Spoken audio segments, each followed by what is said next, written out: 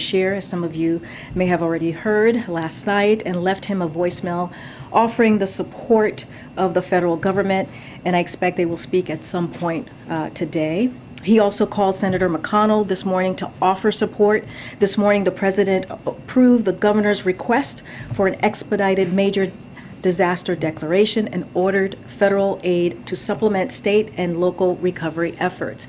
FEMA Administrator Criswell is also on the ground today to tour flood damaged areas of the state with Governor Bashir and state and local officials. Search and rescue efforts are ongoing with more than 20 search and rescue teams on the ground. FEMA has deployed rescue personnel to assist with those efforts, and they have dispatched an incident management assistant team and staff to the State Emergency Operations Center. We will continue to monitor the situation closely as damage assessments occur. Unfortunately, Kentucky is no stranger to catastrophic climate events, and the federal government will continue to provide assistance. Lastly, and separately, I want to make sure you all saw the series of announcements we made yesterday on the federal government's efforts to address the growing wildfire threats, which are driven in part by climate crisis, which have exacerbated historic drought conditions. Homeland Security Advisor Liz Sherrod-Randall and Secretary of Energy Jennifer Granholm convened a meeting yesterday with CEOs from the American electricity sector and senior leaders from across government to discuss how we can protect our communities from the accelerating threat of devastating wildfires, which is being exacerbated again by the climate crisis. We sent out a readout of this meeting early this morning. With that, Darlene, you want to kick us off? Thank you. On the veterans legislation that was blocked in the Senate, does the White House see what happened with that bill as a small hiccup, a small bump in the road, or do you see that as something more serious? So I'll say this, and I kind of said it in the opening just now. You know, we are on the verge. The president and congressional Democrats, or Democrats in Congress, are on the verge of passing this really critical, important piece of legislation that's going to help middle-class families, and that is the Inflation Reduction Act. And so that is critical, that is important, and that will help lower costs on pharmaceutical drugs. That is going to lower costs when it comes to energy costs as well, and reducing the deficit. And what congressional Republicans have done and what they have offered a plan that's going to increase taxes on 75 million Americans and sunset Medicare and Medicaid. And the way that we see it is we have a plan. We have a plan to fight inflation. We are ready to help middle-class families, and Republicans are opposing that. They're opposing that because of false rage. They're opposing that because they are angry about, I don't know, a procedure on the House that we can't even speak to. And here's the thing, we are talking about veterans. We are talking about our veterans who have fought for this country. We are talking about veterans who have been exposed to toxic chemicals because of their service to our country. So the time is now to get this moving. The time is now to move forward, and we hope that they do the right thing. Secondly, the president had a couple of events here this week after he came out of isolation. Can you give us a sense of how soon you anticipate him having an event away from the White House, maybe taking a day trip, and also are you tracking him signing the CHIPS bill next week? So I believe the bill is currently going through the enrollment process, right? So that's happening, I believe, today, and so we'll probably have more on the CHIPS signing of the CHIPS Act early next week. I don't have anything for you at this time, And as you know, I think someone asked me this question yesterday about when is he going to get out there. And if you know Joe Biden, if you have followed this president, and I know you have, Darlene, for many, many years, you know that one of his favorite places to be is to be out there talking directly and engaging with everyday Americans. And so as soon as we have something to share with on his schedule, we will surely be able to do, we'll surely be doing that, so you guys all know when he's going back out, which he's excited to do, looking forward to do. Go ahead. Thanks, Corinne. A number of Ukrainian POWs have been killed and injured in a shelling of a detention facility in Donbass. Both Russia and Ukraine are accusing the other side of doing the shelling. Do you have any intel on what happened or any more detail? So we've seen those reportings. It's not something that we can speak to from here, but just not something that we're going to comment about. But we have seen the reportings. Okay. But no sense of who's responsible? Yeah, we're just not going to speak to that at this time. Okay. And on one other topic, you opened with a statement about the reconciliation bill, to use that word. Do you have any concern, does the White House have any concern that passage of that bill, which of course would be a huge victory for the president, may prevent or may lead to some Republicans not supporting other bills such as the gay marriage bill or others that they might have been inclined to support? So we like to call it the Inflation Reduction Act. I'm aware. I mean, that's the name of the bill. And because it does fight inflation, that's what many experts say. But no, you asked really good questions. Look, I said this, I was trying to get to that with Darlene's question about the importance of the Inflation Reduction Act and how it is going to help middle-class family, how it's going to lower cost. And this is a plan. When we talk about having a plan for inflation, this is the plan that Democrats have. This is a plan that the president has. And it's going to have a real effect when you think about healthcare, when you think about energy costs, when you think about pharmaceutical drugs, you think about our grandparents, or the seniors who are thinking every day how they're going to pay for their pharmaceutical drugs. This is a way to do that. And for the fact that Republicans are turning away from this, it's shameful, actually. But when it comes to marriage equality, we know that this president, this is not a secret, this president has been a leader of marriage equality. He has been out front, ahead of so many other members of Congress when he was a senator, and over just the past couple of years. So this is that act he supports. We put out a SAP last week, and we're going to continue to have those conversations with congressional members and members of Congress to make sure that moves forward.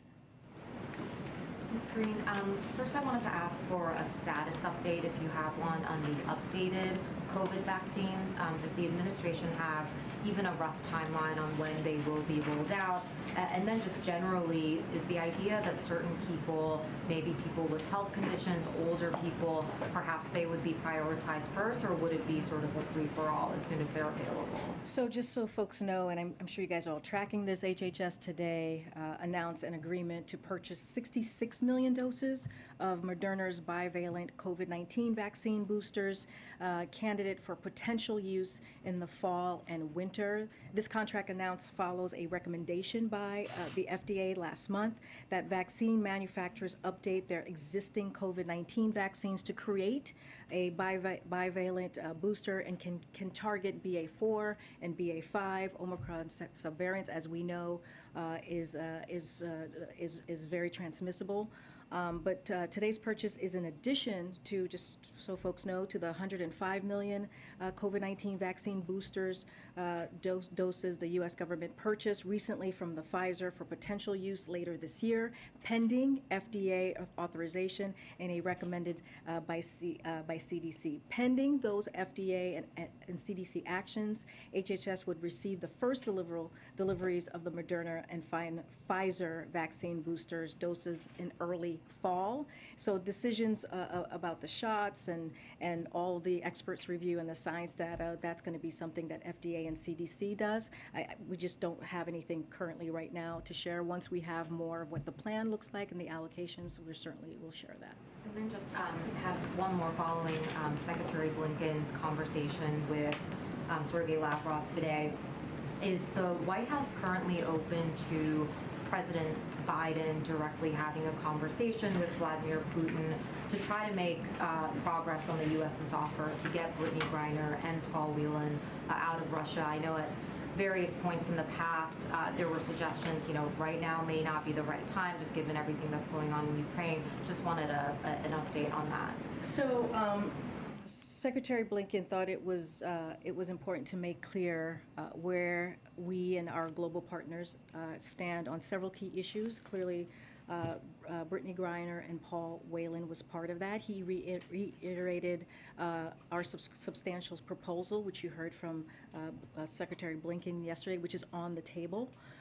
And he spoke about the importance of Russia allowing ships to depart Odessa and to adhere to their grain deal. So that was a conversation that they had today. He also emphasized how Russia's plan to annex parts of Ukraine by force, which we warned about from here at the podium, would be a gross violation of the UN Charter, and we would not allow it to go unchallenged or unpunished.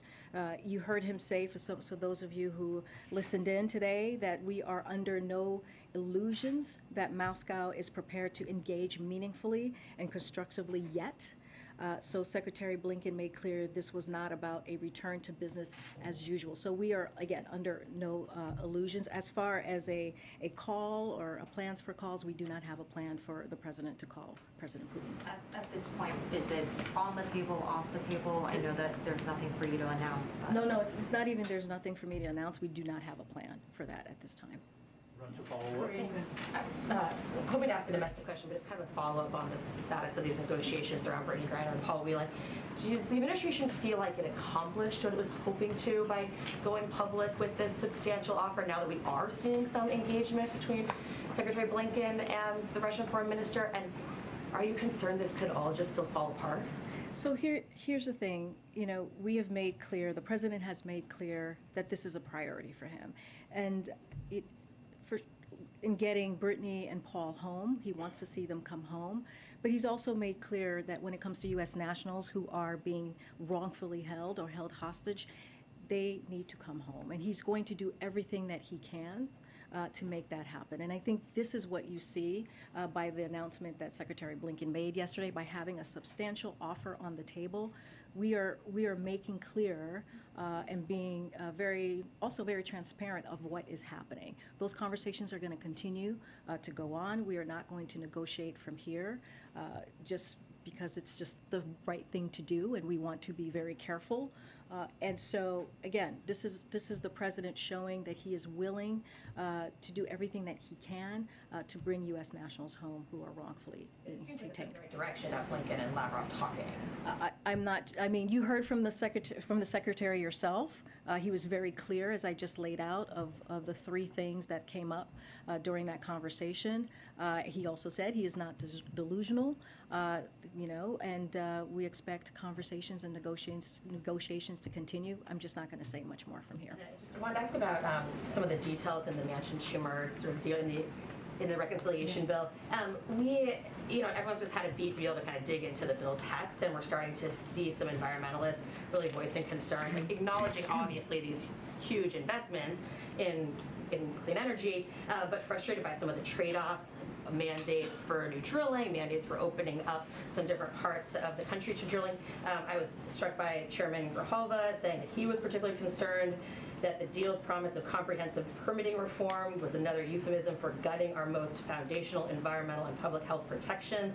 So just what's your message to environmentalist leaders in your own party who are clearly worried that the climate investments just might not be enough to offset all this new drilling potential? So I'm going to say that, I said this yesterday, which is, this is a historic piece of legislation. It is going to be a game changer for so many Americans, so many middle-class families, and that the president is grateful. We have said it, is grateful for the work that has been done by Senator Manchin and Senator Schumer and others in making this happen. And so the way that we see it is going to help struggling Americans in a big way. When you think about lowering costs, we've been talking about what are we going to do with inflation. This is one of those things, right? This is going to help Medicare actually be able to negotiate to lower this cost. This is going to lower energy costs. This is the biggest investment that we have ever seen in U.S. history when it comes to fighting climate change. So this is a big deal. This is incredibly important. But we also see this as a down payment on what the president talked about in 2019.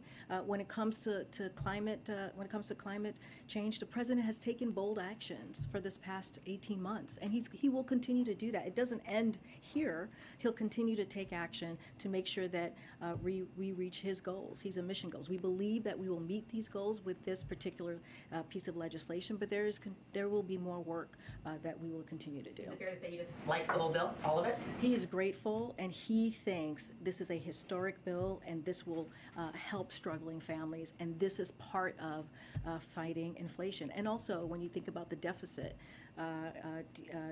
lowering the deficit, which we've already seen this past year, that was done by $1.7 trillion.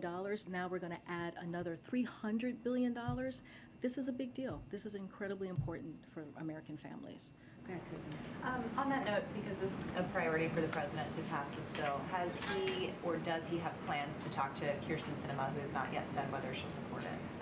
I'm not going to read out any calls or potential calls with other elections. Working behind the scenes to talk to lawmakers, get them on board, especially those who might be reluctant to support So the president has regular conversations with members of Congress. His team, as we have said, have been communicating with the senators on this bill, offering any technical assistance or any guidance that they might need from us. But I don't have anything to read out on a potential call. Okay.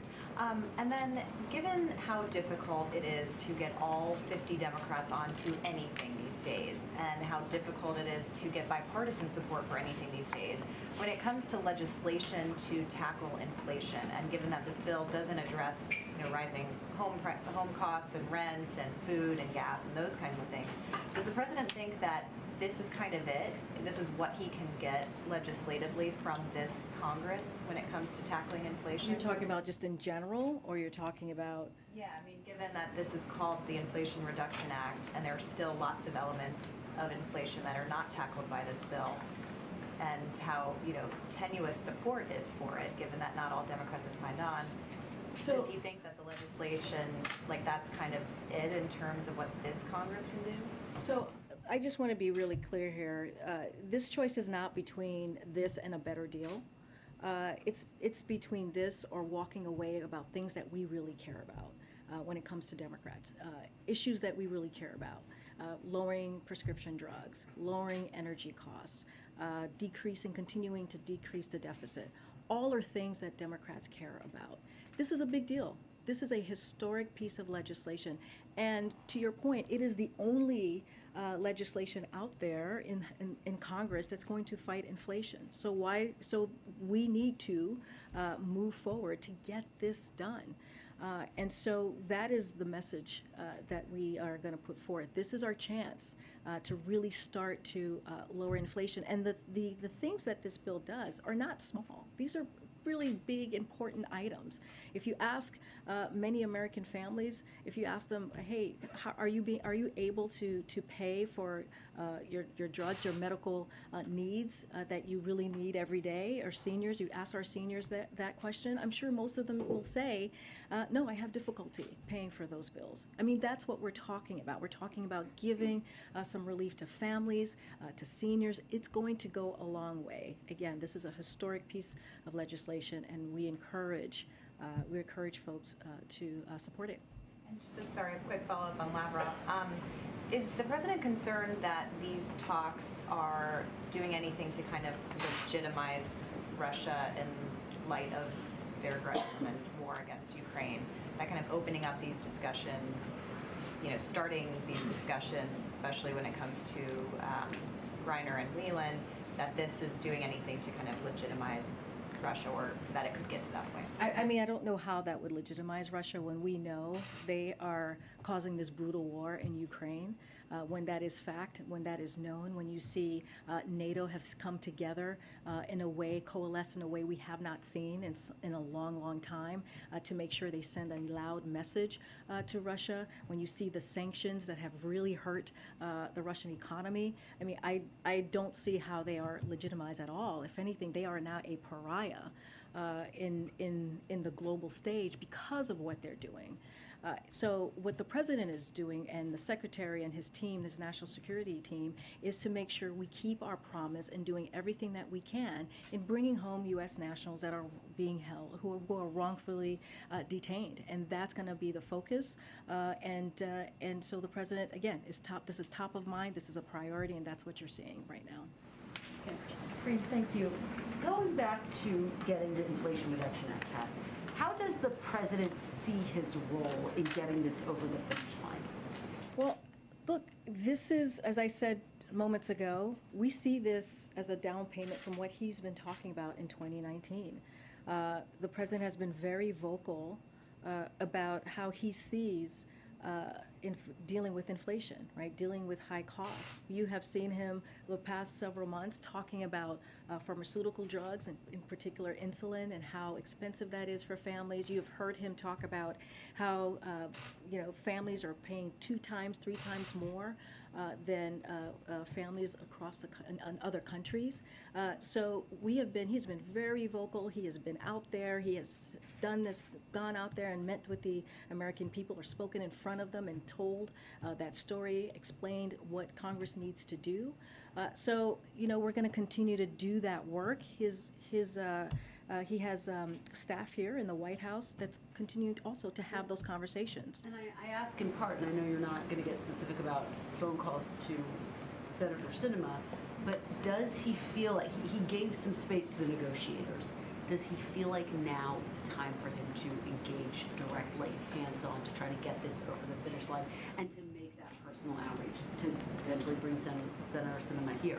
So, we're not going to talk about any outreach of any other senators, but I would say that the president has been very vocal here. He has made his point very, very clear to the American people, to the public, of where he stands on these items that we're talking about. When we're talking about climate change and energy costs, when we're talking about drugs, pharmaceutical drugs, and bringing those costs down. And again, his team, right? These are the folks who work for him, have been directly engaging with members in Congress, and that's going to continue. And so, again, he has been very vocal, and he'll continue to do that. There's a new polling out by the New York Times, but other news outlets as well, that shows a majority of Democrats don't want President Biden to run again in 2024. The latest New York Times polling has 26% say they do want him to run. We had some reporting yesterday that the administration is keeping a close eye on potential challengers. How nervous is this White House when you look at those numbers and when you think about the other Democrats who are out there making their voices heard? So, the president intends to run in 2024. We are a long ways away from that. I cannot get into specifics of any political election polling because I am behind this podium. But what I can say, we've just talked about the Inflation Reduction Act and how important the president believes it to deliver that to the middle class, to the American people. Earlier this week, or just yesterday, the CHIPS Act was passed, and how critical that's going to be to lowering costs, investing in manufacturing. As we talk about inflation, it's going to strengthen the supply chain. All of these things are the work that are because of the work that the president has been doing. So we're going to continue those efforts. We're going to continue to deliver the best way we can, and let's not forget the gas prices as well. That's something that the president has been doing for months, and we have seen a decline for the last 6 weeks. That's our focus. And just one more on the prisoner swap. Does the administration feel more confident now that you'll be able to bring Brittany Griner, Paul Whelan home after the conversation that Secretary Blinken had? So his counterpart? we are doing everything that we can to bring Paul home, to bring Brittany home. We believe they are being wrongfully detained and they should be home with their families, and we're going to continue to do the work to get them back. I'm just going to go ahead, Stephen. Thanks. Congresswoman Maloney, who chairs the House Oversight Committee, sent a letter today urging the administration to declare a public health emergency for monkeypox. Where does that request stand? Dr. Jha talked about this the last time he was in here, one of the last times he was here. He said that is up to HHS to decide, and I would leave it to them to make that decision. Earlier this week, I asked you about the TPOXX treatment that has been shown to be effective in reducing some of the pain and the lesions from monkeypox cases. Does the administration believe it has done all it can to see to it that this treatment is made more available? CNN reported this morning that only 230 courses had gone out as of last week, with more than 5,000 or close to 5,000 cases. So when it comes to TPOXX specifically, facilities' easier access to treatment is critical and a priority of the federal response. CDC and FDA are working on a range of actions to do exactly that. It's important to note that when it comes to TPOXX, it is FDA approved, but it's approved for smallpox, not for monkeypox. And so it is up to a doctor who is looking to prescribe that TPOXX. They should reach out to the CDC if they feel that that is important, or their state health department, and will be able to access it. But again, it is approved for smallpox. I do want to say that yesterday, the HHS announced plans to allocate an additional 786,000 doses of Genos vaccines to combat monkeypox, making the total doses of vaccine available in the United States to over 1.1 million doses. So HHS will allow jurisdictions to order doses starting today, and we'll ship them soon after. So that is important, as well as testing that we have talked about, upping that so people know what, if they know how to proceed, or if they have monkeypox, and also to make sure that people are educated. That is also something that HHS is doing, and these are going to go to at-risk populations. So we're talking about 1.1 million doses. Okay. Thanks, Green. An official who is associated with Chinese state media is suggesting that if Speaker Pelosi tries to go to Taiwan, her plane could be shot down. Does the president have a response to that? You know, I've been asked about, I know you're asking specifically about the rhetoric that we're hearing from China, but as it relates to the speaker's travels, it's something that we're just not going to speak to right now. That's a hypothetical. We're just not going to speak on her schedule. As we have said multiple times, we give advice and guidance to any members of Congress where they travel, to the region they travel, whether an advice on geopolitical situation in the region or in the country, and any national security issues that may arise. But again, I'm not going to speak to a hypothetical. Okay, and on another subject, why is the Biden administration building a border wall in Arizona? So we are not finishing the wall. We are cleaning up the mess the prior administration left behind in their failed attempt to build a wall. And I just want to be very, very clear here. On day one, we returned the money, the $8 billion the prior administration took from our military. We gave that back to the military, for military families, for schools, for bases.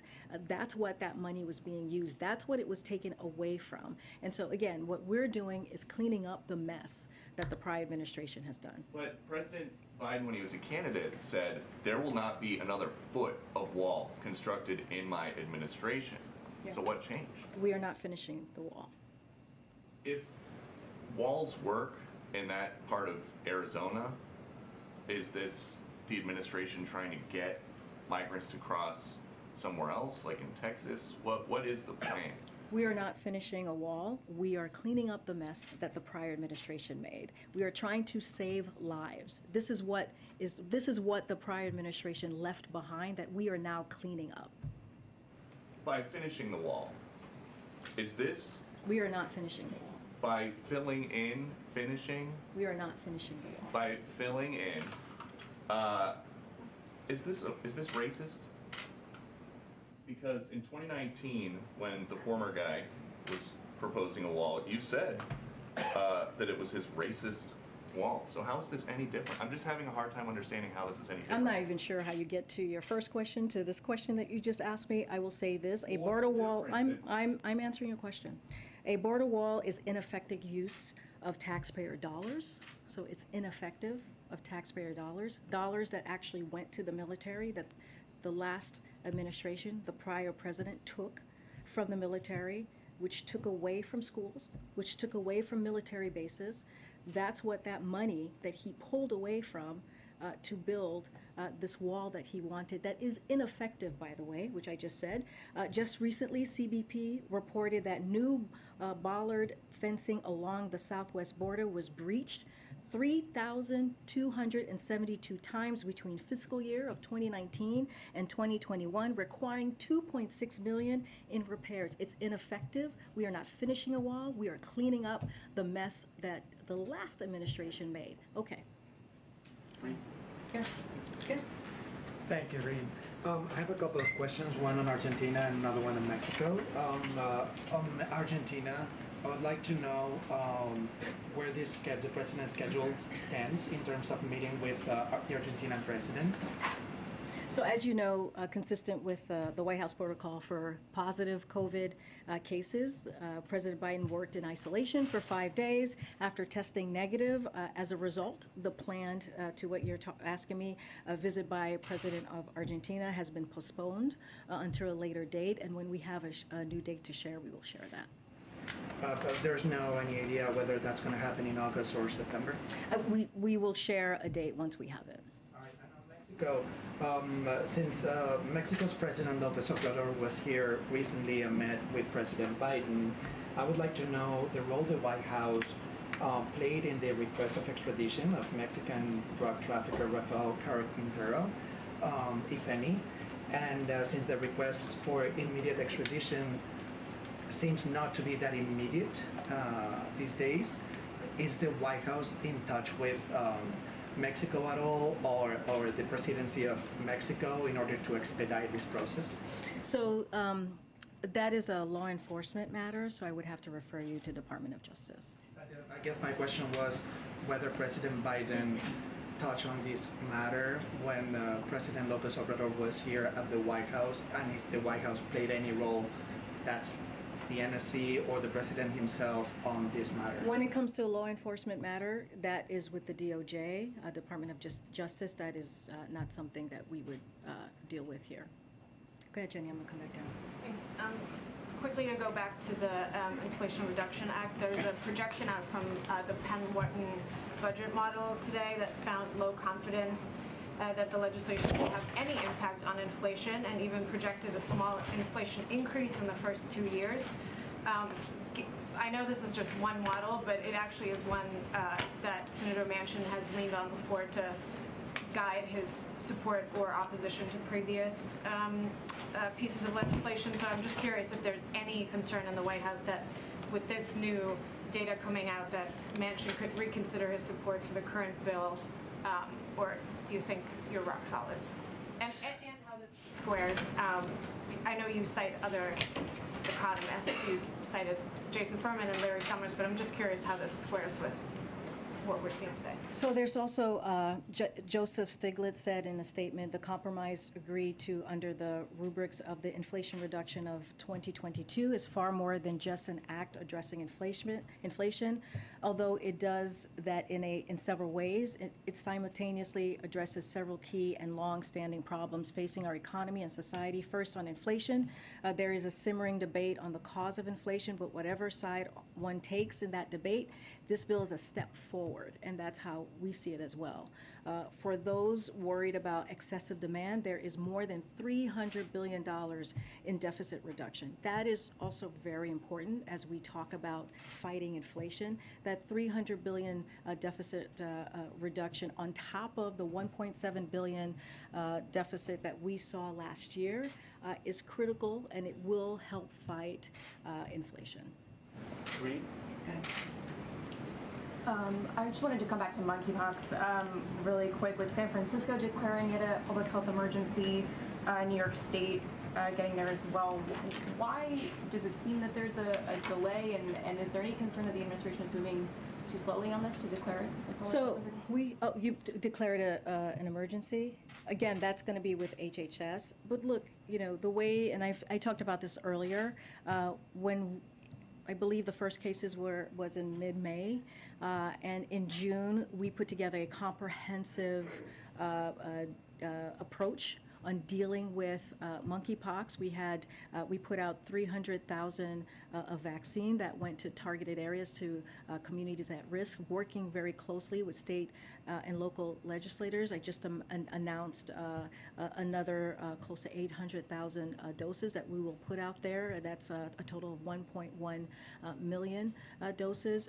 And then we also asked for 5 million after that. So we are doing everything that we can, working with state and local legislators. We think it is our responsibility to fight this virus. We know HHS is certainly committed to doing that. And part of this is going to be educating, as I mentioned earlier, folks, making sure that there's testing out there. We increased our testing as well. And so we're laser focused. We're going to get more vaccines out to the population across the country. Again, that's just one part of what we're doing. The testing and the treatments, we're going to make sure that is more accessible as well, because we understand how important it is for people in communities at risk to protect themselves. So we're going to continue doing that work. Okay. Does the administration feel confident it can get the funding it needs for the monkeypox response from Congress, given that it's struggled to get coronavirus funding for several months? So as the president said the other day, it's critical that we keep investing in the vaccines, treatments, tests, and other tools we need to continue to make progress on this as well. And so we're going to continue to do that. We're gonna, our team is going to work with Congress to deliver on the COVID and monkeypox. It's about $21 billion Senate is seeking to get that done. So that is going to be continued focus to get that $21 billion. Green, so Mark Fogel has been in a Russian prison for 11 months and is serving a 14-year prison for bringing half an ounce of medical marijuana that he was prescribed in the United States. Why is he not on the list with Brittany Griner and Paul Whelan? No, we've gotten that question before, and as we have said, there's certain cases that we cannot speak to because of privacy issues, and that is one of them that we cannot actually speak to. But again, I'll just reiterate what we have said with wrongfully detained and U.S. nationals that have been held hostage. We are going to do everything that we can to be able to get them home. But some cases that we just can't speak to it. You to speak to it, though. They're anxious and I'm concerned they're not on the same list as the two Americans with some similarities in their situations. So again, there are privacy considerations, so we have no further comment to make at this time, but this is something that we take very seriously. We see this as our responsibility to assist U.S. citizens abroad and monitor their situation, but on this particular case, we cannot speak to it. I wanted to ask about two provisions in the HHS appropriations bill that Senate Democrats put out this week. There's $10 million in it to create a reproductive health ombudsman position at HHS, and there's also $350 million to fund travel costs for women to go to other states, as well as to expand abortion facilities in states that still allow it. My question is whether the White House supports these provisions, and if you do support them, are there ways that could you still do them even if the funding doesn't end up in the final version of the bill? So, the president was very clear about making sure that we provide FDA medications to women and their health care who are making their own decision on how they want to move forward with their family. We know that when the Supreme Court made that extreme decision on Dobbs, it really put a lot of families and women's lives at risk. And so that is something that he made sure FDA was able to do. When it came to travel, he asked DOJ to make sure that women can travel safely when they cross into a different state to get that abortion. And so, I don't have much more to say on the HHS funding. Again, this is something that the president has been very clear in making sure that we do everything we can, and he put forth those two actions. When it comes to anything else, everything's on the table, and we'll have more to share. But I'm going to leave that. Right now, whether an ombudsman is needed at HHS, for example. I'm just going to leave it there. Go ahead. Thanks, Corinne. Two questions for you. One, has President Biden been tested for COVID since testing negative to end his isolation as part of the monitoring for any rebound cases? So I don't have, I would have to check with his team on when the last time he was tested. We have been clear that when if he were to test positive, we would share that and we'd be transparent. So we'll share that when we have that information. And then a follow-up. If we have that information. We do not want to have that information, but if that were to occur, we would be transparent, like we were when he did test positive a week ago, almost. And then I wanted to follow up on the question Kristen asked you. Democratic Congressman Dean Phillips today said he doesn't believe that President Biden should run again in 2024. He says he believes, quote, most of his colleagues feel the same way, and that it's time for a generational change. Generational change is something we've heard President Biden himself talk about in the Democratic Party. So does the White House have any response to the congressman? Look, I'm going to stay where I am, what I said earlier to your other colleague, which is the president intends to run in 2024. We are ways away from 2024. We are going to continue to focus on doing the business of the American people by delivering for families, by lowering costs for families. As we have seen, we are very focused as well on the Inflation Reduction Act, as I just went through and explained. We saw the CHIPS Act pass, which is going to lower costs for families, going to fight strengthen supply chain, strengthen our national security, invest in manufacturing. Those are the things that we're going to continue to focus on, and much more. So right now, 2024 is so far away. Thanks. On the variant-specific booster shots for COVID, so with the 66 million Moderna shots ordered, that's in addition to the 105 ordered from Pfizer. That's basically enough doses for half of Americans. Do you think is that reflective of what you think demand will be for the booster shots in the fall? And what do you plan on doing as the administration to promote uptake in the event that they do receive approval? Well, this is something that we have planned for, and we have been very clear about needing the funding to continue the comprehensive plan that the president has. But again, we are planning for the upcoming months. We have these 66 million boosters specifically for the BA4 and the BA5. Once FDA and CDC, based on the experts' review and science and data, they'll have their decisions on that particular piece. But again, we will have more to share and bring out Dr. Jha to share more. And then is the president considering a trip to Kentucky to visit the disaster area? As I said at the top, he's being regularly updated on this. Again, our hearts go out to the families who have lost loved ones, who have just lost even so much during this time. And a lot of it is due to climate change. As we are talking through this, all the movements on climate change is what we're trying to do here.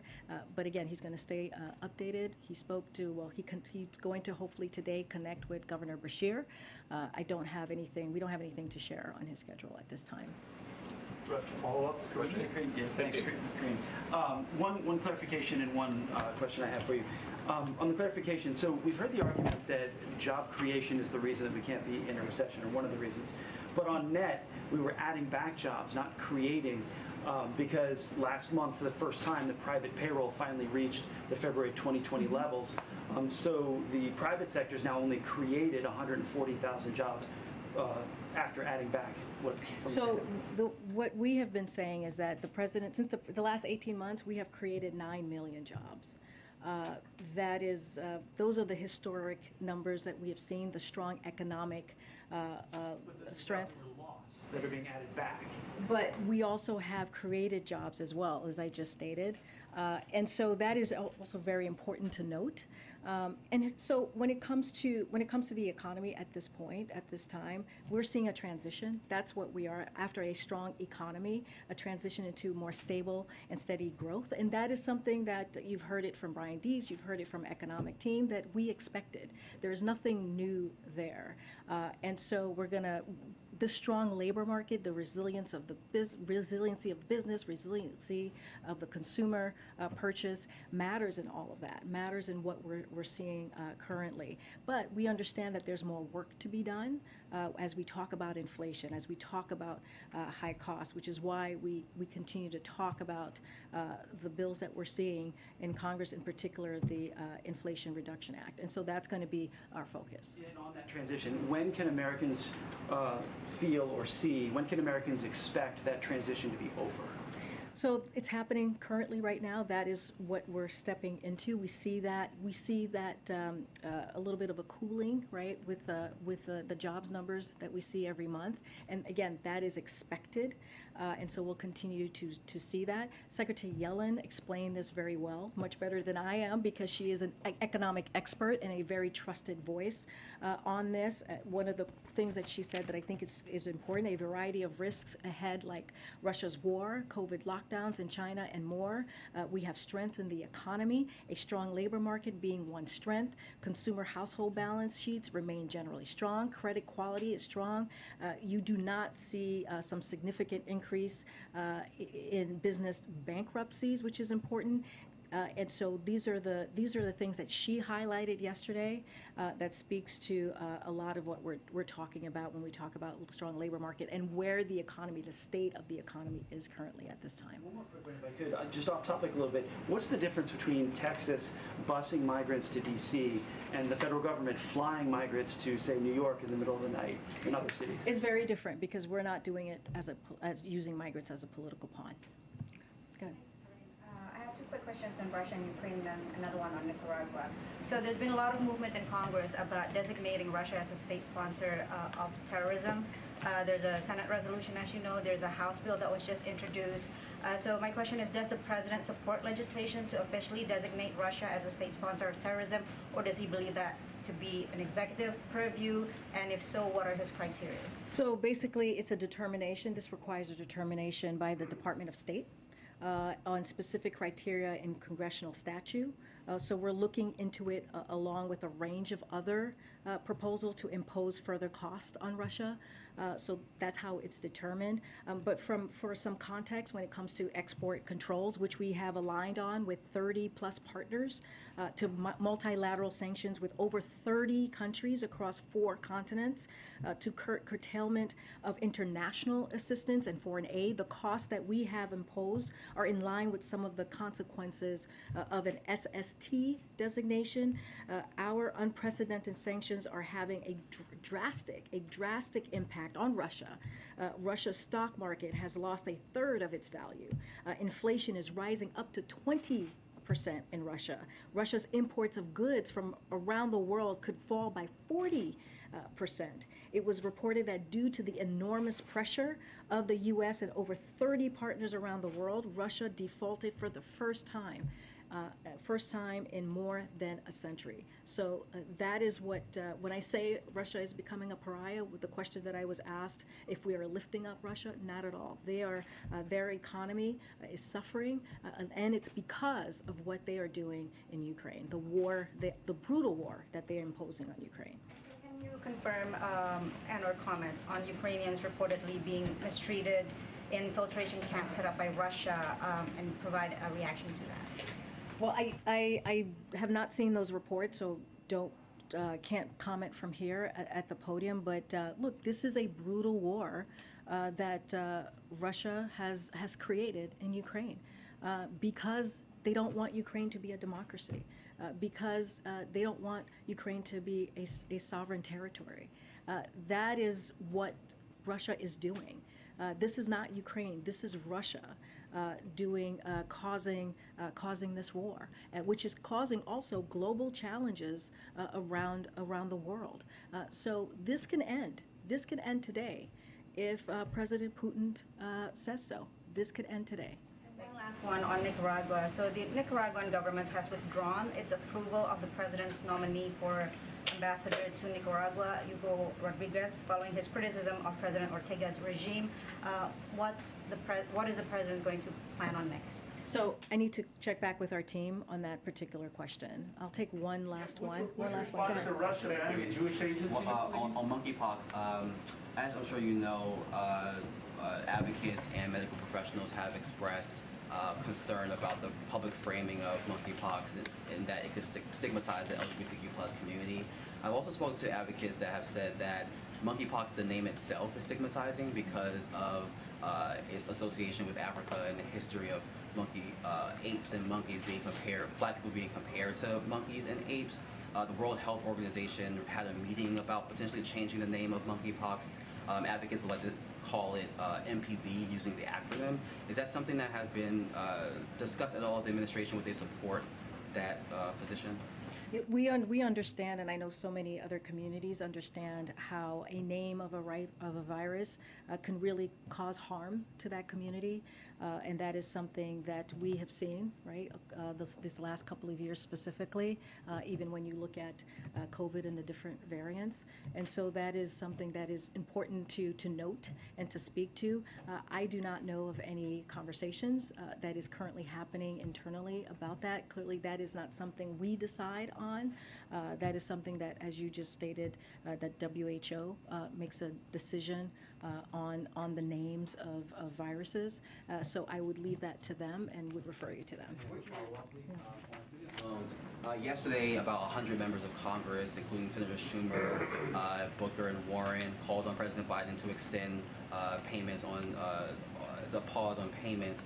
I know the administration has been kind of unwilling to say whether or not a decision has been made or if they're still deliberating, but I do wonder, given the recent economic reports, and to what extent inflation is weighing on that decision or deliberation.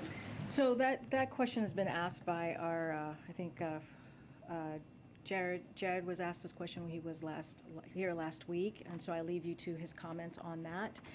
I believe Brian was asked that question actually just this week, so I refer you to his comments on that. I don't think, well, what I want to say is that it is a decision that the president takes very seriously. He understands the burden that student loans has on families, and so he wants to make sure he is making a decision that is thoughtful. And he was just asked this question last week, which was the last time that we saw him out there on the road, which is when he was in Somerset, Massachusetts, and he said by the end of August. So that's what I would expect, by August 31st. Thank you, thank you, everybody.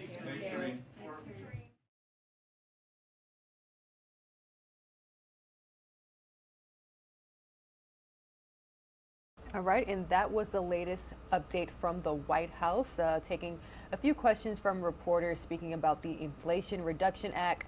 Also, the White House calling out Republicans for their opposition to the PACT Act, which would have expanded health care to veterans affected by their service overseas. At this time, we're going to take a quick break, and when we return, we'll bring you all the latest update from our news partners in Houston.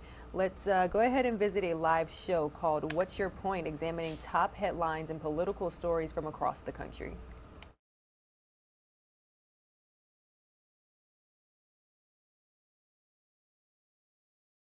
City of Houston, this administration is actively discriminating against communities of color. Are you kidding me? Panel, while the mayor is clearly exasperated, Many citizens are asking why it took this kind of pressure and embarrassment from the feds to trigger serious action. I throw that to you, Tamara Bell.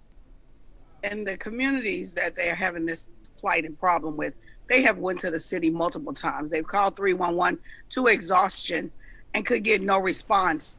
When you see you're getting no action from the people you feel you should get action, you take whatever means necessary. When you all saw that video of children getting off the school bus next to homes that were much higher than them, 10 feet high, 12 feet high, in the air, and you got babies, kindergartners, and you got rat-infested piles across the street from where they're being let out, you do whatever you have to do to put your people and make them safe. Irrelevant to who's in office, it doesn't matter. It is about doing the job of the citizens protected in public safety. This in those communities is a public safety crisis. Not only dead rats and live rats, dead bodies. You cannot allow this to go on and on. And some of those piles have been there for years. As I said, when Gene Locke became the commissioner for Precinct 1 for the first time, county resources were aided to help people in those communities, because when he went over there, he couldn't believe it happened and that it looked the way it did. After that, Cagle started doing it, but it takes a joint effort, and it cannot be just call us later. That's why they did what they did, to get action. And guess what? They got action.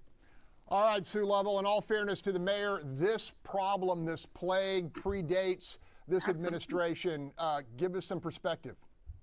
Well, it does, and it is a difficult problem. But look, while he's whining about it's difficult, he's been there 6.5 years, almost 7. He has 1.5 years left. I think what happened is Justice Department said, we're done with your saying you're going to do this. We're going to push you along to do it, because you've been essentially just playing people along, saying, oh, we're going to do something about it, but we're not really doing something. So now Department of Justice is like, yeah, you got 1.5 years, quit whining about it, go out and fix the problem. That's why you became mayor. Quit whining, it's difficult, and figure out a way to get all of this done. Yeah, Charles Blaine, along those lines, we have money for bans at the airport and a whole range of different programs, but this is a core function of government. Agreed? Oh, 100%.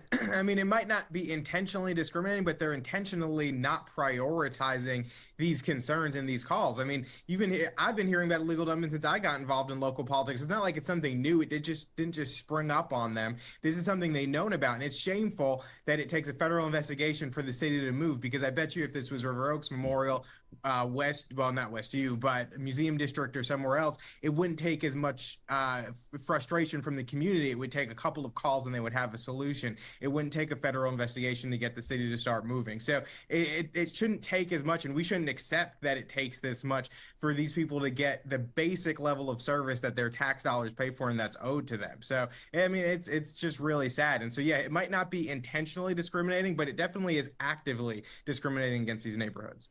All right, Marcus Davis, some of the council members talked about blight leading to crime, it all unfolding in these neighborhoods. As you heard about this move by the feds, what was your reaction? Immediate action after applied pressure proves denied action pre-applied pressure. In short, if you're doing it now, you could have done it then. You just chose not to. When my mama pulled that belt out, man, that house was cleaner than it was when she first left. It's just it's that simple. I could have done it while she was gone. I just chose not to. I chose to do other things. I chose to be focused. I chose to be distracted. And it didn't come to a head until the pressure was applied. So shout out to citizens for applying pressure to government to make them do what they should do already. It is such a shame that we're talking about this, because I'm going to beat the dead horse, no pun intended. We would not be talking about this in wealthy areas of this city or any city around. It just doesn't happen. And this type of neglect is the same type of neglect that led to the cancerous material that was left in Fifth Ward. It is the exact same problem. We ignore those that don't have money. We ignore those that can't keep us in power. We ignore those that can't keep us in office. Holly Hansen, it bears mentioning this is a Democratic mayor and a Democratic DOJ, or at least under a Democratic administration. Does that factor in? I think so. You know, the mayor cannot blame this on some right-wing conspiracy or Republicans trying to undermine his administration. These are people from within his own party with whom he has a good relationship for the most part. And obviously he was very irritated, and he put out that statement shortly after the announcement, you know, saying, why didn't they run it by me first, which I thought was very interesting. You know, the other thing is that, yes, this is a terrible problem, and it's great that, you know, it got national attention. And so now something is finally being done. But the suggestion that it's because maybe Mayor Turner is racist is patently absurd. But it also demonstrates that, you know, sometimes too often we attribute to racism what is just, you know, local government inefficiency and local government not focusing in on core services for which they're primarily responsible. I have to agree with the earlier comments. You know, I love to see cultural events and music and and art and all these great things. But if your city's not, you know, fixing the streets, cleaning up these, you know, dumping sites and a slew of other issues, then, you know, they shouldn't be spending so much time in hoopla on these bread and circuses events. We're going to have to leave it there. Still to come, after a disastrous primary election, Harris County has been designated for a state audit after the midterms. And in our Sunday survey, we're asking viewers if they believe serious outside oversight of Harris County voting is justified. You can vote now on fox26houston.com or use our mobile app and click on Tell 26. We'll share the results later in the show. But up next, Democrats appear to have the votes to push through a game-changing measure to battle climate change.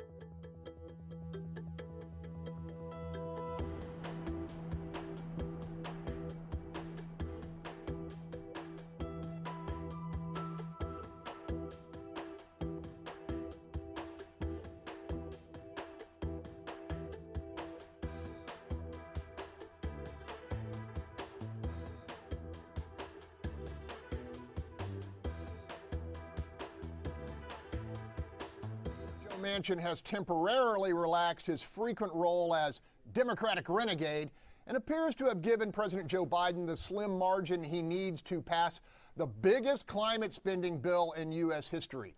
Now, the $367 billion energy component of the legislation offers a wide range of tax credits for wind and solar, along with general tax rebates for Americans who purchase electric vehicles. The bill also calls for fines to be levied against oil and gas companies which emit more than 25 metric tons of methane.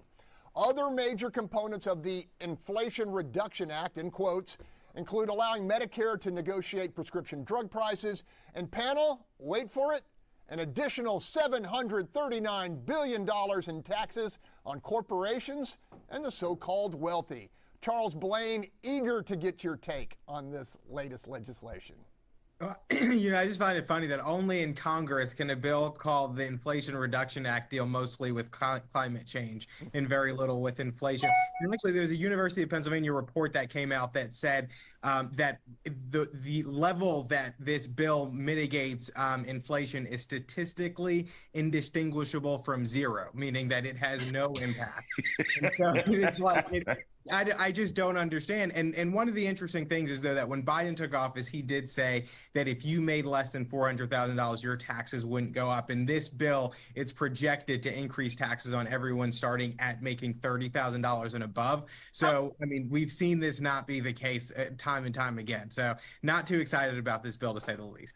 All right, Marcus, your taxes can go up. You're a successful businessman. What do you make of this?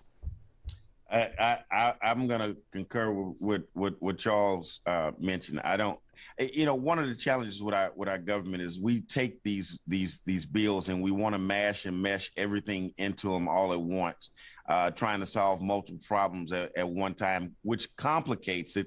And then, that's when we'll go and throw up and say, somebody didn't vote for this bill. Well, that's because it had a bunch of crap in it, right? And I think at some point in time, we've got to begin to just sever these bills, make them very simple and straight to the point. That way, some of the legislators may actually read the legislation that's being put forward. But as far as taxing the folks in America on the heels of the pandemic, on the heels of the highest wage and food costs that we've seen in the last 20 plus years, I'm not exactly certain. I'm not excited about it, and I'm not exactly certain where it gets us as a nation.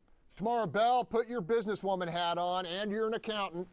$739 billion in new taxes. I guess the Biden administration thinks that people have it to spend. Okay, look, I believe that they saw how hot we were across this nation and said, let's seize the moment, because I don't see how a lot of things in this bill do change. How are you raising taxes on people to make $30,000 because they are not the wealthy? They're not the wealthy. They not even there can shop at grocery stores every week. So I don't understand what the point of this is. All right, we're going to have to leave it there. When we come back, a new political party now emerging for Americans seeking a third path of governance.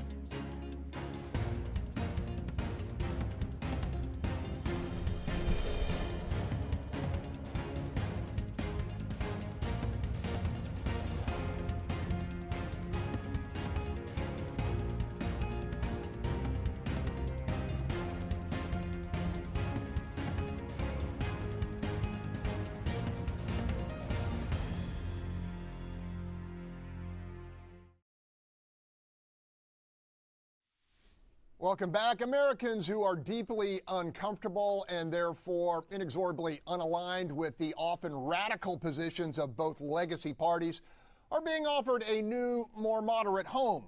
That gathering place follows the merger of the Renew America and Serve America movements into the Forward Party. Founded by former presidential contender Andrew Yang, boasting a broad coalition of former Democrats, Republicans, and independents, the Forward Party says it's recruiting pragmatic, results-oriented candidates and plans to be on every state ballot by 2024.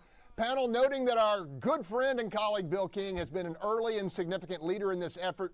Is there room in this country for a third political party? I'm going to go to you, Sue Lovell.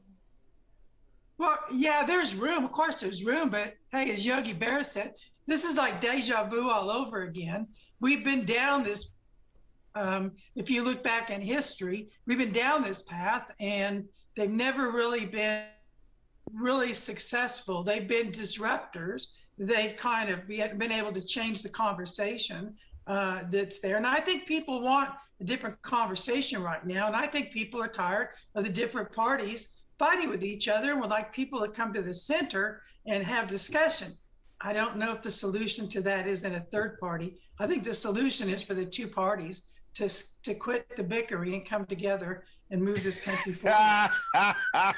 Holly Hansen, I guess the difference for me is never before have the radical elements of both parties controlled so much of the agenda. And that's where I think this movement towards the middle, moderation, may have a better chance. Well, I mean, you may have a point there, but there's always been fringe groups in each party that, have kind of pulled out to the outer edges there. It's really difficult for a third party to gain traction. As Sue pointed out, you can have a third party. We've had them, we've seen them before, but often they just serve as spoilers, but they can help change the conversation to some extent. Whether or not they actually could produce a winning candidate on a national ticket remains to be seen. Once in a while we'll see an independent be elected to Congress or so forth, but it's pretty rare. And, more power to these guys. I hope they can, make the case, but they've got an awful lot of people to persuade and a lot of tradition that's hard to buck from both sides of the aisle. But yes, I see a lot of dissatisfaction in both the Democrat and Republican Party with some of these extreme positions. There is no greater or more effective spokesperson for the disaffected, the dissatisfied with both parties than Marcus Davis, which means that this party probably has missile lock on you, trying to recruit you, Marcus Davis. What's it going to take? Well, what it's going to take is the language that you just heard by my fellow panelists to stop. We keep saying the same thing over and over, thinking that doesn't have an impact. The more we talk about, yeah, we can have third party, we've seen it before, but the more we say that, the more we will continue the condition we are in this country. It's not until we stop using that language about the third party being a fringe and they've been unsuccessful. Sue was polite enough to tell us we've seen this before and been down this road again, while suggesting that the two parties work together like we haven't seen this before and been down that road again. We are addicted to this foolishness. We are addicted to this madness. We are attached to this complicated, bipartisan, toxic, cancerous system that we're in, so much so that we can't even pass legislation for veterans while saying we are patriots. Charles Blaine, you and I talk almost on a daily basis about politics. And I've got to ask you the question. I've asked you the question before. Is there room in your party for you because of the radical component? And so what's it going to take for this particular entry onto the landscape to set in some roots and be a player? Maybe not in this cycle, but the next and the next. I think it's an uphill battle. You have states that have laws in place that benefit the two-party system and dissuade third parties from forming and third-party candidates from getting on the ballot. So I think you just have a high bar to begin with. But then I think you have the issue that we also just live in a place where we naturally coalesce around two different ideas, and then kind of whichever one of the two of those raises to the top, we go with that one. And so, I mean, I think you might start with a number of independent parties, but then what ends up happening is they form these coalitions with whatever group aligns with them the most, and then you end up with two parties again. So, I mean, I give them credit and I applaud them for trying, and I'm excited to see more conversation being more dialogue in this arena. I just don't know if I think the bar might be a little too high. Okay, we're going to leave it there.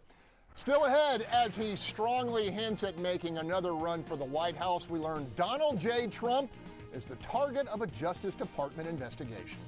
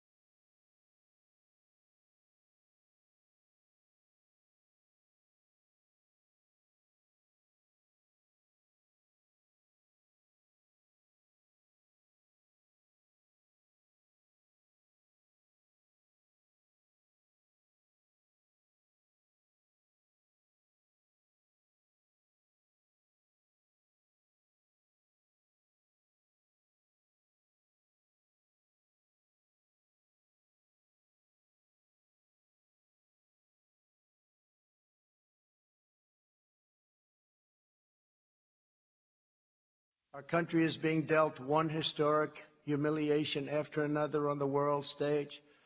And at home, our most basic rights and liberties are totally under siege. Former President Trump back in the nation's capital and telegraphing yet another run for the White House. Panel, that may be tougher than he thinks, given confirmation this week that Mr. Trump is definitely under criminal investigation by the Justice Department for his actions before, during, and after the January 6th attack on the Capitol. Holly Hansen, what's your read on this? Well, I certainly think a DOJ investigation has a lot more credibility than this January 6th committee, which has been, a lot of partisan showmanship and primetime theater to a lot of people. Even Democrats surveyed saying, it seems like a very partisan impact or effect on the public.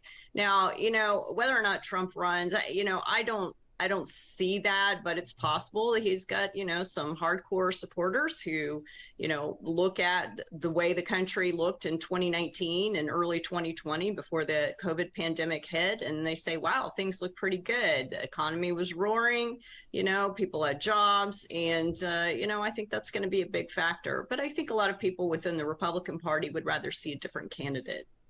All right, who do I go to first? Marcus Davis. Well, I got to say, respectfully, Holly, this January 6th committee does have a key Republican at the helm of it. So we can't, anybody that's dismissing this as it's just straight partisan thing, they're taking a page from the Watergate hearing 50 years ago. I've said this before and I'll continue to say it. If you don't believe that we mirror the 1960 whatever Watergate era, go back and take a look at history. We are in denial, and it is all the evidence points to something criminal that took place, and all the evidence points to something criminal that needs some punishment that needs to happen. It's just that simple. All right, Tamara I'm Bell. sorry, that was my say. Tamara Bell, you talked to lots of voters, and I know in this last cycle, this last presidential race, there were those who didn't so much want to vote for Joe Biden, but they definitely weren't going to vote for Donald Trump. Do you think that'll factor into this, who the Republicans pick this time?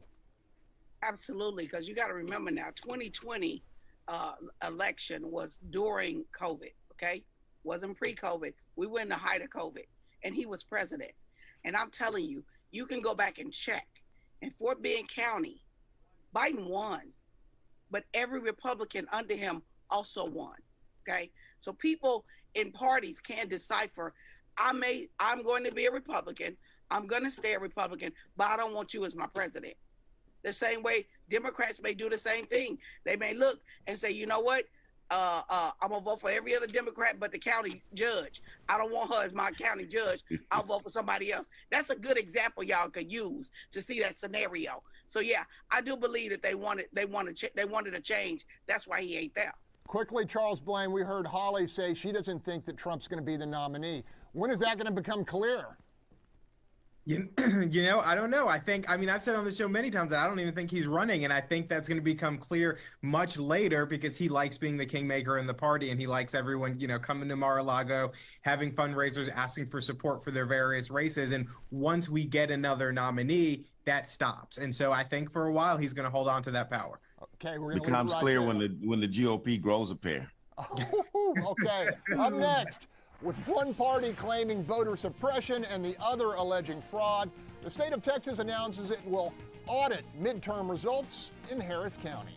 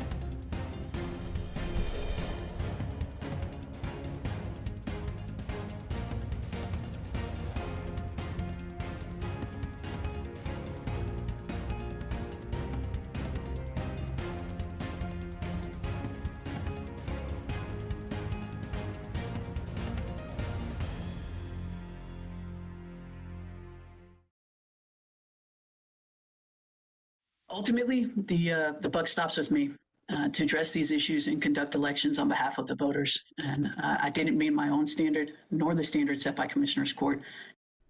Former election administrator Isabel Longoria announcing her resignation 7 days after a disastrous primary election during which 10,000 ballots were misplaced, and Harris County was the only jurisdiction in Texas to violate state law by failing to count the vote here within 24 hours.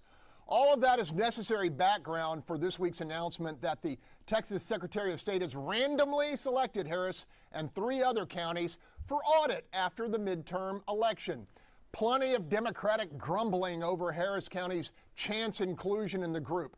Panel, those objections seem pretty thin given the debacle we witnessed firsthand. And I'll suggest we should welcome an audit as a first necessary step in rebuilding badly shaken confidence in the process, as well as the competence of those in charge. Going to you, Sue Lovell, what's your take?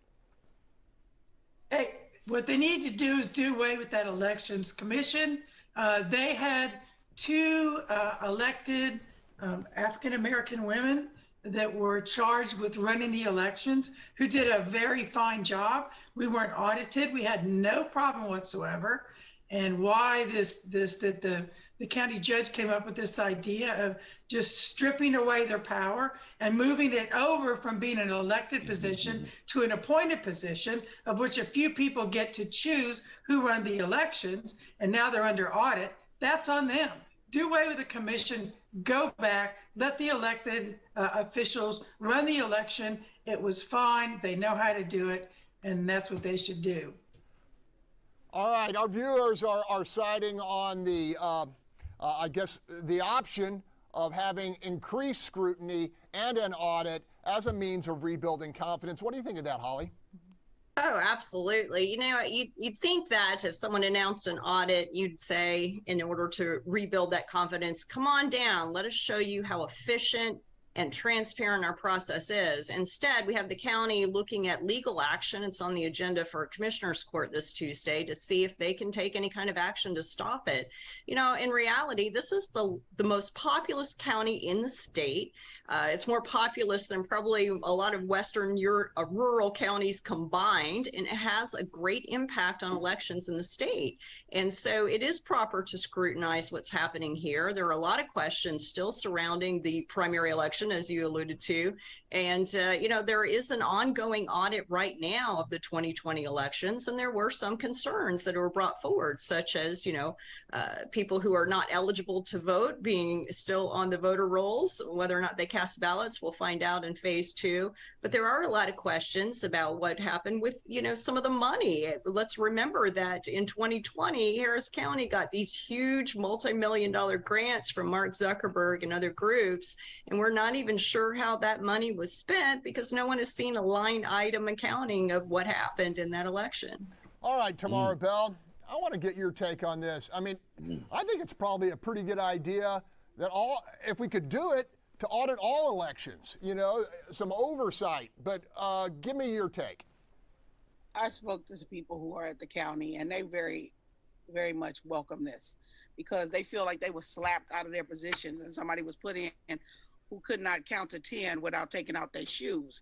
And so to have somebody like that appointed to a position where you have competency in those positions being done, there's something else to this. Because I agree, remove what the public has elected. That is voter suppression 101, and take from them and put it to a private citizen's hands who wasn't even the top recommended out of the whole list, like number 4 out of 5, and give it to them with no experience. Hell yeah, audit them. All right, Marcus Davis, last 45 seconds to you. Hey, transparency is key and improvement is king, right? Why not open up for improvement? Why not let the people see how great you are?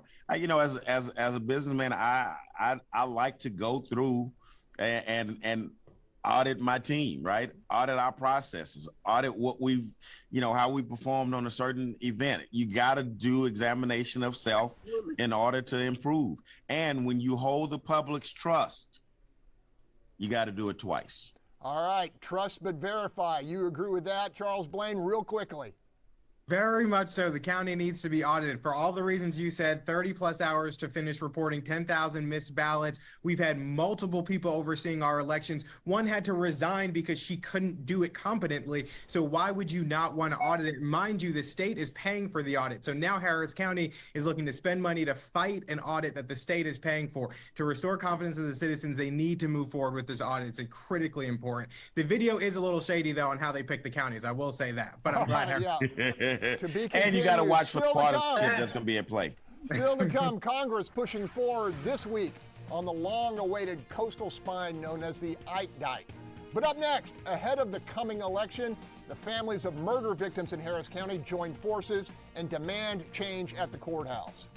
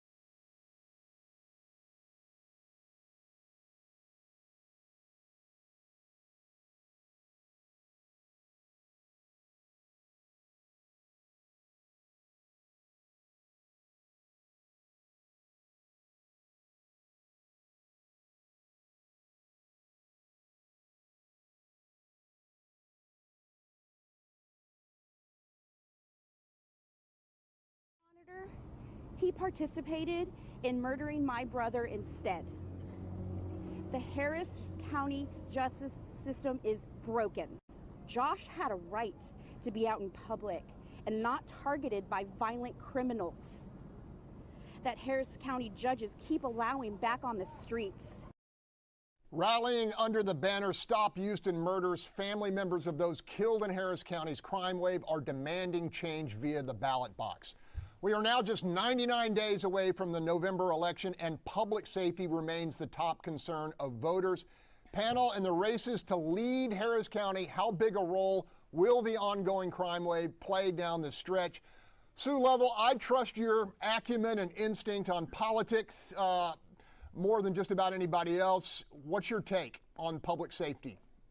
I think it's number one. I think it's the only thing we've continued to talk about, and rightfully so. I think people are to the point where When are you going to think about us, the law-abiding citizens, the people that are going about our business and doing what we're supposed to do? And yeah, if somebody breaks the law, they have a right to get bail. But when they get bail, they go back out and they prove that they are not trustworthy, that they shouldn't be out in the public, they'll continue to commit crime, then it should be they should go back in and be held until they have their time in court. And if people are upset they don't have time in court, then they should be telling the county to fund the DA's office and fund the judicial system so we can move these courts through. So yeah, people really want to think that their judges are thinking about law-abiding citizens and not about criminals that repeatedly go back out and commit crime.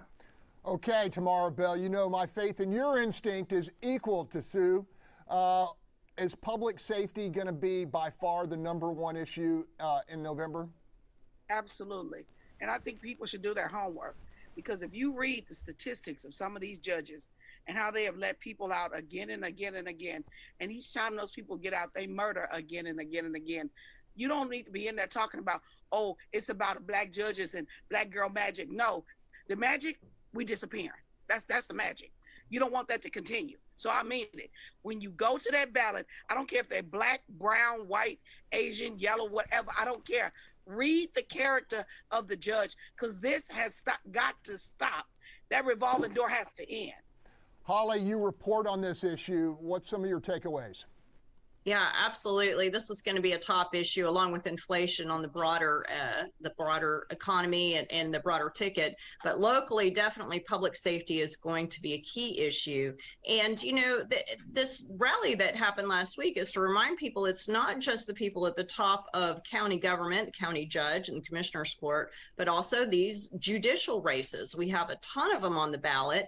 Some of these judges, you know, are releasing people. And let's not forget, we have appointed magistrates, so we've got another layer of bureaucracy there, but those elected judges are ultimately responsible for the appointed magistrates and their decisions as well, and this has just gotten completely out of hand. Got to leave it there. Still ahead, gift cards for guns, the latest effort to reduce the number of firearms on Houston streets. Is it pragmatic or just public relations?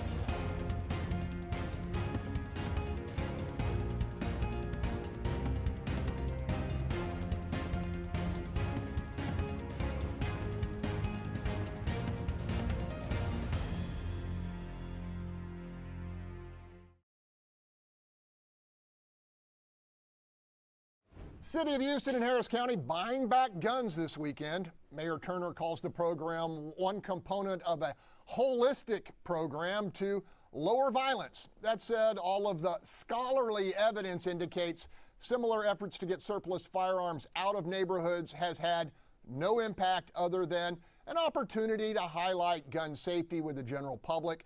Council member and former police officer Mike Knox here. This is a feel-good opportunity. It's a great way to get people who have guns that they maybe have inherited, that they don't want, to safely dispose of them. That's a great idea. But the expectation that this program is going to reduce violence or crime in Houston needs to be managed quite a bit. So, panel, we are told something around 800 firearms were turned in Saturday. Simple question, was this effort worth the time and money? And I direct it to you, Charles Blaine. You know, I mean, I think that'll be seen as we move forward and see what happens with crime. But I think statistics and research has shown that these efforts don't do much in terms of significantly reducing crime. But I guess time will tell in terms of this one. But if people want to show up, 800 people, well, maybe not 800 people, but 800 firearms are turned in exchange for gift cards of this, you know, more power to the people who chose to do that. But, you know, I brought this up at my barber shop earlier last week, and I asked if they would be doing that, and everybody laughed because they're like, why would you? What is the reason for that? You know, maybe if you're in a home where you're feeling unsafe and someone has a gun and you go and give it so that you don't have it in your home anymore. But if you own the gun legally, or if you own the gun illegally and need protection, why would you go and do that? So I still have that question. I'm curious to see what ends up happening with crime in the county, in the city. Yeah, in that video, I didn't see anything that could make it into Marcus Davis's gun safe. What's your take on this, Marcus? So as the gun owner, there's nothing that convinces me. As a businessman, just the numbers just didn't make sense. There was not enough money for me to turn in any gun that I had. It wasn't even, it was gift cards. But nonetheless, I checked with the hood NN, the CNN of the hood. There were no fellas sitting around contemplating, man, I think we need to go and turn these guns in, dog. We ain't gonna do that drive-by we was gonna do last week, dog. We ain't gonna rob that convenience store. That just wasn't happening. And if that was not happening, then what was really happening? Pumping circumstance. Holly, I saw in the, I guess the material they were putting out that they were offering $200 for an automatic rifle, which, you know, that's a fundamental misunderstanding of what's out there. You have to have a federal stamp. They're very rare. It's a machine gun, not a semi-automatic rifle. Your thoughts on this whole thing? Yeah, that was I think that demonstrated kind of the naivete or the showmanship of this whole program. You know, to have an automatic rifle, you know, that's legally complicated, and you know, you can go online and try to find one if you can get through all the legal hoops you've got to jump through to get one. I'll give you $300 for it. Well, I was going to say you're probably going to pay, you know, $10,000. I've seen up to $42,000 for these weapons, and yeah, a $200 gift card. I doubt that. I'd like to see what they got. Did they get any of these things? I doubt it. I'd be surprised. Sue, real quickly, good thing, bad thing? Well, look, here's my concern: is this going to impede in any way them being convicted?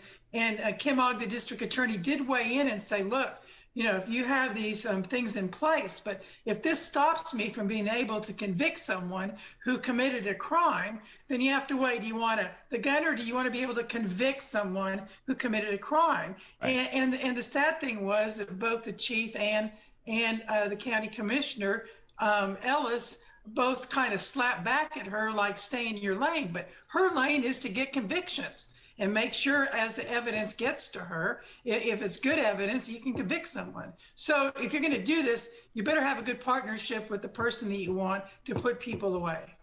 All right. I don't know if I have any more time, but I'm just going to break. When we come back, encouraging news for the storm-battered Texas coast.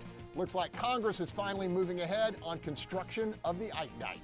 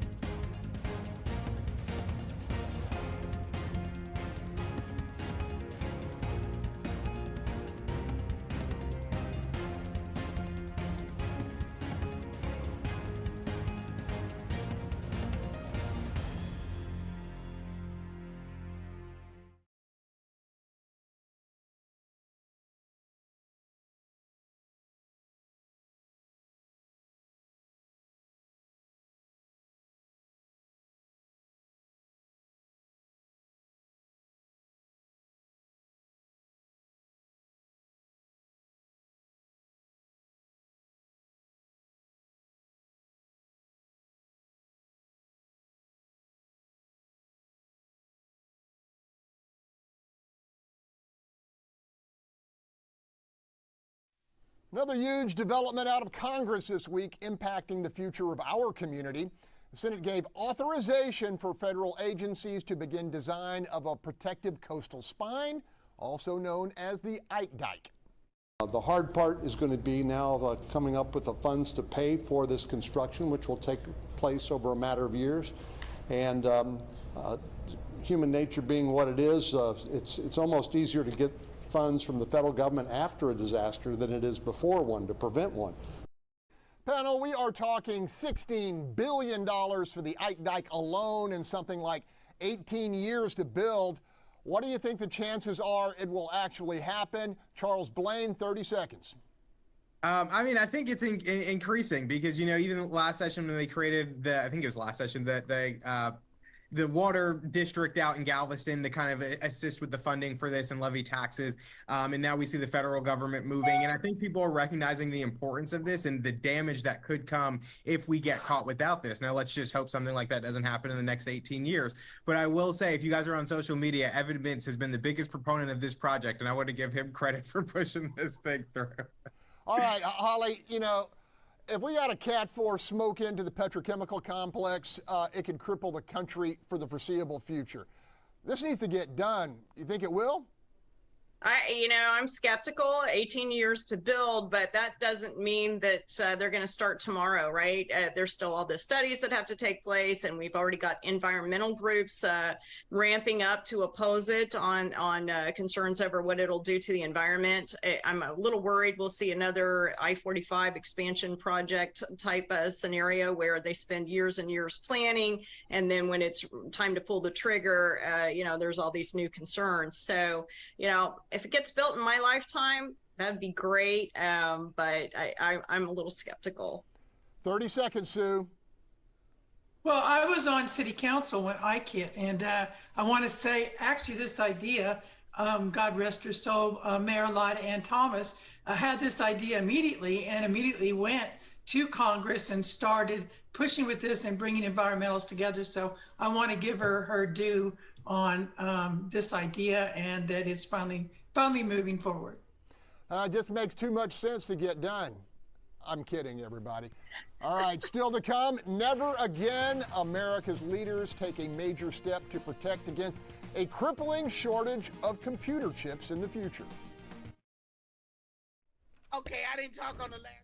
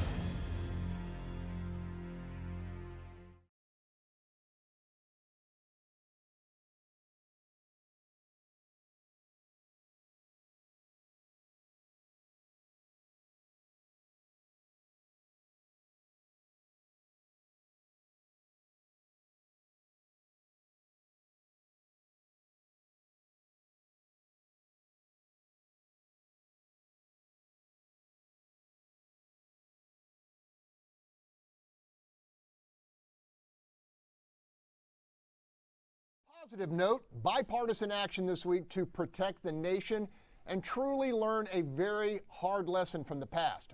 I'm talking about approval of a $280 billion measure to boost the domestic semiconductor industry and ensure we never again have a crippling shortage of computer chips, paralyzing the supply chain on literally thousands of products critical to our economy and our national defense. Panel, what's your point? I'm going straight to Tamara Bell. Listen, I want to go back to the last topic on the IDIC. Bill King was appointed by Bill White, and he started that back in 2008. The data that they used to even come up with the IDIC was over 10 years old then. The Netherlands has been doing this for years and years. We cannot afford these kind of disasters. I truly hope they can expeditiously do this instead of 18 years to get this done. All right. Marcus Davis, your business, like most, was impacted by this crippling shortage of computer chips. You think this is progress? No, this is not progress. This is evidence of how toxic our political environment is. Think about it, guys. We, the United States of America, allowed more than 80+% of the chips that more than 80% of our products use to be manufactured in a small country that is beholden to another country, China, and nobody said a doggone thing about it. They were too worried about somebody's emails. They were too worried about what the other party was going to do. And nobody was paying attention to the fact that this product, America hinges on this product. We weren't making it. And not only were we not making it, we didn't have control of it. If you bring a product to me as a restaurateur, if I don't have the ability to bake it myself, I'm not going to sell it, because when you walk away, those biscuits are not going to walk away with you. All right, Charles, 20 seconds. Yeah, I mean, I think it's partially a national security issue, but my other part is I don't think we should be combating China by giving billions of dollars to Fortune 500 companies. I mean, you look at this and it's going to it's going to further increase inflation. It's going to make cost of living higher for low and middle income workers. And so we need more semiconductor production here in the United States, but I don't know that this is the way of doing it. Charles, you're absolutely right, brother. All right. Hey, everybody, I'd like to close with a word of gratitude for an important person in my life. My father, Bill Grugan, left this world Saturday. Coach, teacher, counselor, and friend, he will always be my hero. Thanks for joining us. The conversation continues on a national level next with Fox News Sunday, and we'll keep talking here with What's Your Point Overtime, streaming on fox26houston.com and on our Facebook page. From all of us here, have a safe and healthy week. And that was the latest from our news partners over at Fox 26 Houston. If you are just now joining us, we are quickly approaching the 9 a.m. mark here on the East Coast as we take this live now look from the White House. I do want to bring you all a bit of breaking news when it comes to President Biden. President Biden has tested positive for COVID-19 again. We are taking a look at a tweet from his official Twitter account saying that, folks, I tested positive for COVID again. This happens with a small minority of folks. I've got no symptoms, but I am going to isolate for the safety of everyone around me. I'm still at work and I will be back on the road soon. Now, his doctor is actually calling this a rebound form of the treatment Paxlovid, and he says that the president has, again, no new symptoms, but however, he will return to isolation. Now, the president's reinfection is coming just days after he began testing negative following his first case of COVID-19, and he just came out of isolation and resumed his normal duties. So a bit of shocking news for the president and all folks who are surrounded and working with him. Let's go ahead and check in with Fox News correspondent David Spunt. He has more from the White House. This is something we did not expect here at the White House on this Saturday. The president testing positive for COVID-19 once again.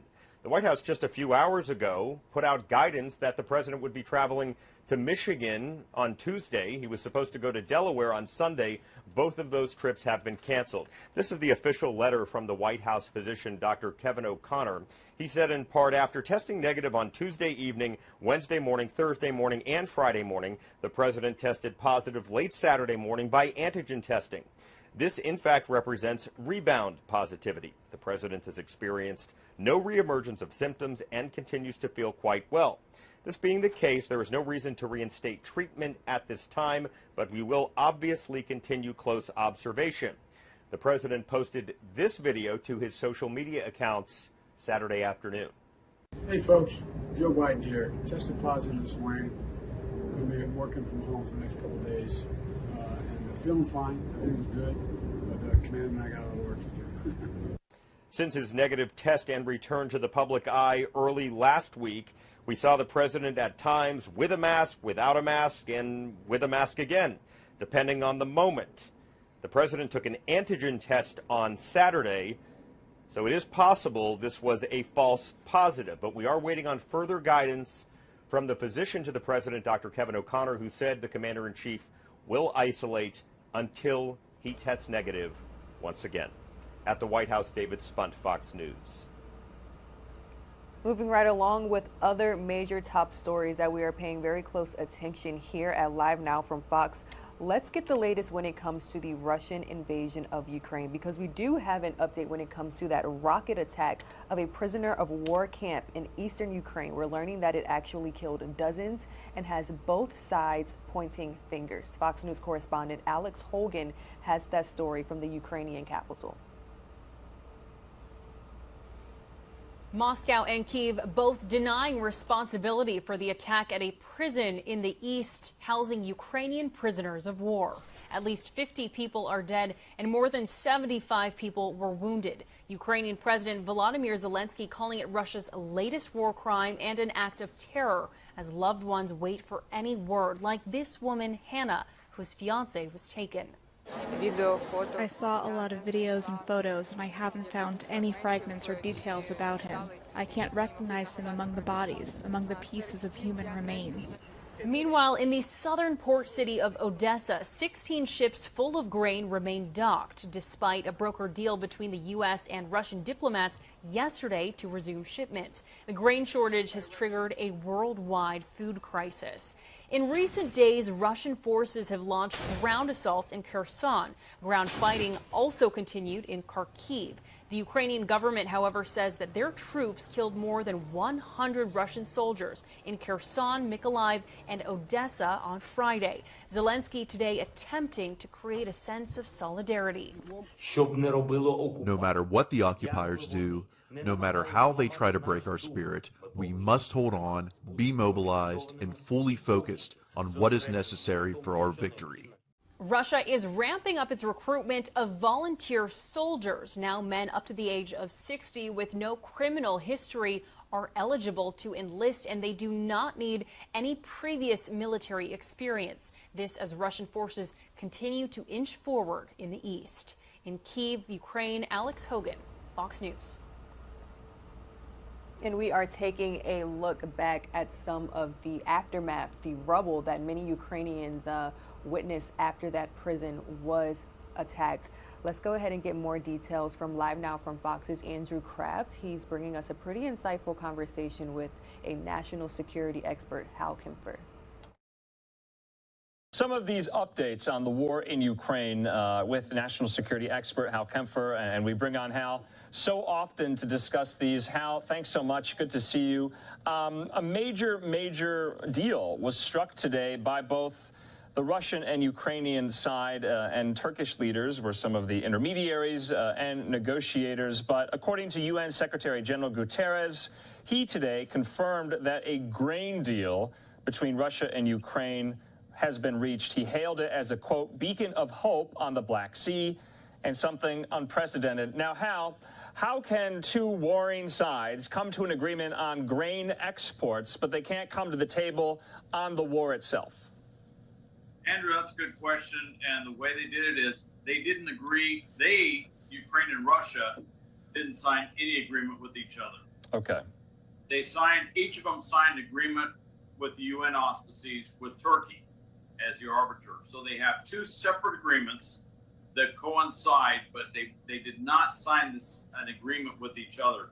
Very interesting negotiation, and it tells you the amount of animus between the two. You know, just as things have degraded a lot, and the war crimes and everything else have made it very difficult for Ukraine to really deal in any meaningful way with Russia directly. But they do have an agreement now. The White House Washington is, I should say, the Biden administration and others in Western Europe are cautiously optimistic, shall we say, but I would say extremely skeptical is another way to put it, that this thing is actually going to work out. They're concerned that Putin could, at the last moment, do something that would effectively pull the rug out from under the whole deal. What they're going to do is they're opening up 3 ports, Odessa being the largest one, Ukrainian ports, for shipment of grain, sunflower oil, and they're also in that same agreement allowing Russia to ship things which include fertilizer, and Russia is a major producer of fertilizer on the global market. So the hope is that this, bipartisan, tripartisan, whatever you want to say, agreement will result in both Russia and Ukraine opening up their exports to avert this global food crisis that we're looking at right now. Now, with that said, they're not saying anything publicly. I know there's other things going on. They're working on the border where they have the storage silos for grain so they can do the transfer to the European gauge railroads as fast as possible. They also opened up that Danube Canal, which allows them to ship up a canal to go into Europe. That will not alleviate the immensity of the grain that needs to be moved, but it helps some. Yeah. And so they're going to keep that going. I mean, Western officials do, though, seem quite bullish on this, that it will, like you said, alleviate some of the fears and the concerns about global food insecurity, especially, in nations in Africa and in parts of Asia that are experiencing it as we speak. So we'll have to follow all that. That remains to be seen. Hal, though, let's talk about what's happening on the ground in Ukraine's east. And it seems, and you and I were talking offline, that the momentum yet again might have shifted in Ukraine's favor. Zelensky earlier today said Western weapons supplies are beginning to have an effect. Ukrainian fatalities, he said, are down to 30 a day. That was from 100 to 200 about a month ago. And he said Ukraine used to be able to fire 1,000 to 2,000 shells to Russia's 12,000 daily. Now it can fire 6,000 as Russia is experiencing more shortages in ammunition and supplies. So Russia was in this, what they called operational pause. It has since, started up again. So now what are they experiencing? Problems? Well, they're experiencing problems because those HIMARS and soon the M270s, which are like HIMARS. The HIMARS are this, wheeled, armored, lightly armored, multiple launch rocket system that shoots 6 rockets in its current form. It can also shoot a larger missile out of it too. The M270 is a little older platform. Track vehicles can't move quite as fast. However, they shoot 2 of those 6 rocket pods, so they have more capability. Those M270s are coming in. Now, right now, there's about 12 HIMARS that the Ukrainians have. Certainly not a lot if you look at total numbers, but they're so effective. It's just stunning, the effectiveness. When they fire HIMARS missiles, I think it's something like 700, 900, equivalent 700, 900 rounds of artillery by the Russians to equate to one HIMARS pod being launched, because they hit what they're aiming at. And what they've been hitting are command and control, field headquarters, taking out high value targets, key leadership targets with the Russians. Are taking out left and right. They're taking out logistics hubs. They're taking out ammo. One of the reasons the Russians can't shoot as much ammo is because that ammo went up. In fact, some of it got caught on videotape. It was a pretty spectacular explosion. And frankly, I've seen some pretty spectacular explosions on the battlefield, and those were pretty impressive. And they took out a lot of rounds. They took out not just artillery rounds, they took out rail rockets, which is their multiple launch rocket system. So now they've got huge logistics problems. If the Russians can't, the Russian artillery is horribly inaccurate, so they just overwhelm an area. That's why one of the reasons they kill so many civilians is because they're not really aiming for anything other than a general direction. And they're just wiping out villages and towns and somewhat indiscriminate. However, if they can't do that artillery support, they can't move forward. The only way they've been able to modestly move forward is with this overwhelming artillery. Another thing came out today. 85% of Russia's ground combat forces are now committed in Ukraine. Wow. Of the total. Their total army, their total military operation that Russia has. Ground combat forces. I mean, there's a lot of troops that aren't in ground combat units. You know, they're spread all over the place. But it was just a stunning number, which tells you just they don't have a whole lot in reserve. There's not, you know, traditionally Russia's always had this huge, immense reserve that they could throw in. That's how they did what they did in World War II. They don't have that. The only way that Putin can do that is if he goes to a full mobilization. And he knows if he goes to full mobilization, politically, that's bordering on suicide for him. Because once he does that, he says he's basically admitting this Ukraine thing is not working, and that kind of unravels a lot of things. You have second, third order effects politically within Moscow that would probably mean the doom for his regime. I want to get to Putin in just a minute here, but let's talk about HIMARS briefly, because Secretary of Defense Austin and Chairman of the Joint Chiefs Mark Milley had a joint press conference yesterday at the Pentagon, you know, talking about the 4 more HIMARS systems that will be provided to Ukraine, though the Ukrainian defense minister said they would prefer to have upwards of 100. You know, is that kind of, you know, hyperbole there, or is that what do they need more HIMARS to make a difference? That's what they're asking for, and why are we not providing it? Well, they've asked for numbers like that before with other systems too. First off, I don't think we have that many HIMARS that we can send over there that are just sitting around. And I don't know where the HIMARS are in the, you know, the production cycle, if you will, in terms of how many we're producing at any given time. But we're sending them over. They are making there is a number that I've heard, about 20. So you got 12 there now. You got 4 more coming, 16. 4 more beyond that, you hit 20.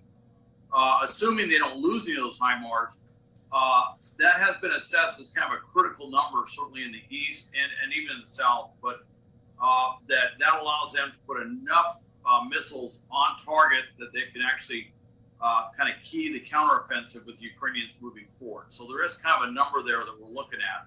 So it might be 4 more after this. Plus, on top of that, all those M270s with the same capability, actually a little bit more in terms of what they can launch. And you have an impressive, you know, this artillery battle, as they say in the east, with rockets being part of the artillery matrix, if you will. It changes the math. And the Russian forces are spent. In fact, the head of MI6 at the Aspen summit came out and basically said they're running out of steam, is what he said. They're basically, literally in some places, they're out of gas. But the troops have been kept in contact constantly. And this current offensive that we're seeing is basically being compared to the operational pause that was coming out of. In other words, there's just not much there. And we think that may be about what they have. That's about all they can do. So there's talk of them culminating well before they hit any major cities in Donetsk.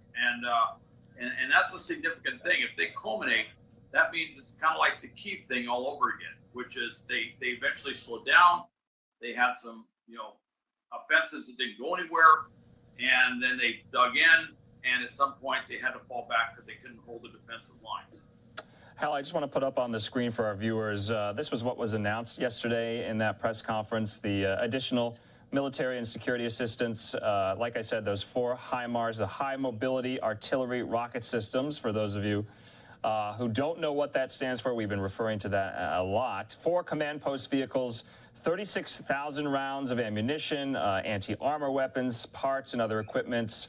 And like you said, up to 580 more Ghost drones, tactical unmanned aerial systems. So, so, you know, this is just more and more and more military aid to the Ukrainians. Hal, let's go back, though, to Putin briefly, because earlier this week, the Aspen Security Ideas Festival is happening. It was taking place.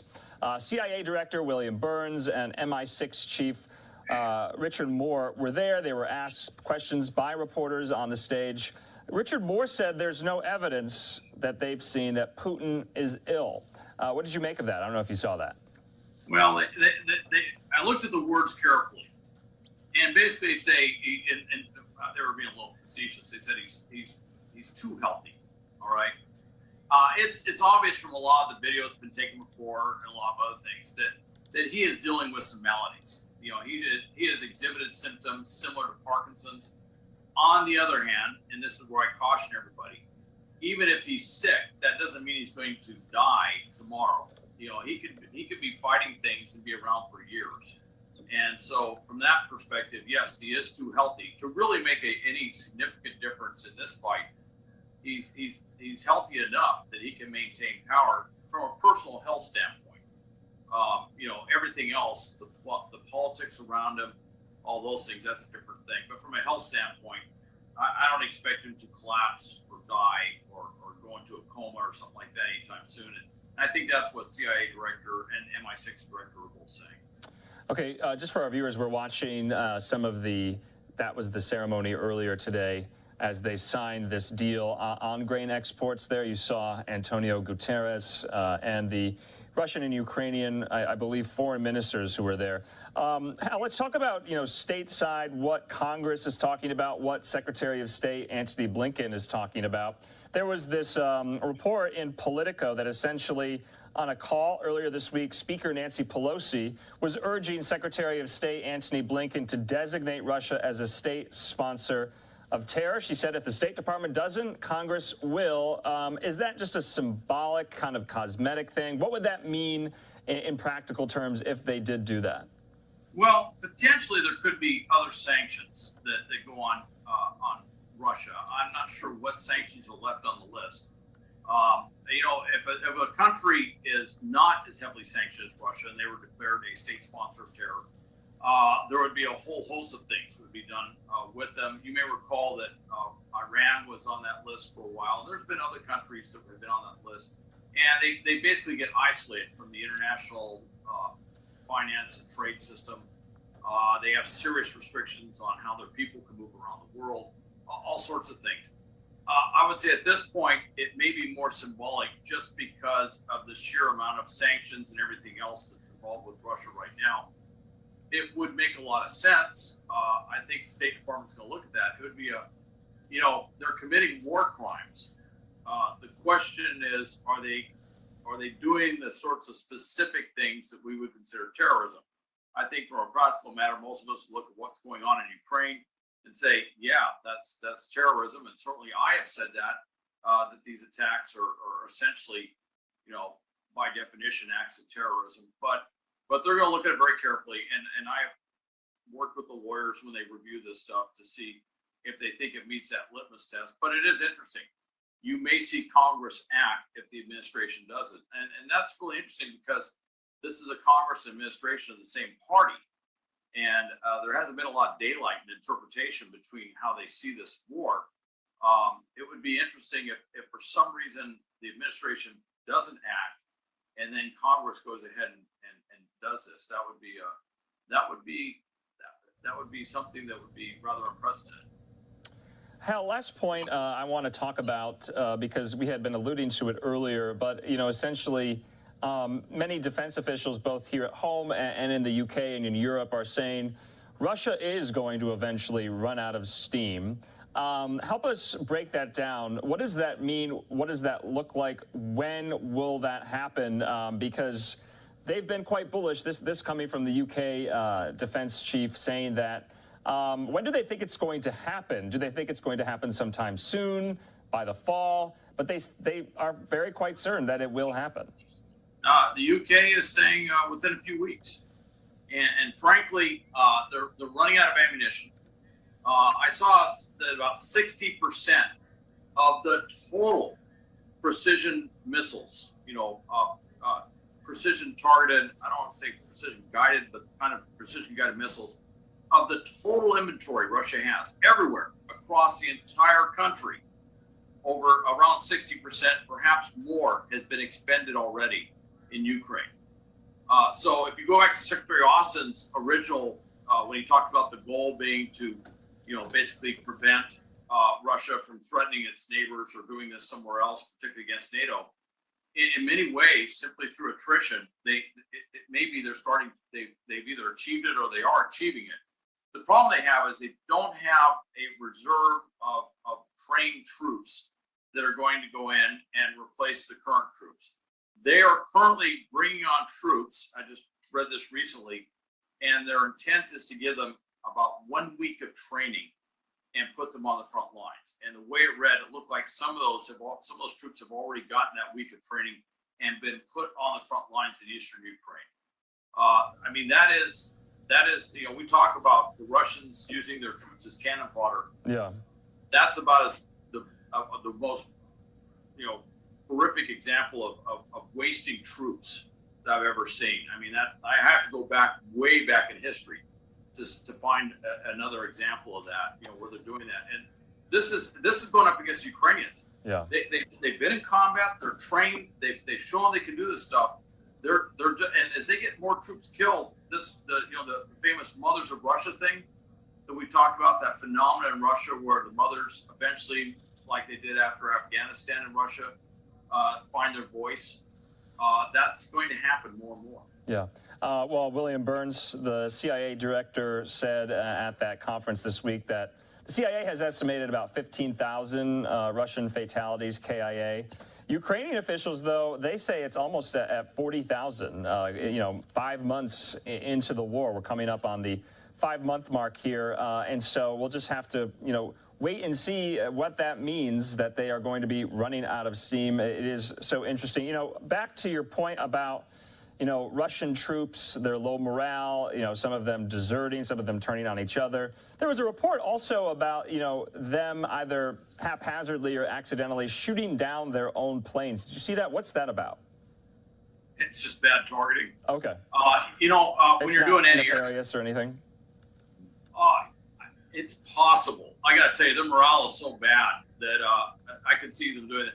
There's been numerous reports of them just wantonly shooting at things, destroying things because they were frustrated. In fact, some of the atrocities against civilian areas are attributed largely to frustration with the fact that they can't hit anything, that the artillery tubes are so warped that they're missing their intended targets by as much as a kilometer. So they just point towards a city and they just throw artillery at it just so they can say they hit something. I'm not going to say that they did that intentionally, but I will tell you this: any air defense is a closely coordinated, a lot of command and control that goes into it to avoid that what we call blue on blue, which is your own forces destroying your own forces, friendly fire. And everything I've seen said the Russians just don't have that kind of command and control or communications capability to coordinate that very well. So on that one, I would say probably most of it was due to the fact that they were just making mistakes. You also have to recognize the Ukrainians are flying Russian aircraft. So when that bird comes over, they have to quickly acquire what it is and fire at it. And unless they can see the markings on the bird, a MiG-29 looks like a MiG-29. And so mistakes can be made. All right, Hal Kempfer, always a great discussion as we break down so many of these developments as the war there grinds on. We hope you have a good weekend, and we'll talk to you on Monday. Okay, you too, Andrew. Some of these updates on the war in Ukraine with national security expert Hal Kempfer, and we bring on Hal so often to discuss these. Hal, thanks so much. Good to see you. A major deal was struck today by both the Russian and Ukrainian side, and Turkish leaders were some of the intermediaries and negotiators. But according to UN Secretary General Guterres, he today confirmed that a grain deal between Russia and Ukraine has been reached. He hailed it as a, quote, beacon of hope on the Black Sea and something unprecedented. Now, how can two warring sides come to an agreement on grain exports, but they can't come to the table on the war itself? Andrew, that's a good question. And the way they did it is they didn't agree. Ukraine and Russia, didn't sign any agreement with each other. Okay. Each of them signed an agreement with the UN auspices with Turkey as the arbiter. So they have two separate. All right, and that was the latest from LiveNOW from Fox's Andrew Kraft, as he was joined by national security expert Hal Kempfer, as you see here, the two discussing the most recent updates when it comes to the Russian war in Ukraine. We've recently learned that a rocket attack on a prisoner of war camp in eastern Ukraine has killed dozens. So as soon as we get more developments on that front, of course, we'll bring it to you raw and unfiltered right here on LiveNOW from Fox. For now, the time is now 9:26. Good morning, everyone. Thank you for so much for joining us. If you're on the East Coast, if you're on the West Coast, the time is now 6:26. Very early. Most of you are probably just now beginning your day, your Sunday. So thanks for being here on this Sunday, July 31st. We are going to take a 2-minute commercial break, and when we return, we'll bring you the latest top stories in major news headlines, not just here in the United States, but internationally as well. So don't go anywhere.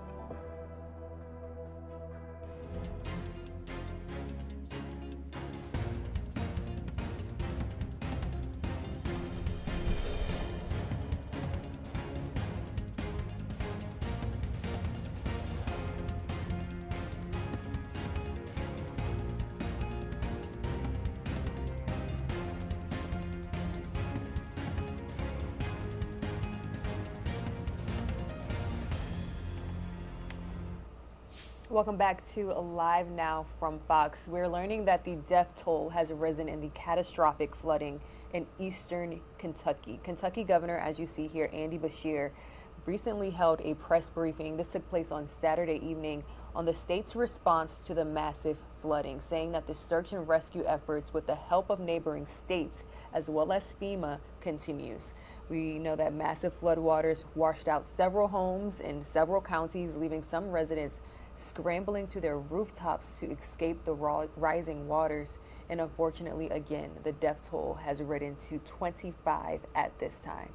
Let's go ahead and listen into this update from the governor of Kentucky. He's actually giving out some very important information. If you are in this area, he's going to list out a few resources for those who may need help or for those who are willing to give during this time.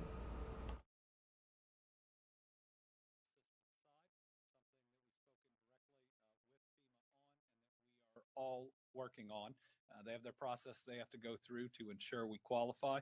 I believe we will. That is ongoing. So that was good news. Tough news is 16 confirmed fatalities now. And folks, it's gonna get a lot higher. They're in 4 counties. One in Perry County, it's an 81-year-old female. 11 of them thus far are in Knott County, including a 63-year-old man, a 65-year-old female, and 2 children. 2 are in Letcher County, a 79-year-old man and a 65-year-old woman, and 2 are in Clay County, including a 76-year-old woman. We will continue to provide updates as we get more information. I want to thank coroners from all over Kentucky that are pitching in to help, as well as our National Guard that is transporting bodies as we find them so that we can identify them. To all the families that know you've already sustained a loss, we're going to grieve with you. We're going to support you, and we're going to be here for you, not just today, but tomorrow and in the weeks and the years to come. For everybody out there that is scared, that can't get in touch with one of their relatives, cell phones are down in so many of these regions. Let me tell you, I know how you feel. I couldn't get in touch with members of my family after the tornadoes. So please continue to hope, continue to pray, and we will try to connect as many people as possible. I'm going to read out in a minute the Kentucky State Police numbers to report somebody unaccounted for. We have more posts that are involved, and they will include more counties. Right now, we have 10 total shelters, 4 from the Red Cross, 6 independent.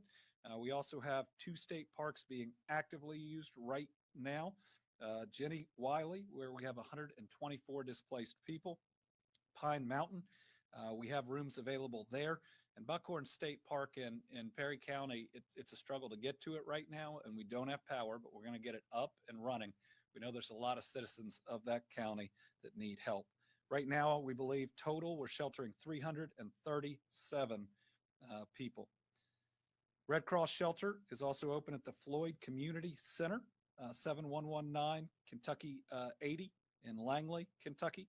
But if you've been impacted, you can also call the Red Cross, 1-800-RED-CROSS. Overall, we believe as of now, 12 counties and 2 cities have reported states of emergency. Counties are Breathitt, Clay, Floyd, Letcher, Owsley, Pike, Lee, Perry, Leslie, Magoffin, Johnson, and Knott. And if your county has, and we don't have the information, just get it to us. The state of emergency that I signed yesterday covers every county in Kentucky. So if I didn't read your county name here, we are still responding. We still have the tools that we need. City of Beattyville, City of Paintsville are on here too. I believe the City of Hazard also has as well. So yesterday, it was actually later in the evening. We also, in conjunction with local officials, had to give an order to evacuate a part of the city of Jackson. That is the Pan Bowl Lake area. That dam, which we were worried about breaching a couple of years ago, had some discharge coming through it, raising very serious concerns. Late last night, early this morning, we thought a real breach was imminent. We are hoping that's not the case. We're actually a little bit more optimistic, but still concerned. But people who live in that area, we have already gone door to door and around to try to evacuate as many people who are willing to go. If you're still there, why don't you go find a friend, a relative, somebody to stay with, go to a hotel, just get somewhere safe. We don't want to lose any more people than we have to. In that area, we evacuated the Kentucky River Medical Center that had 17 patients. Public Health is using a mobile ambulance bus to evacuate all of them. That is one of 3 senior or nursing homes that we've evacuated around the state, with a 4th partially evacuated. They've all gone well, thanks to amazing people who are out there taking care of these individuals. Also, evacuation of the Nim Henson Geriatric Center. That is 100+ patients also being evacuated in a mobile ambulance bus. So if you have relatives that were in either of those 2 facilities, from all our information, they're okay. We're getting them somewhere safe. As of last night, but really when we were over at the Emergency Operations Center, about 24,000 people, I think just under it currently without power. It's mainly Kentucky Power customers. And listen, this is a huge natural disaster. Understand that it's going to do this. They're going to work as hard as they can to get it back up. Also, water systems are massively impacted and will continue to be. Please be careful around down power lines. Listen, if you've made it this far, be smart. Don't do things that would result in your loss or someone else's loss of life. If you've gotten this far, we need to make sure we get you fully through this. You can call Kentucky Power if you see lines down at 800-572-1113. Natural gas, approximately 135 customers have been isolated and service discontinued in Hindman, Kentucky. Kentucky Frontier Gas in Jackson reported this morning they had to shut off their system due to flooding of their regulator stations. They have about 635 meters down. Again, be safe around natural gas, around electric power, and be safe moving through this water. Don't walk through or drive through water with a current. Make sure that you're making good decisions, because listen, we're glad you're still with us after everything that has happened. Please be careful. We care about you. Kentucky State Police working diligently to respond to areas of eastern Kentucky affected by extreme flooding. If you are in an emergency, you dial 911. But if you're trying to report a lost loved one, make sure you don't call 911. Leave that open for the emergency. We need to know if your loved one is unaccounted for. This is going to be a real challenge with such a large area hit to get good unaccounted for numbers, but you out there can help us.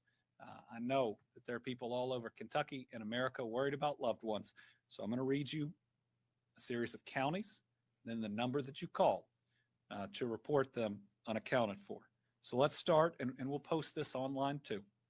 Let's start with Breathitt, Perry, Knott, Letcher, and Leslie counties. Let's do that again. Breathitt, Perry, Knott, Letcher, and Leslie. You contact Post 13. That number is 606-435-6069. Again, we'll post that at 606-435-6069. If you are reporting a missing loved one in Magoffin, Johnson, Martin, Floyd, or Pike, Magoffin, Johnson, Martin, Floyd, or Pike, you'll contact Post 9. That is 606-433-7711, 606-433-7711 for the media. Our release will contain all of this. If you need to report a missing loved one in Jackson, Owsley, or Lee, you're going to call Post 7. That's 859-623-2404. And if you are reporting a missing loved one in Wolf or Morgan, that's Post 8, 606-784-4127. If it's in Harlan County, it's Post 10, 606-573-3131. A lot of people are calling in. If you get a busy signal or you can't get through, keep trying. Be patient, which is really hard when we're all scared. But keep trying, because we need to take your call. It's just so many people are impacted that they're on a call with somebody else, making sure we have their information on their loved one. We're going to need your first name, your phone number. Oh, and we now have an email address set up if you are not able to get through. That is ksppubaff@ky.gov. ksppubaff@ky.gov, all one word. If you're doing that, put your name first and last, your phone number, missing loved one's name, missing loved one's county of residence, descriptions, gender, age, race, etc. As much information as you can give us, and their home address and phone number if you know it. KSP, like everybody else, working incredibly hard. Kentucky Transportation Cabinet already working to try to open up roadways and ensure safety. Yesterday, Jim Gray signed, that's our cabinet secretary, an order temporarily suspending motor carrier restrictions. This lets commercial drivers engaged in the response to the disaster, carrying critical supplies, restoring power, or clearing debris, to be able to get there faster without certain inspections. But as we sit here today, portions of at least 28 state roads in Kentucky are blocked due to flooding, slides, or damage. We have bridge inspectors and engineers in the field, but we're unable to even get to some of these roadways. It is so bad. Crews are still hard at work clearing as much mud and debris as they can. The Neighbor Helping Neighbor spirit is on full display. State crews in Highway District 11 are pitching in to help Clay County local governmental crews with search and rescue operations. And last night we had to close Kentucky 15 at that Panbowl Dam area. Many routes remain impassable. The route is open and clear from Jackson to Hazard, but Kentucky 7 and Letcher County and in many others are simply not passable. Kentuckians, obviously tough, resilient people. We are also generous. The people impacted by this are going to lose just about everything. And we believe that there will be thousands that have impacted. So yesterday, just like we did for our folks in Western Kentucky, we set up a fund where Kentuckians who want to help can make donations that will be run through state government with full transparency. You'll be able to see where every dollar has gone. No administrative fees. Every bit's going to go to help people. That is our Team Eastern Kentucky Relief Fund. You can access it at teamekyfloodrelieffund.ky.gov. In just, since about 3:45 yesterday, 1,388 donations, $229,000. Thank you to the incredible people of Kentucky. A few other numbers. Make sure we have covered everything. We believe there have been over 294 civilians rescued through these operations. I believe that number is actually pretty low because I know we're way over 100 rescued just from air operations, just from our incredible National Guard, our Kentucky State Police. The Tennessee National Guard made rescues yesterday after arriving, the West Virginia National Guard. You know, these are the times where we just see everybody's generosity and the stuff you normally, I guess, argue about on any given day. We realize isn't that important, and we just come together to help one another. And let me just mention one last thing that's going to get to me a little bit, and then I'm really excited we have our FEMA administrator here today. On my way over here, coming back from the Emergency Operations Center, I got a call from mayor of one of the towns in Western Kentucky that was hit the hardest. It's Mayor Onan of Mayfield. She told me that Jeremy Creason, he's the fire chief there. I was talking to him the night the tornado was going through. His folks were out not knowing if they lost their houses or not. This is a guy that still is rebuilding. They lost their fire station. Think about the amount of work we're still doing in Mayfield. They're driving to Eastern Kentucky in an ambulance and some of their other equipment to help. And what they wanted to pass along is this Commonwealth was there for them when they were hit by the unimaginable. And they're going to be there for the people of Eastern Kentucky who are facing the same. You know who else is here for us? FEMA. Our federal government is responding. They are moving fast. They are in constant communication with us. The president called last night. Admittedly, I slept 2 hours last night, and he called during one of those 2 hours. But we are grateful. We are grateful. So today we have the top FEMA official on the ground in Kentucky this fast. So now I turn it over to FEMA Administrator Deanne Criswell. Governor, thank you very much. And let me just start by saying that, you know, my heart aches for you again, going through so much tragedy again so soon. And as you heard from President Biden, we are here to help you as we are still in this life-saving portion of this mission, but we will also be here to assist you as you go through your recovery.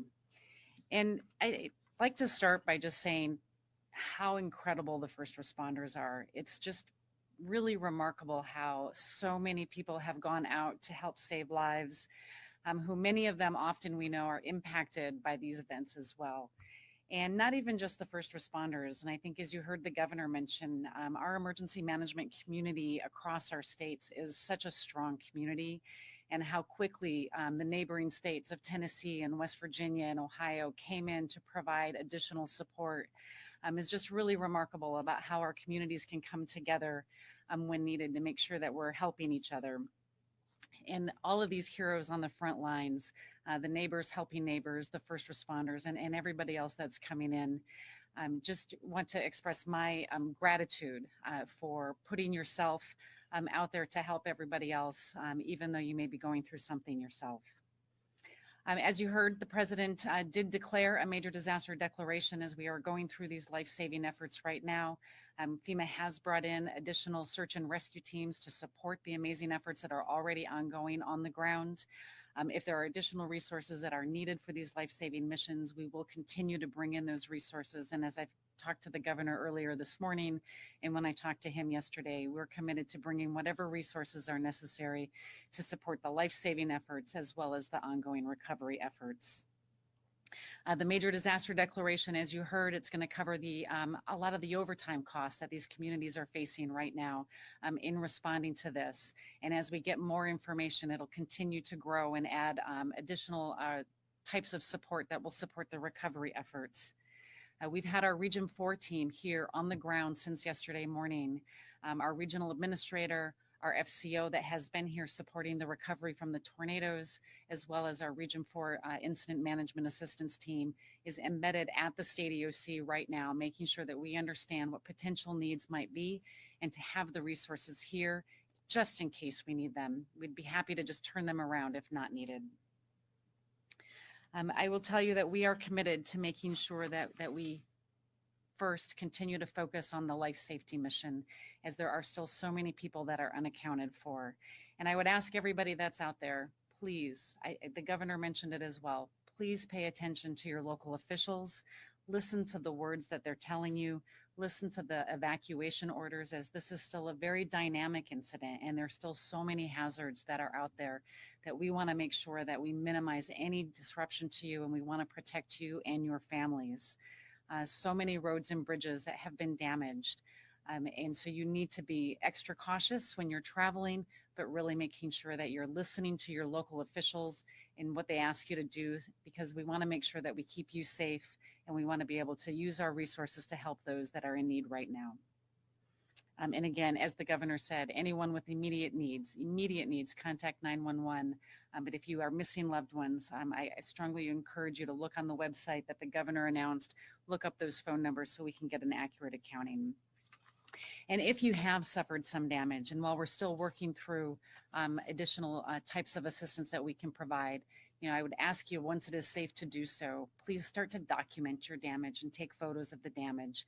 That way we'll have that information as we're looking to add additional assistance. And Governor, again, on behalf of the President, I would say that we are here to support you now. We will continue to support you in your recovery effort as long as you need us. Thank you.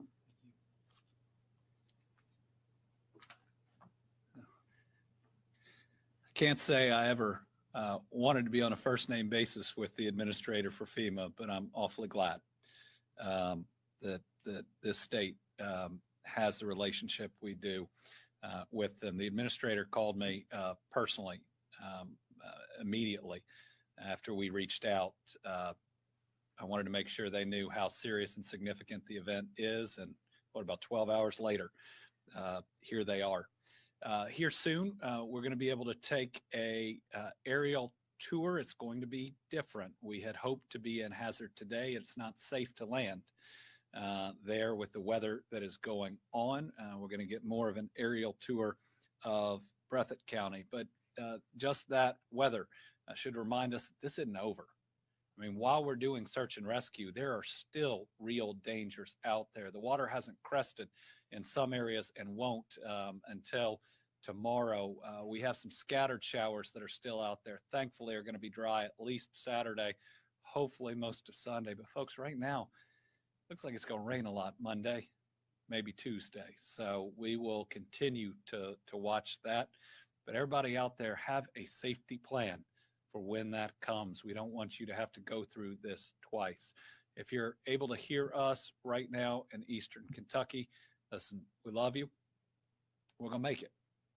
We've been through so much these last couple of years. We're going to stand next to you now and in the years to come, and we'll get through this. We'll get through it together. We haven't gotten through 2.5 years of a pandemic, multiple ice storms, other floods, the worst tornado event in our history, and any other challenge.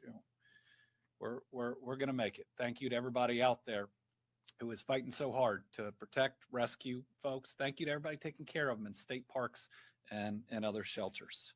So with that, we will open it up to questions. And I have a sheet here somewhere, but I am sure we have Tom Latek on the line. So we'll start with him.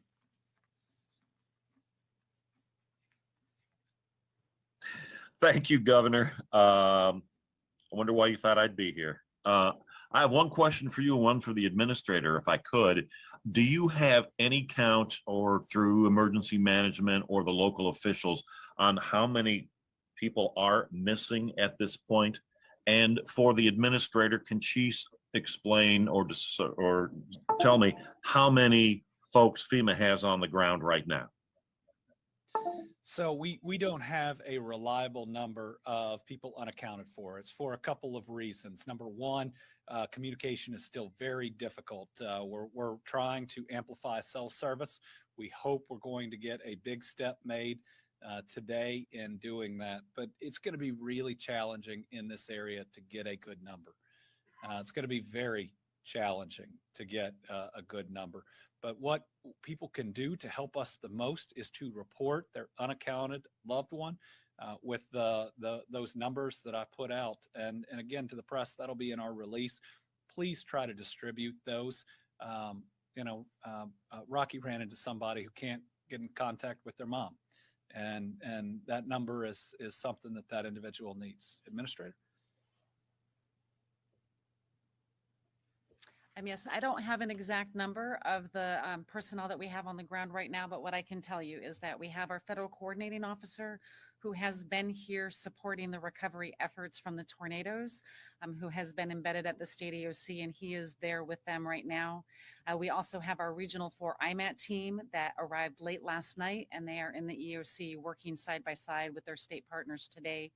And we're also able to use some of the personnel that are supporting the recovery efforts, making sure that it doesn't impact the recovery, but can support some of the initial response needs, because life safety right now is the most important thing.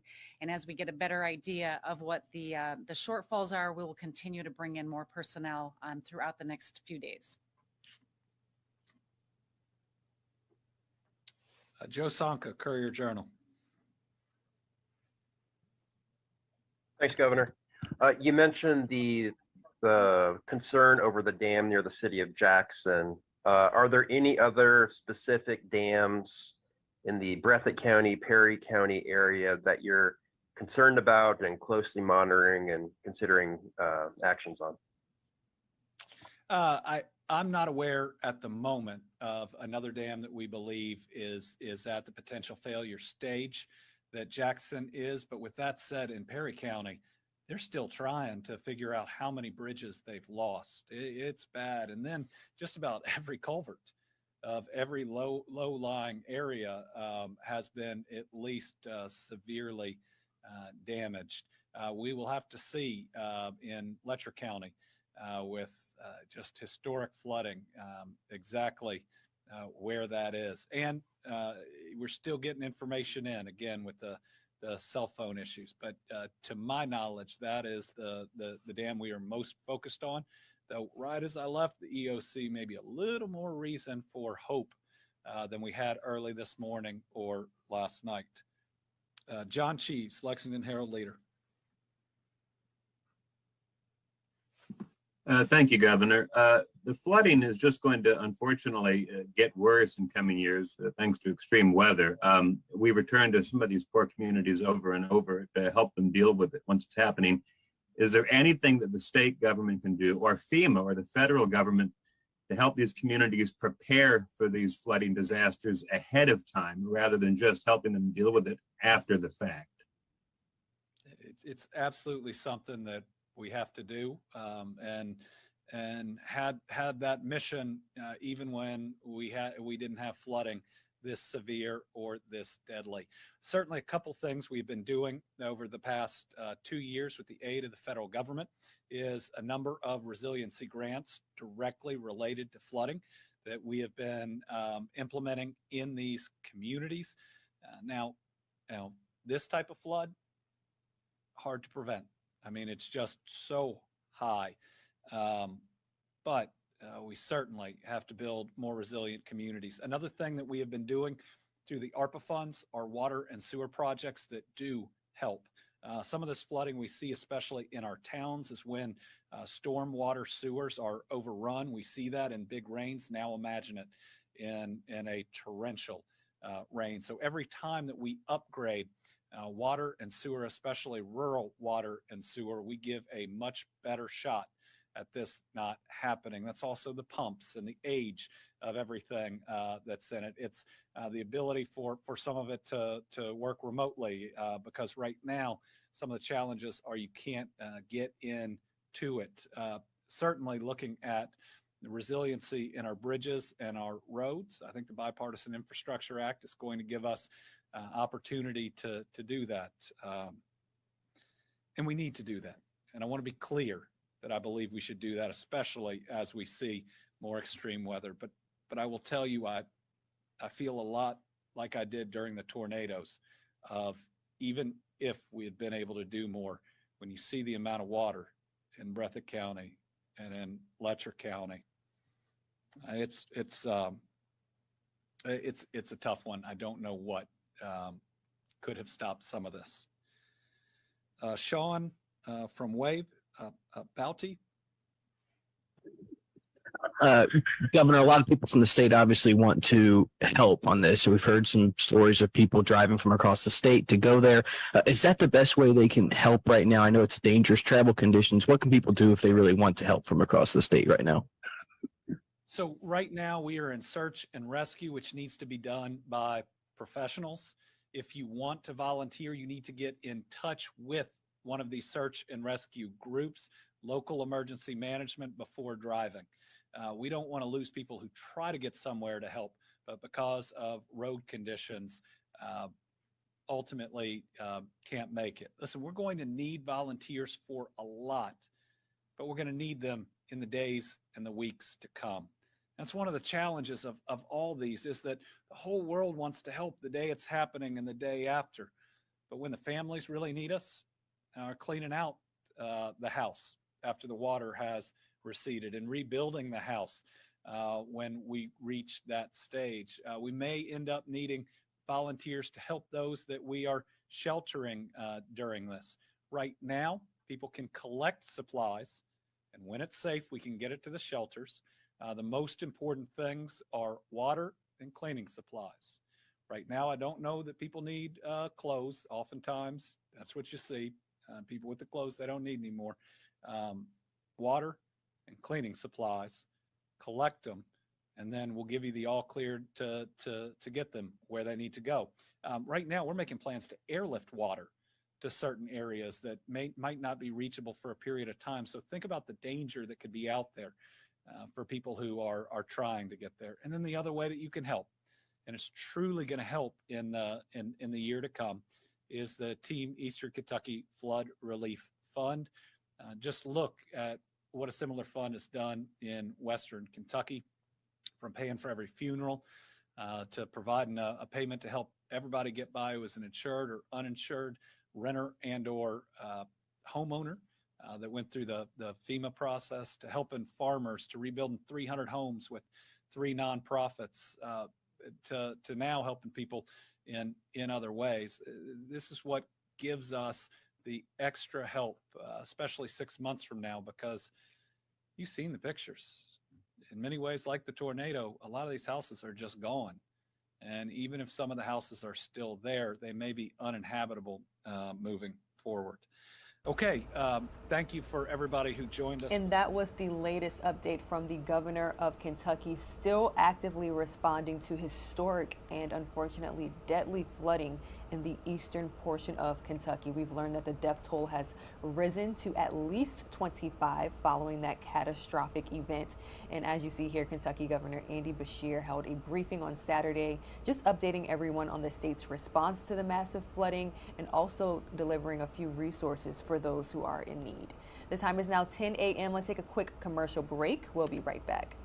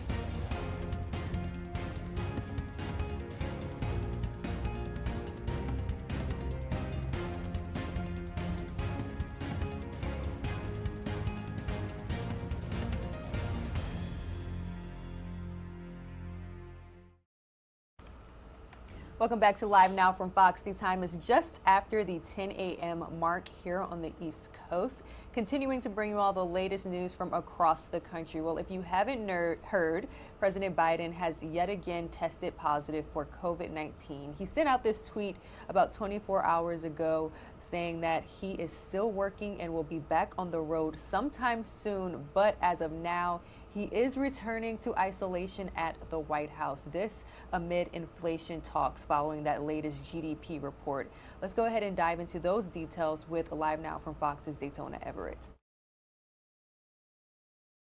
I want to bring in Potomac Corps President Dan Veroni, who also agrees that we are actually currently in a recession, even saying weeks ago you already thought we were in a recession. Dan, thanks for joining us here for reaction on this announcement today from Powell. So are your thoughts still the same? I think my thoughts are exactly still the same, and a pleasure to be with you. Thank you for having me on your program, Daytona. Yeah. So expand on that. Why do you think that Powell is still maintaining that we are not in a recession, even though by definition we kind of are about to be? So we've had one quarter of economic contraction at 1.6% in the first quarter. Tomorrow, the second quarter numbers come out. That will be the first look at the second quarter. I think from my perspective, it's a safe bet that we had contraction, and if not contraction, small growth. But I think the way the numbers are looking, it's looking more like contraction. And if that happens, then the technical definition of a recession is 2 consecutive quarters of negative GDP growth. So with this increase today of 0.75 percentage point, do you still think that's too low? Last time we talked, you said that you think it should be larger and quicker, even though Powell said right there he thinks it's already been too large and too quick for the American people. So first, I will agree with Chairman Powell that we had 2 75 basis point back-to-back increases. This is the first time in 40 years that we've seen that. However, when the CPI numbers came in, the year-over-year CPI numbers from June 21 to June 2022, we had 9.1% increase in the consumer price index. And then the next day, the producer price index numbers came in at 11.3%. Those are the input costs. That's what it's costing the providers of goods and services to produce and deliver goods. And with numbers like that, my sense is that instead of a 75 basis point increase, it should have been a 100 basis point increase to really send a strong signal to the markets and to investors that we were especially serious about this and we were going to be even more aggressive. The next meeting of the Fed won't happen until September, likely not any action until then. But between now and then, we've got more data coming in. We should look at the consumer price index and producer price numbers for July and August and see where they land. My sense is, based on the producer price index numbers of June, they're not going to fall. There's a good bit of discussion, Daytona, that we might have peaked on inflation. And I started to hear that discussion when the CPI number came out for June. And then I saw the producer price index number at 11.3%. And I said, I wonder how that could be. So you have a pressure, costs of energy and pressure on wages. So what was interesting to me is that earlier this week, Walmart reported its numbers and it said its numbers weren't as robust. They didn't do as well in their earnings, primarily because they've got higher costs related to energy, and they're starting to see a pullback in consumers. So I also saw a similar report last week from AT&T that they've got their customers delaying the payment of their bills. So clearly the consumer is suffering. The fact that we've got an economy that is 70% consumer driven, 70% consumer driven, and consumers are being squeezed as aggressively as they are, says that there's a good chance that tomorrow the GDP numbers for the second quarter, the first report will show contraction. Well, as you kind of mentioned there's so many factors at play in this, not just here in the United States, but what is happening abroad with energy prices, and we'll get into that as well. But you mentioned how this is going to affect just your everyday items for the average American. And I have to say that's probably what people watching only care about. How is this going to affect my day-to-day life? And with this increase now, how quickly could Americans see those changes when they're going to the grocery store? So when you look at the purpose of these Fed rate increases, they're intended to slow the economy down. Right. And slow the economy down, there's an effect called demand destruction, right? That consumers initially pull back. The pullback could be, actually, we're starting to see the pullback. I mean, I indicated some of it with respect to, what AT&T is seeing, for example, and the Walmart quarterly earning and annual earnings numbers. So I think at the end of the day, that pullback is continuing to happen. We're starting to see some other changes, but let me put it this way. I think it's going to be a while yet before consumers especially begin to see the drop in prices at the food store. I mean, we're all experiencing it. Things like eggs, things like beef, things like bacon, vegetables, all very, very expensive, and they're going to be for a while yet. And they're going to be for a while yet because it's the producer costs. It's the cost to process, package, and deliver goods. That number is still unusually high. That's at a 40-year high as well, at 11.3%. Until we see those input costs come down, consumers are not going to see appreciable reductions in the cost of things like food and other goods. Well, this isn't obviously just affecting, the average Americans, but also investors. We saw the market kind of end in the green today, so there is some optimism even with this announcement from Powell. I think that's attributed to the fact that he didn't blatantly say that we're in a recession. There's uncertainty in this, and as you have said in the past, markets don't do well with uncertainty. What's your reaction to that, it not completely plummeting? And what are your recommendations and tips for investors at this time? So let's take the first part of that first. So what I would say is that the stock market does love certainty.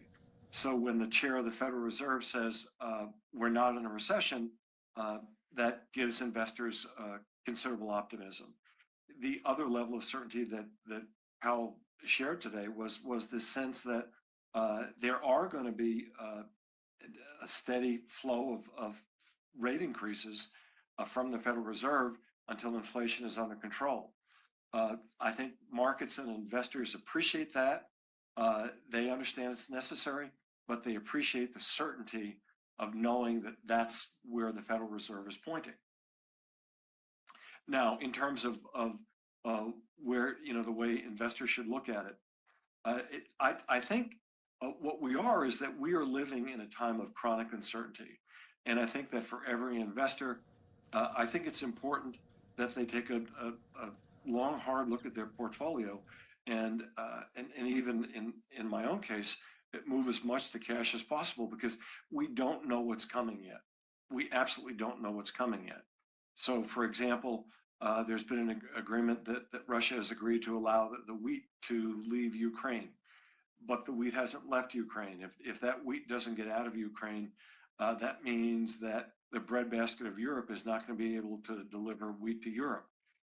That could have an adverse impact on pricing of wheat that could spread from the European continent to the US and in other parts of the world. The war in Ukraine could take a negative turn. We could have another COVID variant, for example, that could create problems. So for today, the Fed chair talked about some of the some of the increases in filing for jobless claims. Some of that could be as a result of the COVID BA.5 variant. It has a very high infection rate, and either people have not been able to go to work or they've lost work as a result of that variant. So there's any number of factors as we navigate our way through this chronic uncertainty.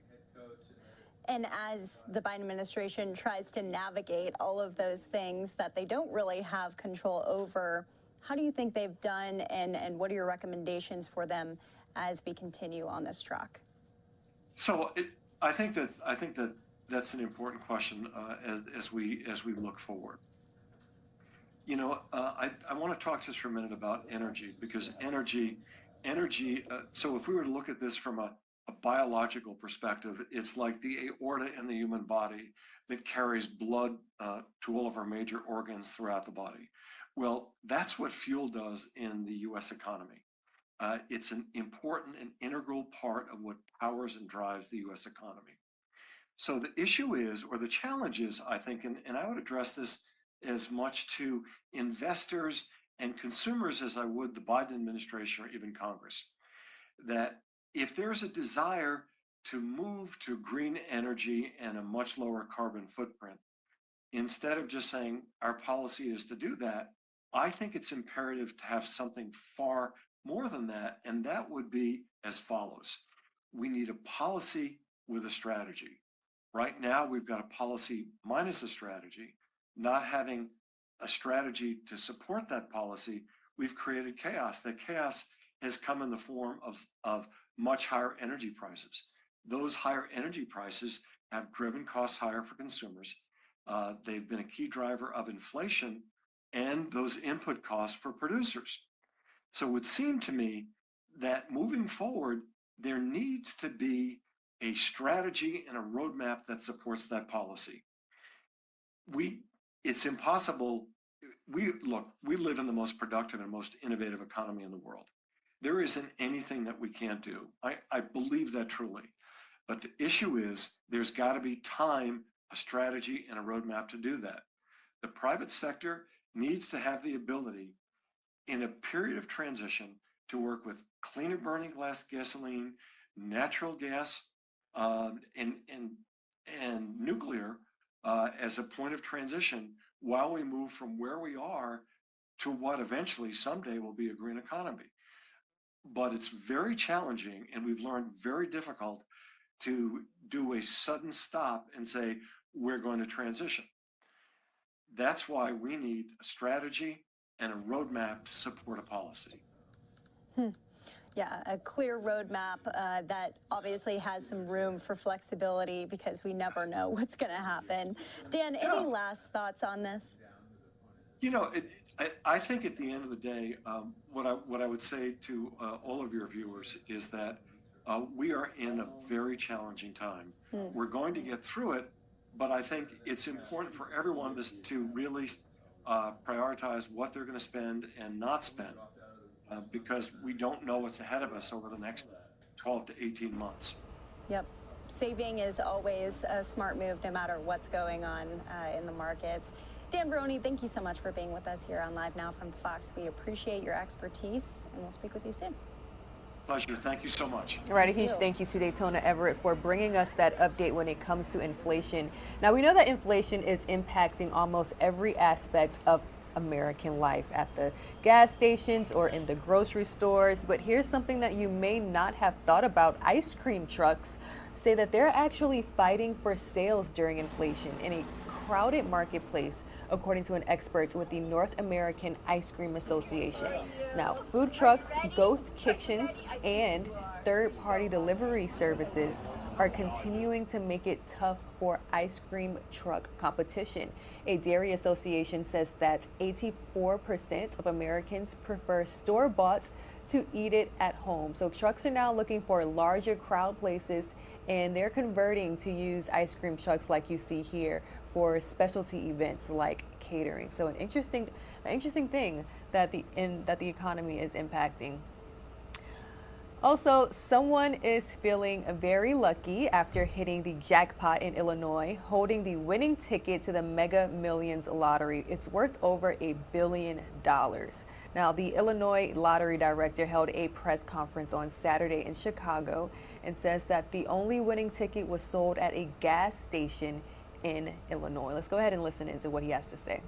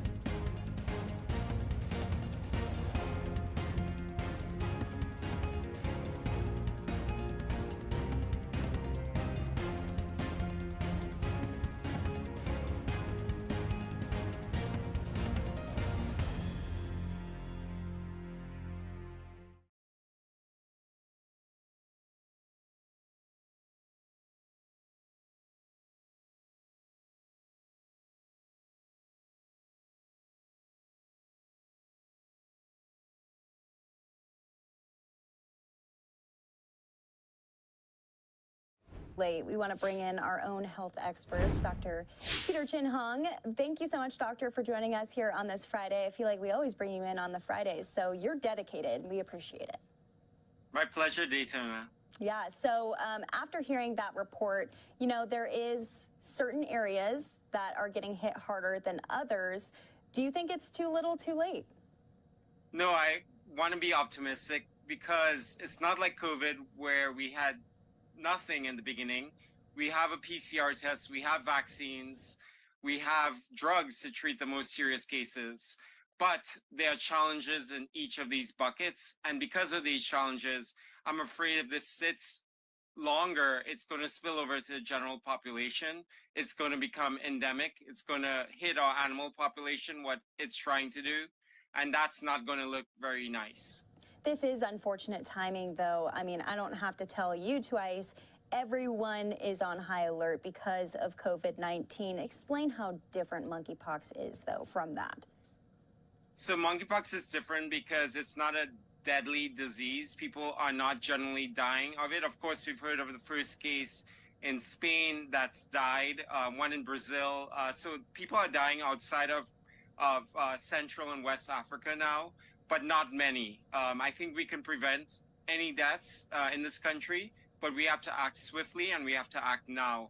And again, prevention is never sexy, right? You only know the prevention works if you don't get it. And then people say, well, we didn't get it, so what's the point? Mm-hmm. Well, the point is you didn't get it because of all these efforts that people made. Yeah, and they are making a lot of efforts for those who might want to go out and get vaccinated. What are your recommendations? So my recommendations are, in the meantime, until you get vaccinated, if you're a member of the LGBTQ community, you kind of have to pause on your intimate contacts or limit them as much as you can. I think you have to have open conversations and be in touch with your body and the bodies of your partner. So if there's any concerning rash, have a very low threshold for testing. We know that testing has had a very low uptake in general around the country. And if you don't have testing and you don't know what the numbers are, you're not going to be seeing what the picture is. The only picture that's unbiased we have right now is from wastewater, and it doesn't look very pretty. What are the biggest myths that you've heard thus far from monkeypox? Because it's become really a national headline and people are, in some cases really freaking out about it. What are the things that you're hearing most frequently? There's so many myths. Some of the most anxiety-provoking myths are you can get it from the gym or from the yoga studio or from a thrift store. I had somebody ask me yesterday, they were going to a thrift store and they were worried about trying on clothes. And I said, please don't worry. You have close to 0% chance of getting it. So I think when you look at lists of ways you can get things, just like COVID early on, you kind of make them equally the same or have the same font size, but it's kind of like skin to skin contact. It's like, 50 font size, point font size. And like going to the thrift store is like close to like 8 or less than 8 if you can get it. So that's the way to think about it. And at the end of the day, there are lots of silver linings. As I said, you're not going to die. Most likely, if you know that you're exposed, the vaccine actually works as a drug because the incubation period is so long. You can mobilize your immune system in time within 4 days after exposure to not even get disease. And if you get the vaccine within 2 weeks, if you haven't had a rash yet, it can prevent a more severe case of disease. And if you're over 50, you've likely gotten the smallpox vaccine already, and you probably have some partial protection. Sure, and this is not new. Monkeypox is not new. It's just re-emerging. Why is it re-emerging in such large numbers? Well, we think it was fueled by social and sexual networks right now. There's also some wonder as to whether or not the virus has evolved. But, this is a very stable virus. It looks very different from COVID. Look how these spike proteins mutate all the time. In monkeypox, it's kind of like a big blob with an envelope, and that kind of keeps it stable. It's a DNA virus, which is more stable than an RNA virus. So we don't expect a ton of mutations. Yeah. We appreciate you bringing on the demonstrations per usual, Doctor. And thank you through all of this, the pandemic and now into monkeypox. I mean, a huge part of us coming on air and talking about it is making it so that people don't panic and really get the facts and know how it all works. And so we want to highlight that for everyone. You know, if you could speak directly to everyone who's watching right now, who maybe is fearful about it, what would your message to them be? I would say, all right, that was the please latest don't from panic. Dr. Peter Chin Hong, joined by our very own Daytona Everett. The two discussing monkeypox. What can we expect in the near future? Will it be similar to the COVID-19 pandemic? A lot of questions are being asked during this time, as we are still very early on following the WHO declaring monkeypox a global pandemic. Now, we are seeing sites like this take place across the country as the first round of the new monkeypox vaccine shipments are underway to at-risk communities as the virus continues again to spread across the country.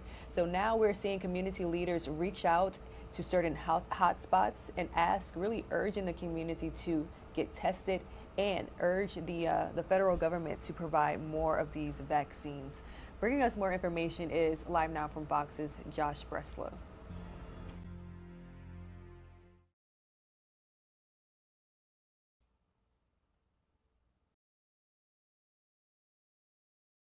If you're joining us on the East Coast, and 524 if you are joining us over on the West Coast. Obviously, we talk a lot about monkeypox here, and over the weekend, the World Health Organization declared monkeypox a global emergency, kind of raising awareness about the situation.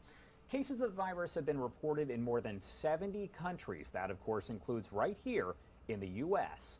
So Dr. Keleso Makafane is a social network epidemiologist and postdoctoral fellow at the Harvard FBX Center for Health and Human Rights. The doctor joining us now to talk more about the monkeypox virus. Thank you so much for being here with us this morning. We appreciate it.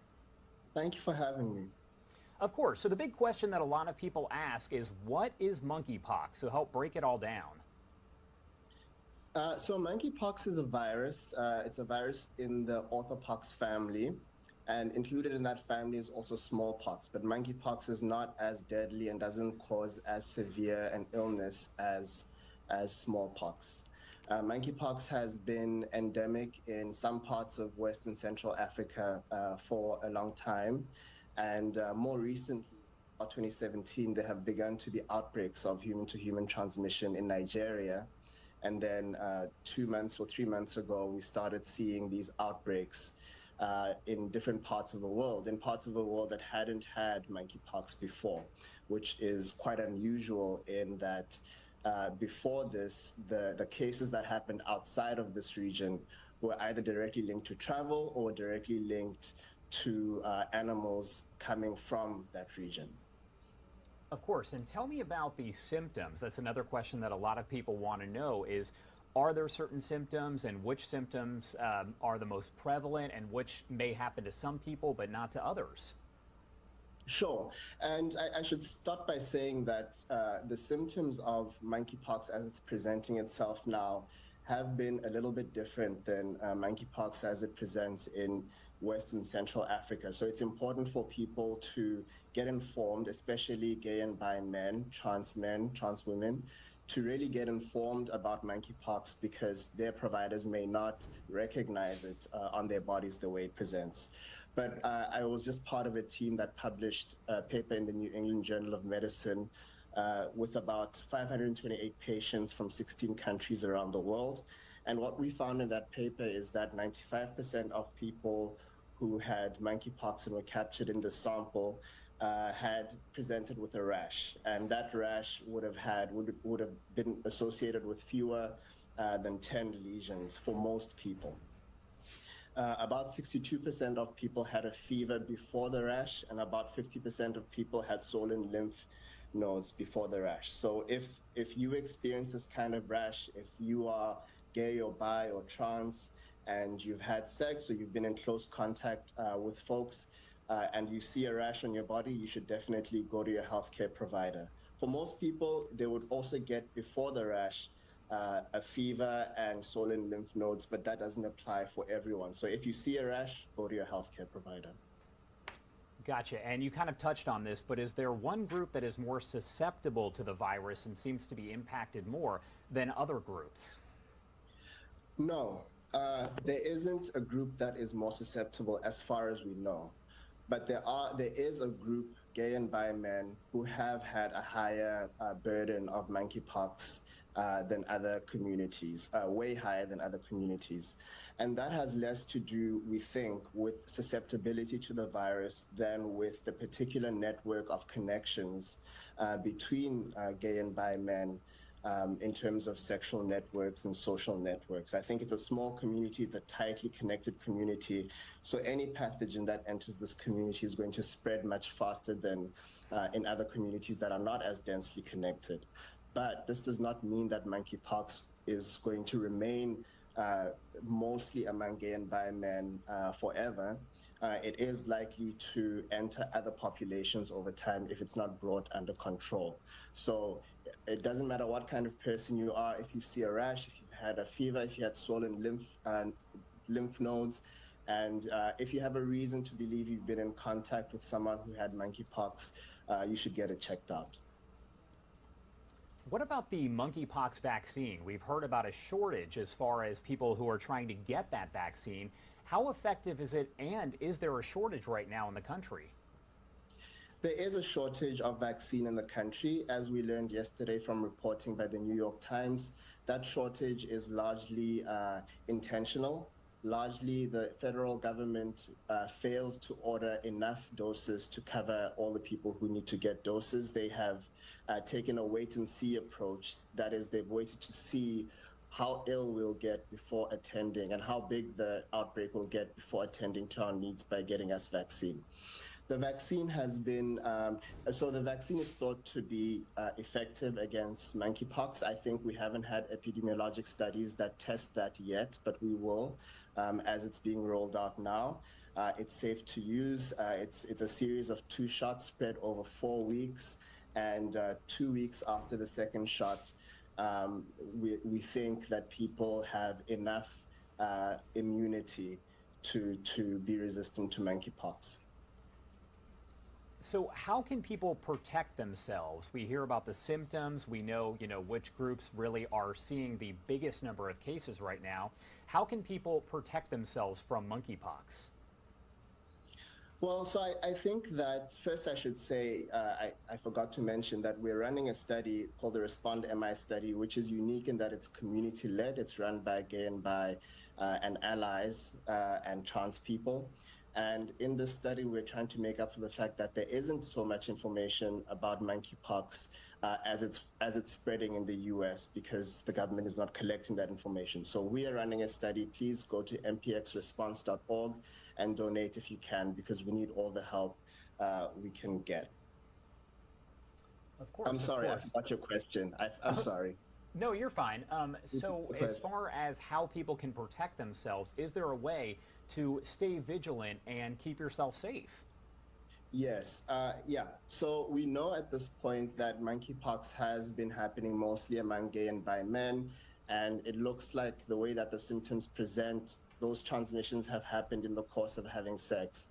So one thing people can do is try to have fewer sexual partners, try to not attend sex parties, try to cover lesions if you're out, try to be isolated if you have lesions, so everyone can take a step to make things safer for themselves. Now, some people will continue to have sex because that is a human need. Some people will completely stop having sex because that is not a priority to them. Everyone has something that they can do to make themselves slightly safer. And so I really recommend to everyone to think about that decision, not to go one way or the other, but to think about what is my risk for monkeypox in this situation and what little things or big things can I do to lessen that risk. Of course. And my last question for you, a big one here, is going to be, do we need to be concerned? Do we need to be on alert at this point? We know, of course, the World Health Organization said over the weekend this is a global health emergency. Do we need to be concerned? We should have been concerned 7 weeks ago, to be frank, because we started seeing this pathogen spread in a way that it hadn't spread before. It was largely contained to one community. So a few weeks ago would have been an excellent opportunity to really aggressively make sure that we have capacity in testing and vaccine and treatment to make sure that we quell this outbreak before it gets too big. So we should have been alarmed a few weeks ago. Right now, I think we should continue to be concerned, meaning that we should continue to pay attention to monkeypox news. We should continue to keep pressing the government to respond to gay and bi and trans people who have monkeypox instead of allowing this pathogen to rip through our community. But in being vigilant, it's not the same as panicking or causing pandemonium or being overly scared about it. I'm just saying that it's important to be aware of what's happening with monkeypox and to be aware of what's happening on your body in the next while until we figure out how to quell this monkeypox outbreak. Doctor, thank you so much for being here with us this morning. Anything else you want to add that you want to make sure people out there know about monkeypox?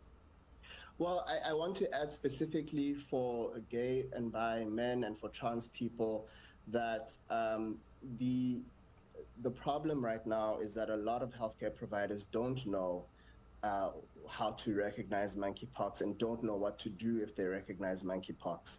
So it's very important for you to get clued up, and it's very important for you to tell someone if you get denied services. If you think you have monkeypox and you go to your healthcare provider and they don't test you for monkeypox, or they don't have a discussion with you about monkeypox, or don't present you with alternatives for what you think, alternative explanations for what you think is monkeypox, you need to tell someone other than your healthcare provider, and you need to advocate for yourself and ask for people to help advocate for you. We've heard a lot of stories of people who had monkeypox and developed pain, not being taken seriously by their healthcare provider. So we all as a community need to watch out for ourselves and watch out for each other in that regard. All right, Doctor, thank you so much for being here with us this morning. We appreciate it, and I'm sure we're going to be in touch with you over the next few weeks and even months, possibly.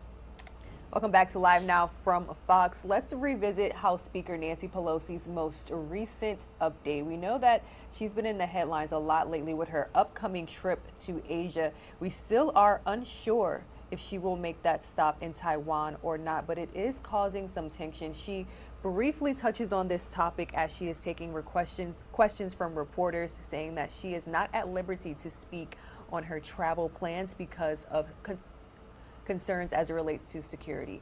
We're also going to witness House Speaker Nancy Pelosi speak about the Senate Republicans voting against the passage of the PACT Act, which was a bill that could have expanded and provided medical coverage for military veterans who have been exposed to toxins, such as those emitted from burn pits. So a lot of conversation being had here, and she's also again taking questions from reporters near the end of this press conference. So let's go ahead and listen in raw and unfiltered. And learning about it and teaching us about it, as well as doing so in every corner of the country. You know what it does? It lowers costs for consumers. It creates 100,000 good-paying union jobs, reduces U.S. dependence on foreign manufacture as it brings chip manufacturing home, as Steny always says, make it in America, which is a national security priority as well as an economic necessity, turbocharges American innovation, really powering our preeminence on both research and next generation technologies. I want to salute Eddie Bernice Johnson, the chair of the Science, Space, and Technology Committee. She got much of, not all, but a good deal of her bill's bipartisan legislation into the package, and Frank Pallone doing the CHIPS piece of this in a very effective way, and as well as 100,000 prevailing wage jobs, Bobby Scott, Richie Neal. I could go on and on about all of the members of our chairs who played such an important role, and all of our members who did so as well. And I just want to tell you a couple more things about it.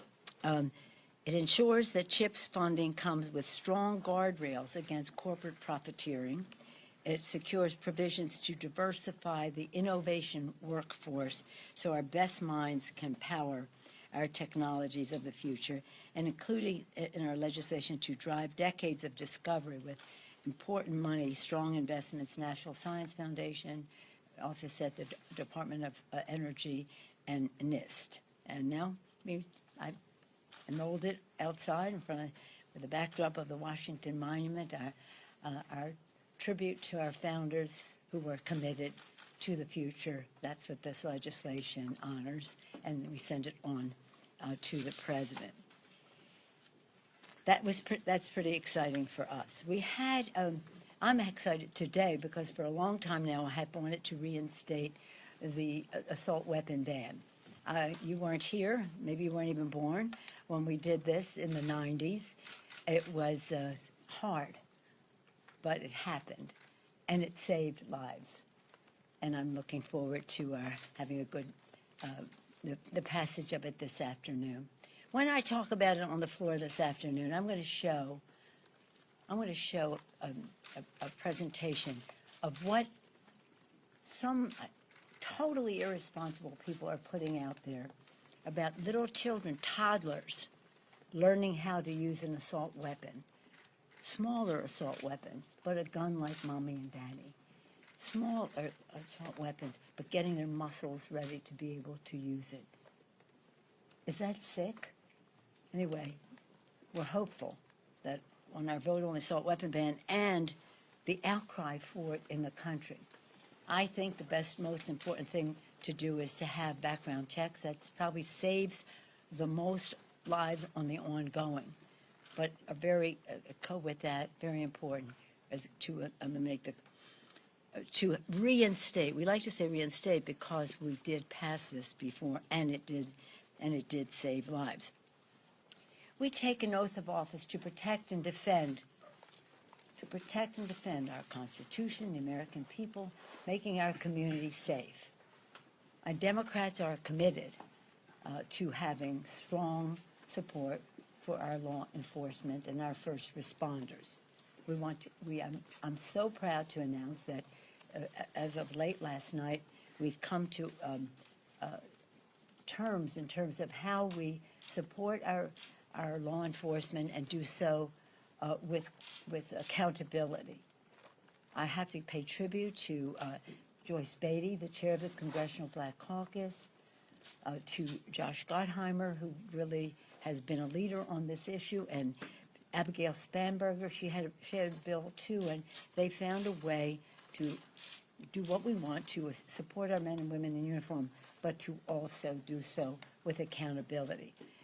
Since we talked about a security package, though, we've been flooded with so many bills that people have, so we need to, shall we say, we have to have the bandwidth to deal with all of them, and hopefully, not hopefully, we plan to bring those support for our men and women in law enforcement with accountability to the floor in the second week of August when we come back. That is what I think will conform to when the Senate may be ready to send us the very important legislation whose title is Inflation Reduction Act. So we're very excited about the fact that we have a breakthrough there. It isn't everything we want. How many times have I said that? You cannot judge something for what it doesn't do, but respect it for what it does. And what this does do is quite remarkable in terms of our investment in protecting the planet. It lowers, in addition to which, it lowers healthcare cost with the subsidies that are extended for 3 years in the bill, as well as to have, for the first time, historic opportunity for the Secretary of HHS to negotiate for lower prescription drug prices.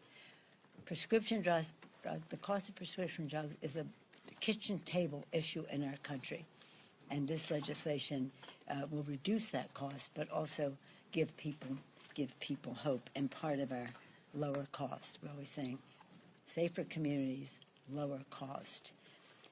Again, we'll bring this legislation to the floor, the public safety bills, but at the time when we have the legislation coming over from the Senate.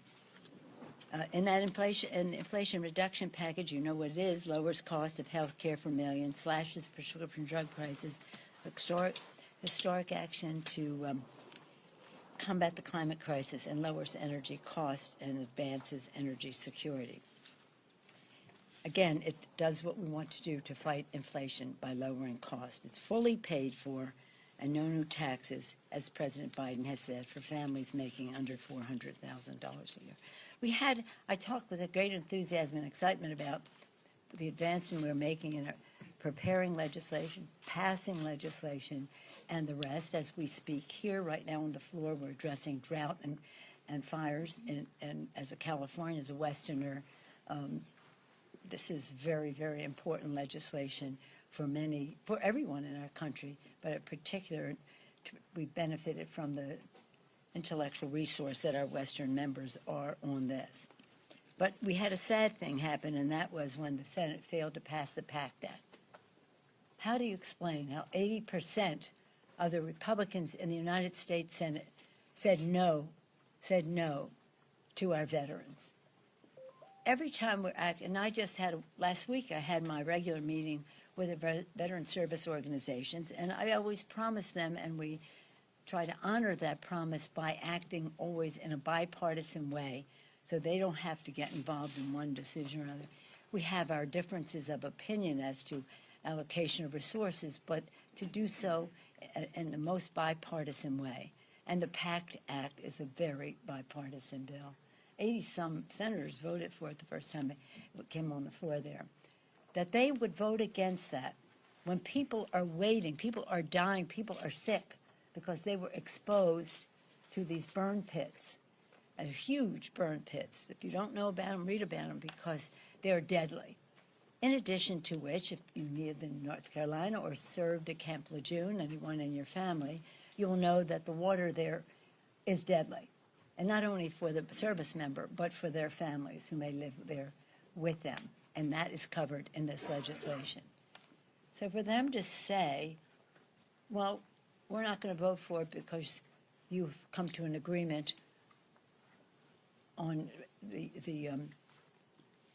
reconciliation, as they were calling it, is so ridiculous. Wait a minute. You're not going to help our veterans because we want to lower the cost of prescription drugs, because we want to lower the cost of health care, because we want to protect the planet. Of course, you don't agree with any of those things, but would you use that to vote against our veterans?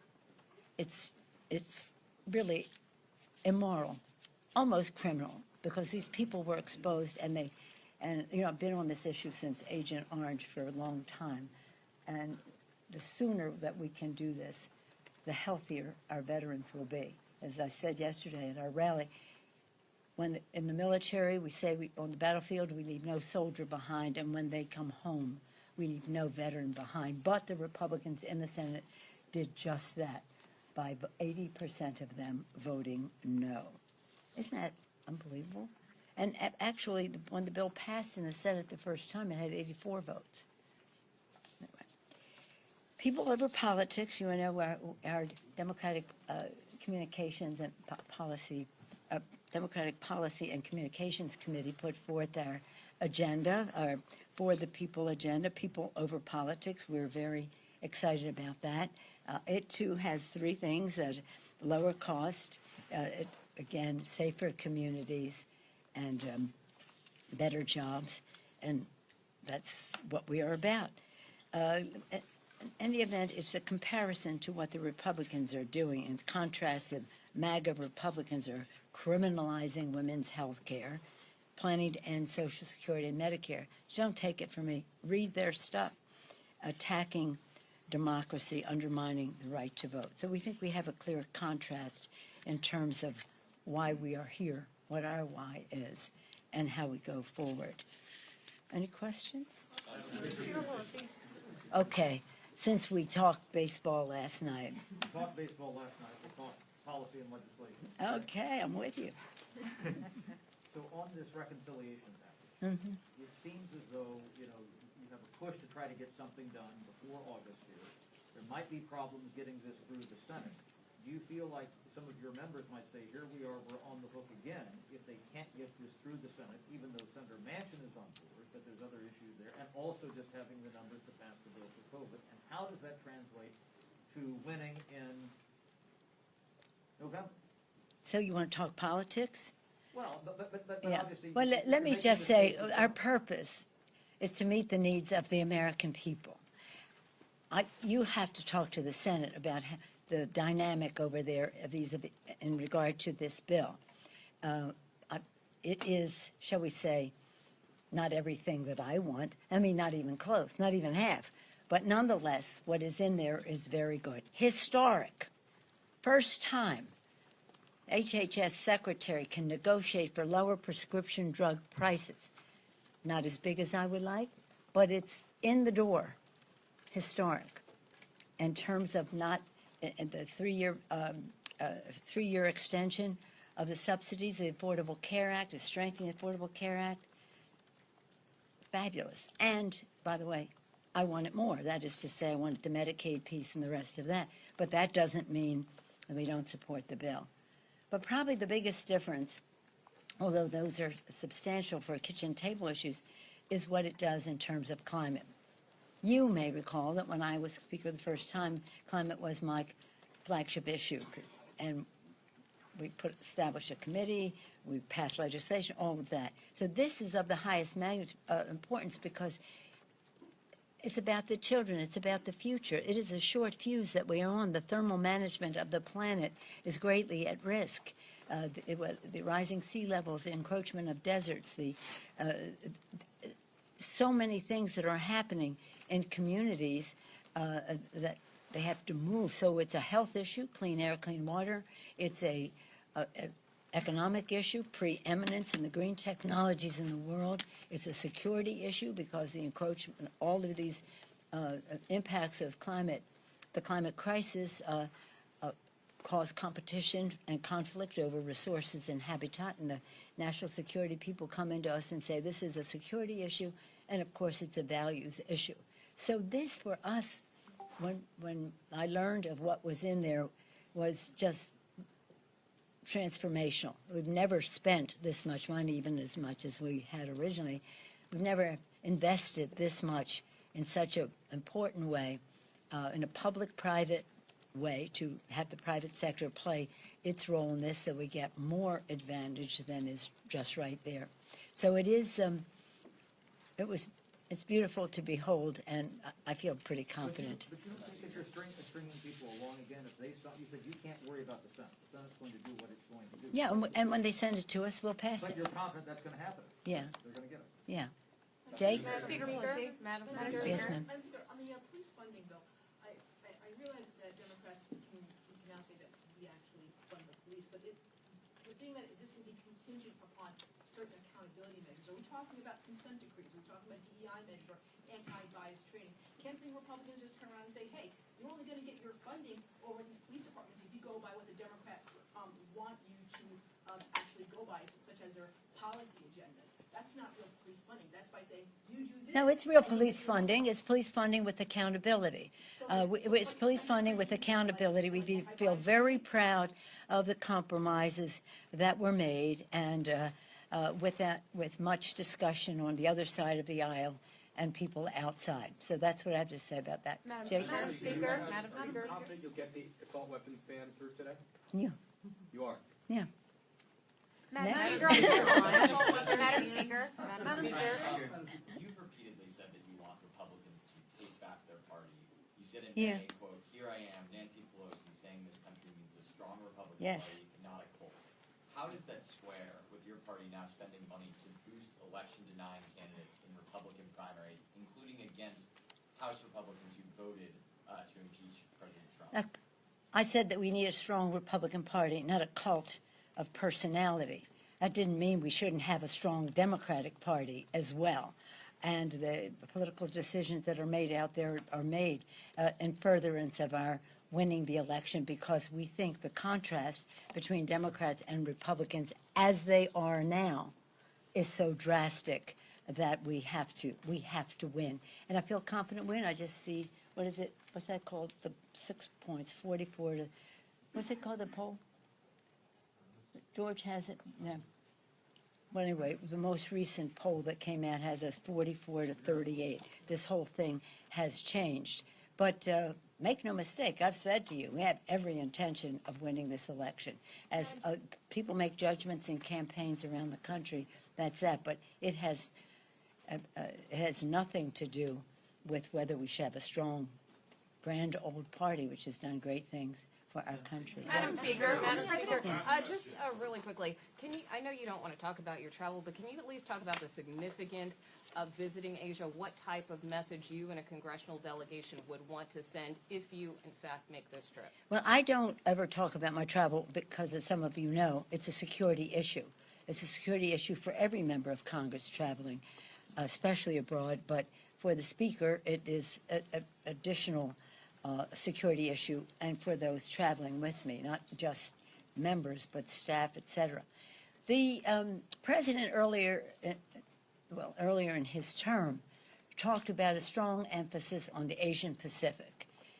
He has visited there, the Vice President has visited there, the Secretary of Commerce and others, and we want the Congress of the United States to be part of that initiative. Of course, as a West Coast person, we see the Pacific as that's our home. We're part of that as well. That is not to diminish the importance of our transatlantic relationships as well.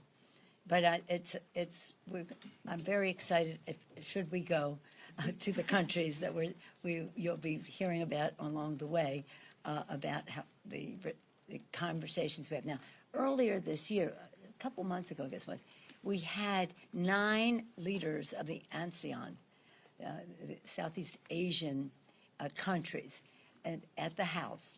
Was bipartisan. In fact, we invited some of the Senate to come, and some participated to have a. All right, and that was the latest from House Speaker Nancy Pelosi holding her weekly press briefing on Capitol Hill, taking questions from reporters when it comes to the United States economy, as well as her upcoming trip to Asia. We still do not know if she will make that stop in Taiwan, but we've heard that there is potential travel to Taiwan, which is causing a bit of controversy.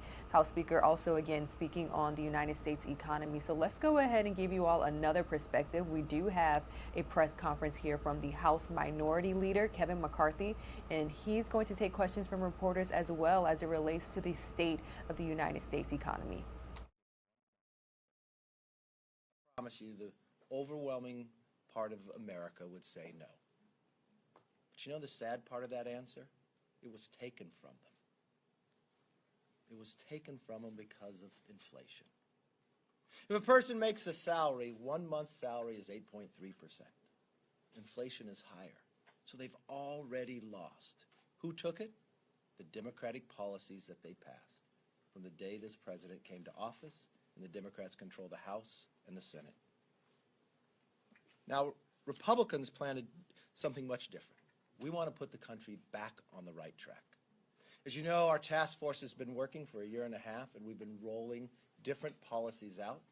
The QR code up here has just a few of the ideas of what we want to go forward with. An economy that is strong, a nation that's safe, a future that's free, and a government that is accountable.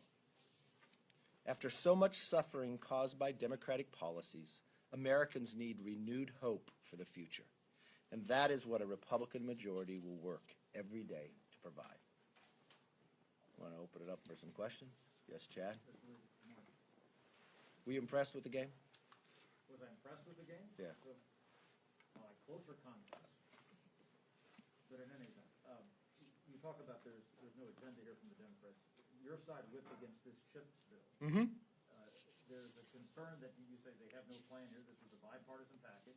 It was not a bipartisan package. You had 24 members on your side. Your side was. That's your definition of bipartisan?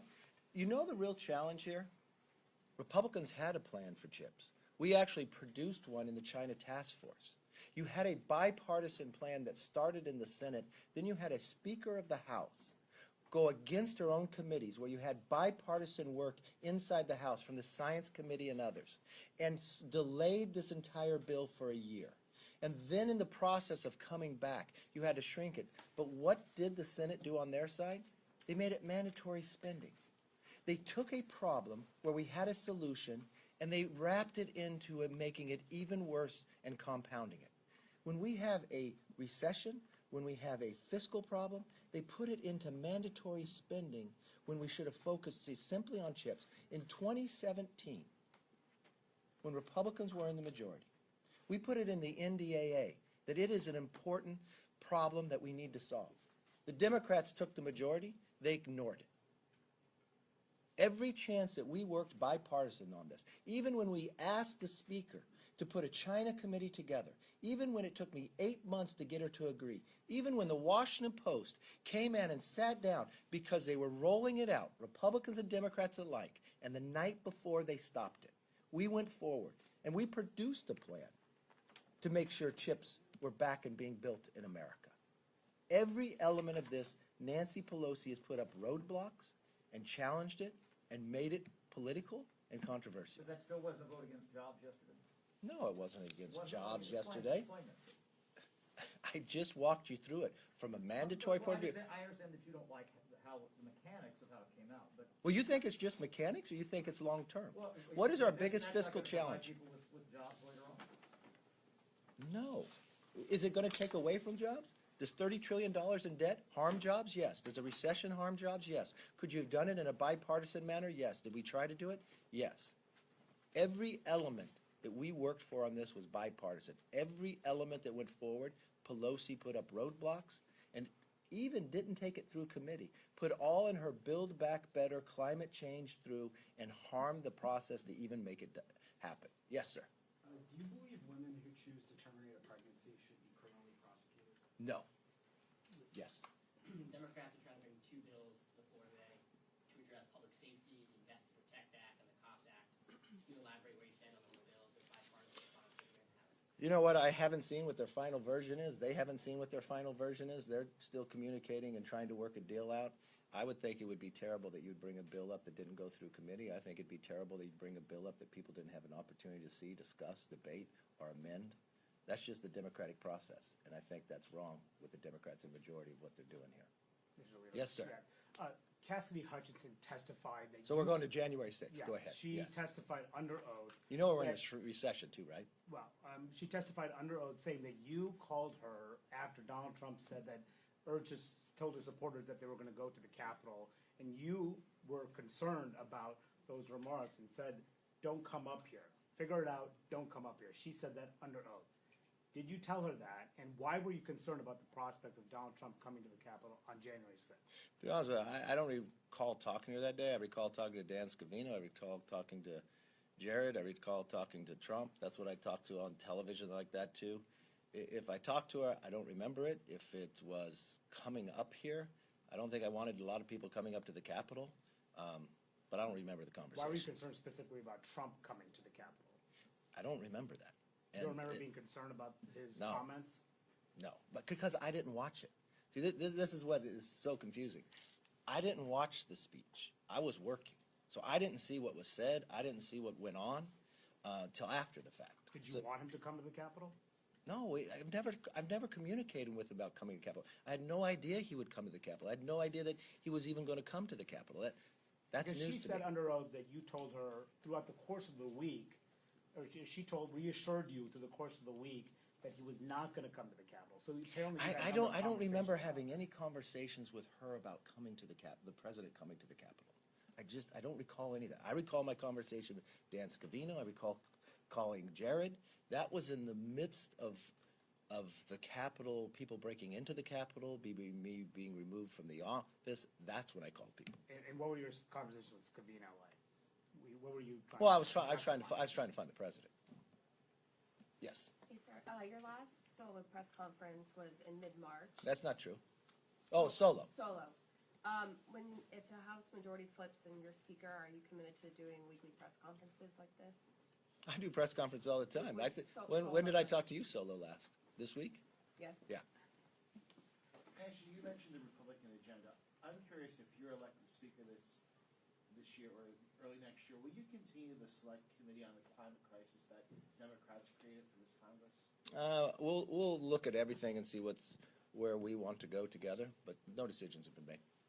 Mayor Bowser has called on the National Guard to come to PC and help respond to migrants being bused here, while the White House has accused Republicans of using these migrants as a political pawn. What's your reaction to that? Is that what's going on here? Not at all. So they're concerned about migrants coming to America illegally within their cities. Have they ever been to the border? They're concerned about bringing National Guards in after what was happening here during the summers, and people's safety was concerned, and they didn't think the National Guard should be there then. It just shows the hypocrisy of the mayor and the hypocrisy of the White House. Why don't they secure the border? Because what has happened because of their actions, every single community in America is now a border city. This is a national crisis. Fentanyl is now the #1 killer of Americans between the ages of 18 and 45. This is their policies, which they created. It created a national security issue throughout the entire country. The hypocrisy is that they won't go to the White House to try to make him secure this border. Yes, sir. Yeah, I would like to know your position regarding the Puerto Rico Status Act and what the Congress should do about that issue. You know what? I haven't been able to see that bill yet, read through it. I know Puerto Rico has had many votes down there to determine whether they're Commonwealth or statehood, but I'll continue to look at that bill and let you know. Mr. Leader, in the past, you've said you support members of Congress trading individual stocks. If the Speaker I'm brings... sorry, what did you say I said? You have publicly said you support members of Congress not trading individual stocks. No, I said I Ban. would look at that, but okay. So if the Speaker does bring up a bill to do that, to ban members and their spouses from trading stocks, would you vote for it? Would you urge your conference to vote for I it? think it's ironic that the Speaker of the House now talks about bringing up a bill at the very end of the term of Congress. So her husband could trade all the way through, but now it becomes a crisis? Look, I think the Speaker of the House has greater determination of what comes to the floor, what gets out of the committee. And her husband didn't just trade stock, he traded options. I think what her husband did was wrong. If you say, when she said she never told him anything, I know they spent their time together overseas, and when they're coming back, I'm sure she had conversations on the phone about what was going to be on the floor. I'm sure she had conversations about what the chip version finally looked at.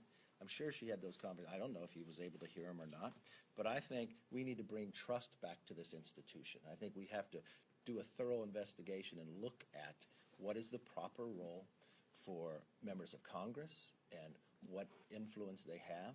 And I don't think the proper way to do this is Nancy Pelosi writing the bill, because we have proven that she can't do that. It should be a bipartisan manner, and we should look at it through committee, and this is something that we will do in the majority, putting new rules forward to make sure that you have trust in this House and the ability, knowing that people is not investing in a place that they have influence. Will you just to commit be not clear, talking to your spouse about legislation if you become speaker? Talking about legislation, or will I commit to not invest based upon legislation? Yeah. If you notice, I only own mutual funds. We don't buy any individual stocks. So just to be clear, if you become speaker, will you commit to advancing legislation to ban members and their spouses from trading? I think I would look all the way through it. What I've told everybody, we will come back and we will not only investigate this, we will come back with a proposal to change the current behavior. Thank you. Just following up quickly on Olivia's question, as the Republican leader, will you commit to holding the weekly solo press conferences every week for the remainder of this term? If it's going to be every single week, I don't know what's going to happen every single week, but I'll commit to always have press conferences. And then just a follow-up question. As you look ahead to next year and mapping out the potential agenda for the majority and some of the oversight priorities, are the results of the last election, the 2020 election, on the agenda at all in terms of oversight concerns for the next Congress? Look, at our greatest concerns right now is the economy of America, the cost of living for every single American. Americans losing a month of their paycheck, the price of gasoline. That's our focus. We want to become energy independent, lower the price of gas. We want to make you feel safe in your streets.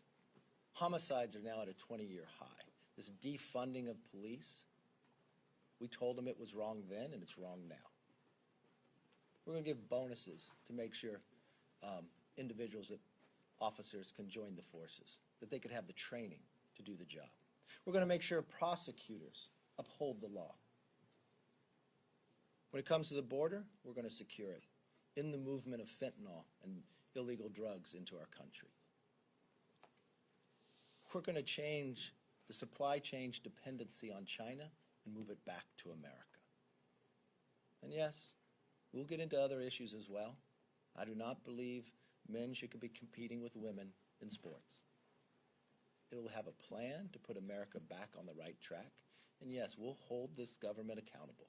We'll want to know why that decisions were made the way they were leaving Afghanistan. We'll want to know where the origins of COVID actually began. Why, with the Democrats holding the majority, why haven't they had one hearing to know where that's happened? And yes, we'll want to know why the Attorney General goes after parents who simply want to go to a school board meeting to know what's happening in their kids' education. And yes, part of our commitment to America will have a Parents' Bill of Rights. The parents should have a say in their kids' education. They should know what's going on at the school as well. That's what our focus. Number one, the economy, the cost of living. You know, it wasn't just Republicans who warned the Democrats. Their American Rescue Plan, that $2 trillion that only Democrats voted for, Steve Ratner calls it the original sin of inflation. Larry Summers warned them ahead of time. The fear that it would shoot up inflation. We're now sitting in a recession. I remember what Nancy Pelosi said in 2008. She defined a recession exactly as everybody else in the world did. 2 down quarters. It'll be interesting if you ask her that question. Will she try to redefine it like the Democrats do now? Is it only a recession in 2 down quarters if the president is a Republican? And the interesting part is you can take every graph you want to see. When did inflation start skyrocketing? After the swearing in of the president and the passing of the American Rescue Plan, where it was only Democrat votes. So are we focused? Yes, we're very focused. The cost of living is too high. We have not seen this in 40 years. The pain that is causing every single American family. I go back to the simple question. You ask the American family. I'm looking forward to CNN to finally ask this question. Could you afford to give up 1 month pay? Raise that question and see how many people said yes. The sad part is that regardless of how they answered the question, it was all taken from them. It was taken from them because of the Democratic policies creating this inflation. And it's not just inflation they created.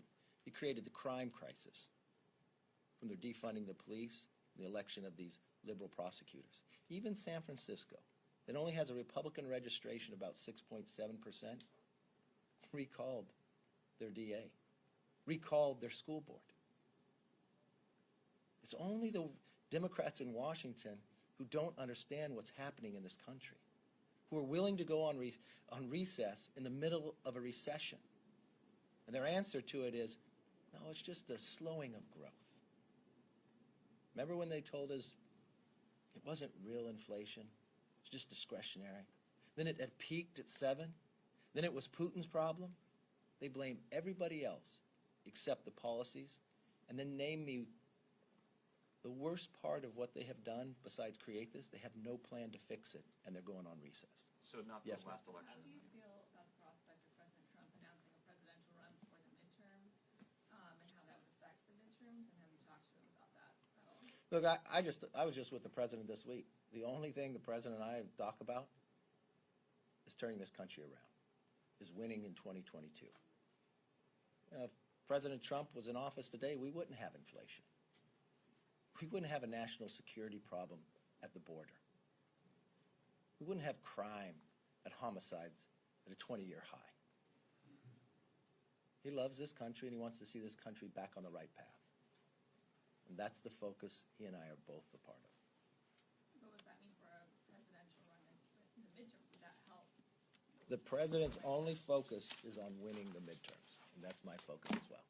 Hope you all have a great weekend. Take care. All right, that was the latest from House Minority Leader Kevin McCarthy. We've learned that for the last 6 months, the United States economy has been contracting. That's what the newest quarterly GDP report says. So while many economists define this as a recession, the White House is still pointing to other factors, calling it a transition. So let's go ahead and listen into that announcement from President Biden.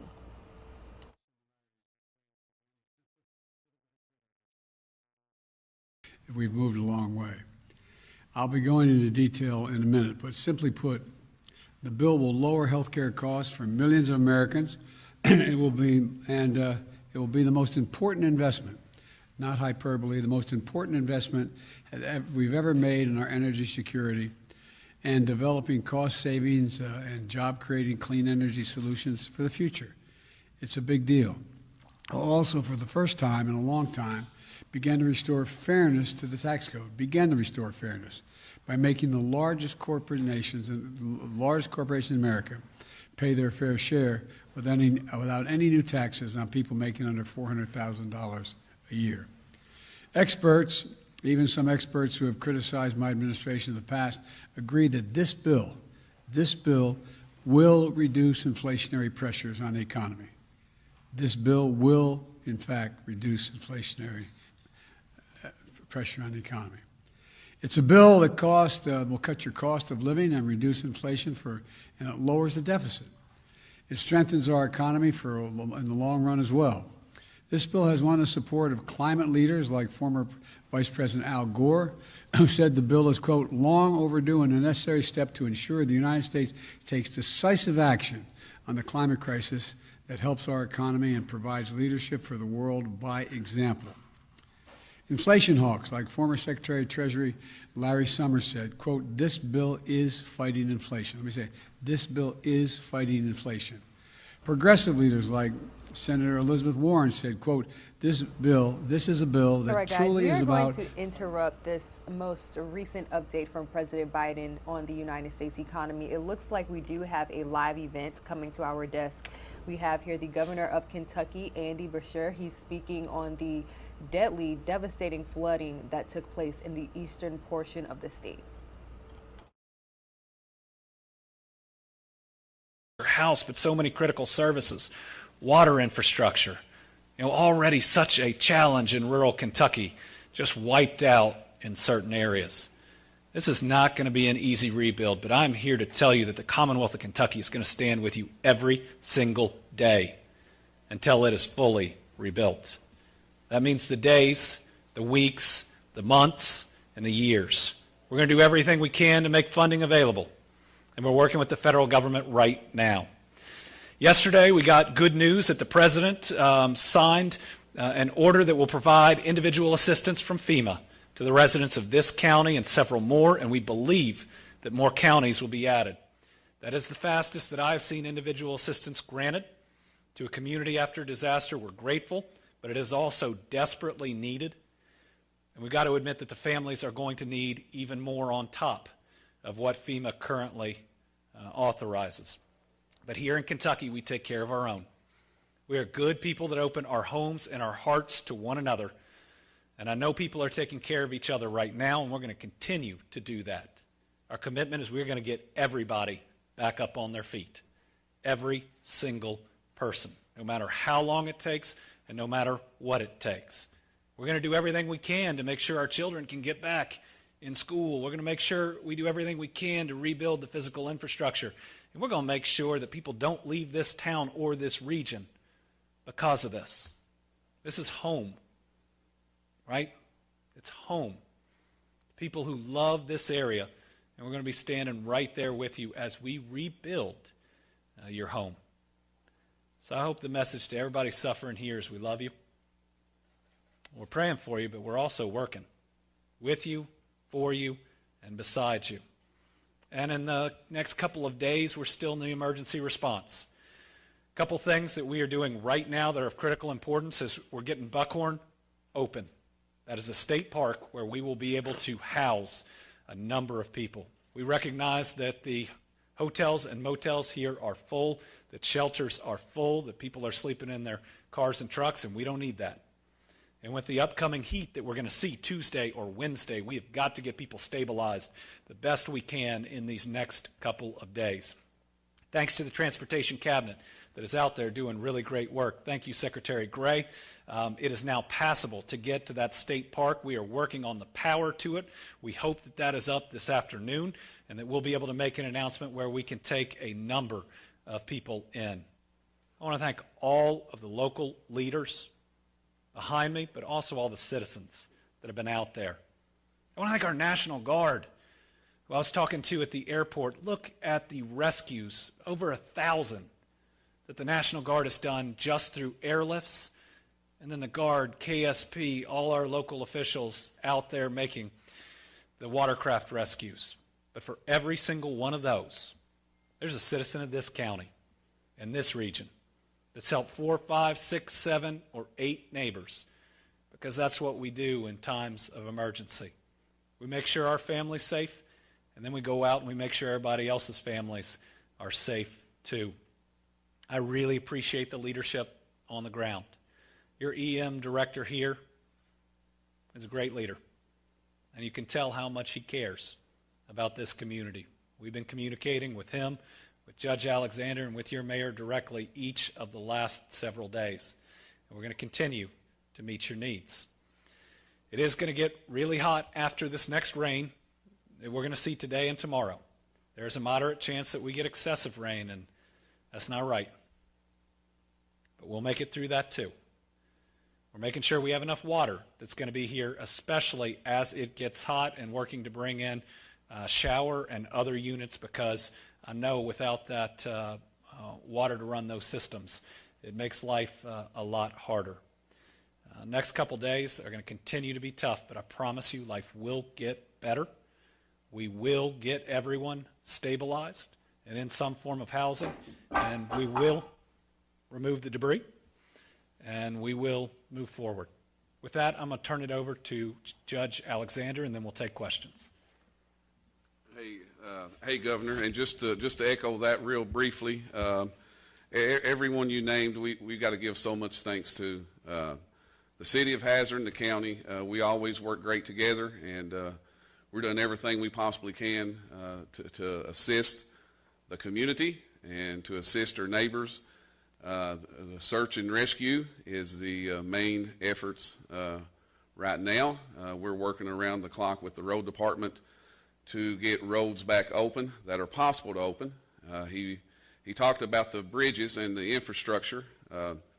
We've probably got somewhere around 50 plus bridges that are washed out, broke, head walls gone, that we will have to try to figure out a way to fix, and we will.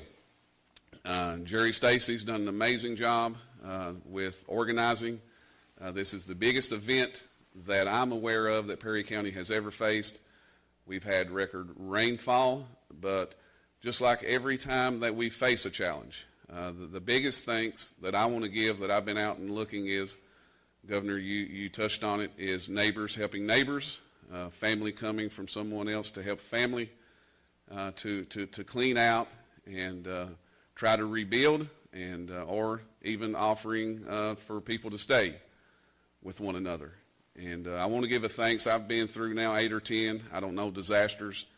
Usually individual assistance takes time, and so you've got people wondering and waiting. And I know you're suffering today, but that is the quickest individual assistance that I've ever seen approved. And I know we got FEMA workers coming. I think the governor said he'd requested 80 on the ground and is requesting more. And the sooner we can get those out to you, the sooner you can start rebuilding. We will be here every step of the way. As we move from search and rescue, we know we got to start the other phases of rebuilding and getting those that we can back to life as quickly as possible. You touched on the schools, and that's something that I'll speak with the superintendents on later.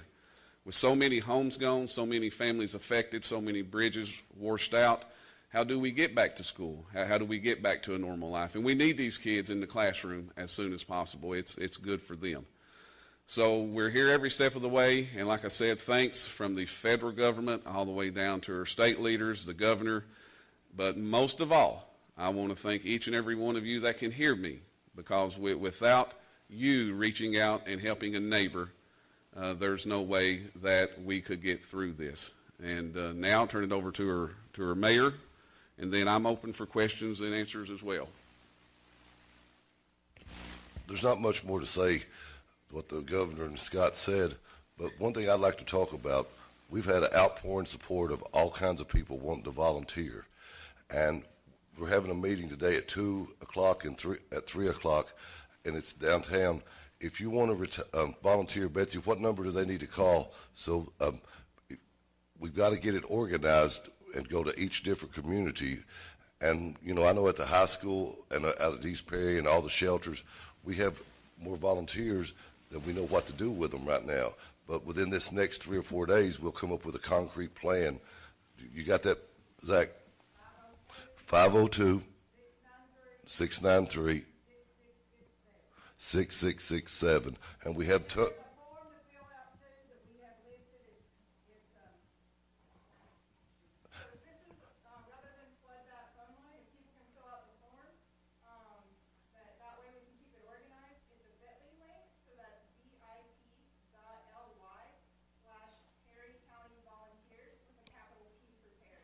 and we have tons of people wanting to volunteer, and we need you. We need to put you where you can work best to do it the fastest. And like Scott said, none of this will be happening if everybody don't take care of each other, and that's what we do. Thank you. Yes. Thank you very much. Mark Stone from Sky News. I realise you've got so many huge challenges, immediate challenges, but I'm struck, Governor, that you haven't mentioned climate change in your comments over the past few days. You talked about the fact that extreme weather is more common. I saw you in Mayfield a few months ago when that part of the world, part of your state was destroyed. Do Kentuckians, do Americans see a link between the extreme weather and climate change? The reason you haven't heard me talk about something that I believe in is that we got hundreds, if not thousands, of people with no movement. We're still finding bodies. And to talk to a set of parents who lost children about solar panels, they don't want to talk about that right now. Right now, our job is to find those that are missing. Our job is to help families that are suffering, and we can have that larger conversation later.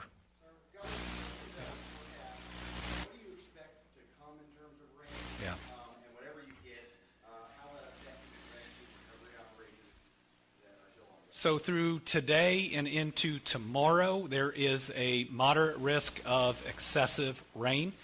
That would be between 1 and 2 inches. It looks like flash flooding, if and where it occurs, will be localized and not region-wide. It really hurts the morale folks that have seen this amount of rain.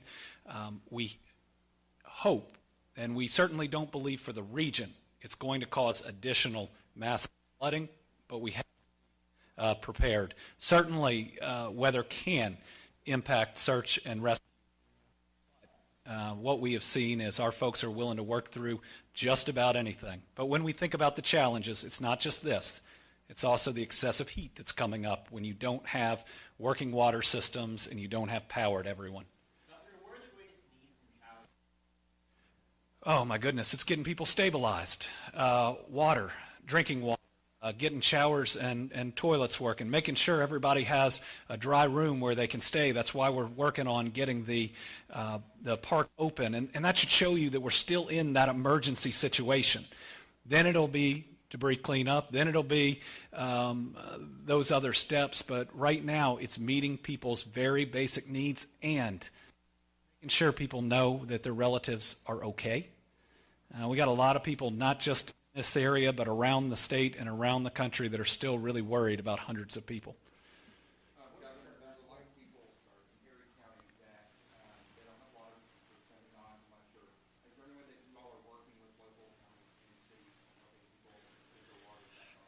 So first thing we're doing is sending massive truckloads of water, mainly drinking water, but also usable water for hospitals and others. The Kentucky Distillers Association sent water to ARA.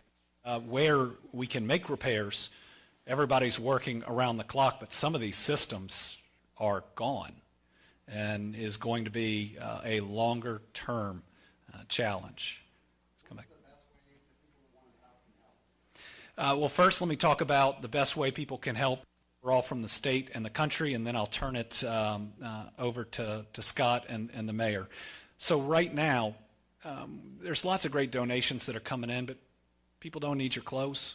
You know, they could use some new clothes. Certainly water is critically important, and when you look at how long this recovery is going to last, a lot of the groups that are here that are really important won't be here 2 or 3 months from now. I don't begrudge that. They will be at the next disaster. That's why we set up the Team Eastern Kentucky Flooding Relief Fund. You can find that on our website. It is fully transparent.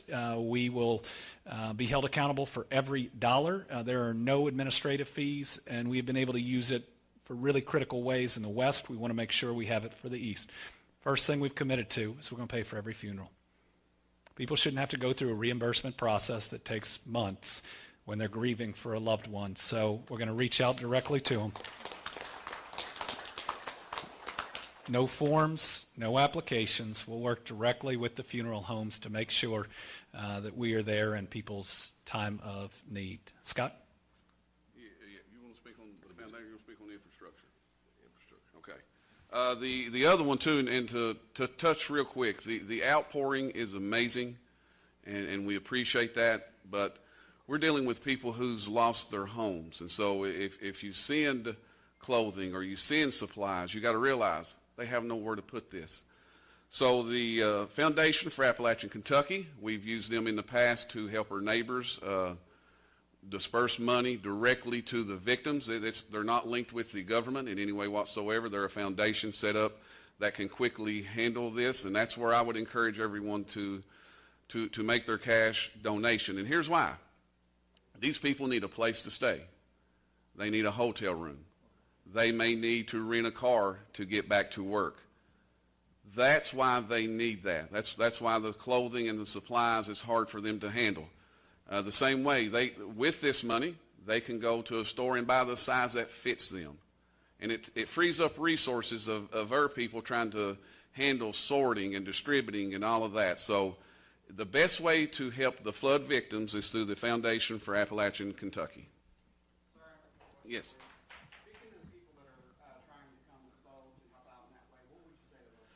Reach out to our emergency management. Jerry Stacy's done an amazing job working with the National Guard. They was in here immediately. They've been rescues around the clock since they started, and so I would refer them to reach out to our office, our local office, and see if that's the next. We're probably here within the next week, hopefully without hopefully we miss a lot of this rain. We hope to be wrapping that up within a week or two, and so we will be needing a different phase of volunteers and help here in the future. Was it 38? I'm not for sure, but I think it's 38 rooms. We'll get you that number before we leave. Yeah, go ahead. So FEMA is working on that side, but in responding to the tornadoes in western Kentucky, the state made a significant purchase of travel trailers. We have 70 plus that are available right now. We've already started moving them, and the first group is already here. We want to work with FEMA on their travel trailers, but we don't want to wait. We want to make sure that we get people stabilized as quickly as we can. The first set went to Jenny Wiley in Floyd County, where the state park is operational but now full, and we are expanding capacity through it. We did learn some lessons. I wish we didn't have to have learned lessons. That devastation in western Kentucky. Let me say I'm also humbled by the number of folks from that area that have driven here to help in this time of need. And the things that they have said is the world was there for us when we were struggling, and we're going to be there for eastern Kentucky. We have a state full of special people. Other thing we're working on that I'd mention is contracting directly with the hotels so that people aren't going to have to pay out of their pocket if they are in a sheltering situation. We're working on that today, and we'll hopefully have that up and running. We don't want anybody to be out of any dollars that right now are so critical for them. We were able to make that happen again 7 months ago, and we're working on it in Hazard right now.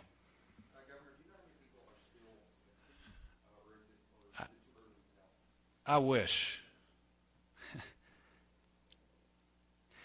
I wish we had a firm, real number of the people that are missing. I can sort of help you with that, Dakota. At our city hall right now, we've got the coroner set up down there, and families members are coming in for the last 2 days and bringing pictures and ways to identify people, and they're keeping track, and then they're calling in, but we don't know all the counties, but it's several. I mean, it's in between still spotty cell phone service, though we are getting it back up, and then not necessarily having a firm count to begin with in each area that we're talking about. You know the areas that we're talking about. This is something that we're going to be working on, again, for weeks to come. Now, if I can give people just a glimmer of hope, we did find a lot of people in the West that we feared the worst for, and as cell phone coverage picked up in the days that followed, we found a lot of people that we reunited with their families, and boy, we are praying that that's going to be the case here too. That's coming out of the Team Eastern Kentucky Flood Relief Fund, and that's going to be around to help in a lot of other things. But listen, if people are willing to be generous, both of these are great funds that are going to help people. We'll coordinate. We'll make sure that we don't duplicate.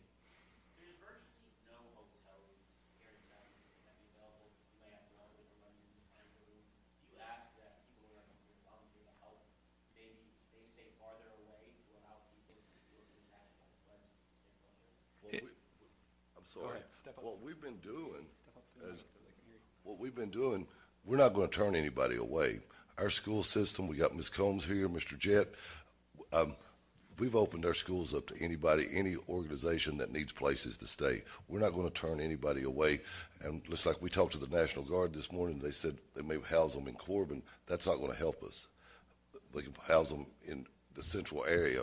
And, you know, we've got the sportsplex over there in Knott County.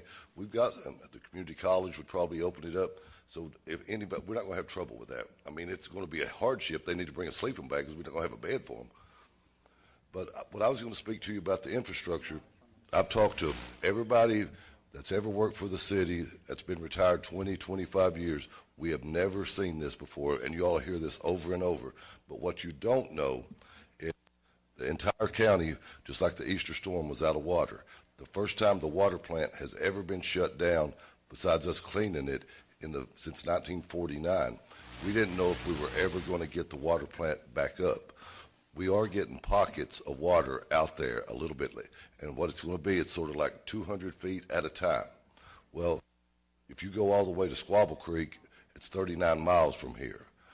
And we've had people on the ground, they're calling, the lines are washed out, and there is no way a crew of 15 men in the city of Hazard are going to be able to get all of these lines back up. So I talked to the governor, I talked to Scott, and everybody's in agreement.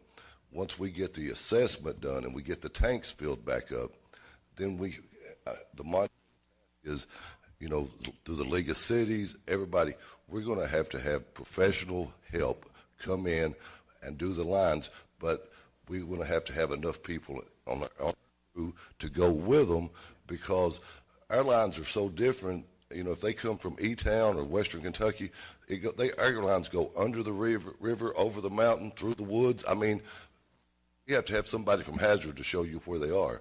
And to reiterate what the governor said, this is heartwarming. Yesterday, Ms. Combs did a great job up at the high school, organized all the sports team to help us get all the stuff donated. But this one big truck came in, and I started talking to him. I said, where y'all? Said, we just did this in Western Kentucky. This is the stuff we have left over from the tornadoes.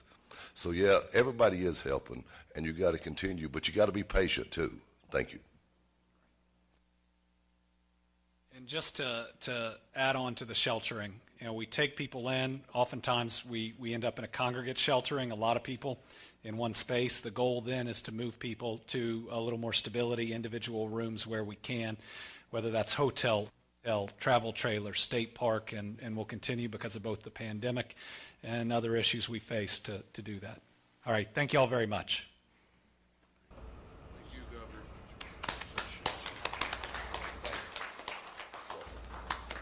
And that was a live update that we got here from the governor of Kentucky, Andy Beshear, updating everyone on the rescue and recovery process.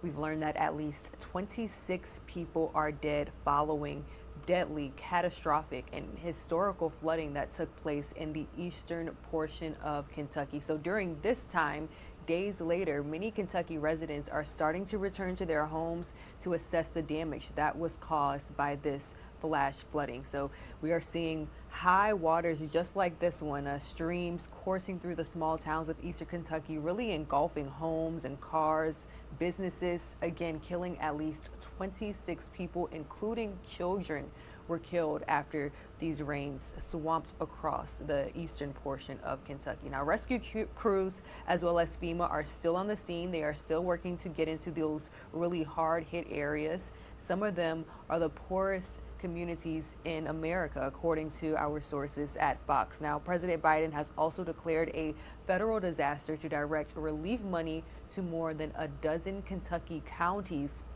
And just moments ago, the governor announced that they will be paying for all funerals for those who have lost their lives in these deadly floods. Also, a reunification center has been arranged at the local coroner's office in eastern Kentucky. So people who are still searching for their families are showing up with photographs asking officials, have you located my loved one? So while that is a question that cannot be answered right now, unfortunately, the governor got very emotional when someone asks how many people are still missing. It's just a question that we cannot answer right now. But he did leave us with a message of hope, saying that they are still reuniting people with their family, especially in the western portion of Kentucky. They are finding people who they presume to be dead alive and well, and they are having to reunite them with their family. So there is still good news out there.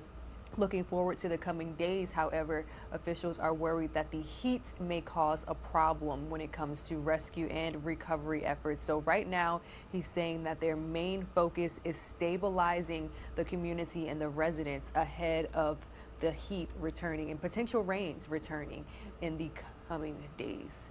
And just take a look at this footage. Very devastating to see that this has happened to such a tight-knit, as the governor said, tight-knit and close community. But we will be closely following rescue and recovery efforts there in eastern Kentucky. So let's go from one live event to another. It looks like we have the Senate Majority Leader Chuck Schumer holding his weekly press briefing from New York, New York. 30s and 40s instead of their 60s and 70s. And so I really encourage everybody to support this bill, for both sides to come together. Let's get this bill should have been passed the other day. I don't know why they got into that, and I hope they do it now. Thank you. Thank you, John. Thank you. Next, we have somebody well known to the fight for people exposed to toxins. He led the fight, and we passed legislation. We still got to fill up and get more money in that for the 9/11 folks, and he's leading the fight here as well. John Field.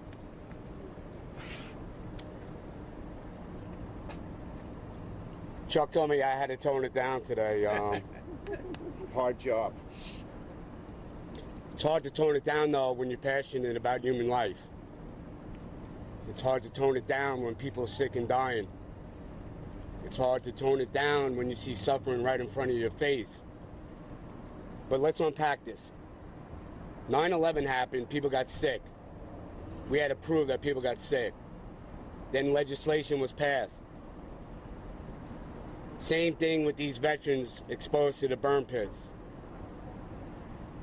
In 1972, using jet fuel as an accelerator was outlawed in the United States. But it's okay overseas, around bases all over the world. Jet fuel causes cancer and respiratory illnesses. We no longer have to prove that. June 16th, we got a bill passed 84-14. We all thought we were going to Disney World. We all thought we were done. Big bipartisan support. And then because of a glitch, a technicality, Senator Toomey took advantage of it. And instead of doing what is morally right, he decided to do what was unmoral, un-American, unpatriotic. Our bill should have passed last week again. His reckless actions, his callous actions, have caused pain and suffering to 3.5 million veterans. Some have died. Many have died waiting till us to get to here. Last night, I got a call, an email at 11:30 at night from a staff sergeant. We'll just say his name was Patrick, from St. Louis. Stage 3 cancer. He said, Mr. Field, tell Mr. Stewart and everybody I said thank you for what you're doing. He's got a 9-year-old and a 2-year-old. I said, don't thank us yet. We didn't do anything. He goes, you did more than most. He goes, I'm going to die knowing that my family will be taken care of. Right. If we do not get this bill passed this week, then I fail Patrick in St. Louis. And I don't fail. Senator Toomey is reckless, he's disingenuous, and he's lying. To the 25 GOP members of the Senate that jumped ship with him to give him cover without knowing what his amendment was, is all the proof I need to know that politics came before human life. Wednesday night, John Stewart and I had a Zoom call with all the VSOs. We didn't react to the bad news, we responded to the bad news. And we scorched the earth. We made everybody in D.C. uncomfortable. Hell, he's my friend, I make him uncomfortable. We're going to continue that pressure today. I'm going to go down to D.C. after this, and we're going to continue it until they vote on the bill tomorrow or Tuesday. And you can bet they're going to get this bill passed. Because if they don't, I got more bail money and more lawyers, and I'm going to make someone's life really, really fucking miserable. Thank you. Thank you. That's smart. Okay, one more point. We have one more guest, and that is we have Carol St. Pierre. She's the president of the National Association of Black Military Women. Carol, thank you. Hi. Everything that he said, ditto. I'm a nurse at Mount Sinai. I know several vets that are suffering from cancer. We need this. We need it to pass immediately. They are dying, and I cannot tell you how many of them are suffering. So we need this. Please help us pass this. Well said. Thank you. Thank you. Beautiful. Okay, Beautiful. questions on this subject? So, Senator, just quickly, so what is different this time around? I mean, he referenced a glitch, so what did you have to change in this We didn't bill? have to change anything in the bill. They voted no because Senator Toomey said that he wanted some amendments, and we say, look, we got to pass this bill. We offered him, as I said last week, we offered him an amendment, but they still voted no. Okay. So now we think they're going to pass it. We do. Anyone else? And Senator, if you could just recap for Art, Channel 4. Art. So look, we have 3.5 million veterans in New York City, Long Island, upstate, who have been exposed to toxins as they have fought for America. The Veterans Administration refuses to treat them and makes them jump through all kinds of hoops. The bottom line is that this bill says no, VA, you have to treat them. It should have passed.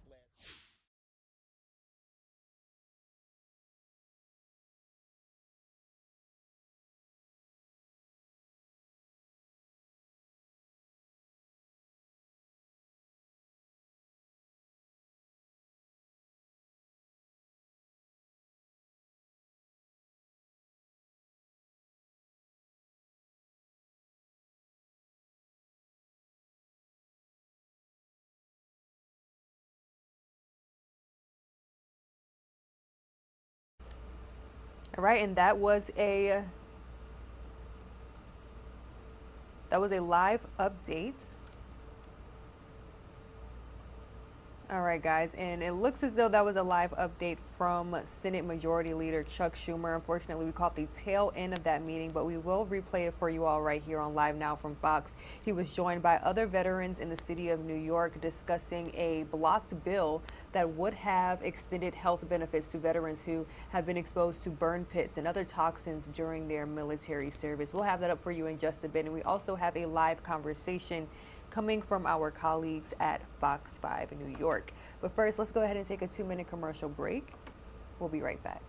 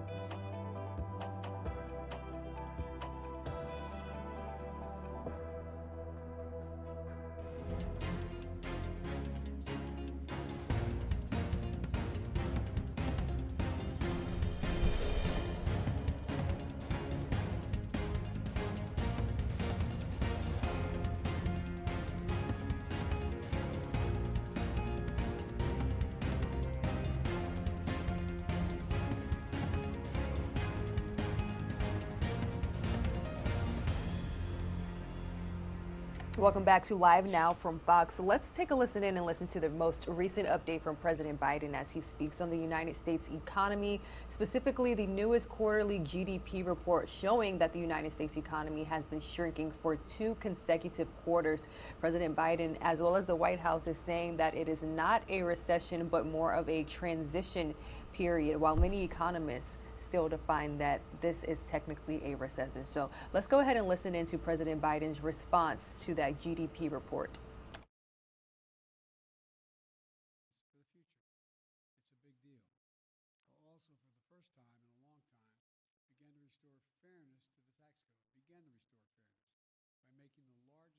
large corporations in America pay their fair share without any new taxes on people making under $400,000 a year.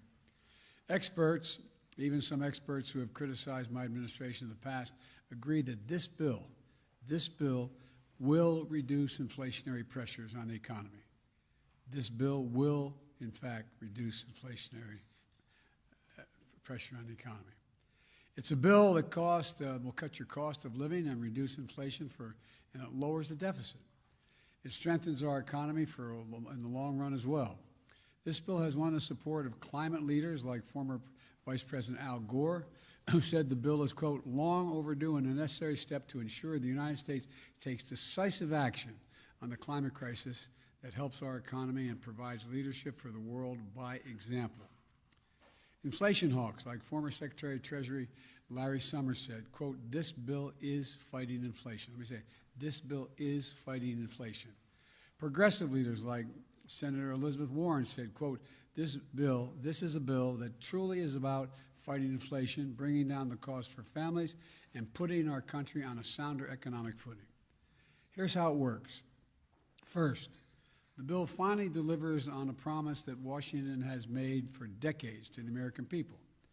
We're giving Medicare the power to negotiate for lower prescription drug prices, which means seniors and consumers will pay less for their prescription drugs. Medicare will save in the process about $290 billion. And in addition, it also changes the circumstances for people on Medicare by putting a cap of a maximum $2,000 a year. They have to pay no more than $2,000 a year no matter how many prescriptions they have for all the prescription drugs, which is especially important for people with cancer and long-term diseases. It's a godsend. It'll literally be a godsend for many families. Second, the bill locks in place lower health care premiums for the next 3 years for millions of families that get coverage under the Affordable Care Act. They will mean an average savings of $800 a year for 13 million people. Third, it invests $369 billion. Granted, I call for 500 plus, but it invests $369 billion to secure our energy future and to address the climate crisis, bringing down family energy bills by hundreds of dollars by providing working families tax credits. It gives folks rebates to buy new and efficient appliances, to weatherize their homes, and tax credits for heat pumps and rooftop solar. It also gives consumers a tax credit to buy any electric vehicle or fuel cell vehicle, new or used, and a tax credit for up to $7,500 if those vehicles were made in America. This investment in environmental justice is real. It also provides tax credits that will create thousands of good-paying jobs, manufacturing jobs, on clean energy construction projects, solar projects, wind projects, clean hydrogen projects, carbon capture projects, and more by giving tax credits for those who build these projects here in America. Now, let me be clear. This bill would be the most significant legislation in history to tackle the climate crisis and improve our energy security right away. It'll give us a tool to meet the climate goals that are set, that we've agreed to, by cutting emissions and accelerating clean energy, a huge step forward. Fourth, this bill requires the largest corporations to begin to pay toward their fair share in taxes by putting in place a 15% corporate minimum tax. Now, I know you've never heard me say this before. It will come as a shock to you, but 55 of the Fortune 500 companies paid no federal income tax in 2020. I know you only heard me say that about 10,000 times, but the fact is they paid no taxes on an income, collective income, over $40 billion. Well, guess what? This bill ends that. They're going to have to pay a minimum of 15% tax on that $40 billion or whatever the number turns out to be. Fifth, this package will reduce the federal deficit by over $300 billion. Already on my watch, deficits come down my first year by $350 billion and a record $1.7 trillion the end of this fiscal year. Now, this bill is going to keep that progress going. Yes, I'll say it again. This legislation will bring down the deficit. Bring down the deficit. The sixth point I want to make is this bill will not raise taxes on anyone making less than $400,000 a year. And I promise, a promise I made during the campaign and one that I've kept. Now look, I know it can be sometimes seem like nothing gets done in Washington. I know it never crossed any of your minds, but the work of the government can be slow and frustrating and sometimes even infuriating. Then the hard work of hours and days and months from people who refuse to give up pays off. History is made. Lives are changed. With this legislation, we're facing up to some of our biggest problems, and we're taking a giant step forward as a nation. That didn't just happen on this Inflation Reduction Bill. It also happened yesterday when the Senate made the bipartisan decision as a nation to invest in America's manufacturing technology of semiconductors and additional funding for basic research and development in the cutting-edge industries of the 21st century. If the House passes this bill, I want to thank Speaker Pelosi. I think she's going to get it done for her leadership here. It has the added benefit of creating tens of thousands of additional good-paying jobs, lowering inflation. It's going to give us the ability not only to compete with China for the future, but to lead the world and win the economic competition of the 21st century. You've heard me say 1,000 times, we have to invest in research, development, and growth. I hope that the House is going to pass this bill today. My plea is, put politics aside, get it done. We need to lower the cost of automobiles, appliances, smartphones, consumer electronics, and so much more. And you can't do it. All of these things are powered. Almost everything in our lives is powered by these semiconductors and tiny computer chips the size of a fingernail tip. Look, we should pass this today and get moving. I know the compromise on the inflation bill doesn't include everything that I've been pushing for since I got to office. For example, I'm going to keep fighting in the future to bring down the cost of things for working families and middle-class families that matter by providing for affordable and accessible things like affordable child care, affordable elder care, preschool, the cost of preschool, housing, keeping students with helping students with the cost of college, closing the health care coverage gap. You know, that's a fancy way of saying the health care coverage gap. Expanding Medicaid in states that refuse to do it, and more. Look, this bill is far from perfect. It's a compromise. But it's often how progress is made, by compromises. And the fact is that my message to Congress is this. This is the strongest bill you can pass to lower inflation, cut the deficit, reduce health care costs, tackle the climate crisis, and promote energy security.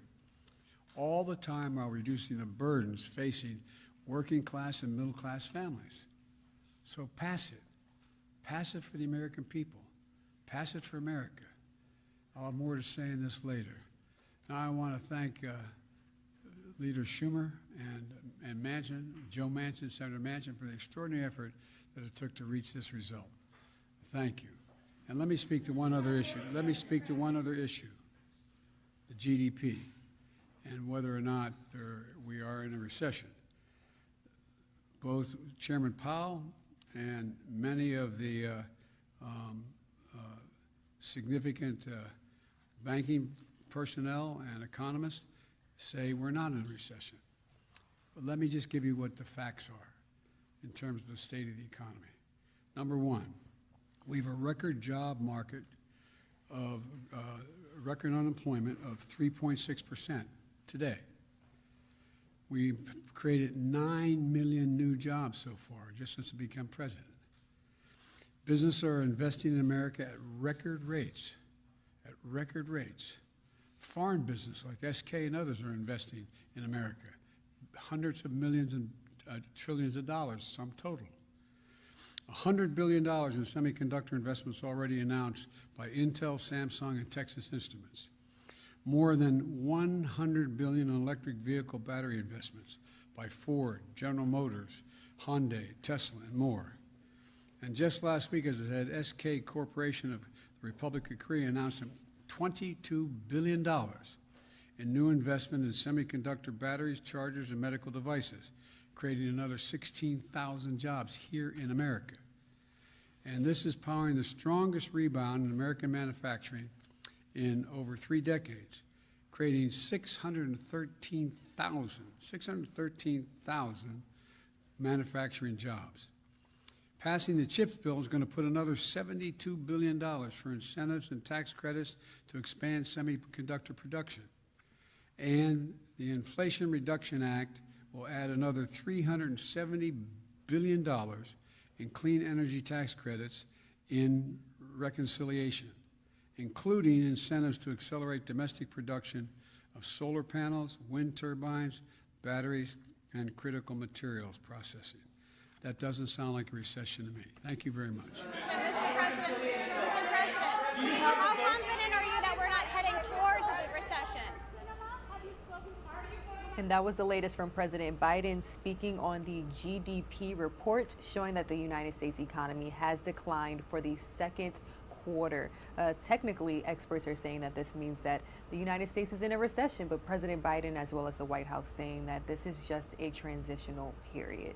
We're going to take a 2-minute commercial break, but we will stay on this topic in a few short moments. We will have a live conversation with Fox 5 New York on this very thing, the United States economy.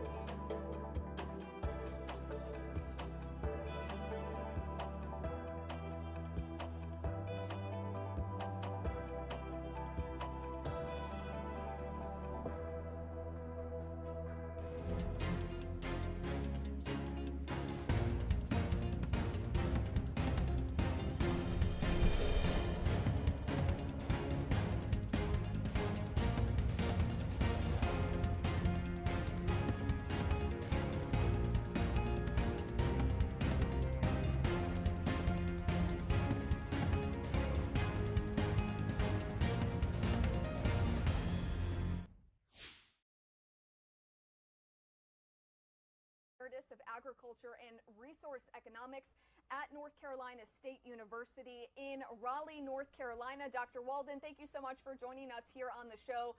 Talking economy-related news, unfortunately, not good news. This new GDP report essentially shows that the economy has been shrinking for at least 6 months straight. So we do know that 2 GDP reports that show that the economy is shrinking, one after the other, typically signals a recession. So my question for you, are we in a recession at this moment? Well, you're absolutely right. The rule of thumb for a recession is 2 consecutive quarters of shrinkage in GDP. And for your audience, GDP is just the aggregate value of what we produce in the country.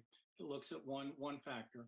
And I looked at all the recessions that we've had since World War II, and there's never been a situation where we've had 2 consecutive shrinkage quarters of GDP, and it's not ultimately been called a recession. Now, we're having a little battle here of terminology, not between you and me, but in the press, in the media, because the folks who call recessions, who officially designate recessions, are outside the government. They're in a think tank called the National Bureau of Economic Research. And they have a broader definition of a recession, which says that a recession occurs if you have a broad-based reduction in economic activity for a significant number of months. That's very broad. That's a very broad definition. It's somewhat subjective. Unfortunately, they're not going to weigh in on this for several months down the road. And I think what may prevent them from calling a recession is we haven't yet seen significant weakness in the labor market. We are still creating jobs. The unemployment rate is holding steady or going down. So right now, you could look at the numbers and say, gosh, this doesn't really look like a recession because we haven't seen it spread to all parts of the economy. But this is a battle of terminology. And I think for the average person, what this report suggests is, yes, the economy is slowing down. That has implications for everyone. And I know, of course, inflation is 9.1% in the month of June. So we do know, as you mentioned, from your expert viewpoint, we are not in a recession at this moment, but it certainly feels that way for a lot of Americans. So my question for you is, knowing that the economy has been shrinking for 6 straight months, what can Americans do to prepare for a possible recession? What should we all be doing? And that's a very important point, because what really matters is how this affects people, how this affects businesses. I tell people, don't get caught up in this discussion, this debate, recession, no recession, how you define it, et cetera. I think people know what's going on, and they know that the economy appears to be slowing.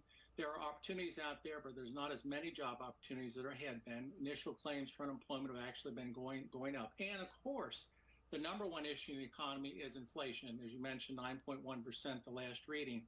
And the recession, inflation things are actually tied together, because the reason, in my opinion, the economy is shrinking is because of what the Federal Reserve is doing. The Federal Reserve yesterday raised interest rates again.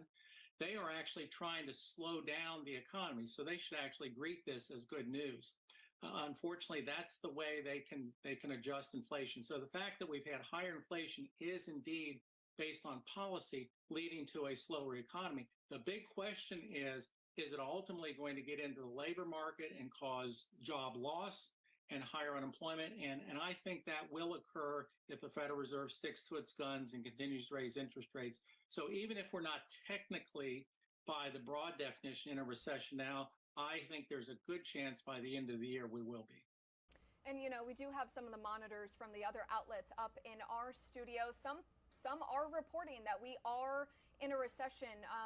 Your thoughts on that? What makes you, again, see that is sort of a disagreement here, that some people are reporting we are in a recession and others say we're not? Well, of course, it's very important for the administration to fend off the notions we're in a recession, and it would be the same for the Republican administration. That's a nonpartisan comment. And it's important for the people on the other side who are opposing the administration to say, yes, we are. So unfortunately, we're going to get caught up in that. I think the takeaway for the average person on the street is that the economy is still there's still opportunities out there, especially in the job market. So if people are looking for jobs, there's still jobs to be had. I would caution people, though, from quitting their job and trying to find another one. But the economy is weakening. It is weakening. Whether we call that a recession or not, I think is immaterial. The economy is weakening, which means that we could very likely have, as we move through the end of this year, rises in unemployment. We could have layoffs. We've already had some layoffs, but enough layoffs. All right, so that was the latest from LiveNOW from Fox's Mackenzie Stasko, joining us now live from the Fox 5 New York newsroom. Thank you so much for bringing us an update. This is something that we've been talking about all week, ever since this GDP report was announced. So Morgan, what's the latest? So, Rain, as you know, looking at these numbers are not the greatest, no matter what way you really look at them. But at the end of the day, with a strong labor market and low unemployment numbers, many are saying we're not in a recession quite yet.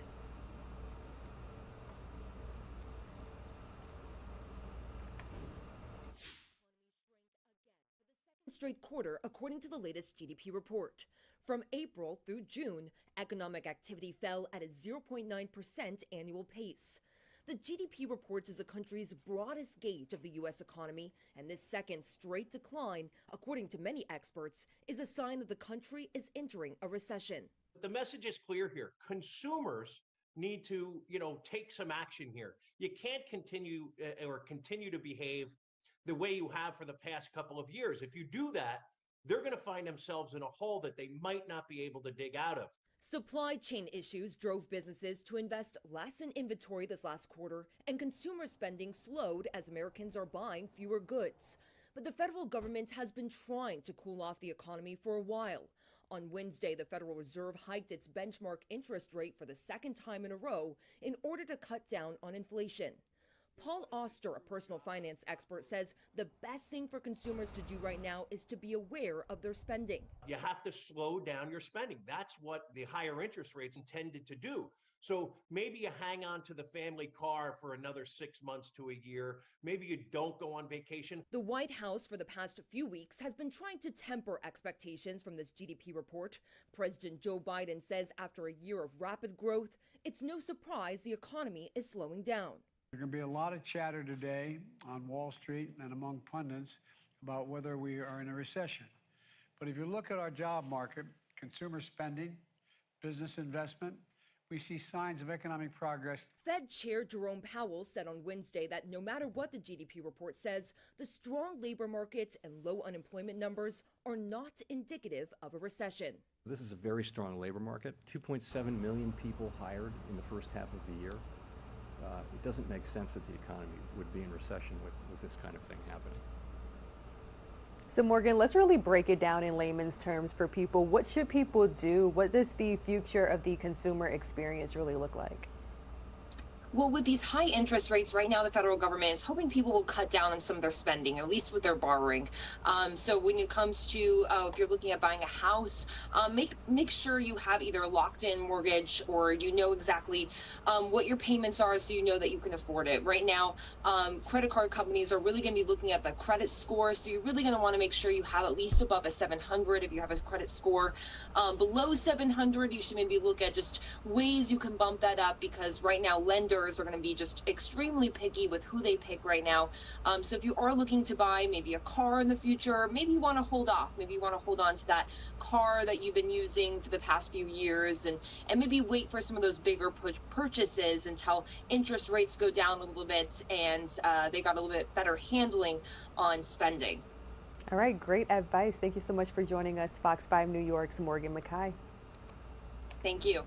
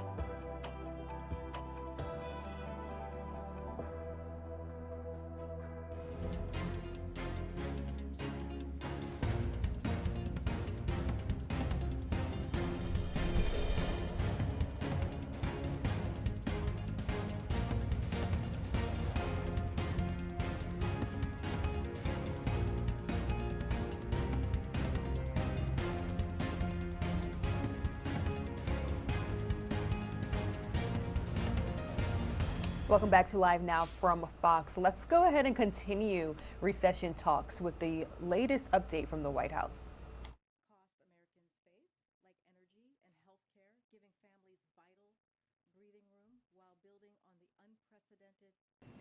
deficit reduction we have achieved with over $300 billion in savings for taxpayers that a host of economists confirm will fight inflation.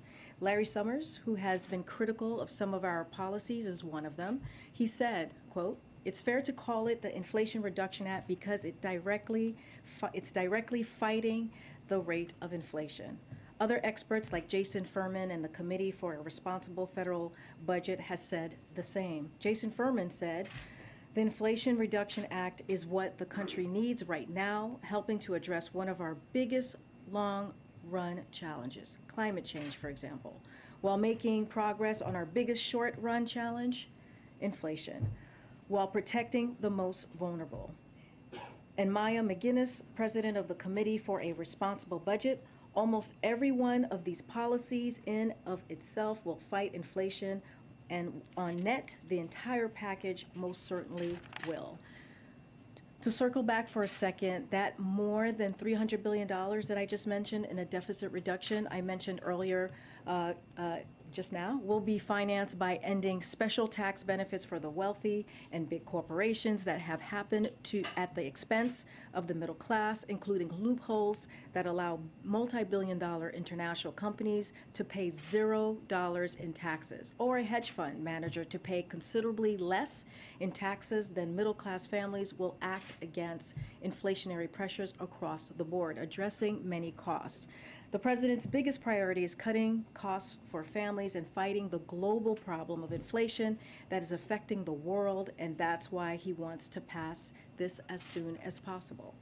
And while Democrats have a concrete plan to take on cost, congressional Republicans don't, and they are so strongly opposed to ending welfare for big pharma, cutting energy costs, and cutting the deficit that they aren't just uniformly opposed to this bill, but most House Republicans even voted against yesterday's competitiveness bill that the Chinese government wanted to kill. They even blocked legislation to help veterans exposed to toxic chemicals in service of their country. The last thing I want to talk about is the Kentucky flooding that we have seen, that all of us have seen these past day or two. And just to give you a little bit of an update, the White House is continuing to closely monitor the devastating flooding in eastern Kentucky, and President Biden is receiving updates very regularly. Our hearts break for the families of those who have lost their lives or are missing, and to all those who have been impacted. The president reached out to Governor Beshear, as some of you may have already heard, last night, and left him a voicemail offering the support of the federal government, and I expect they will speak at some point today. He also called Senator McConnell this morning to offer support. This morning, the president approved the governor's request for an expedited major disaster declaration and ordered federal aid to supplement state and local recovery efforts. FEMA Administrator Criswell is also on the ground today to tour flood damaged areas of the state with Governor Beshear and state and local officials. Search and rescue efforts are ongoing with more than 20 search and rescue teams on the ground. FEMA has deployed rescue personnel to assist with those efforts, and they have dispatched an incident management assistant team and staff to the State Emergency Operations Center. We will continue to monitor the situation closely as damage assessments occur. Unfortunately, Kentucky is no stranger to catastrophic climate events, and the federal government will continue to provide assistance. Lastly, and separately, I want to make sure you all saw the series of announcements we made yesterday on the federal government's efforts to address the growing wildfire threats, which are driven in part by climate crisis, which have exacerbated historic drought conditions. Homeland Security Advisor Liz Sherrod-Randall and Secretary of Energy Jennifer Granholm convened a meeting yesterday with CEOs from the American electricity sector and senior leaders from across government to discuss how we can protect our communities from the accelerating threat of devastating wildfires, which is being exacerbated again by the climate crisis. We sent out a readout of this meeting early this morning. With that, Darlene, you want to kick us off? Thank you. On the veterans legislation that was blocked in the Senate, does the White House see what happened with that bill as a small hiccup, a small bump in the road, or do you see that as something more serious? So I'll say this, and I kind of said it in the opening just now. You know, we are on the verge. The president and congressional Democrats, or Democrats in Congress, are on the verge of passing this really critical, important piece of legislation that's going to help middle-class families, and that is the Inflation Reduction Act. And so that is critical, that is important, and that will help lower costs on pharmaceutical drugs. That is going to lower costs when it comes to energy costs as well, and reducing the deficit. And what congressional Republicans have done and what they have offered a plan that's going to increase taxes on 75 million Americans and sunset Medicare and Medicaid. And the way that we see it is we have a plan. We have a plan to fight inflation. We are ready to help middle-class families, and Republicans are opposing that. They're opposing that because of false rage. They're opposing that because they are angry about, I don't know, a procedure on the House that we can't even speak to. And here's the thing, we are talking about veterans. We are talking about our veterans who have fought for this country. We are talking about veterans who have been exposed to toxic chemicals because of their service to our country. So the time is now to get this moving. The time is now to move forward. And we hope that they do the right thing. Secondly, the president had a couple of events here this week after he came out of isolation.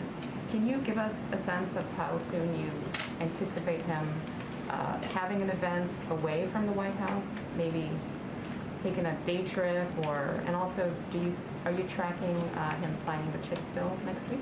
So I believe the bill is currently going through the enrollment process, right? So that's happening, I believe, today, and so we'll probably have more on the CHIPS signing of the CHIPS Act early next week. I don't have anything for you at this time. And as you know, I think someone asked me this question yesterday about when is he going to get out there. And if you know Joe Biden, if you have followed this president, and I know you have, Darlene, for many, many years, you know that one of his favorite places to be is to be out there talking directly and engaging with everyday Americans. And so as soon as we have something to share with on his schedule, we will surely be able to be doing that, so you guys all know when he's going back out, which he's excited to do, looking forward to do. Go ahead, James. Thanks, Corinne. A number of Ukrainian POWs have been killed and injured in the shelling of a detention facility in Donbas. Both Russia and Ukraine are accusing the other side of doing the shelling. Do you have any intel on what happened or any more detail? So we've seen those reportings. It's not something that we can speak to from here, but just not something that we're going to comment about. But we have seen the reportings. Okay. But no sense of who's responsible? Yeah, we're just not going to speak to that at this time. Okay. And on one other topic, you opened with a statement about the reconciliation bill, to use that word. Do you have any concern, does the White House have any concern that passage of that bill, which of course would be a huge victory for the president, may prevent or may lead to some Republicans not supporting other bills, such as the gay marriage bill or others that they might have been inclined to support? So we like to call it the Inflation Reduction Act. I'm aware. I mean, that's the name of the bill. And because it does fight inflation, that's what many experts say. But no, you asked really good questions. Look, I said this, I was trying to get to that with Darlene's question about the importance of the Inflation Reduction Act and how it is going to help middle-class family, how it's going to lower cost. And this is a plan. When we talk about having a plan for inflation, this is the plan that Democrats have. This is a plan that the president has. And it's going to have a real effect when you think about health care, when you think about energy costs, when you think about pharmaceutical drugs, you think about our grandparents, or the seniors who are thinking every day how they're going to pay for their pharmaceutical drugs. This is a way to do that. And for the fact that Republicans are turning away from this, it's it's shameful, actually.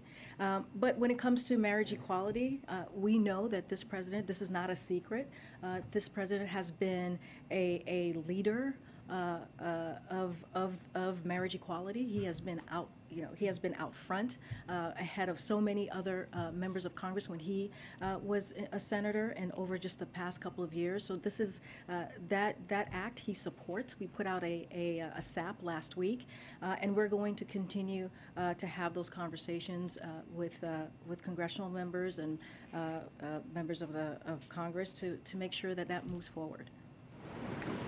Ms. Green, first I wanted to ask for a status update, if you have one, on the updated COVID vaccines. Does the administration have even a rough timeline on when they will be rolled out?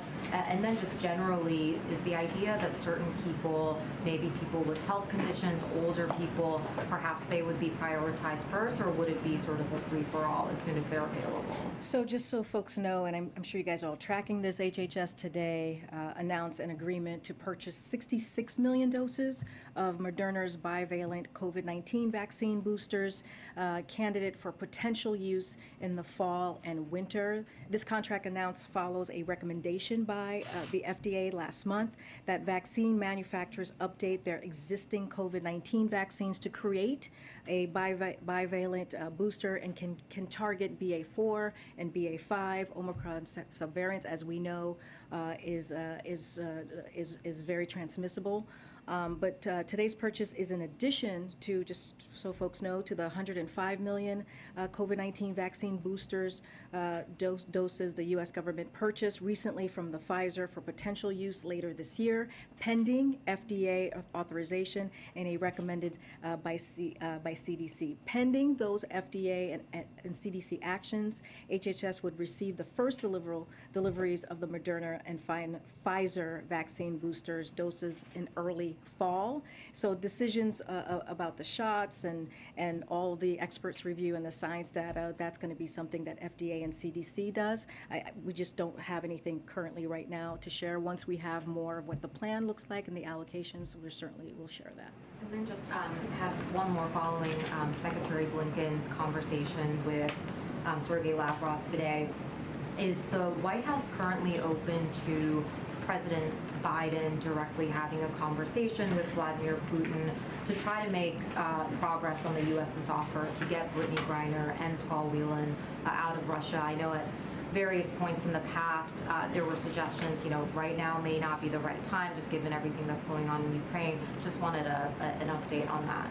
So Secretary Blinken thought it was important to make clear where we and our global partners stand on several key issues. Clearly, Brittany Griner and Paul Whelan was part of that. He reiterated our substantial proposal, which you heard from Secretary Blinken yesterday, which is on the table.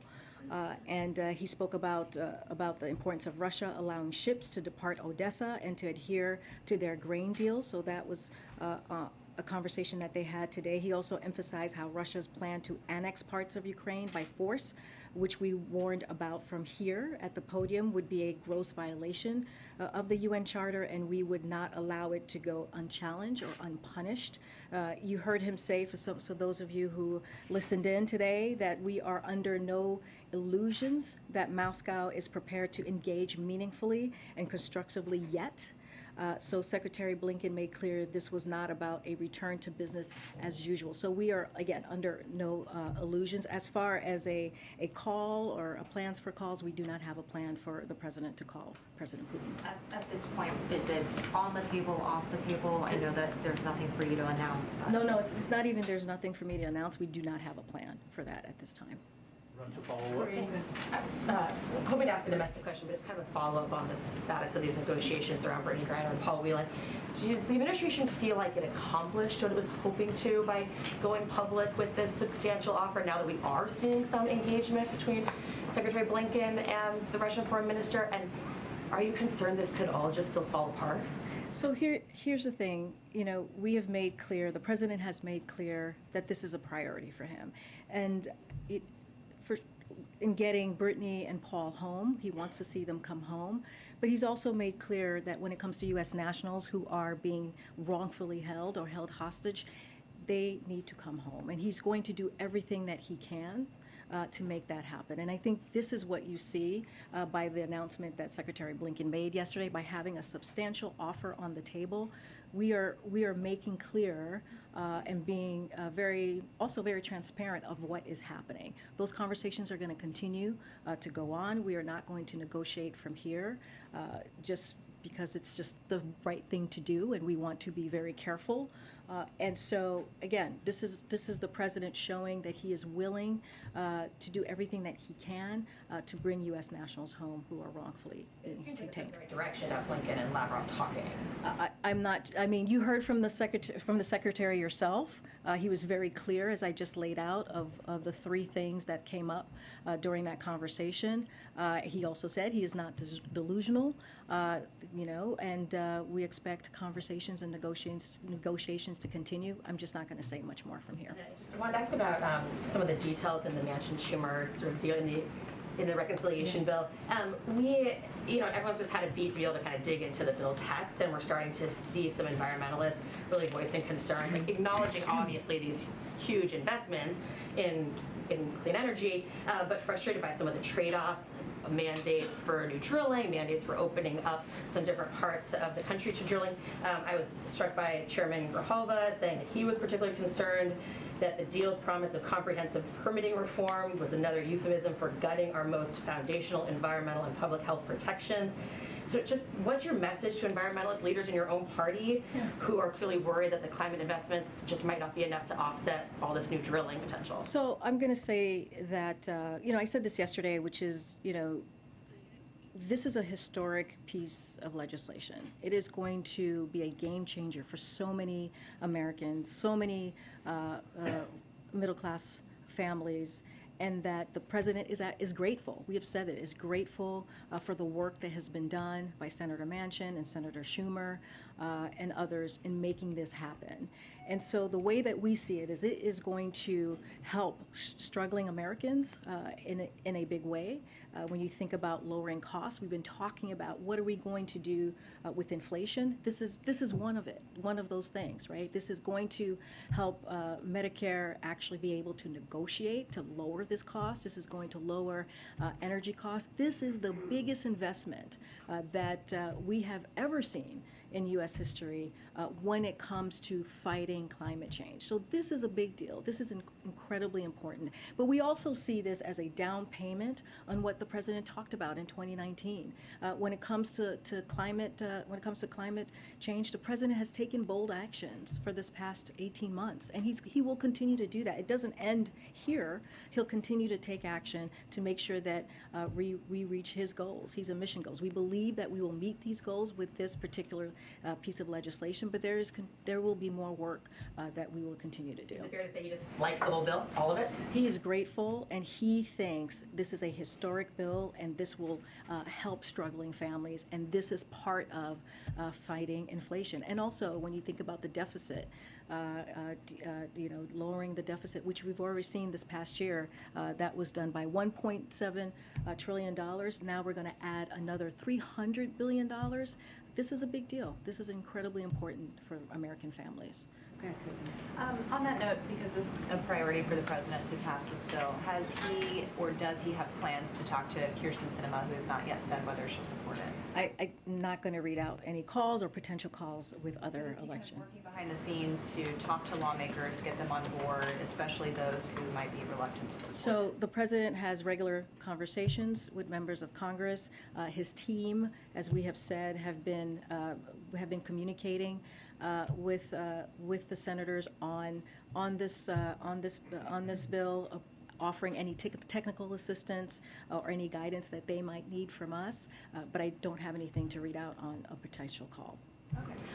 And then, given how difficult it is to get all 50 Democrats onto anything these days, and how difficult it is to get bipartisan support for anything these days, when it comes to legislation to tackle inflation, and given that this bill doesn't address, rising home costs and rent and food and gas and those kinds of things, does the president think that this is kind of it. This is what he can get legislatively from this Congress when it comes to tackling inflation. You're talking about just in general, or you're talking about? Yeah, I mean, given that this is called the Inflation Reduction Act, and there are still lots of elements of inflation that are not tackled by this bill, and how, you know, tenuous support is for it, given that not all Democrats have signed on.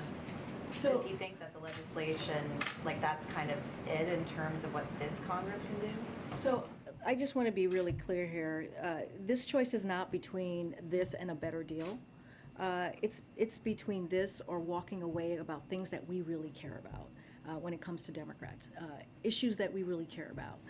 Lowering prescription drugs, lowering energy costs, continuing to decrease the deficit.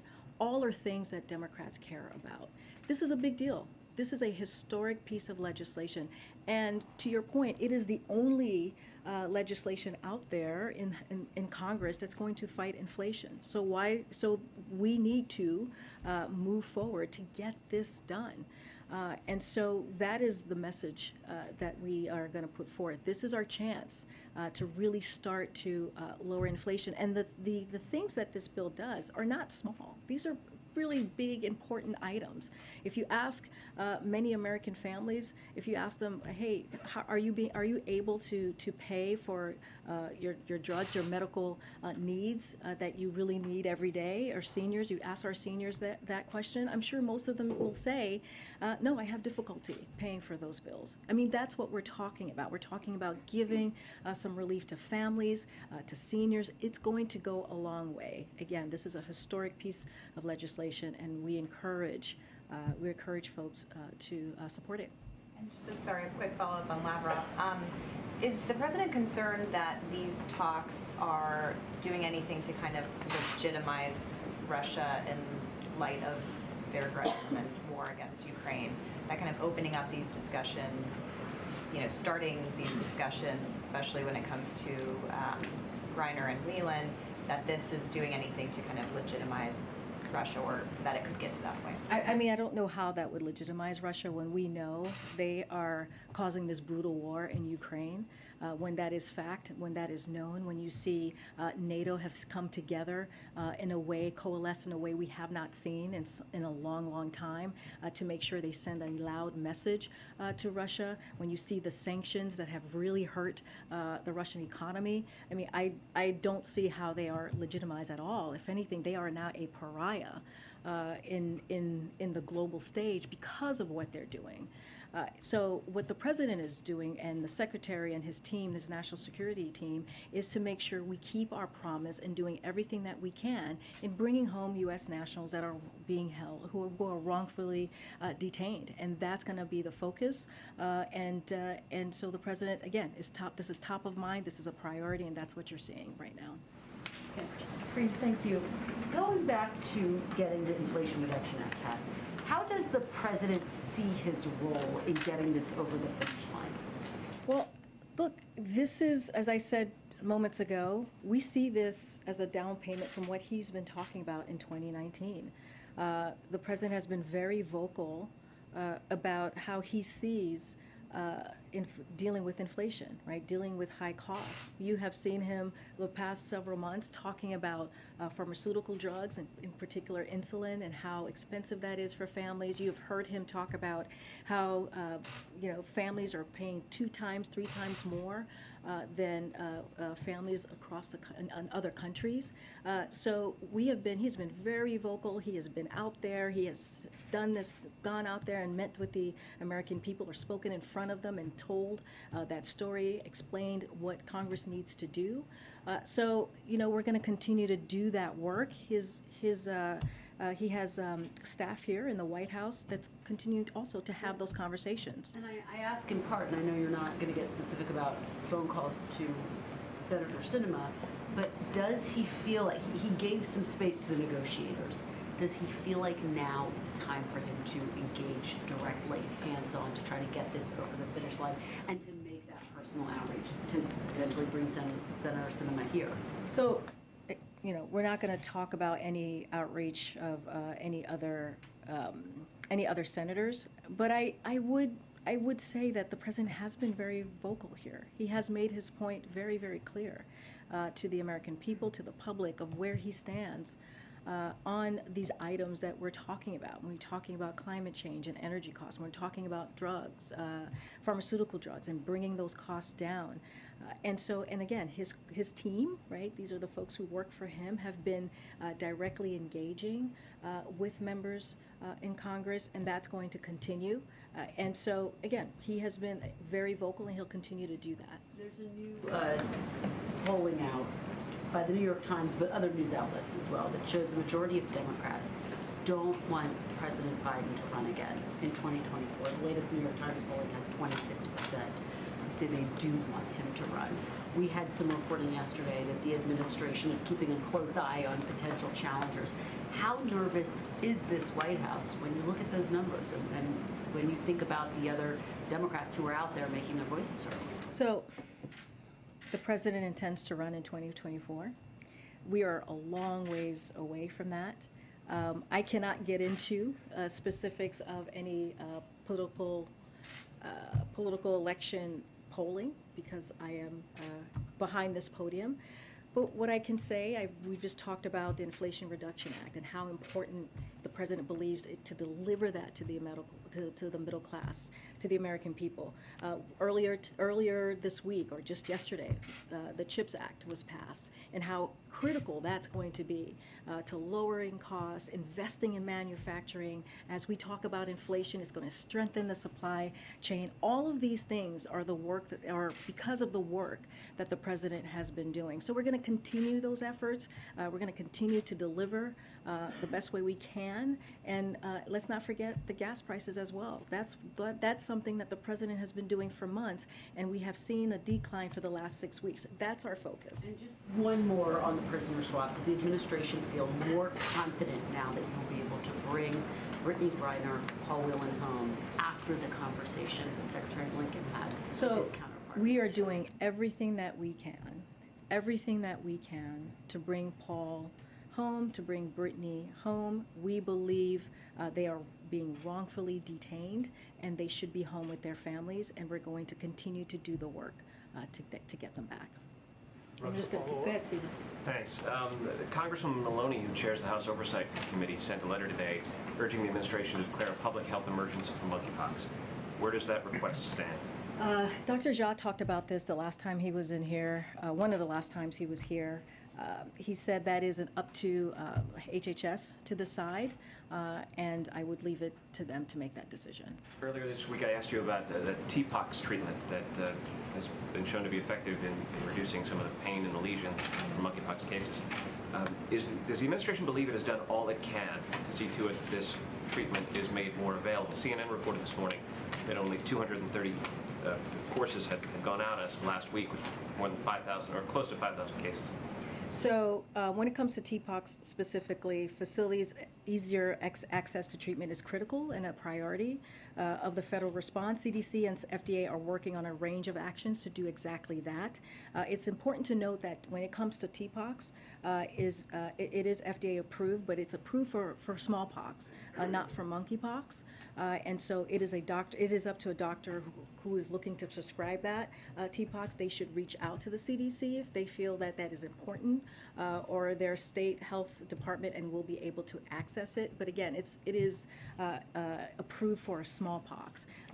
I do want to say that yesterday, HHS announced plans to allocate an additional 786,000 doses of Genos vaccines to combat monkeypox, making the total doses of vaccine available in the United States to over 1.1 million doses. So HHS will allow jurisdictions to order doses starting today, and we'll ship them soon after. So that is important, as well as testing that we have talked about, upping that so people know what if they know how to proceed or if they have monkeypox, and also to make sure that people are educated. That is also something that HHS is doing, and these are going to go to at-risk populations. So we're talking about 1.1 million doses.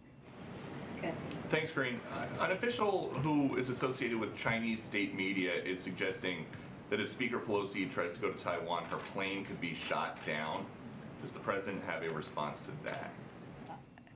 You know, I've been asked about, I know you're asking specifically about the rhetoric that we're hearing from China, but as it relates to the speaker's travels, it's something that we're just not going to speak to. Right now, that's a hypothetical. We're just not going to speak on her schedule. As we have said multiple times, we give advice and guidance to any members of Congress where they travel, to the region they travel, whether an advice on geopolitical situation in the region or in the country, and any national security issues that may arise. But again, I'm not going to speak to a hypothetical. Okay, and on another subject, why is the Biden administration building a border wall in Arizona? So we are not finishing the wall. We are cleaning up the mess the prior administration left behind in their failed attempt to build a wall. And I just want to be very, very clear here. On day one, we returned the money, the $8 billion the prior administration took from our military. We gave that back to the military, for military families, for schools, for bases. That's what that money was being used. That's what it was taken away from. And so again, what we're doing is cleaning up the mess that the prior administration has done. But President Biden, when he was a candidate, said there will not be another foot of wall constructed in my administration. Yeah. So what changed? We are not finishing the wall. If walls work in that part of Arizona, is this the administration trying to get migrants to cross somewhere else, like in Texas? What is the plan? We are not finishing a wall. We are cleaning up the mess that the prior administration made. We are trying to save lives. This is what the prior administration left behind that we are now cleaning up. By finishing the wall, is this? We are not finishing the wall. By filling in, finishing? We are not finishing the wall. By filling in, is this racist? Because in 2019, when the former guy was proposing a wall, you said that it was his racist wall. So how is this any different? I'm just having a hard time understanding how this is any different. I'm not even sure how you get to your first question, to this question that you just asked me. I will say this: a border wall. I'm answering your question. A border wall is ineffective use of taxpayer dollars. So it's ineffective of taxpayer dollars that actually went to the military, that the last administration, the prior president, took from the military, which took away from schools, which took away from military bases. That's what that money that he pulled away from to build this wall that he wanted, that is ineffective, by the way, which I just said. Just recently, CBP reported that new bollard fencing along the southwest border was breached 3,272 times between fiscal year of 2019 and 2021, requiring $2.6 million in repairs. It's ineffective. We are not finishing a wall. We are cleaning up the mess that the last administration made. Okay. Good. Good. Thank you, Reem. I have a couple of questions, one on Argentina and another one on Mexico. On Argentina, I would like to know where the president's schedule stands in terms of meeting with the Argentinian president. So as you know, consistent with the White House protocol for positive COVID cases, President Biden worked in isolation for 5 days after testing negative. As a result, the planned, to what you're asking me, a visit by President of Argentina has been postponed until a later date. And when we have a new date to share, we will share that. But there's no any idea whether that's going to happen in August or September? We will share a date once we have it. Mexico, since Mexico's President López Obrador was here recently and met with President Biden, I would like to know the role the White House played in the request of extradition of Mexican drug trafficker Rafael Quintero, if any. And since the request for immediate extradition seems not to be that immediate these days, is the White House in touch with Mexico at all, or the presidency of Mexico, in order to expedite this process? So that is a law enforcement matter, so I would have to refer you to Department of Justice. I guess my question was whether President Biden touch on this matter when President Lopez Obrador was here at the White House, and if the White House played any role, that's the NSC or the president himself on this matter? When it comes to a law enforcement matter, that is with the DOJ, Department of Justice. That is not something that we would deal with here. Go ahead, Jenny. I'm going to come back down. Thanks. Quickly to go back to the Inflation Reduction Act, there's a projection out from the Penn-Wharton budget model today that found low confidence that the legislation will have any impact on inflation, and even projected a small inflation increase in the first 2 years. I know this is just one model, but it actually is one that Senator Manchin has leaned on before to guide his support or opposition to previous pieces of legislation. So I'm just curious if there's any concern in the White House that with this new data coming out that Manchin could reconsider his support for the current bill, or do you think you're rock solid? And how this squares. I know you cite other economists. You cited Jason Furman and Larry Summers, but I'm just curious how this squares with what we're seeing today. So there's also, Joseph Stiglitz said in a statement, the compromise agreed to under the rubrics of the Inflation Reduction of 2022 is far more than just an act addressing inflation, although it does that in several ways. It simultaneously addresses several key and long-standing problems facing our economy and society. First, on inflation, there is a simmering debate on the cause of inflation, but whatever side one takes in that debate, this bill is a step forward, and that's how we see it as well. For those worried about excessive demand, there is more than $300 billion in deficit reduction. That is also very important as we talk about fighting inflation. That $300 billion deficit reduction on top of the $1.7 billion deficit that we saw last year is critical, and it will help fight inflation. Reed? Okay.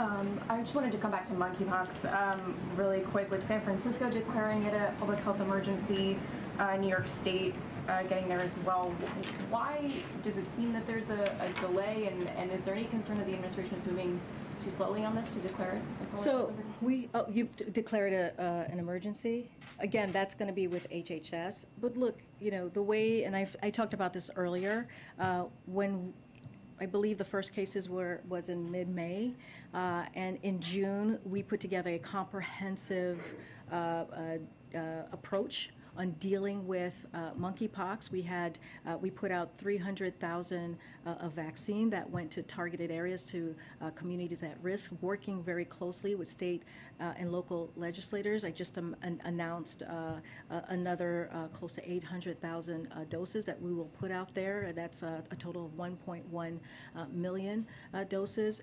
And then we also asked for 5 million after that. So we are doing everything that we can, working with state and local legislators. We think it is our responsibility to fight this virus.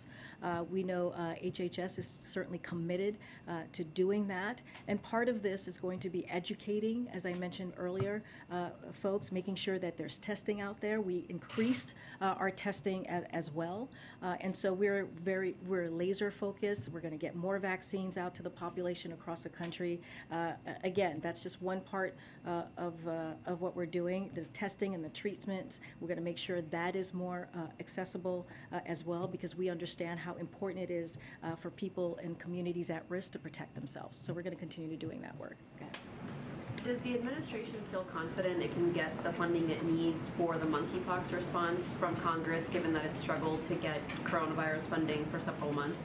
So as the president said the other day, it's critical that we keep investing in the vaccines, treatments, tests, and other tools we need to continue to make progress on this as well. And so we're going to continue to do that. We're gonna, our team is going to work with Congress to deliver on the COVID and monkeypox. It's about $21 billion. Senate is seeking to get that done. So that is going to be continued focus to get that $21 billion. Green, so Mark Fogel has been in a Russian prison for 11 months and is serving a 14-year prison for bringing a half an ounce medical marijuana that he was prescribed in the United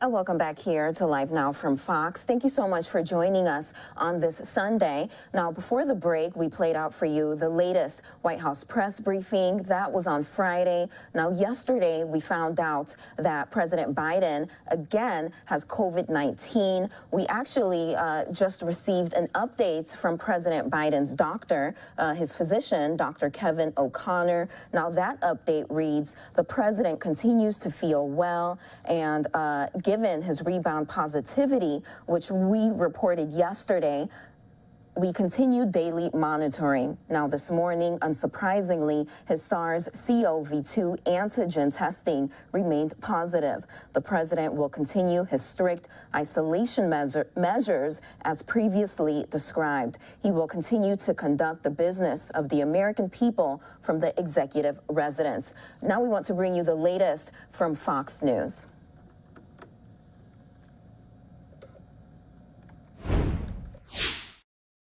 This is something we did not expect here at the White House on this Saturday.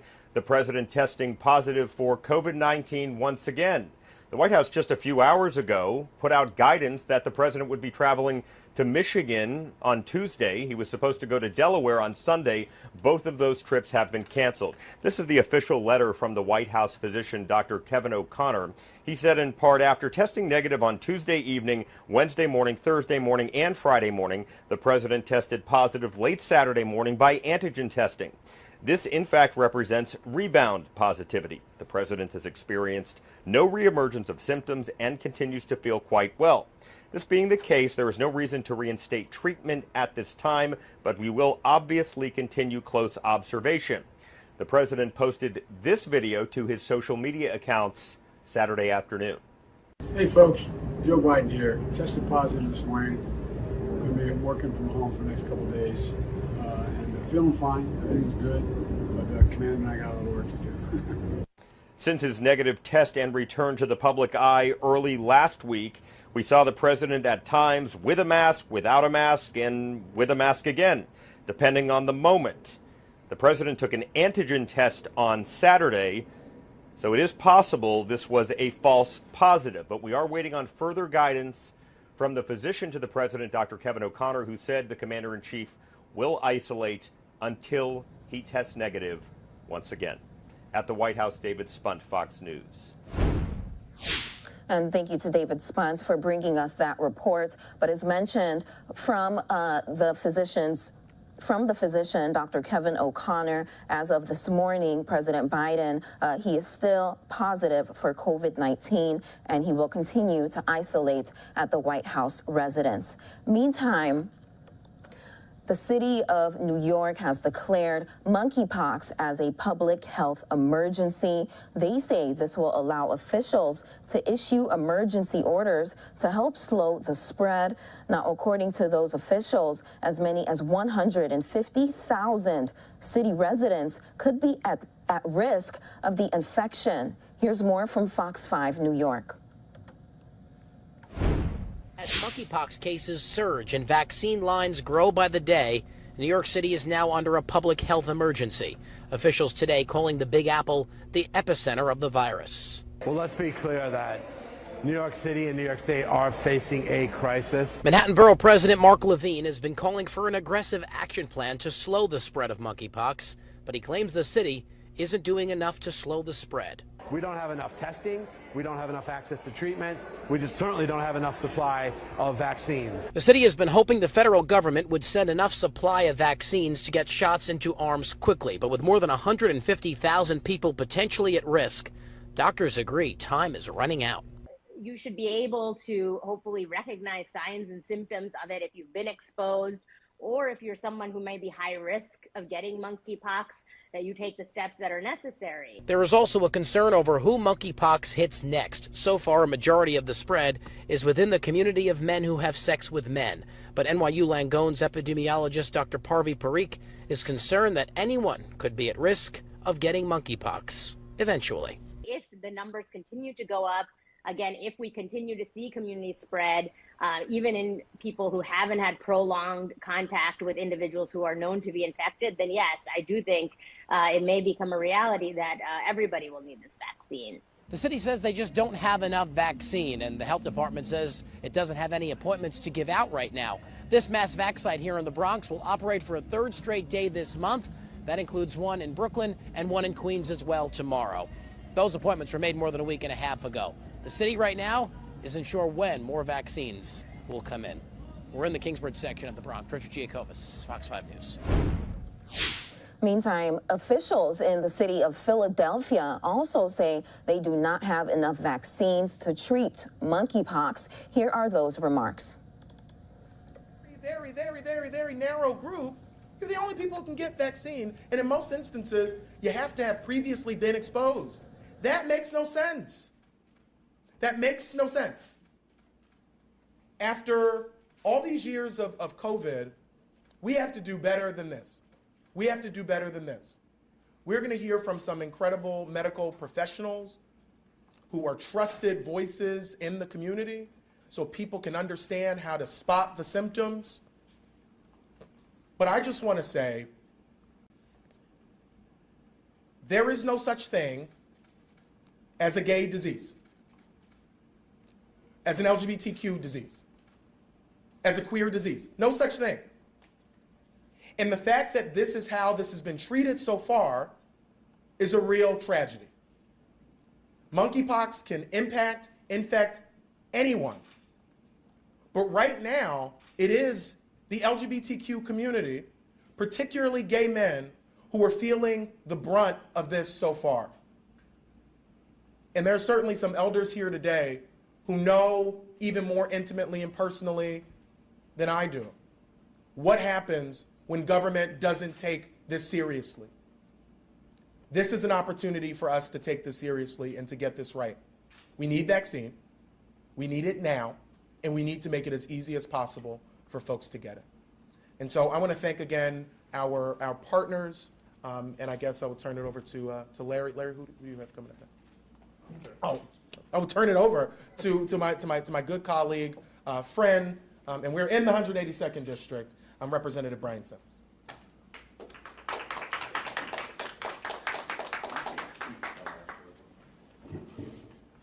Forgive me for whoever's microphone I just moved. Good morning, everybody. My name is Representative Brian Sims. I use he, him pronouns. and I'm wearing a white shirt. I am also the representative for the 182nd District, where we find ourselves today here in Center City, Philadelphia.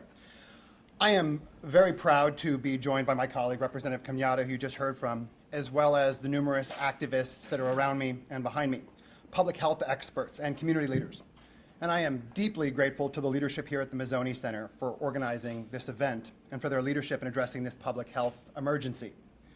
As we've learned from our 2.5-year experience with COVID-19, a response that is swift, scientifically sound, and based on deep, reciprocal community engagement is the only way to truly prevent and mitigate a pandemic. And I'm glad to see such an important organization in the LGBTQ+ community leading this charge. I'm not surprised. In today's world where so much public opinion is shaped by misinformation, completely devoid of any scientific facts, I want to reiterate the important message of the doctors and health professionals who are with us today. Here's what we know. Monkeypox has been recognized as a global health emergency, and while it is not as contagious as COVID-19, it has already caused an outbreak of nearly 5,000 people here in the United States. It is spread largely through skin-to-skin contact or touching items like clothing or bedding that a person who is infected has touched. This virus, like many do, is attacking those who are most vulnerable in our community. Right now, gay or bisexual men or other men who have sex with men are at the highest risk of infection from monkeypox. But let me be clear, as you heard from my colleague, monkeypox can affect anyone, regardless of their gender identity, their race, or their sexual orientation. The AIDS crisis has taught us that the devastating effects of allowing bias, stigma, and discrimination into our public health system in lieu of science-based disease prevention. It's incumbent upon all of us to keep our communities safe, to act now, and to mitigate the spread. Thankfully, there are a lot of ways that we can do this. The United States has ordered nearly 7 million doses of the monkeypox vaccine, which will be distributed in the coming months and have already been given to people at high risk of exposure or have been exposed. We have to ramp up the speedy identification and contact tracing of monkeypox patients and ensure that Philadelphians have the resources they need to keep themselves and others safe. Lastly, we must stay informed and listen to the experts on this. We cannot allow misinformation about this disease to diminish a robust public health response. And there are so many reputable educational resources out there to keep our community and loved ones informed. The Mazzoni Center is offering a free virtual town hall meeting on August 2nd from 6 to 7:30, where community members can ask healthcare providers questions and access the latest information about monkeypox. Likewise, the CDC and the World Health Organization have great information available. Again, I'd like to express my gratitude to the Mazzoni Center for organizing this important event and thank the many important community leaders for being here today for prioritizing education of the public. We know how to protect Philadelphia and Philadelphians and to stop the spread of this disease. So let us continue with medical expertise and scientific facts to keep our community safe.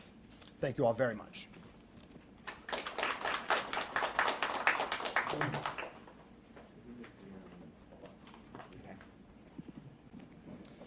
Good morning, everyone. My name is Stephen Robertson. That's STEVEN ROBERTSON. I'm a medical assistant supervisor here at Mazzoni Center. And for those of you that don't know, our medical assistants are the ones that are in the rooms with the providers facing this head on. We draw the bloods, we do the labs, we do the swabs, we do the testing along with the providers. So thank you everyone for joining us this morning. I want to take time to thank our many partners who are here today. Mazzoni Center, we are taking care of the health of our community that takes the whole community. So thank you for being here. I also want to thank Representative Kenyatta for your leadership and Representative Sims for your leadership. Since monkeypox first started in the news, the past few weeks have been a learning experience for all of us. And I'm happy to say that the Mazzoni Center, we've been able to test patients for this new orthopox virus, also known as the monkeypox virus, and we are able to treat it and vaccinate our community. The virus is nothing short of scary, and we need to address it aggressively. We are seeing anywhere from 3 to 5 patients a day who are experiencing symptoms of the disease and working very hard to see everyone that we can. Myself, along with other providers, are working hand in hand with the Department of Public Health here in Philadelphia to test, treat, and vaccinate as many people as possible. But we need more support immediately. Last week, we were fortunate to receive 100 doses of the vaccine. With 1 day's notice, we were able to vaccinate 80% of those people. That is just the people who were able to come within less than a 24-hour notice. We were also able to obtain 150 more vaccinations on Monday of this week. All of those have been administered or allocated, and we need to have more now. We also need to be able to focus or make space for those who are more vulnerable and have less privilege and access. We have to be able to work and vaccinate individuals we work with at the Morris Home. We'd love to be able to work with youth at the Attic Youth Center or do community vaccinations for our queer and trans community who can't afford to take off of work and come get vaccinated with short notice. Without a much more aggressively supply of vaccine, the virus is going to negatively impact those who need it the most. We've seen this before. We must be able to do a more equitable distribution of the vaccines and distribute them in more locations. Right now, we're handling this on a day-to-day basis, but we need to develop a strategy and tackle this on a month-to-month basis to get ahead of it.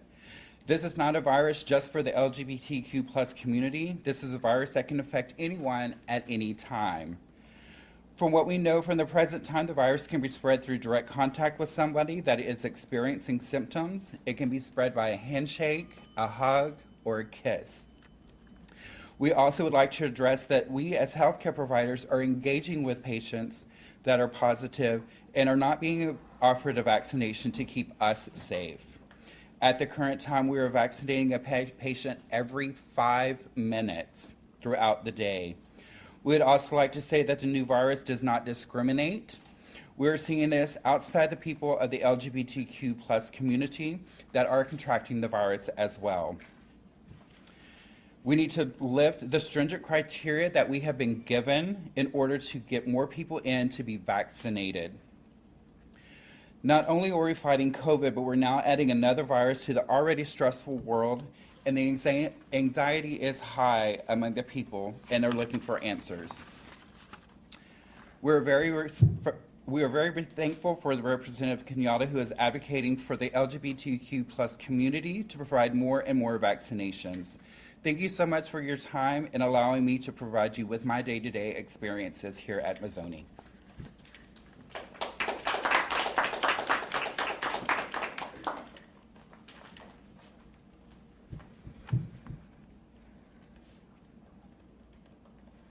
Hi everyone, my name is Nikia Bachman. I'm a physician assistant at Babashi Transition to Hope.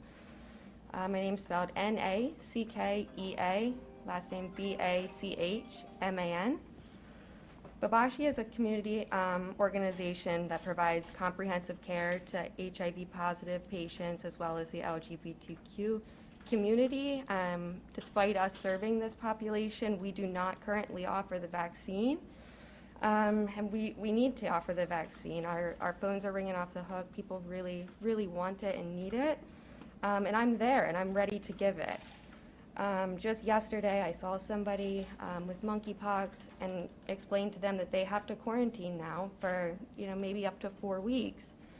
And they just broke down and started crying because they can't miss that much work. They don't know what they're going to do. They can't do this. And this could have been prevented if they had the vaccine. And so we really, really need to get ahead of this and protect, our most vulnerable population here in Philadelphia. Thank you.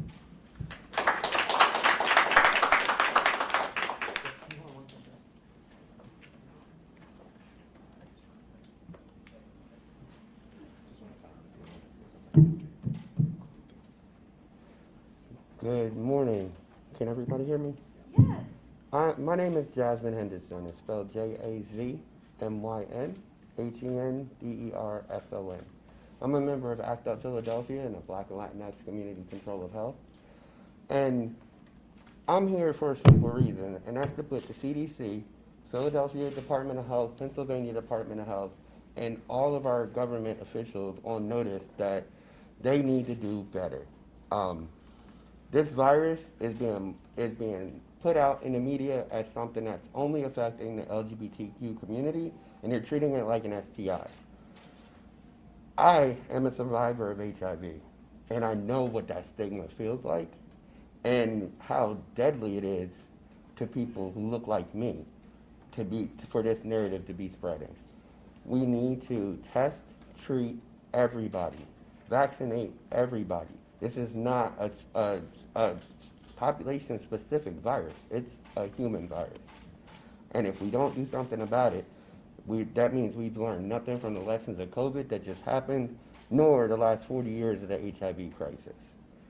It is time for us to stand up and do the right thing and treat the people who are already infected and make sure we protect those who are most vulnerable. Thank you.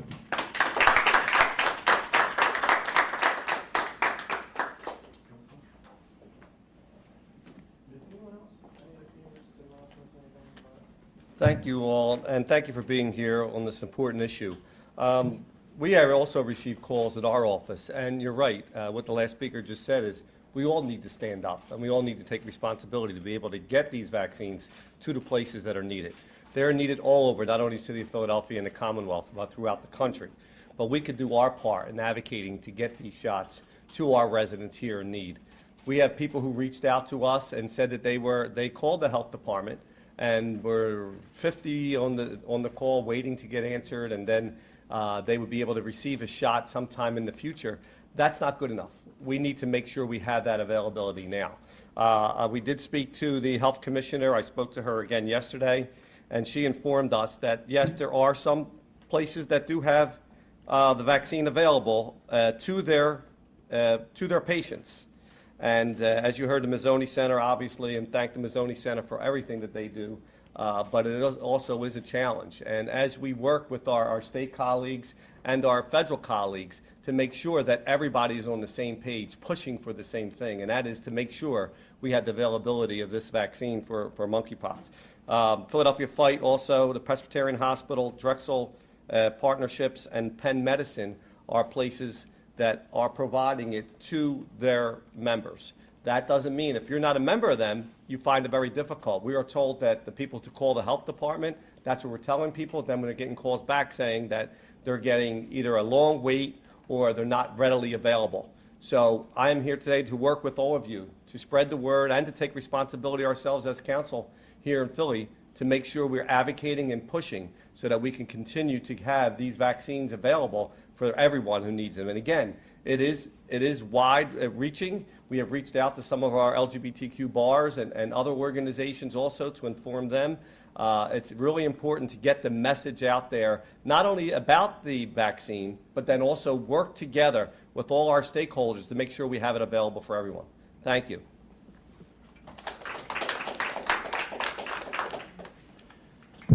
I'm Sultan Shakir, Sultan Shakir. I use he, him pronouns, and I'm the President and Executive Officer of Mazzoni Center.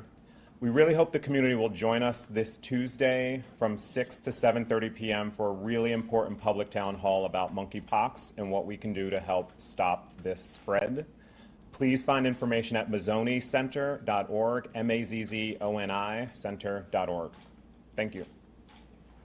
We'll open it up for questions. Oh, did you? No, yeah, if there are any questions.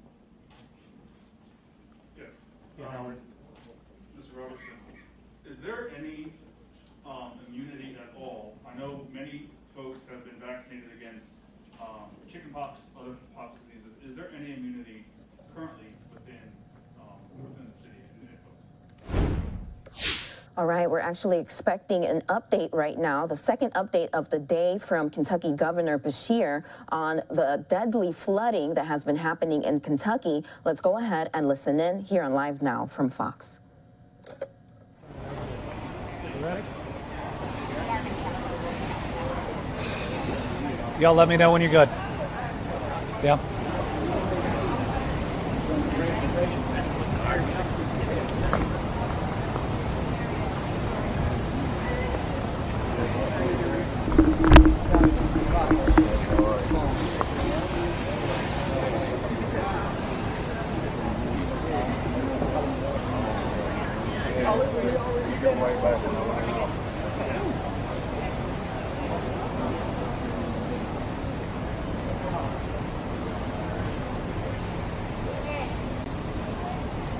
Okay, I want to thank everybody for being here today and for bearing witness to what's around you. This is what we do in Kentucky. We take care of one another. We open our homes and our hearts to those that are in need. And I want to thank the local officials behind me for setting up this sportsplex, for making sure they have a central location where people can get water, where they can get food, and where they can get supplies. And this county and this region has been hit harder than any of us have ever seen, maybe harder than any of us thought was possible. Right now, our confirmed death toll is 26, but we know it's a lot higher than that. That's not a number to us. Those are our neighbors. Those are people we love and that we care about. Those are children of God that are going to be missed in their communities. And we don't see losing that many people in floods. I just came from Hazard and from their rescue operations, talking to people there and here that have lost everything. Many people that have lost everything, but they're not even getting goods for themselves, they're getting them for other people in their neighborhoods, making sure that their neighbors are okay. Talking to people that pulled elderly relatives out of their home. I talked to a principal that was away for the night that had to pull his kids out of a second-story window.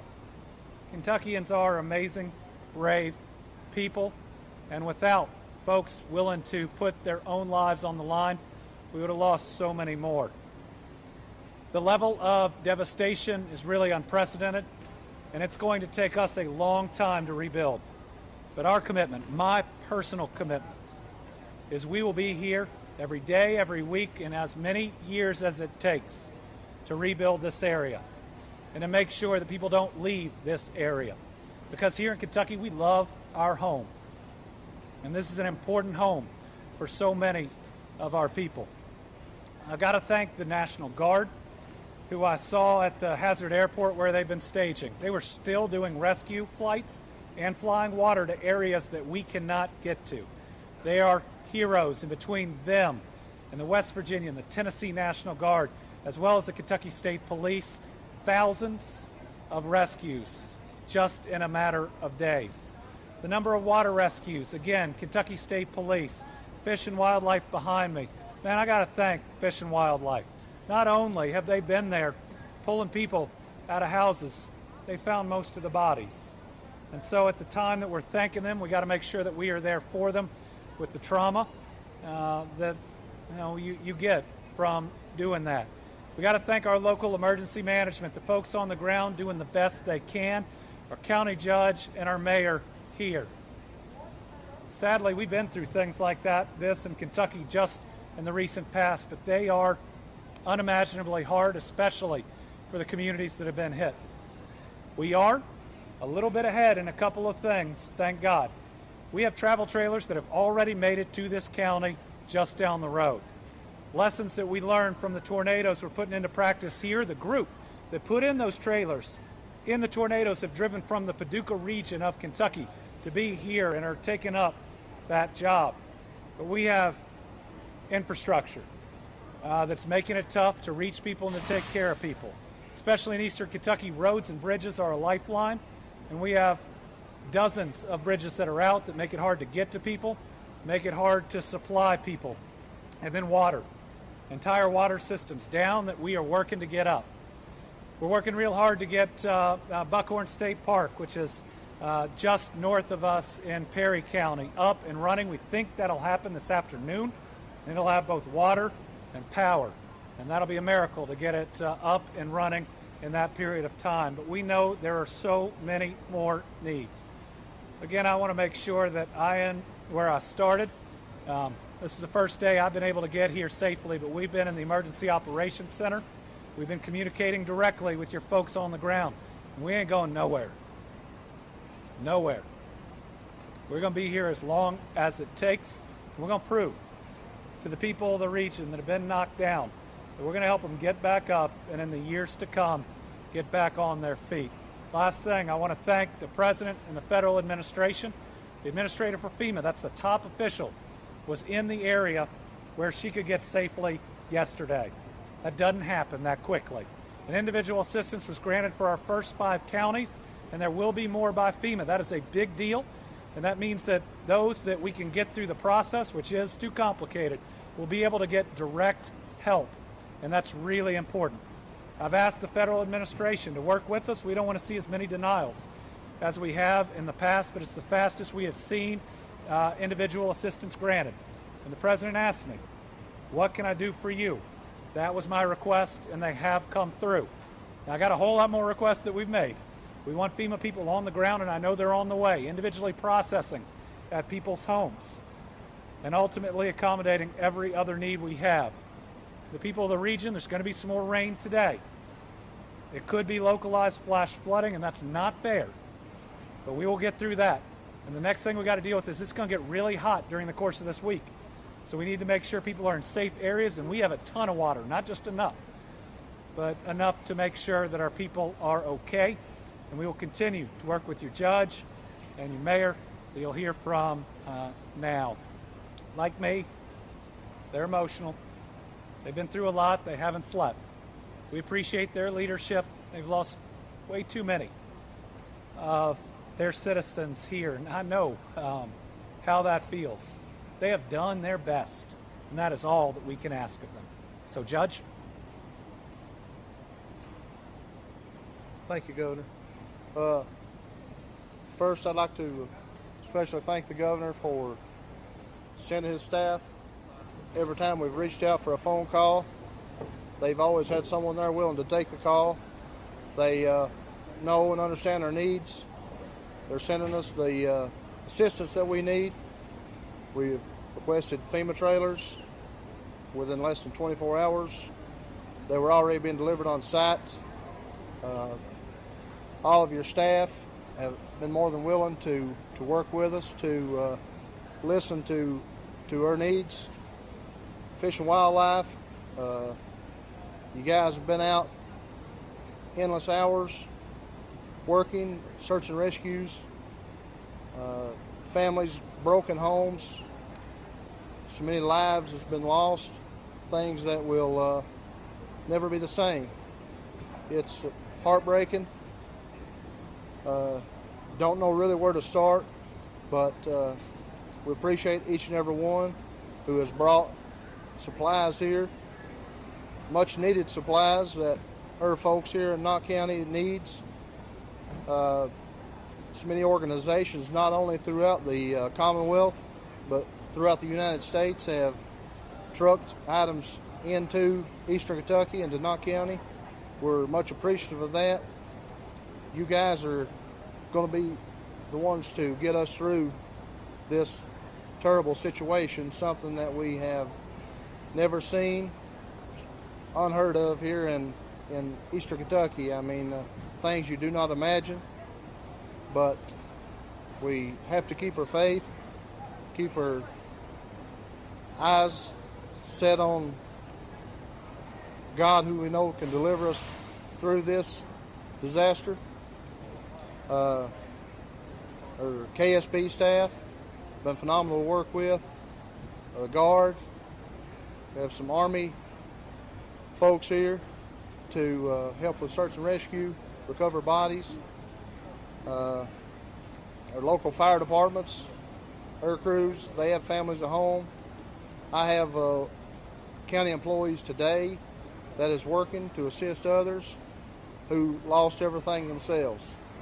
And that's how we are. That's dedication. Our folks are going to continue to pull together. We're getting to folks as soon as possible. If we've not been to you yet, just know that we're on our way. It is going to take time to rebuild.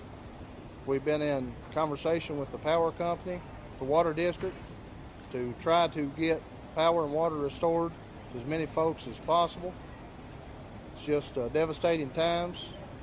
We have our EM Director, Jeff Combs, 911 Coordinator, Josephine Short, here on site at the Knox County Sportsplex, taking information to for individuals who lost their homes, whose homes were damaged. Please, if our folks need assistance or need to get information into these folks, please come to the Knox County Sportsplex to document that information. Like I said, we appreciate all the assistance, all of the people that's pitched in to give us hope, to build confidence when we feel like there's no end in sight. More people keep showing up with assistance. We're very grateful. We're very appreciative. We're thankful for all of the help, state and nationally, through the Congressman Rogers' office, Senator McConnell's office. Everyone's reaching out, and my heart's overwhelmed with the amount of support that we're seeing. But we just want to assure you that we will be helping. We have direct contacts. We have daily calls with the governor, his staff, to make sure that we have one-on-one contacts, that they know our needs, and we know that they will continue to deliver. And for that, we're very appreciative to you guys and your staff. Thank you, guys. Thank you. As a quick update, we're now statewide down to about 12,000 folks without power. Crystal, that was about the number that we had. That's down from about 22,000 just from the other day. And only small corrections, we've got state-owned trailers that are here. We can't wait to have the FEMA trailers as well. I'll turn over to the mayor, and we have our state senator here as well.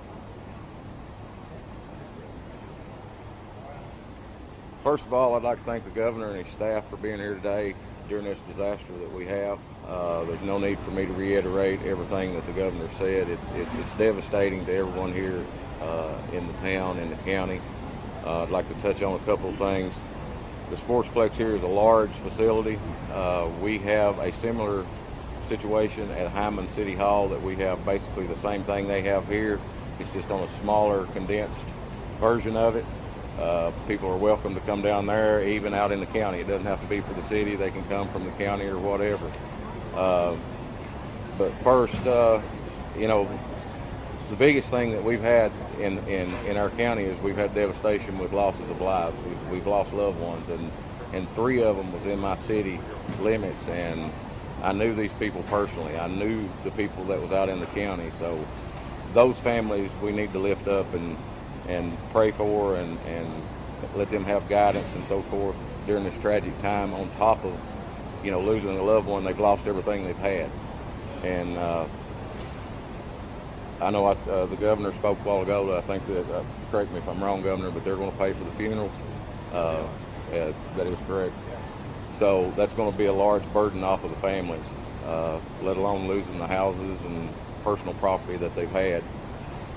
Next, I'd like to inform people of the water situation. The city of Hyman purchases water from the Knox County Water and Sewer District, and we also purchase water from Southern Water District out of Floyd County. And we have water coming in from the Floyd County side, but they're not allowing us to fill our tanks up yet. We have a few people that do have water.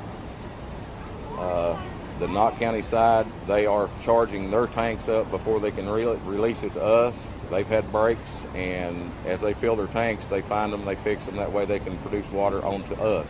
Once they start releasing water to us, then we're going to have to work on the breaks that we have. So I'm just asking the people. I know it's hard to ask for patience, but we're doing the best we can as fast as we can. I've been in touch with Southern Water. I've been in touch with Knox County Water. We're on an hourly basis that we touch base to see how far along we are on the water. A couple other things. I mentioned that we have the same thing here at City Hall that we do here at the Sportsplex. We don't have it as a large entity as they do, but feel free to contact us at City Hall. I have porta potties down there. We have food trailers that are coming, setting up at City Hall that are going to feed people. We have some generators, and I'm in contact with EOC in Frankfort, and we're trying to get some portable showers in town. And we're also getting possibly some more porta potties for our housing developments. We have 2 in the city limits. But if anybody has any questions or anything, feel free to call my cell. Everybody's got it. Call City Hall. We will get to you. I know we have cleared all the roads in the city. All of our people there have access to get in and out to medical, grocery stores if they can or whatever, even though we still don't have power. But if you need something, try to contact us if you can. We'll try to get it to you. I'm just asking for patience because this is a devastating time for everyone. So with that being said, I'll turn it back to the governor.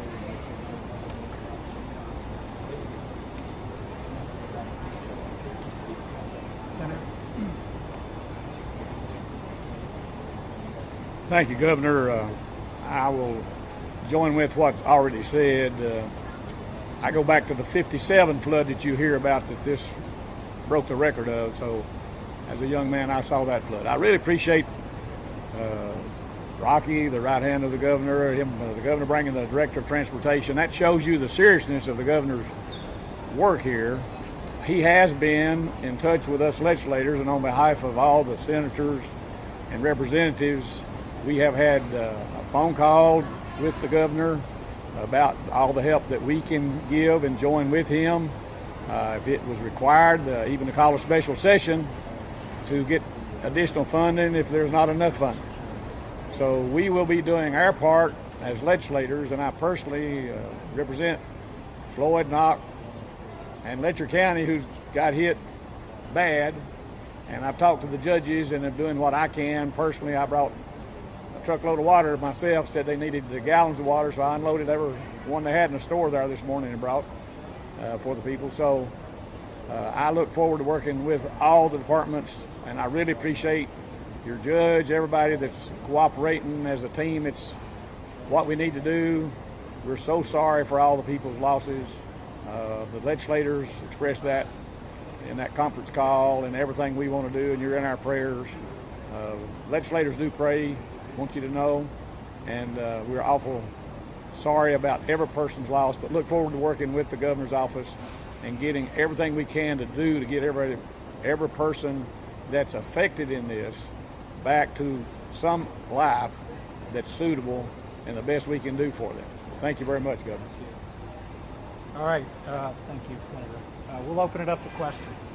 Governor, do you have a clearer number today of the potential number of missing, or if there's still no way to know? It's going to be really hard, even a week from now, to have a solid number on those unaccounted for. It's communication issues. It's also not necessarily in some of these areas having a firm number of how many people were living there in the first place. What we know is we are still in search and rescue, and we will be for the coming days. That doesn't mean that we don't already start recovery. We don't try to two-track if we can. We're bringing in travel trailers. But it's going to be a period of time until we can get a solid number there. You know, we've lost 26, but I know of at least 3 other bodies that are waiting to be processed, and there will be more on top of that. Now, we were just talking about one individual that was found. We're going to be finding people for the next couple of weeks. We just pray they're as few as possible.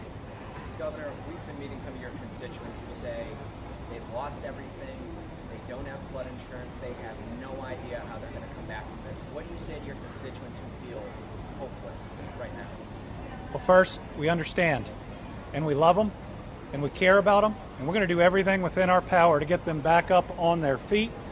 And while it's going to take years to rebuild their lives, we were just talking about the location where we want to set up a one-stop help area here, to be able to come in and talk to a FEMA representative face-to-face, to get your driver's license, if you have to file for unemployment, to talk about your prescription refill, to talk about housing, to hopefully get all those services that so many of us take for granted. But when you've had everything wiped out, you shouldn't have to go to 5 or 6 offices. You're already in a difficult spot. It's not going to be easy, but we are tough people.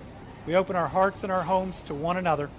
And talk to folks in West Liberty hit by a massive tornado 10.5 years ago. We do get back up on our feet. They will too, because we're going to be standing right there next to them every day. Governor, is there anything the state can do to make flood insurance more affordable? We'll have to look at that. You know, it's certainly something our Department of Insurance needs to look at. We also, though, don't want to make it less available. And so it's one of those things in how a market works that we also have got to be more resilient. You know, as we build back, we've got to make sure we build back stronger. Though we look at this flood, and it's hard to say what could have stopped some of these waters from doing what they've done. But that doesn't mean transportation cabinet, energy and environment, building back our bridges and our culverts and everything else. We don't try to make them as strong as we can. Told there may be some FEMA money on top to add on to that. We don't want people to ever have to go through this again, because we thought, right, we've seen flooding, but not like this. Bill, you join the press? Oh, I don't think I have a question. Go. What do you got? Yeah, it's just a practical question. What, everybody's in cleanup. Yeah. Both in the town and out in the county. What is the state plans on picking up debris? There's going to be picking stuff on the sidewalk. So we're in the debris removal planning process right now. We obviously went through it in the West not just 7 months ago. We really completed most all of it about 4 months ago. Jim Gray is here with us today, headed our task force to make that happen. We've got the same people who helped out. Kyle is here, and we'll be putting those same processes in place. We got to contract out the debris removal. We've got to do it in a way, though, where, because we're going to qualify for FEMA, that we don't ultimately forfeit those dollars. So it is a process. We're working on it fast. Do you think that the pace of the cleanup and the recovery and the rebuilding here will be similar to what's ongoing in Western Kentucky, or are there too many differences to really have a fair comparison? So it's too early to tell the speed here versus Western Kentucky. Certainly, we have done this in the recent past, which will help, but you know, the terrain that we're dealing with still being hard to reach certain individuals, it being spread out amongst a much wider area where it takes longer to get from one place to another is going to complicate things. But listen, we're not going to use that as an excuse. We are going to bring every resource to bear. The General Assembly has offered, and we will take them up on their help. We are not going to spare a penny when it comes to helping the people of this community. Will there need to be a special session to deal with appropriations? Too early, but there may be. And so when we believe the timing is right for that, we are not afraid to ask. Right now, we still have our emergency powers in place where we can bring the dollars to address the emergency of the present. I'll go this way and then I'll come back, I promise. Okay. Yes, sir. I was wondering if some of your staff could identify the charities that are involved now, or will be, that will be able to accept foundation, 501(c)(3) foundation? Yes. We've got a couple that are set up. I know we set up a fund at the state level. It's the Team Eastern Kentucky Flood Relief Fund. That is 100% transparent.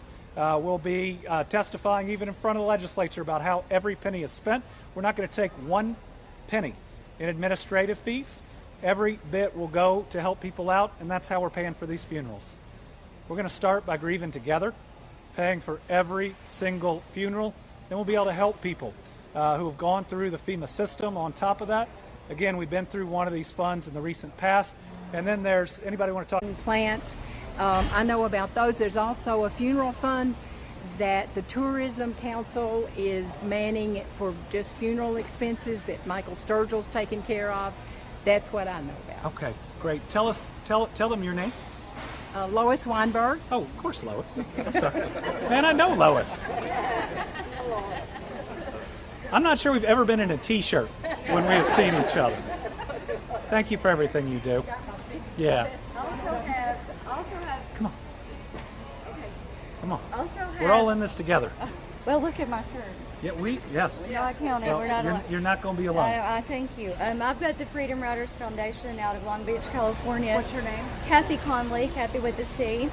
I'm associated with all 50 states through that and 20 countries, and they all know. And I told them, I said, we're not alone. We need your help. Right. So I'm doing everything I can, and I love everybody in this community. They've saved my life many times. That's why I put it on the back. Jeff is my student from back in the day. Oh my goodness. Yes. And that's my mama. So you're an educator too? Yes, sir. Oh my yes, goodness. And that's my mother. So. Yeah. But I just want everybody to know we are not alone. We really are not. Everybody's here for us. And I got a message just last night from Sweden. So I just wanted to let you know.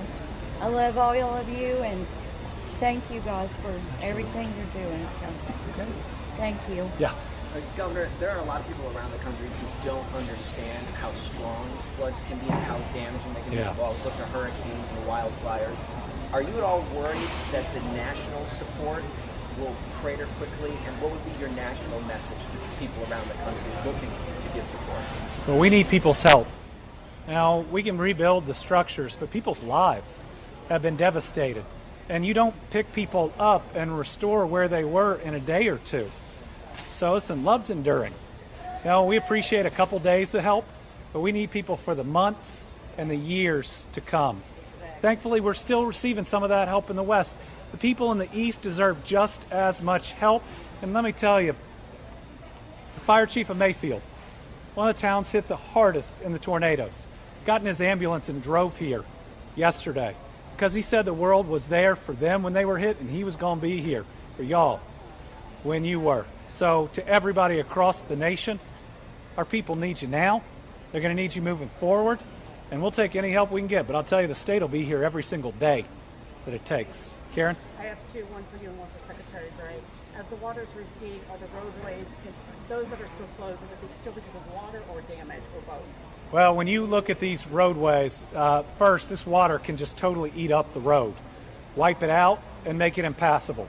Then you get mudslides that are coming down with debris that separately have to be removed. I want to say the Transportation Cabinet, local officials, people out there with the backhoes from their farms are doing an incredible job, and a lot of areas are open that many would have thought would have taken a lot longer.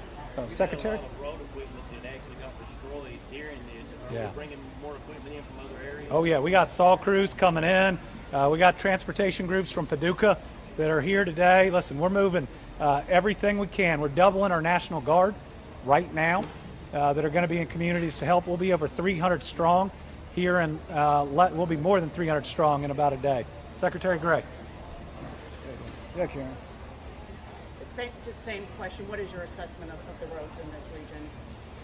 We are bringing the roads. In fact, here in Knott County, all of the state roads are back in.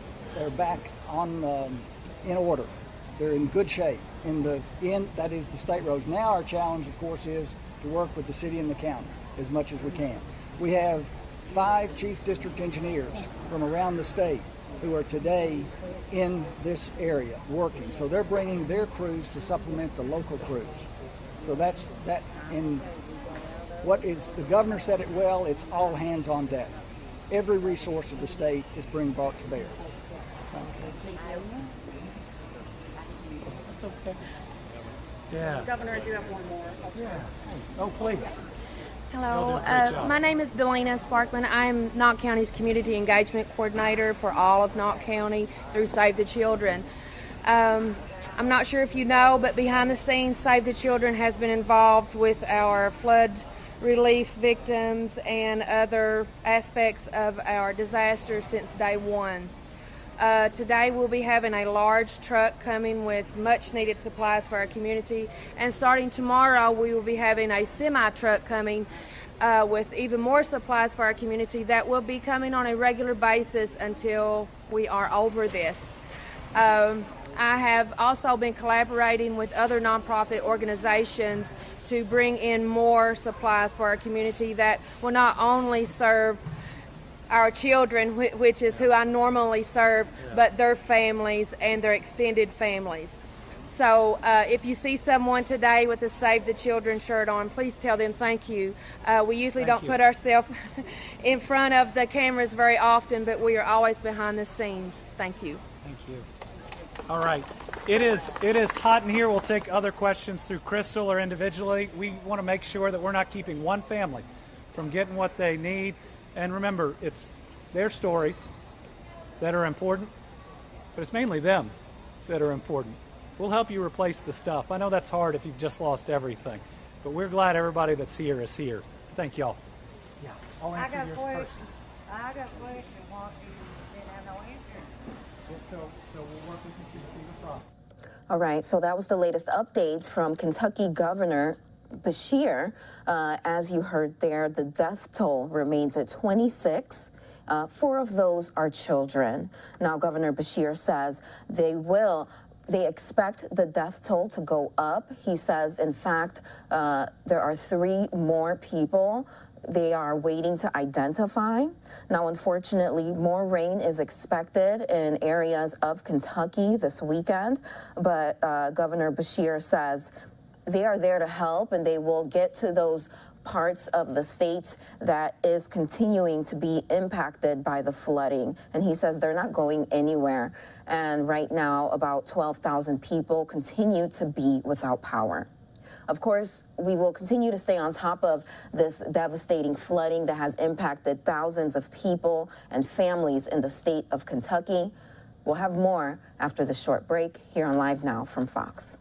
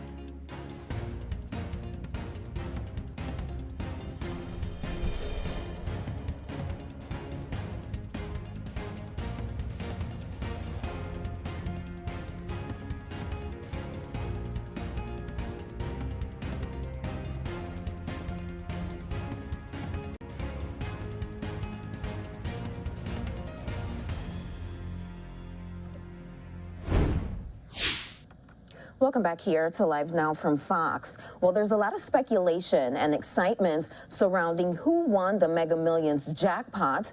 The winning ticket was sold in Illinois at a Speedway gas station. Here's more from Fox 32 Chicago.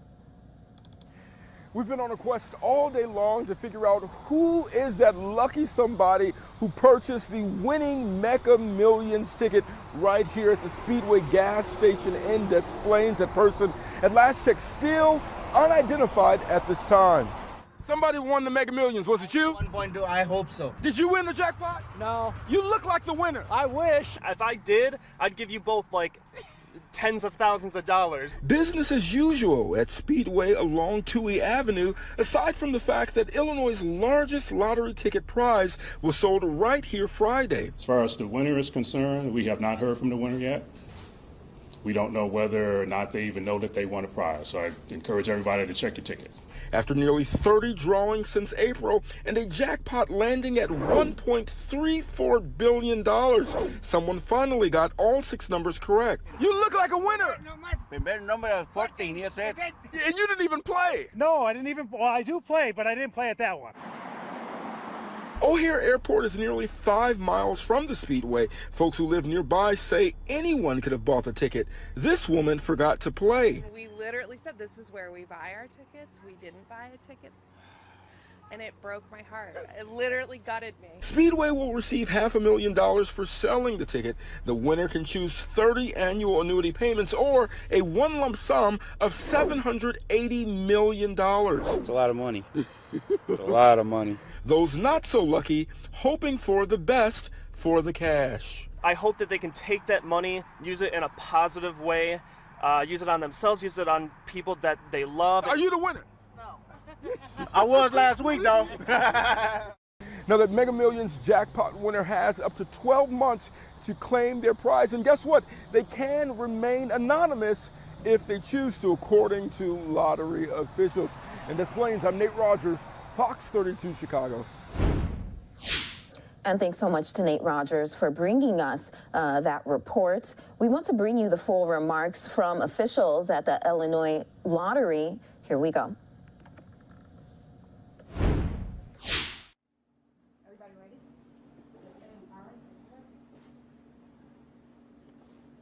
Good morning. My name is Harold Mays, Director of the Illinois Lottery.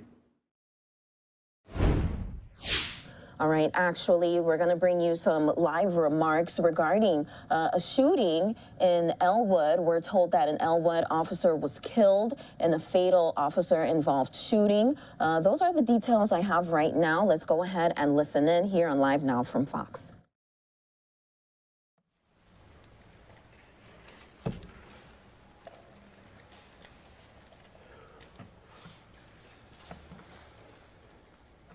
Afternoon, I am Sergeant Keegan with the Indiana State Police, the Public Information Officer for the Pendleton District. We were all here to find out what happened this morning with an officer-involved shooting that took place in Elwood. We're not going to have any questions at this time. I'm going to present to you the information and the initial findings that we have so far, and then I will introduce Mayor Todd Jones, the Mayor of Elwood here, and also the Chief Deputy Prosecutor, Andrew Hanna, who will have brief statements, and then we'll close the program. So again, this is a sorrowful time for law enforcement and definitely the community of Elwood. It's always a sad moment when an officer sacrifices his life in the duty of service to the community. Our preliminary investigations done by the detectives of the Indiana State Police have determined that approximately around 2 o'clock this morning, an Elwood officer made a traffic stop on a 2012 Buick LaCrosse. During that traffic stop, the driver got out for an unknown reason and fired multiple rounds at the officer, striking him at least once. The suspect has been identified today as Carl Roy Webb Boards II. He's 42, out from Anderson, Indiana. A moment time after that exchange of gunfire, Boards fled in the 2012 Buick LaCrosse. Approximately 30 minutes later, Hamilton County sparked up the pursuit with that vehicle southbound on State Road 37, heading to Interstate 69. Around State Road 37 and 141st Street, Hamilton County deployed a tire deflation device that was successful. However, the vehicle continued south on 37, headed to the interstate. As the vehicle approached or entered I-69, Fishers police officers initiated and got into the pursuit. They attempted the pit maneuver on the vehicle. It was unsuccessful the first time. They then continued and tried it a second time, which was then successful. The vehicle came to rest against the median guardrail and was immobilized, and the suspect gave up without further incidents. Right now, we want to convey that there's no public safety issues at this time. The suspect has been apprehended, and he is lodged in Hamilton County Sheriff's Department, the jail there, with no bond. The officer has been identified, the Elwood officer, as Noah Shanavez. He is 24. He is a 5-year military veteran and has served this community proudly for 11 months. Again, this is a tragedy for both the family and the community, so I ask that you keep them in your thoughts and prayers. He is survived by a mother, father, and siblings.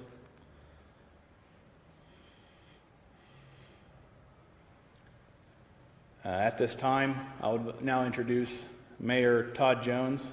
He has a few words to say.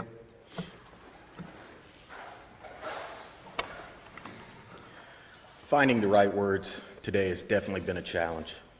How do you put into words the feelings and emotions that we're all experiencing here today? Noah proudly wore the Elwood Police Department uniform. Serving the citizens of Elwood, he was part of our city family.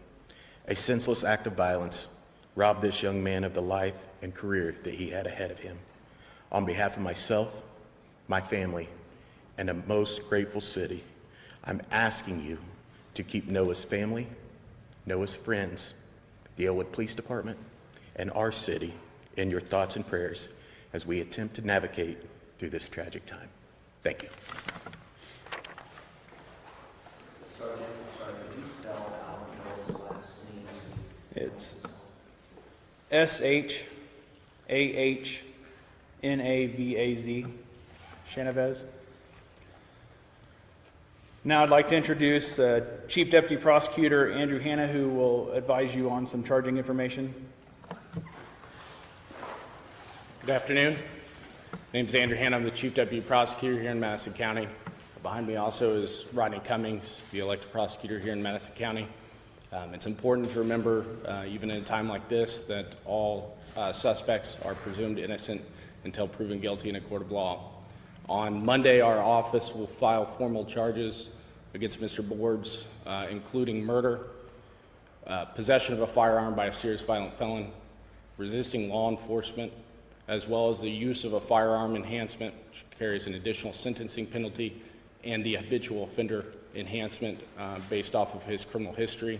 After reviewing all of the evidence and discussions with the family and all those involved, we will make a determination as to whether we seek the death penalty in this case.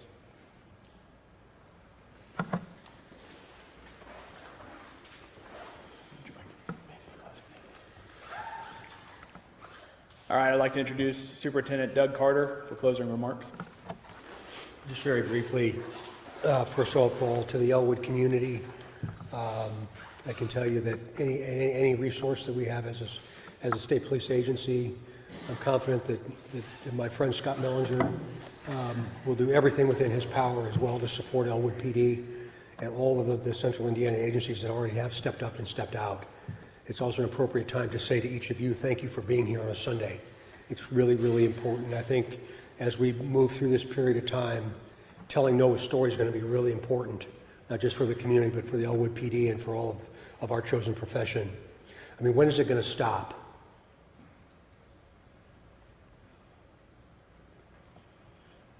I wish I had the answer. This young man served this country for 5 years and chose to come back and serve a local community. And these senseless acts of violence perpetuate our society, and none of us understand why. But I'm confident here in Madison County that the right things will occur with the system that is built here with Rodney Cummings and the rest of the system here in Madison County. So from a really humble public servant, I say thanks to each of you for being here. I would ask that you give the family some time, and you hear that all the time. I was with his mom and dad and family earlier today, and I cannot imagine what they're feeling. So just ask for a little bit of time, but they will want to tell Noah's story initially, and we will certainly help them do that, and I'm pretty confident that you will too. So thank you all. And there's the questions, but is there any way that somebody can help the family? Is there a fund anywhere? I appreciate that very, very much. The answer is yes. We'll have an account set up at any Chase bank by noon tomorrow. Obviously, we couldn't set it up today, but after talking with the family, Chase Bank will be the place that will have an account set up for Noah Shahnavaz. Thank you for that. Appreciate it. Yes. Yes, what will happen is the local bank will coordinate with the other branches, and they'll know where those dollars should go. We do that so that the family gets every dollar of every contribution, and we will make sure that that happens over time. Do you guys have a photo that we could use of the officer?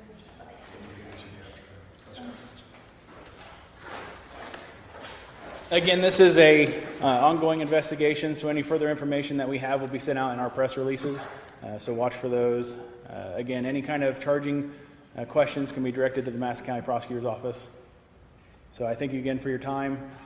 Again, keep the family in your thoughts and prayers, and again, the shakenness of this community just with this event. So thank you. All right, so a very somber update there from Indiana State Police on an Elwood police officer who was shot and killed during a traffic stop this morning. It happened just after 2 o'clock.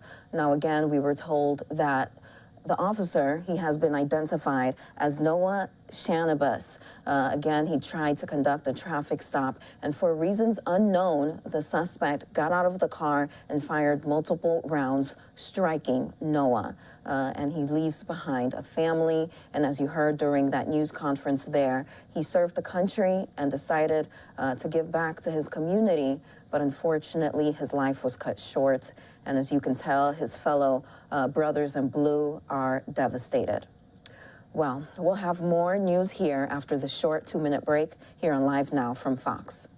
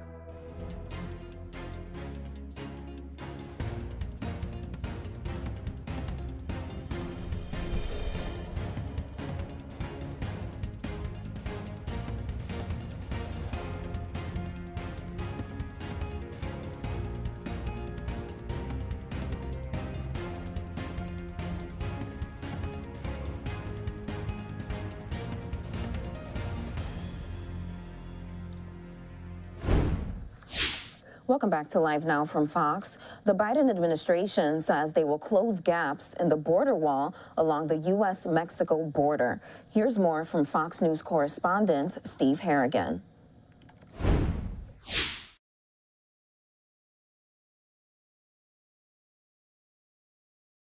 That changed Thursday.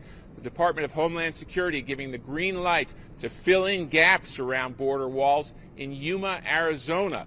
Those gaps have long been an eyesore, seen as a visible symbol of the failure of immigration policy. They've also been one of the busiest crossing points in the entire U.S., people flying from around the world to cross between those gaps. The reason given by the administration to build those walls, that would be safety, both for the border agents as well as migrants, many of whom slip, fall, and sometimes drown in that location.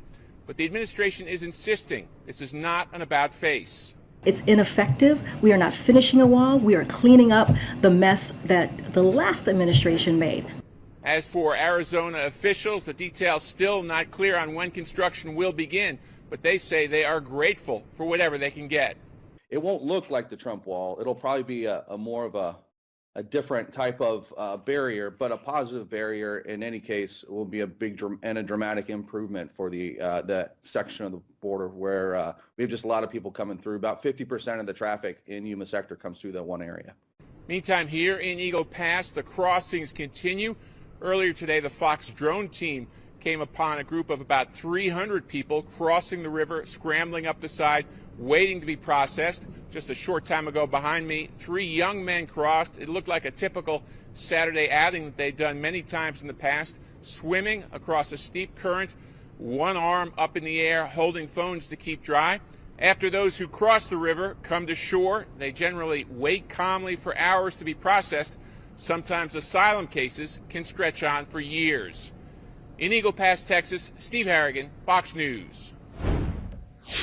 And this week, we heard remarks from Border Patrol. They spoke on safety along the border. Here are those remarks.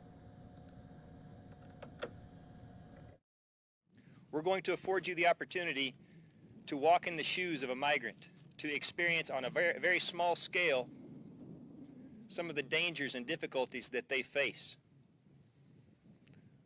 We're going to let you feel the currents of the Rio Grande trying to pull somebody to the shore. We're going to let you experience what it's like walking through the brush in extreme heat and humidity, to see how easy it is to be lost in unfamiliar territory. We're going to let you experience what it's like to be in the back of a tractor trailer that can be in excess of 160 degrees, and to consider what it must be like to not know how long you will be in those conditions with no means of escape. We're also going to show you what the men and women that put on these uniforms, both green, blue, and tan, with Customs and Border Protection, what we see and go through every single day. I want you to see them through my eyes. I want you to see the selfless sacrifice, the rescues, the kind-hearted and caring that comes with being a first responder and a public servant.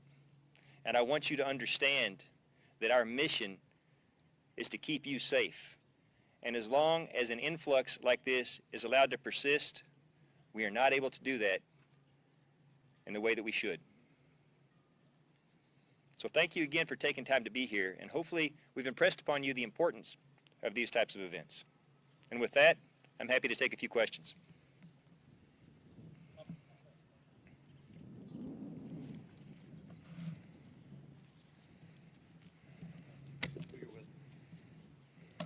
Fox News Channel. Chief, we've been here for 18 months, and we've seen your men pull bodies, babies, adults, women. It's a toll on them. What's your message to the American public that is not here, present? Question number one. Twofold is this, it's not just the migrants. It opens up gates for fentanyl and human trafficking into prostitution and other things. Well, thank you for the question. So first off, I go back to, I want the public to see these men and women in CBP through my eyes. I want them to, nothing more than to see the objective facts about what happens along our nation's border each and every day. Because I believe if they see the unfiltered, objective facts about what's going on, they can't help but be fans. They can't help but support what these men and women do each and every day. And yes, you're right. While we struggle with this influx, while my men and women are literally pulling people from the river, while they are saving lives at the risk to their own, there are criminal elements that take advantage of us being there. There are criminal elements that would go someplace else and cross dangerous contraband like fentanyl to get it into our communities and cause harm and havoc. There is what you see on TV, and there is what happens on the ground. Members of the media that are here today are very fortunate because you actually get to see, you actually get to experience what life is like down here. I don't know how to translate through a camera the heat that we're all feeling right now, the humidity, the sun pressing down on you. I don't know how to translate through a camera when we're walking through the brush how easy it is to get disoriented and certainly to be locked in the back of a container, that sense of desperation. The only thing that we can do is make sure that as many people as possible know it and understand it, because that's the only way this message will get out. So my message to the members of the public: do some research, find out for yourself. Don't take anybody's word for it. Come see it, come experience it. Talk to people that live it and breathe it each and every day, because that's the only way you can make an informed decision about whether this truly is a crisis or not. Thank you. Chief, Antonio Guillen with Univision. Chief, at the end of your speech or your words, you said something to the extent of, while this is being allowed, things are not going to change. What do you mean by that, and how things, in your view as chief of and in charge of so many agents, how things should change for the better regarding what you do? Thank you. What needs to happen is this. The United States needs immigration. We rely upon that for economic prosperity, for our security. We want folks to come to our country. It needs to happen through a legal and organized way that is safe to the migrants and safe to the communities along the border, in a way that does not disrupt the economic prosperity of the trade that passes through bridges like the one to your left, my right, each and every day. When we have legal migration, we don't have the influx of people coming between the ports of entry that draw my men and women off of the border security mission, that puts the lives of the migrants in the dangers that I just described to you. What we need is for there to be a legal immigration process that enables all those things to happen. We need that message to get out to the countries where these folks are coming from, so that they don't attempt to make that journey in the first place, and that they seek to enter through legal means. That's what we need to be able to happen. Sir. Chief Owens, my name is Mike. I'm with Spectrum News. You talked about briefly about the rescues. Do you, by chance, know how many rescues your agents are doing weekly or monthly? So I can tell you, so far, we have rescued 1,500 people in this sector alone this fiscal year. And when I talk about the fiscal year, I'm talking about from October 1 to September 30th. So we still have a little over 2 months left in the year. And by every measure, by every standard, we have surpassed the traffic that we saw for fiscal year 21. We've already had over 170 people die in this sector alone trying to make this journey.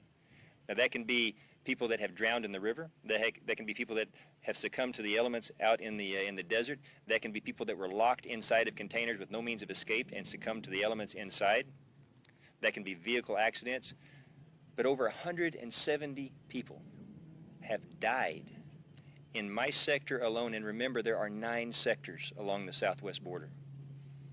In my sector alone, 170 people have perished. So while the rescues are phenomenal, you can believe that each and every one of my men and women take it to heart when we don't successfully rescue somebody. 1,500 is a tremendous amount of people, tremendous amount of lives that have been saved. But at the same time, we have apprehended over 330,000 people crossing in this sector alone this fiscal year, and we know of over 140,000 that have gotten away. These are people that chose not to seek out a Border Patrol agent and turn themselves in. These are people that are actively trying to escape through those desert terrains that I talked about. And while we can't be out there to interdict each and every one of them, you can also imagine we're not out there to rescue each and every one of them. So when I talk about the number of rescues and the numbers of deaths, imagine what might have been and what is when we do get out there and actually find out what we've been missing this entire time. Alicia Barrera with KSAT 12 News in San Antonio. So about a week ago, we aired a story from Eagle Pass, and we encountered one of the scouts or guides, if you will. People don't understand how that can be dangerous for the agents. Are you able to expand on that? And really, what is the policy when y'all do spot a scout not far from the agents? So the scouts are part of the smuggling network. And if you look behind me, you see the dense brush, vegetation, the terrain that they use to their advantage. At any given time, whether it's on this side of the border or that side, my men and women are being watched. It's easy for them to take shots at my agents. And these are the people that are part of the network that don't care what happens to the migrants. It's in our interest to try and apprehend those smugglers, those guides, because it disrupts that network. It's very difficult to do because they stay close to the river. And when we chase them into these areas, a lot of times, if they go into the water, then both the life of the smuggler and the life of the agent is in danger. And sometimes there are friends of the smugglers waiting on the other side to throw rocks at our agents. It is a very dangerous situation along the border when it's being exploited by the criminal element. And those guides are every bit as much responsible in the smuggling network as the highest ranking member of the cartel.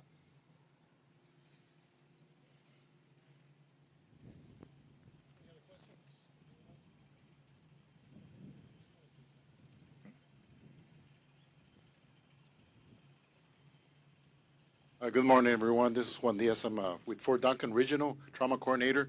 Just wanted to reiterate what you just said, and also just to let the public know that those who happen to make it and that you rescue and bring to the hospital, they're going to end up with chronic illnesses like their livers. Their kidneys are going to be damaged. They get a heat stroke. They're going to get transferred to San Antonio to a higher level of care, and they're going to be chronically ill. They're going to be handicapped, basically. I don't have a number, but there's a significant amount of those. Excellent No questions. point. Thank you, sir. Thank you for that. Well, ladies and gentlemen, again, thank you. Another question? Okay. ¿Español se puede? Spanish? Podemos intentar. Okay. ¿Han ustedes identificado cuál es la razón por qué esta región de Coahuila está siendo la preferida para cruzar por los migrantes? ¿Será que Tamaulipas?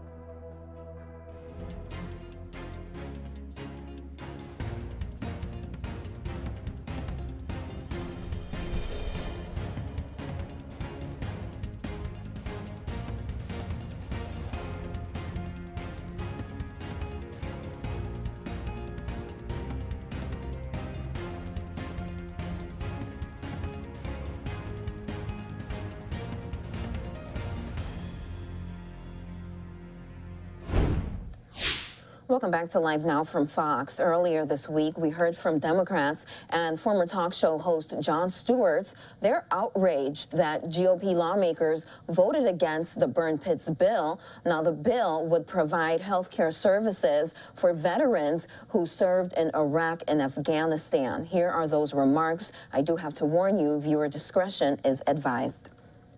Timetable that veterans with toxic wounds don't have.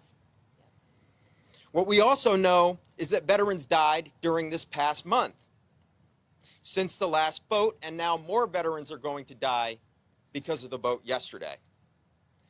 We just lost another warrior last week. He served around burn pits in Afghanistan, and he had pancreatic cancer. People in their mid-30s are not supposed to have pancreatic cancer. We were passing the condolence card around our office this week to his family. He died before this bill could be passed. How many more is it going to take? And if the Senate goes home before this gets passed, how many more? We make a promise to people who serve in the military that we'll support them if they get wounded. Passing the PACT Act today would have finally kept that promise for veterans with toxic wounds. But instead, that promise is still being broken. So, in our view, the Senate should pass this bill without amendment, which would only send it back to the House and create further delays. And the Senate should do this before they go home for August recess, because sick veterans can't wait any longer. No more excuses, no more delays, no more broken promises. Pass the PACT Act now. Agreed. Next speaker, Corey Titus, Military Officers Association of America. Thank you, Senator, and thank you for everybody for being here today. 84-14. That is the vote we got a month ago on this bill. 25 senators changed their position on caring for toxic exposed veterans. This bill would have benefited 3.5 million veterans who have been put on the fast track for getting their wounds, their care and benefits they needed. But yesterday, every single veteran and every single member of their families felt the floor fall out from underneath them. Veterans are angry and confused at the sudden change from those they thought that had their backs. The following are statements from senators who voted for the PACT Act in June, but against it yesterday. Here's what they had to say in June. As we work to ensure our nation's military is provided for, it is also vitally important that our veterans receive the care and benefits they have rightfully earned. Another senator said, our veterans sacrificed so much to protect our freedoms and keep us safe. I was proud to vote for the PACT Act today, which provides critical funding and support for those exposed to toxic environments like burn pits during service. Senators, the bill didn't change. Is caring for veterans no longer vital? Why are you no longer proud to vote for the PACT Act? You said that you wanted to see this bill signed into law. Why did you help block it? Sadly, veterans and VSOs have been here before. Our veterans call on our nation to help for our wounds of war, and certain lawmakers delay it while we die. We will do what we have always done in this situation. We will regroup, rally together, and fight back together to get this bill over the finish line. Our service has taught us to work as a team, and our service has fortified our resolve to never quit and never leave a fallen comrade. We will abide by that ethos, and we will charge forward together to get the PACT Act passed. Everybody needs to call, write, and visit their senators' offices. The Senate should not go home until this bill is passed. Thank you. Next speaker is Candace Wheeler at TAPS. As the leading voice for the families of those who died as a result of illnesses connected to toxic exposure, and a founding member of the Toxic Exposure in the American Military Coalition, the Tragedy Assistance Program for Survivors is grateful to Senator Schumer, Senator Gillibrand, Chairman Tester, Ranking Member Moran, Speaker Pelosi, Chairman Takano, and Ranking Member Bost, and many others for their leadership on the PACT Act. Like everyone here, we watched the Senate cloture vote yesterday in disbelief. Our veterans deserve better. Their families, caregivers, and survivors deserve better. We urge the Senate to pass this historic legislation without further delay. It is our nation's moral obligation to care for our veterans and their survivors. Every day the PACT Act is delayed is precious time lost for our veterans suffering from the effects of toxic exposure. For some, it will be the difference between early cancer detection and stage 4 inoperable cancer. The Senate must act now, stay in session, and not go on vacation. They must pass the PACT Act now because every day matters. Thank you. Our next speaker is Rosie Torres, Burn Pits 360. For 13 years, we've come to our nation's capital with the hope and faith that those we elected into office would fulfill their moral obligation. We organized, we mobilized, we even called on Jon Stewart and John Field.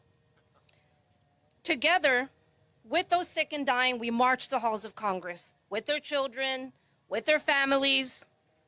Yesterday, 25 villains, along with Senator Toomey, voted to kill a bill that would provide health care and compensation to several generations of veterans. We've sat here and discussed how many people flipped their vote. What about we pay attention to those that are sick and dying? What about we pay attention to those that are putting a gun to their head because Congress and these senators have screwed them to pass the PACT Act? No more delays, no more delay tactics. Our veterans are sick and dying, but one thing they will not do.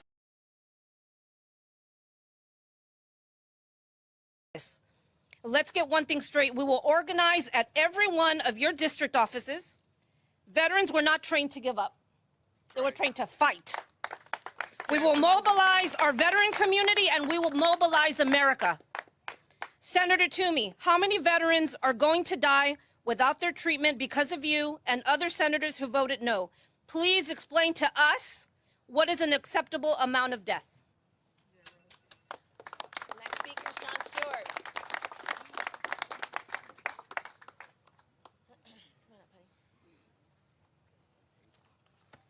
Hi. I'm Susan Sire. I'm the mother-in-law of the late Sergeant First Class Heath Robinson, the namesake of the Honoring Our PACT Act. I've been wearing his Army jacket for almost 5 years, carrying him on my shoulders because he couldn't lobby with me. He couldn't stand up for himself because he was too sick. Now, I'm going to take you on a little journey of what these reprehensible senators voted for. Heath was diagnosed with a rare form of lung cancer in 2017. 6 months prior to that, he ran a half marathon. He was an active duty member of the Ohio Army National Guard because he was employed by the National Guard. In 2012 and 2013, Heath was the Ohio Army National Guard NCO Soldier of the Year.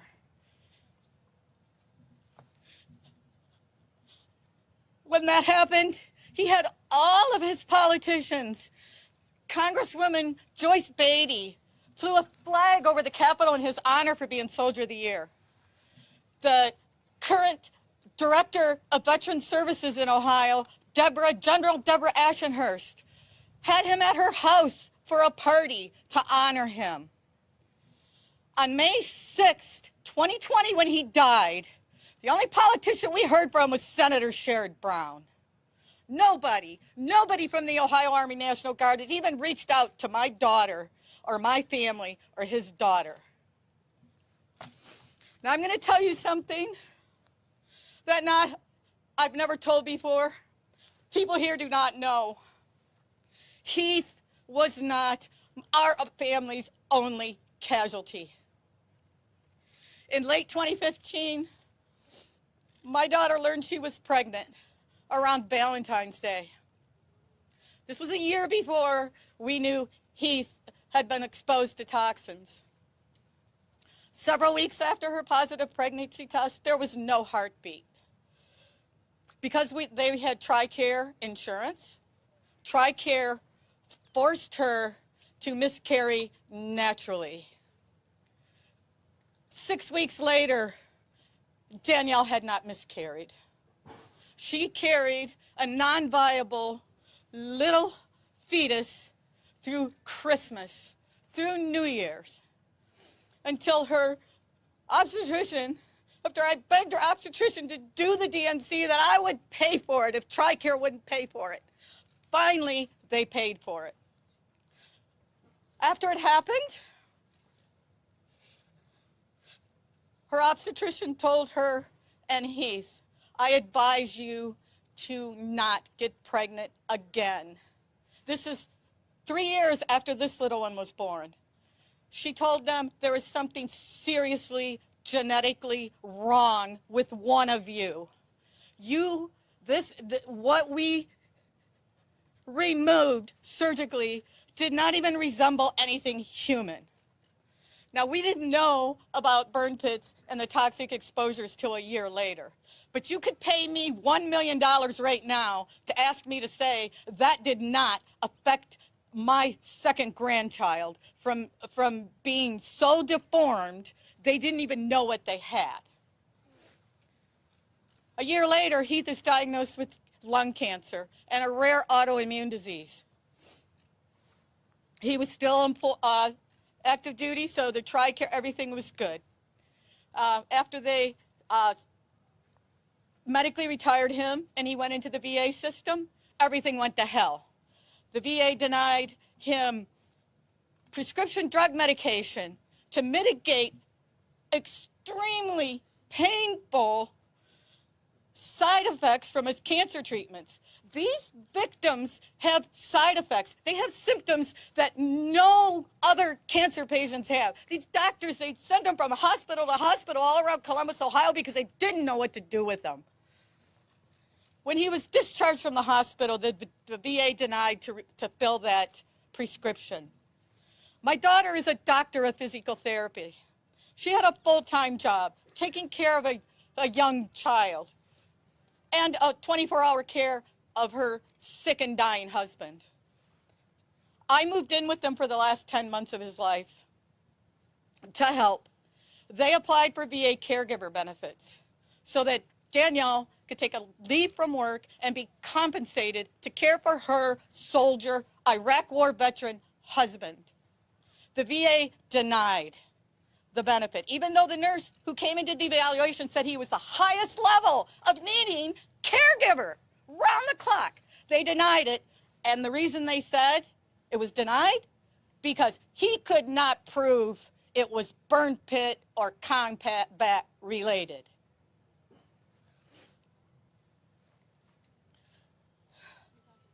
So, in the month ensuing, after the VA denied his prescription medication and he was in such extreme pain, my daughter, totally exhausted, no sleep for days, I'm picking her up off the floor as she's collapsing in front of her child on the floor in exhaustion. I'm laying on the floor trying to comfort her. Heath is over on the sofa, puking and a bloody nose and coughing. And I'm trying to take care of two people at once, which is virtually impossible. So Heath asked my daughter and I to overdose him because he wanted to put us out of our suffering. He felt guilty because he caused us to suffer, and he didn't want to do it anymore. He begged us for 2 months to do this. That meant neither she or I could ever leave him alone for 1 minute for those 2 months. And I'm telling you right now, Senator Toomey, Senator Rob Portman was Heath's senator. Voted no. They voted against my family. They voted for all of us to suffer. They are endorsing our suffering. They are endorsing her suffering. They're endorsing Tim's suffering. They're endorsing Kevin's suffering. They're endorsing Rosie and her husband's suffering. Someone said before, every single one has pictures with veterans on their Facebook pages, on their websites. Well, screw that. They don't support veterans. If you vote no on this bill, you do not support veterans. The burden of proof is on these veterans to prove it was combat related. So we couldn't hold up that burden of proof while Heath was alive. So after he died, with the help of Dr. Robert Miller from Vanderbilt University, he coordinated a lung autopsy for us. Now I'm going to tell you what this lung autopsy showed, and you tell me Senator Toomey, Senator Rob Portman, if you think his lung cancer was caused by toxic exposure. We know he had lung cancer. He also possibly had constrictive bronchiolitis, definitely an interstitial lung disease that they could not fully define because his lung tissue was so obliterated by the cancer. He had pulmonary fibrosis that we did not know about. He had deformed blood vessels. He had cells in his lungs that no pathologist could identify. But his lung cancer was not caused by him inhaling toxic burn pit smoke. And I have one more thing to say about Senator Mike Lee. A few days ago, when they were bringing this debate up on the Senate floor, we were all watching to hear some discussion about the PACT Act. Senator Mike Lee got up and gave a very passionate plea to every single one of his Senate colleagues. He told a story about a Navy seaman who's based in Iraq who was in a car accident. He had a health episode and he passed out while he was driving, and unfortunately 2 people in another car were killed. So the Japanese justice system decided he needed to be arrested and incarcerated. A couple days ago, he turned himself in to be incarcerated for a year for causing the death of 2 Japanese. That was an accident because he had a health problem. Now, Senator Mike Lee was urging all these senators to get together and get this guy out of prison because he's unjustly incarcerated. And then he told these senators, we need to show our veterans and our military that we have their backs. Well, he doesn't have their backs. He picks and chooses which backs he has so he can have a feel-good story to get all the senators to jump on board his cause. He doesn't have Tim's back. He doesn't have Andrea's back. He doesn't have Kevin's back. He doesn't have her back, her husband's back. He doesn't have my family's back. And I'm done. And the next time I come back here, it better be to sign the damn bill at the White House.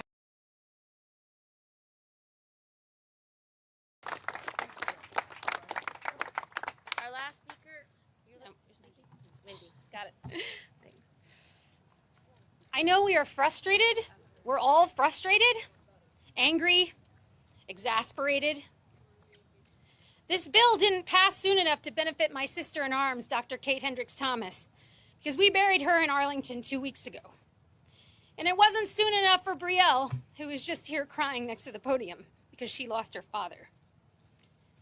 I think the worst part about this, though, is that I don't believe the vote yesterday represented the interests of the American people. The American people that I know are very anxious to ensure that our warriors are taken care of to the extent that they have earned. I am very grateful for the bipartisan support we have received on this bill, those who are willing to stand up to their peers and take another stance. And I'm trusting that those who want to tweak this bill will adjust it quickly and that it will pass before the Senate recess in August, as Senator Toomey has promised. Senator Toomey, I heard you. You promised. I believe that's what the American people want, and more importantly, it's the right thing to do. We can't be so caught up in every detail that we miss the forest for the trees. And the point of this bill is to ensure veterans who are suffering and dying right now from toxic exposure are given the benefits they need as soon as possible. So many of our lawmakers want to do the right thing here, and it's important that we continue to enable those lawmakers who have veterans' needs closest to their hearts. Let's do the right thing. Shane and DAV. Good morning. I'm Shane Lerman, DAV Deputy National Legislative Director. And DAV is greatly disappointed by yesterday's vote. But hey, it's okay, It's okay, because everybody is saying, well, it's inevitable. Well, we're going to pass the PACT Act. It's inevitable. You know what else is inevitable? Veterans suffering and dying without access to health care and benefits. That is also inevitable. For example, there's a Vietnam veteran in Indiana right now who had an appeal with a veterans law judge in front of the Board of Veterans Appeals for access to benefits based on his Agent Orange exposure in Guam, which is a part of the PACT Act. The judge agreed to stay that case for 60 days so the PACT Act could pass. Well, guess what? We're now beyond that. So what did we just say? We just said, oh, it's okay. Another Vietnam veteran, another comrade in arms is going to be delayed access. That may save his life. But that's all right, because it's inevitable that it's eventually going to pass. Enough is enough. Enough is enough. How many more delays? How many more deaths? How many more suffering veterans? Just to be able to wake up in the morning and not hurt. To be able to actually sleep at night. To be able to breathe without suffering. Enough is enough. Stop the delays. Well said. The PACT Act must be passed now, before Congress leaves town for their recess, their vacation. Let's call it their vacation. We must pass it now. Thank you. John Stewart.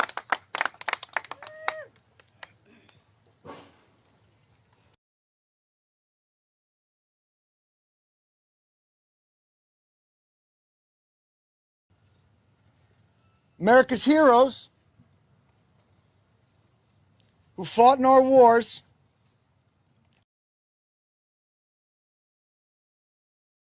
oxygen, battling,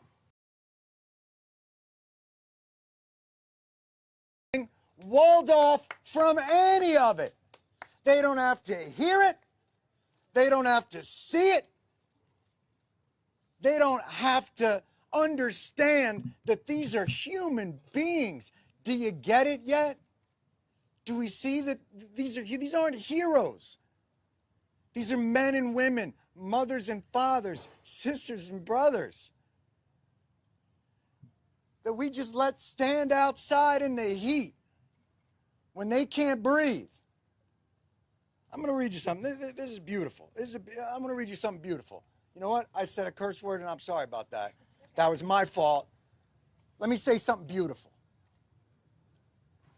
This is a tweet from Senator Rick Scott of Florida from yesterday. It's beautiful. And I'm sorry about the cursing, and let me say something beautiful to make it up to you. I was honored to join the USO today and make care packages for our brave military members in gratitude of their sacrifice and service to our nation. And there's a beautiful picture. I wish you could see it. He's standing with a little package. Did you get the package? I think it has M&Ms in it and some cookies and some moist towelettes. I don't even know, honestly, I don't even know what to say. I've been coming down here 10, 15 years. I'm used to the hypocrisy. Christina Keene will tell you from VFW. She sat in an office with Mitch McConnell and a war veteran from Kentucky, and he looked that man in the eyes and he said, we'll get it done. And he lied to him. Because Mitch McConnell yesterday flipped. I'm used to the lies. I'm used to the hypocrisy. Senator Pat Toomey won't take a meeting with the veterans groups. Sends out his chief of staff. I'm used to the cowardice. I've been here a long time. Senate's where accountability goes to die. These people don't care. They're never losing their jobs. They're never losing their health care. Pat Toomey didn't lose his job. He's walking away. God knows what kind of pot of gold he's stepping into to lobby this government to shit on more people.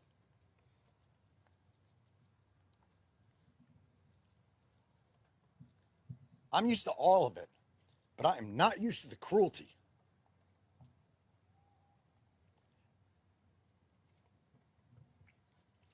They passed it. June 16th, they passed the PACT Act. 84 to 14. You don't even see those scores in the Senate anymore. They passed it.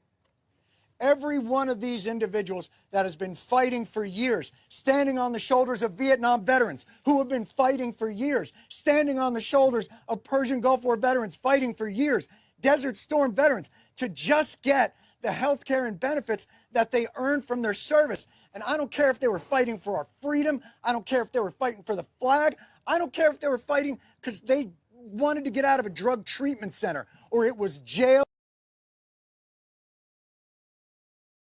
To their oath. And yesterday, they spit on it in abject cruelty. These people thought they could finally breathe. You think their struggles end because the PACT Act passes? All it means is they don't have to decide between their cancer drugs and their house. Their struggle continues. This bill does a lot more than just give us health care. Gives them health care, gives them benefits, lets them live. Keeps veterans from going homeless, keeps veterans from becoming addicts, keeps veterans from committing suicide. Senator Toomey's not going to hear that because he won't sit down with this man.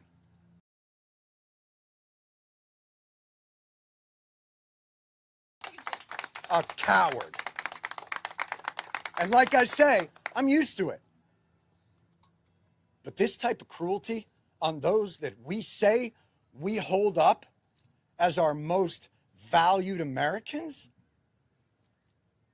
then what are we?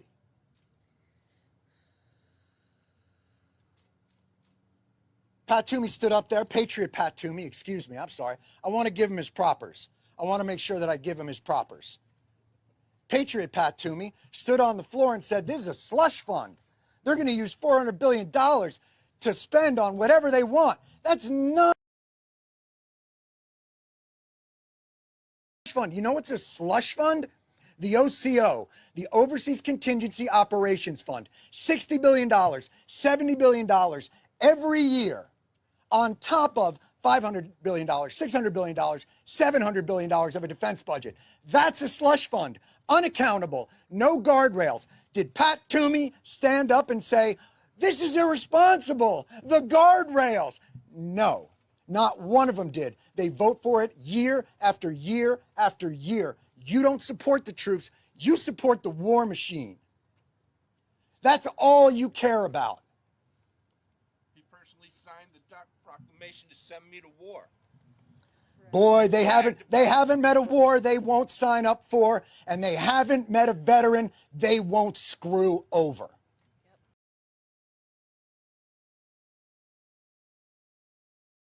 Barbaric. It's barbaric. And now they're going to go away. Pat Toomey says, oh, I've got veterans groups.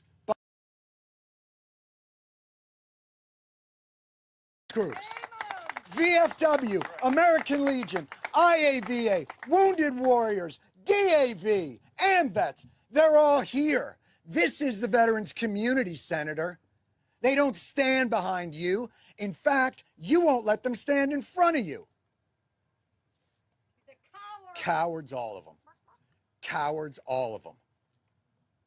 And now they say, well, this will get done maybe on the after we get back from our summer recess, maybe during the lame duck, because they're on Senate time. Do you understand? You live around here.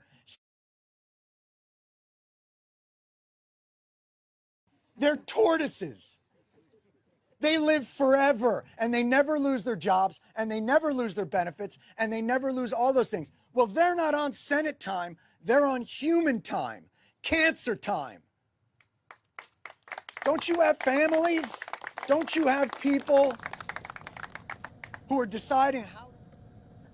All right, so former talk show host Jon Stewart turned veterans advocate making remarks there in Washington, D.C. Earlier this week. Upset, obviously. You heard some of that foul language there, hopefully not too much of it, regarding the GOP vote against the Burn Pits bill. It's meant to help bring more health care to veterans. We're going to take a short break here on Live Now from Fox. We'll have more after 2 minutes.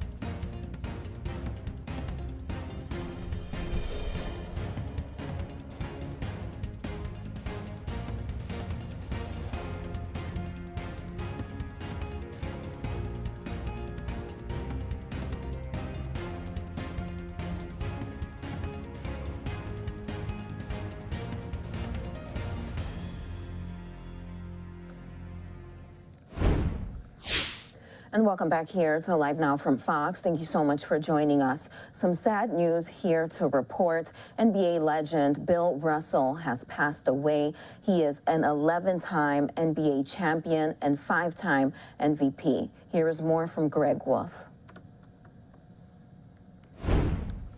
One word could describe Bill Russell. It is this: winner. 11 NBA championships in 13 years. It's a record unmatched in the history of American team sports. It's all over. The Boston Celtics are the world champions. When the Celtics drafted Russell, he was already a 2-time NCAA champion and Olympic gold medalist. His winning continued immediately. And then, of course, Russ joined us in December, and that was all she wrote, 11 championships in 13 years. So. Russell also racked up 5 Most Valuable Player awards, was a 5-time rebounding champion, and was named an All-Star 12 times. When Red Auerbach retired as Celtics coach in 1966, Russell took over as a player coach. It was the first time an African American would be the head coach of a major American sports team. Can you do the job impartially without any racial prejudice in reverse? Yes. Born in strictly segregated Louisiana in 1934, he remained forcefully engaged in confronting what he saw as a country too often plagued by racism and unfair dealings to those in the minority. Everyone wants to be treated civilly and with respect. No more, no less. Bill Russell was elected to the Basketball Hall of Fame in 1975, and the NBA Finals MVP trophy is named in his honor. I always said that when I left the Celtics, I could not go to heaven because there'd be a step down.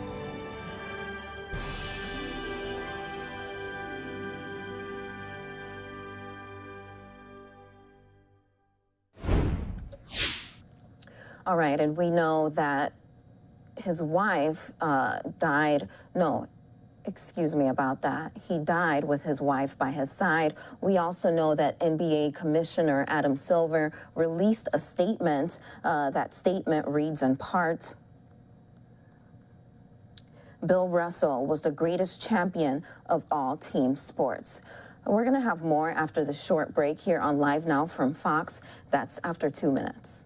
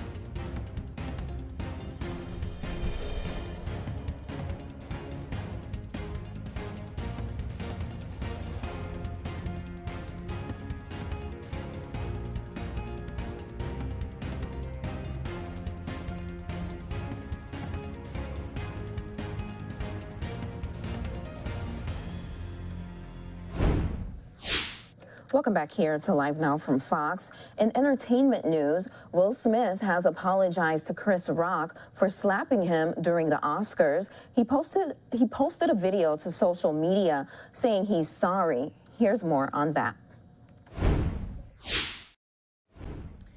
And welcome back here to Live Now from Fox. I'm Daytona Everett. It is a little after 4:30 here in Phoenix, Arizona, 7:30 out on the East Coast. We want to go into some entertainment news for those of you who've been following along with the slap heard around the world at the Academy Awards. Now Will Smith is actually apologizing to Chris Rock. We're going to play out just a portion of this apology that was posted a little bit earlier today, and then we'll get some reaction on the back end.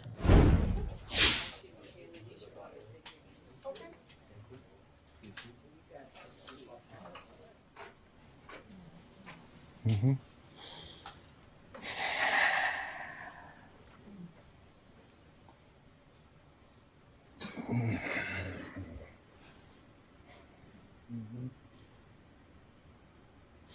Why didn't you apologize to Chris in your acceptance speech? I was fogged out by that point. It's all fuzzy. I've reached out to Chris, and the message that came back is that he's not ready to talk, and when he is, he will reach out. So I will say to you, Chris, I apologize to you. My behavior was unacceptable, and I'm here whenever you're ready to talk. I want to apologize to Chris's mother. I saw an interview that Chris's mother did, and you know, that was one of the things about that moment. I just didn't realize, and you know, I wasn't thinking, but how many people got hurt in that moment. So I want to apologize to Chris's mother. I want to apologize to Chris's family, specifically Tony Rock. You know, we had a great relationship. You know, Tony Rock was my man. And this is probably irreparable. I spent the last 3 months replaying and understanding the nuances and the complexities of what happened in that moment. And I'm not going to try to unpack all of that right now, but I can say to all of you, there is no part of me that thinks that was the right way to behave in that moment.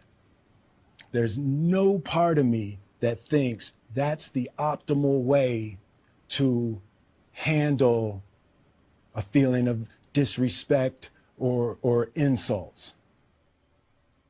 After Jada... Okay, so we wanted to play out just a portion of that apology that was posted to YouTube today, apologizing directly to Chris Rock.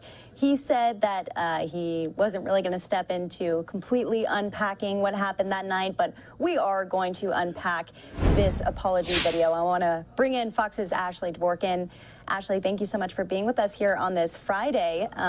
This is a big headline for us. We've been waiting to hear from Will Smith publicly, I guess, in a posted video. It was pre-recorded. What were your initial reactions?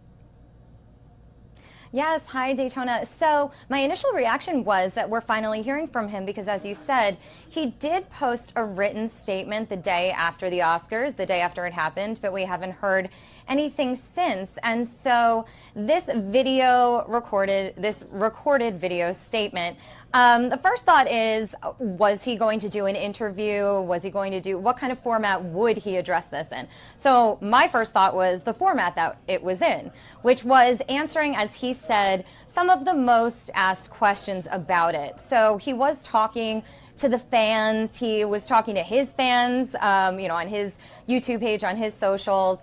But then the apologies, yes, they went. He had many apologies including to Chris Rock, who he said he was waiting to actually talk to about this. And a lot of this comes down to, what does Chris Rock have to say about it? So I think that would have been my second thought on it. But in addition, you know, he apologized to Chris Rock's family, as you heard there, to his own family and his fellow nominees. Questlove, this happened right before Questlove's award, his Oscar for Summer of Soul. And it really just took away from some of those moments. So he had an apology there too. And also for the people that, it was one of the questions, the people that maybe he had let down because of this incident. And he overall was saying that he was very much working on it. So I do wonder what the next step is. Is it hearing from Chris Rock? Is it, I don't know if we're going to hear from Will Smith again, because it seems like this is what he wanted to say, unless he does sit down for an interview. Yeah, I guess that is kind of my question. Is this enough? Do you think that this is enough for Chris Rock? Although Chris Rock has come out publicly and spoken about it and said that he's okay with it. He's not going to go to the doctor because of a paper cut. That's word for word. Right. So he addressed it actually at a New Jersey show, according to Us Weekly. He said, anyone who says words, words don't hurt has never been punched in the face. So it's really something where I think we're waiting to see if he fully addresses, I forgive Will Smith, and addresses the incident directly, as opposed to just little bits here and there. So yeah, he's the one I think people are very much waiting to hear more from on this. Right. So we heard Will speak directly to the families of Chris Rock, but what about Will's family, Jada Pinkett Smith? Has she said anything? What's been her role in all of this? Not since this video had posted that I saw. However, initially afterwards, she did address it on Red Table Talk, in which she said that she hopes that the two of them have an opportunity to heal and talk this out. So that was what we had heard then, and again, that's kind of along the same lines of what everyone's kind of thinking now. So what comes from here? And I know it's hard to kind of predict exactly what could happen. What are the possibilities? You know, what Will Smith will do. He is kind of unpredictable, clearly. What are you going to be watching for? I think I'll be watching for his next project. I think, we'll wait and see. Apple TV Plus, Emancipation is supposed to come out in December, and there's been a lot of talk that it could be an awards contender. We know that we heard the Academy statement that Will Smith wouldn't be able to go to future ceremonies for the next 10 years, but he is still eligible for these awards, for an Oscar. So I think I'll wait and see, what happens with his next projects, and also keeping an eye on Chris Rock when it comes to his shows, maybe if he says more in his stand-up, but also if he and Will Smith do have some sort of moment where they address the situation and then everybody feels, we're kind of moving on from there. Yep. Well, we can only just wait and see on this. Fox's Ashley Dvorkin, thank you so much for being with us here on this Friday, and we'll bring you on for any other future developments with the slap heard around the world. Up next, why 9/11 families are protesting at the LIV Golf Tournament. That's after the break.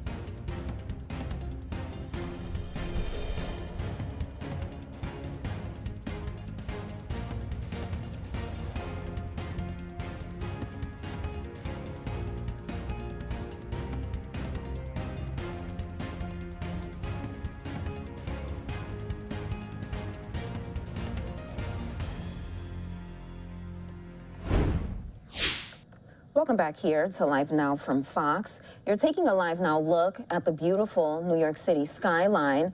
And speaking of the skyline, some 9/11 families are outraged. Taking place this weekend is the Live Golf Tournament, and they say that tournament is upsetting them because it's backed by the Saudi Arabian government, and they believe there's a link between the Saudis and what happened on 9/11. Here are their remarks. Began our long walk down. At around number 60, we both elected to stop due to fatigue, and we re-entered another company from the A stairwell. As we entered the room the room basically popped and began to collapse. Ceiling tiles, smoke, and debris were now on the floor. In a few minutes, I managed to crawl back to stairway A, where I found it much easier to breathe. I then continued my walk down. Once I reached the lobby, I exited the building, not able to open my eyes due to some of the debris from upstairs. I exited while getting my eyes rinsed. After exiting the building, there was a rescue personnel who came to me and said, "Sir, you need to run." With my eyes to the back of the with my back to the building now, I was consumed in a black cloud with dust and debris, as well as other members of the World Trade Center running behind me. I saw hundreds of people running up Fulton Street. Fortunately, as I ran, getting consumed by that black cloud, I was pulled off of Fulton Street by a brave New York City firefighter. We fell in the parking garage of the Millennium Hotel down a flight of stairs. As I fell, I snapped and crushed most of my left ankle and my left foot. Knowing I could not walk and get back up to Fulton Street, the firefighter told me he would be back with rescue personnel. With what felt like hours, he did return. One of those individuals he brought back was my personal hero, Port Authority Police Captain Kathy Mazza. Kathy greeted me, told me not to worry, saying, "Sir, you're going home tonight." Being about 5'3" with her distinguishable ponytail, Kathy then helped lift me up from the parking garage and carry me to a Chase branch, still located on Fulton Street. She then laid me down in that branch, yelling at other people who would now run from the collapse to please don't step on the injured gentleman. In a blink of an eye, she was out the door, heading to help more innocent victims. As you might know, Kathy Mazza was killed in the collapse of the North Tower, which occurred as I was being loaded into my ambulance. Kathy Mazza will always have a special place in my heart. Without her heroics, I would not be standing here today. Her strength and courage to help me is something I personally will never forget every single day.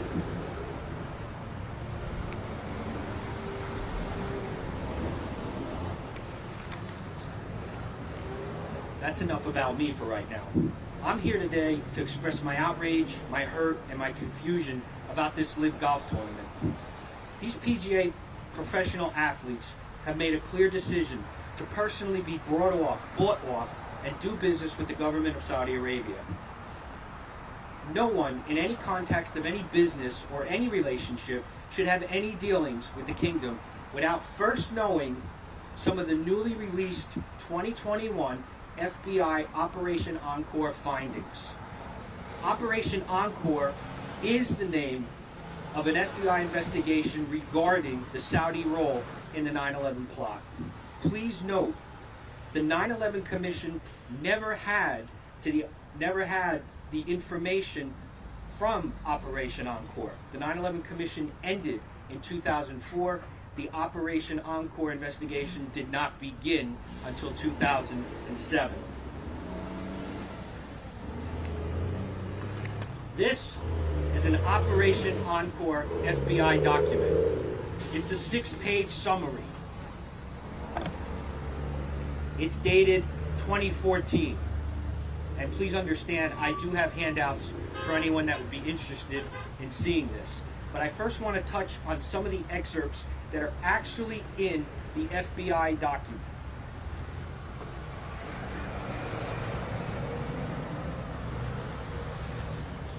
On page 5 and 6 of this FBI document from Operation Encore, I'd like to read the following.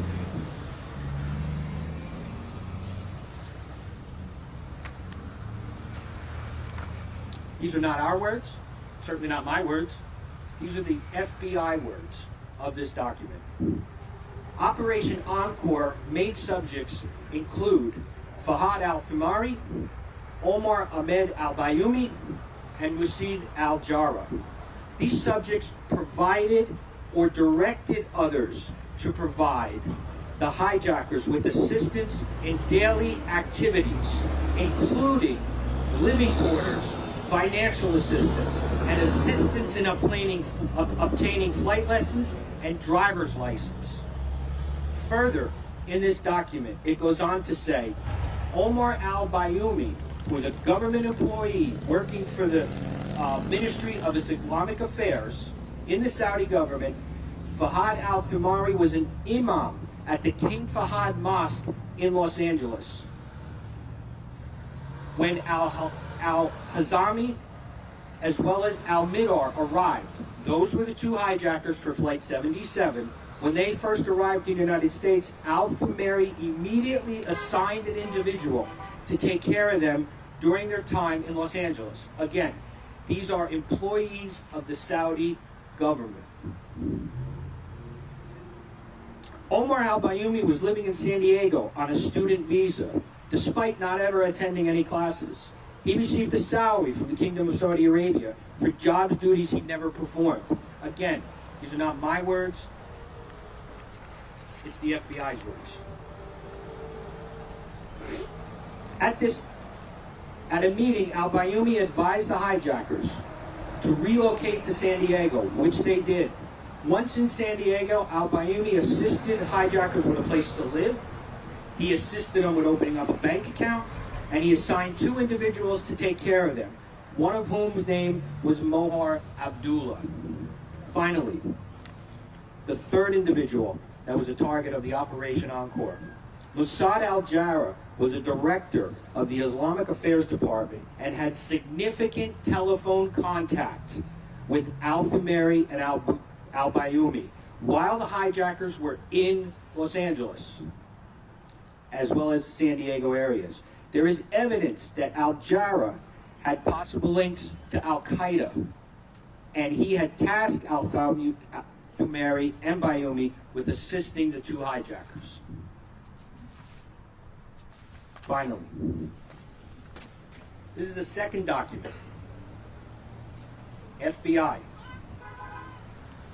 Connections, it's an electronic communication, is connections to the attacks of September 11th.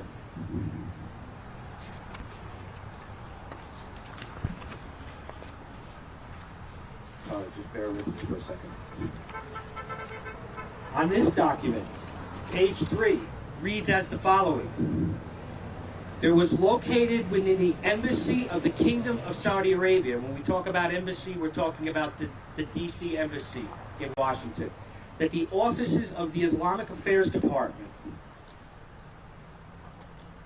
and the offices of Dawah or propagation. Investigation of the 9/11 hijackers and their support networks included significant connections to the Islamic Affairs Department in the D.C. embassy. This is where some of these guys worked.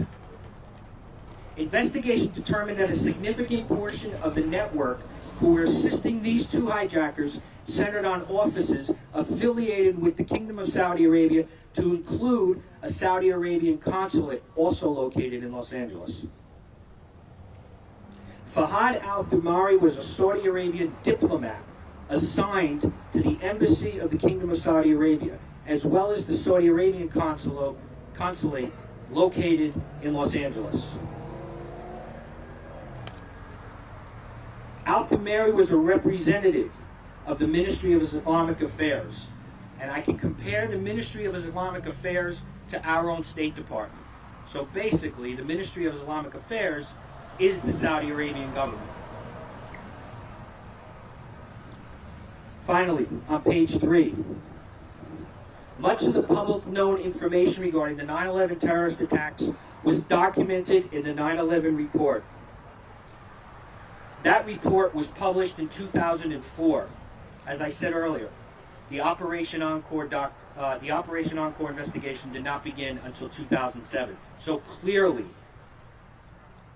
the information to the 9/11 Commission they never had. Finally. Sure.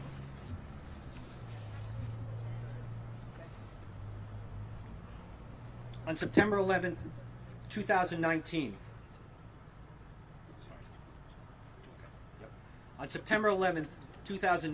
I personally met with former President Donald J. Trump, as well as other family members. Here's my picture. During this meeting, President Trump met with the families and assured them, I'm going to help you release these documents that we now have through an executive order thanks to the Biden administration. The President looked me in the eyes and declared,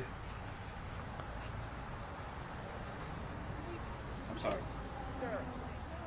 Sir, no. Put the mic down. He's overmodulating. Lower.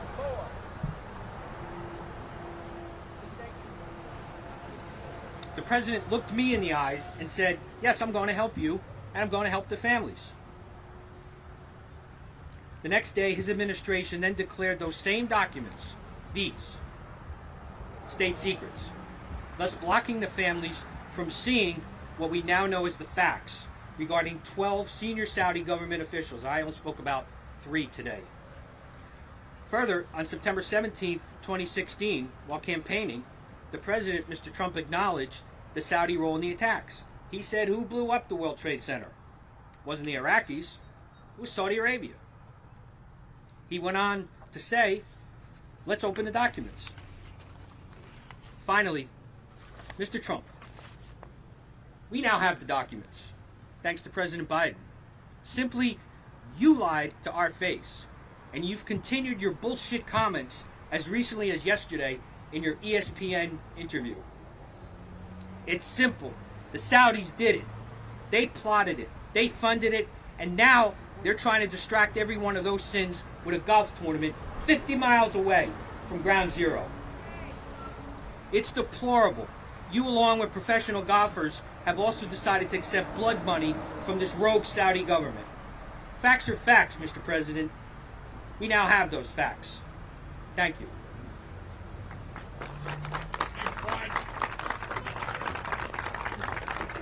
I also do have the handouts. So when we're finished, I'll be able to help you get you those handouts. Once you start speaking, I'll call you.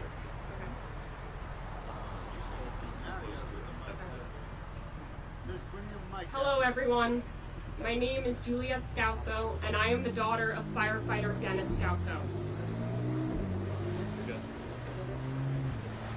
Hello everyone, my name is Juliet Scouso and I am the daughter of firefighter Dennis Scouso. My father, who worked for Hazardous Materials Company 1, perished alongside 18 other firefighters from his house in Maspeth, Queens. This was not only one of the hardest hit firehouses after 9/11, but in his house alone, over 50 children were left without fathers. A couple of weeks ago, I was conversing with a woman who stated, "Isn't 9/11 kind of old news?" Despite the fact that 9/11's motto is never forget, I have heard and experienced many iterations of this woman's callous belief throughout my life. However, contrary to her statement, I don't believe that the murder of 3,000 Americans and the ever-increasing death toll of thousands of injured and ill Americans should ever be considered old news. Yet here I am, over 20 years later, the majority of my life having to continue to fight for justice and accountability when it comes to the murder of my father and countless others. While it's incredibly easy to lump the names of 9/11 victims together, I want to remind the public that behind each of those names was a real person who had a story, who had dreams and aspirations, a family who loved them, and even had personal preferences, such as the way they drank their coffee in the morning. As for my father, the person behind the name Dennis Scouso, he was an absolutely amazing man, and the world was a better place because he was in it. He was a man of many trades, a pilot, a mechanic, and an avid animal lover and rescuer. But perhaps his most important job was that of a father.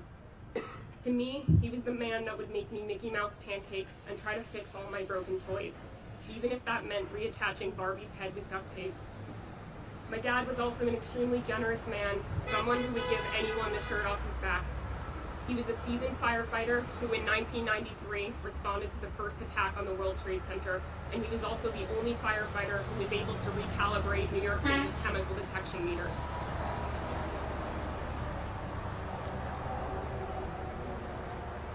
On September 11, 2001, my dad was not initially scheduled to work that day, and during the rescue efforts, he was supposed to remain in position for the But as he watched the terror that unfolded, he ran into the building towers to evacuate as many people as he could. The last person who saw him alive stated that he looked like a soldier gearing up for war and running into the heat of battle. My father died a hero, and he left behind my mother, a widow at 39, with 4 young children, and a garage filled with New York City's uncalibrated detection meters. We were robbed of the lives that we should have had with my father. I can't describe the pain that comes with reaching milestones in my life, birthdays, graduating high school and college, moving out, and starting medical school, all while knowing my father is not there. I was robbed of a normal childhood, the ability to grieve peacefully and privately, since my personal loss was not only such a public world event, but also a politicized one, and the ability to have closure, since like so many other 9/11 families, my father's body was never recovered. My dad was a man of integrity, and someone who believed that the actions we take in this lifetime define us. But a word to Mr. Trump and all of the participating golfers in this tournament, my father wasn't the type of person who could be bought. And I just want you to know that if you were there that day, my father would have run in to save you without a second thought. When you say that this issue is just about golf, you know that isn't the case. Because when you partner with a country who committed one of the worst terrorist attacks in world history, one that has killed thousands of Americans, when you partner with a country who has a journalist murdered and dismembered in a foreign country, or one who indoctrinates terrorists and has them kill American soldiers in Pensacola, Florida, when you partner with a country who has aided over 22 Saudi Arabian nationals from evading the American justice system, including the man who killed a 15-year-old girl in Oregon, Fallon Smart. When you partner with a country that stands in stark opposition to American ideals and often ranks amongst one of the worst human rights abusers in the world, you aren't just playing golf. You're taking a political stance. You're taking a stand that you agree with the actions of Saudi Arabia, or just as bad. That you're so incredibly greedy and callous that you really don't care about these atrocities. The Kingdom of Saudi Arabia is being allowed to operate on American soil with complete impunity. Last year, when President Biden signed an executive order to declassify FBI documents, this put concrete evidence to the role of the Kingdom of Saudi Arabia played in the 9/11 attacks. We now know that over a dozen Saudi government officials were involved in facilitating the 9/11 attacks. One of these individuals was working as a Saudi intelligence operative. In an interview in 2016, Mr. Trump himself concluded correctly when he said that Saudi Arabia was behind the attacks. We now have the FBI documents to prove him right, and amazingly, he's the one hosting and profiting from the Saudis, all while they stand trial in federal court for their role in the murder of 3,000 Americans. So let me finish with one question. How much money does it take to turn your back on your country, on the American people? Well, according to certain individuals, such as Phil Mickelson, Brooks Koepka, Bryson DeChambeau, Dustin Johnson, and Donald Trump, that amount of money is just a few $100 million. We 9/11 families would trade any amount of money in the world just to see our loved ones again, just to have one last hug, one conversation, one more round of golf. Thank you.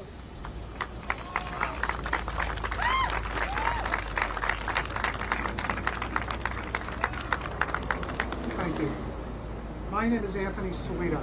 My cousin Matthew Carmen Salita was murdered on September 11, 2001. After the attacks, the phrase "never forget" rang loud and clear across our nation. Those two simple words express the patriotism and resolve of our citizens to always remember and to never let anything like it happen again. Most of the American golfers who joined this tour were in diapers when the attacks occurred. To them, I fault their parents who apparently forgot to teach them about the horror that swept across our nation on that day. Phil Mickelson and Dustin Johnson, however, were adults in 9/11. I'm sure that they experienced the exact same emotions that all Americans above the age of reason experienced on that day. The combination of intense outrage and anger at those who would murder thousands of our citizens on our soil, combined with the gut-wrenching fear of where's the next plane going to hit? We're under attack, am I safe? Where's my family? Are they safe? Mr. Mickelson, Mr. Johnson, you've forgotten. 9/11 was a terrorist act and it accomplished its purpose. Every American was terrorized to some degree, not just 3,000 families. The closer you live to ground zero, the intensity of that terror multiplied exponentially. There's a few statistics.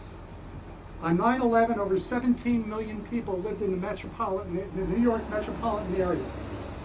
In New Jersey, the state where this golf tournament is being held, over 1 million residents either worked in New York City or had an immediate family member who worked in New York City on that day.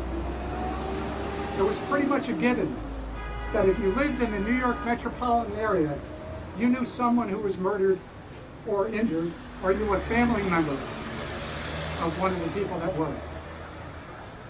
I lived in Spring Lake Heights, New Jersey, at a small town at the Jersey Shore. We weren't close to New York. The round-trip commute by bus took 3 hours. My youngest son's babysitter lost her father, Thomas Hughes. Our Little League lost a revered coach, James McAlery. My oldest son worked in Manhattan, and it was 3.5 hours before I learned that he was safe. And one of his friends had to jump out of the way of an aircraft engine that was flying right at him. These same stories occurred in every municipality in the tri-state area. I challenge each member of this tour and every golfer, caddy, or sports commentator who is contemplating joining this tour or who thinks our outrage is fake to do these 3 things before hitting another golf ball: signing on the dotted line or opening your big mouth. First, remember 9/11, but don't just remember the date. Think back about what you personally went through on 9/11. Remember your own feelings, your own emotions. And if you were too young to remember or weren't born yet, then ask your parents and grandparents to tell you what they endured on that day. And if you're a parent or a grandparent of a golfer who doesn't call you, then pick up the phone and call them yourself. Tell them to never forget. Second, there are 17 million people who have a story to tell. It may be another golfer, a caddy. It could be the server that brings you dinner. It could be the driver that takes you to the airport. Ask around, and there will be people who will tell you what that day was like for them, what they endured, what they have not forgotten. Third, don't just listen to us. Go to 911justice.org and read about who the FBI says was responsible. Final, the next time you say that we are in your thoughts and prayers, don't just express your feigned sympathy to the family members of those 3,000 who were murdered. Say those words to the people who were injured on that day. Express your thoughts and prayers to them. Their outrage is real. They haven't forgotten. And say it to the thousands of courageous first responders who are suffering to this day, many of whom have died because of their exposure to the toxic mess that they searched through for months so people like Matthew's parents can have a proper burial for their son, or, as in Matthew's case and in many other cases, so they can have multiple funerals for their children. Say that your thoughts and prayer goes to those first responders too. Their outrage is real. They haven't forgotten.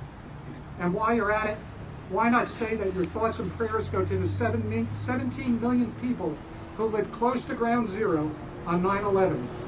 Their outrage is real. They haven't forgotten. My shirt says, "Never forget" did not come with an expiration date. And there's a reason. Because we can't forget. The United States has become complacent. These golfers definitely have. We can't forget, because if we do, we're at risk of this happening again. Thank you.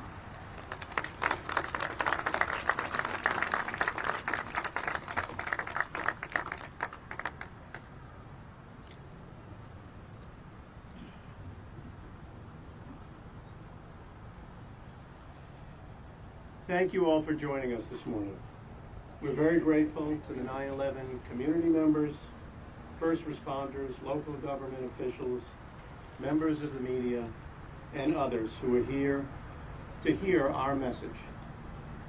And I'm especially pleased that my and my late brother's good friend of many years, Assemblyman Roy Fryman, is here with us today. Thank you, Roy. I also want to thank Commissioner Morano for also joining us today.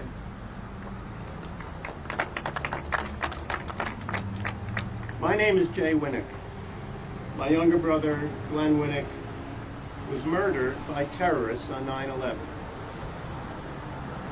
Glenn was a partner at the law firm Holland & Knight, whose offices were located at 195 Broadway, just a few blocks from the World Trade Center.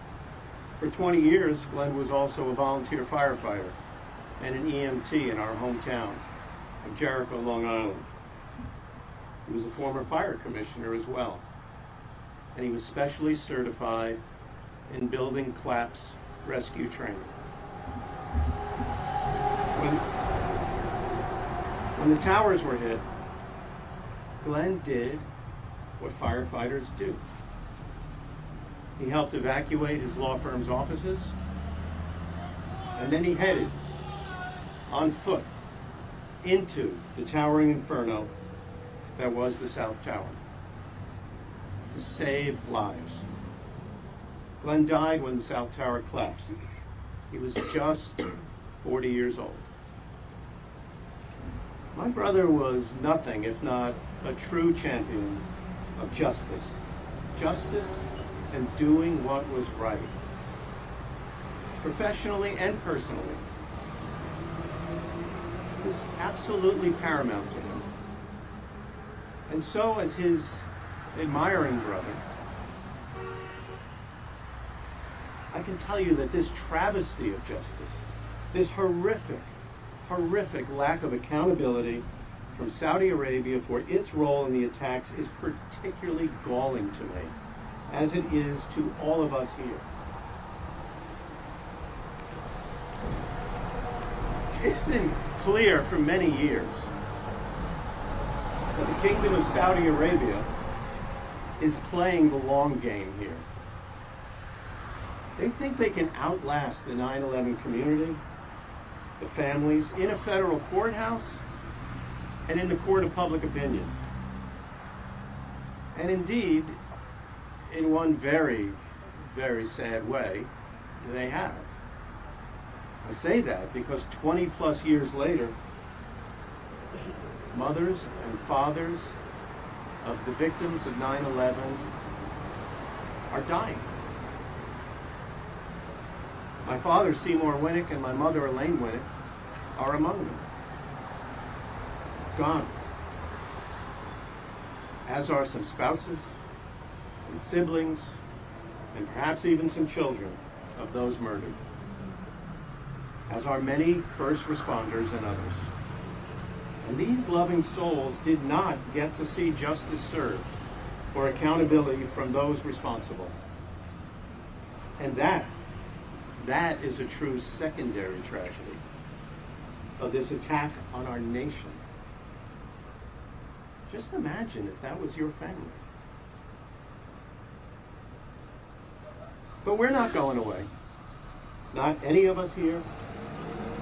nor are thousands of others in the 9/11 community around the country who will not rest until justice is served. We've made great progress in recent months, as you've heard, uncovering more and more evidence of Saudi governmental culpability in the attacks. As you've heard, President Biden made good on his campaign commitment by signing an executive order last September to declassify numerous FBI investigative documents kept hidden from the American public for years under the unfounded guise of state secrets. And those documents are revealing, showing even more concrete evidence of who is responsible than the 9/11 Commission ever knew all those years ago when it concluded its work. As Tim said, these aren't our claims. They're the documents and the words of the FBI. So President Biden has stood with us, and we encourage and need him to continue to do so. And we're confident that he will. That's more, unfortunately, than we can say about Donald Trump, who reneged on his promise to 9/11 families to help ensure transparency on this grave matter made during the 2019 White House meeting with families, and who in 2016 clearly and publicly stated his position that Saudi leadership bore responsibility for the attacks. And now Donald Trump is shamelessly in business with them, flaunting his relationship with the royal family and doing all he can to personally benefit from these blood money soaked tournaments they call Live Golf. Live Golf, to me and to so many more of us, to so many of us, it's more like Death Golf. That's a more appropriate name. And these professional golfers who are ignoring the 9/11 attacks on America and ignoring so many other atrocities committed by those who are now lining their pockets. To the golfers, I say this: the stench, the utter, disgusting stench of that blood money is sure to follow you all the rest of your days. Thank you.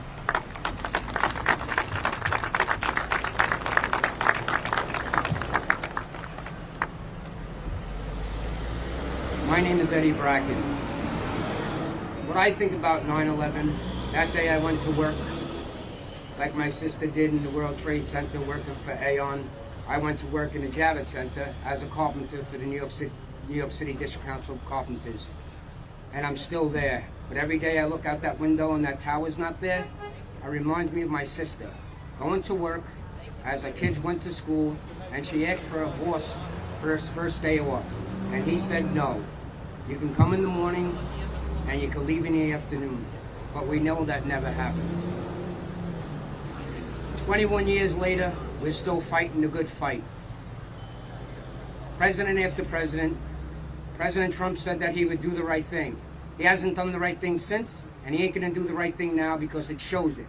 He has the Saudi government taking money to golfers for live. It's our lives. We live. They don't. They killed our families. So I have to tell you something, Mr. Trump. You're not my president, and you never will be, because you just desecrated my sister's words of life and all the families that died in 9/11. You should be ashamed of yourself. But more importantly, I don't have to worry, because you have to meet the Maker one day, and God will know what you did. As for the Saudis, you know what you do, and you keep continuing to do it. You turn around and you finance and finance and finance any which way you can to propaganda or terrorize or finance to kill the American way of life. Well, I stand here today to tell you you didn't. And Mr. Trump, you're never going to be voted in again by me or any of my family members ever. So good luck and good riddance.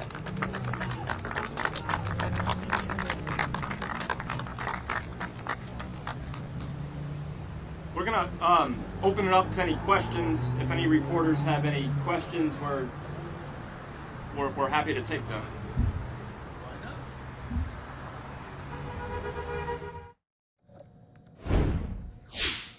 All right, so you heard those remarks there from 9/11 families. They have been protesting at the Live Golf tournament that has been taking place this weekend at the Trump Country Club in Bedminster, New Jersey. Now, they say they believe there's a link between the Saudi Arabians and the 9/11 attack. Now, this Live Golf tournament is being funded by Saudi Arabians, the government there. We're going to take a short break here on Live Now from Fox. We'll have more after this.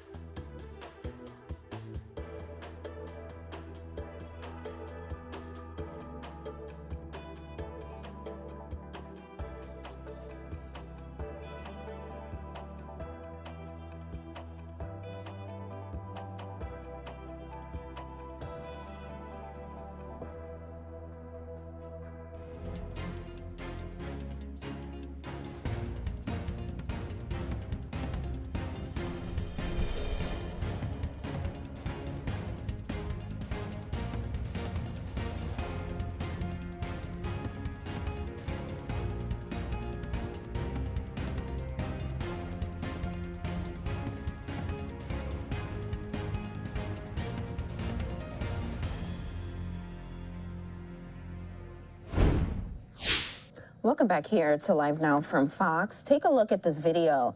It's video that a bystander captured out on Long Island of a unique cat, a wild cat known as a lynx. It actually was roaming Long Island. Fortunately, authorities out there were able to capture it. The lynx is illegal in New York.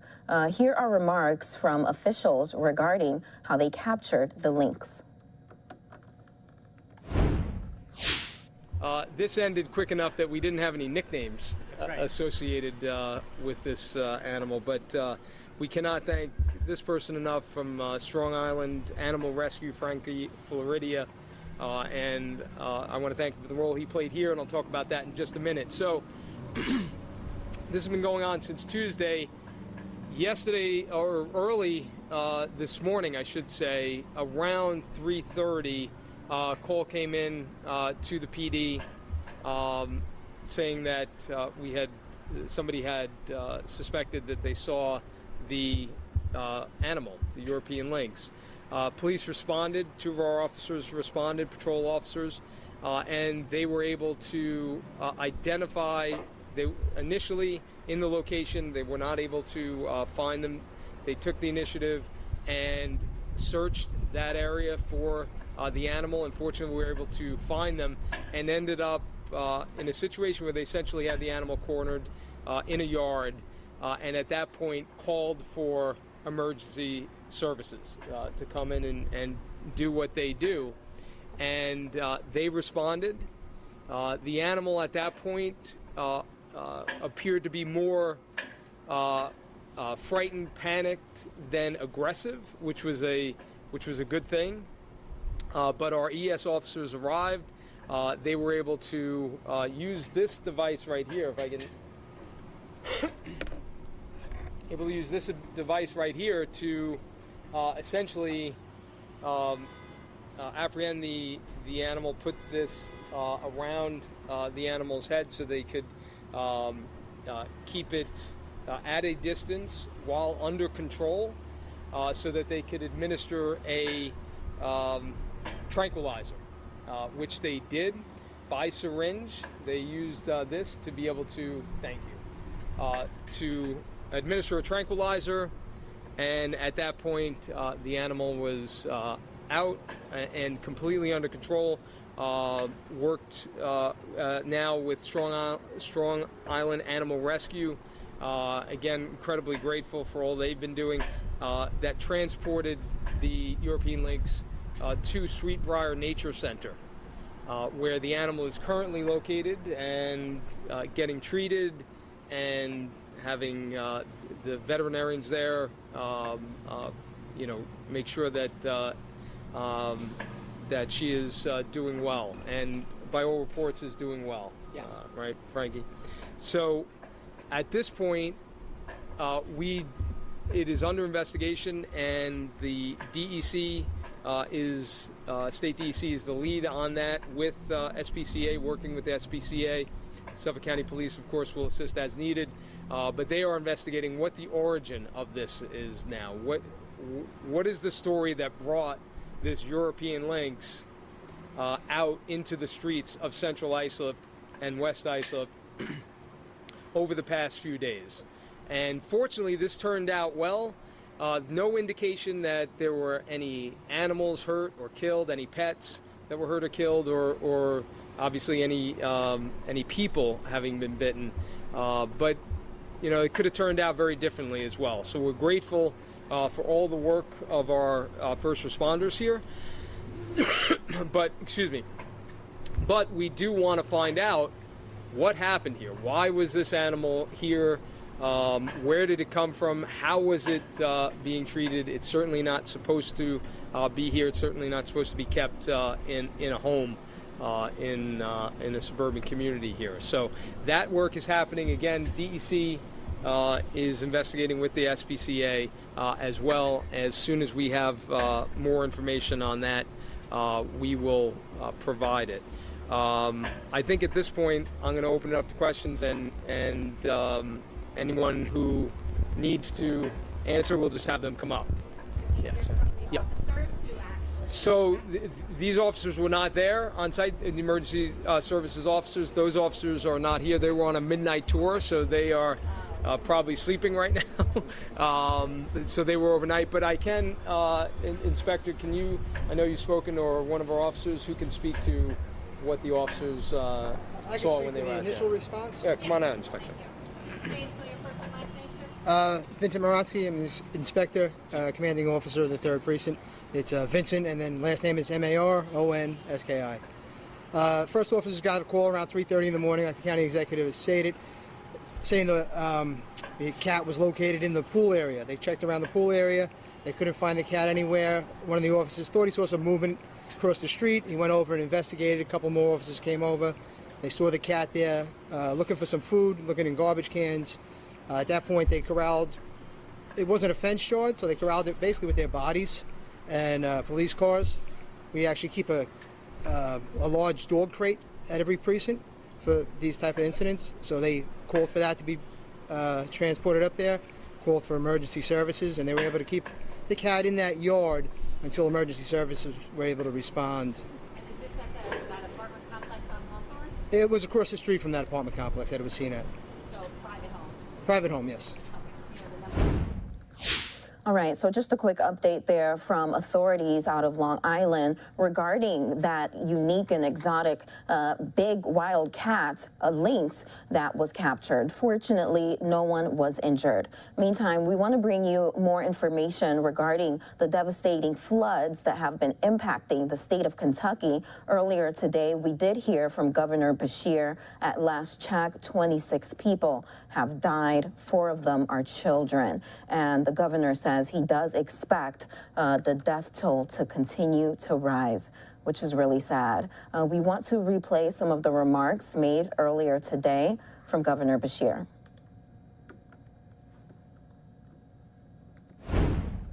working on getting the park open, and that should show you that we're still in that emergency situation.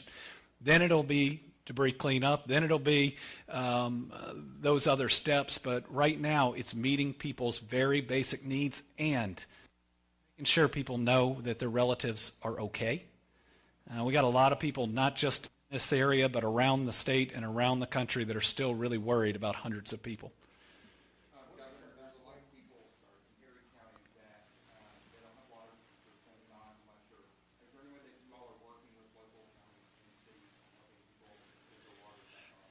So first thing we're doing is sending massive truckloads of water, mainly drinking water, but also usable water for hospitals and others. The Kentucky Distillers Association sent water to ARA.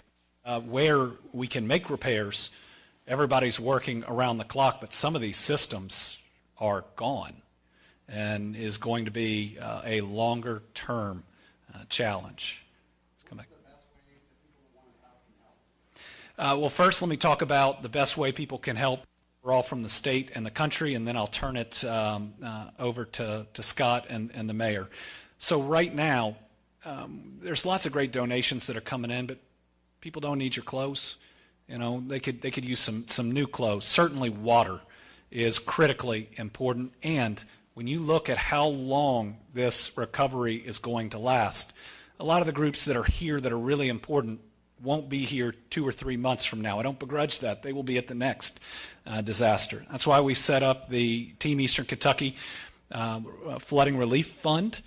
You can find that on our website. It is fully transparent. We will be held accountable for every dollar. There are no administrative fees, and we've been able to use it for really critical ways in the West. We want to make sure we have it for the East. First thing we've committed to is we're going to pay for every funeral. People shouldn't have to go through a reimbursement process that takes months when they're grieving for a loved one. So we're going to reach out directly to them. No forms, no applications. We'll work directly with the funeral homes to make sure that we are there in people's time of need. Scott? Yeah, you want to speak on the foundation? You want to speak on the infrastructure? Okay. The other one too, and to touch real quick, the outpouring is amazing, and we appreciate that. But we're dealing with people who's lost their homes, and so if you send clothing or you send supplies, you got to realize they have nowhere to put this. So the Foundation for Appalachian Kentucky, we've used them in the past to help our neighbors disperse money directly to the victims. They're not linked with the government in any way whatsoever. They're a foundation set up that can quickly handle this, and that's where I would encourage everyone to make their cash donation. And here's why. These people need a place to stay. They need a hotel room. They may need to rent a car to get back to work. That's why they need that. That's why the clothing and the supplies is hard for them to handle. The same way, with this money, they can go to a store and buy the size that fits them. And it frees up resources of our people trying to handle sorting and distributing and all of that. So the best way to help the flood victims is through the Foundation for Appalachian Kentucky. Yes.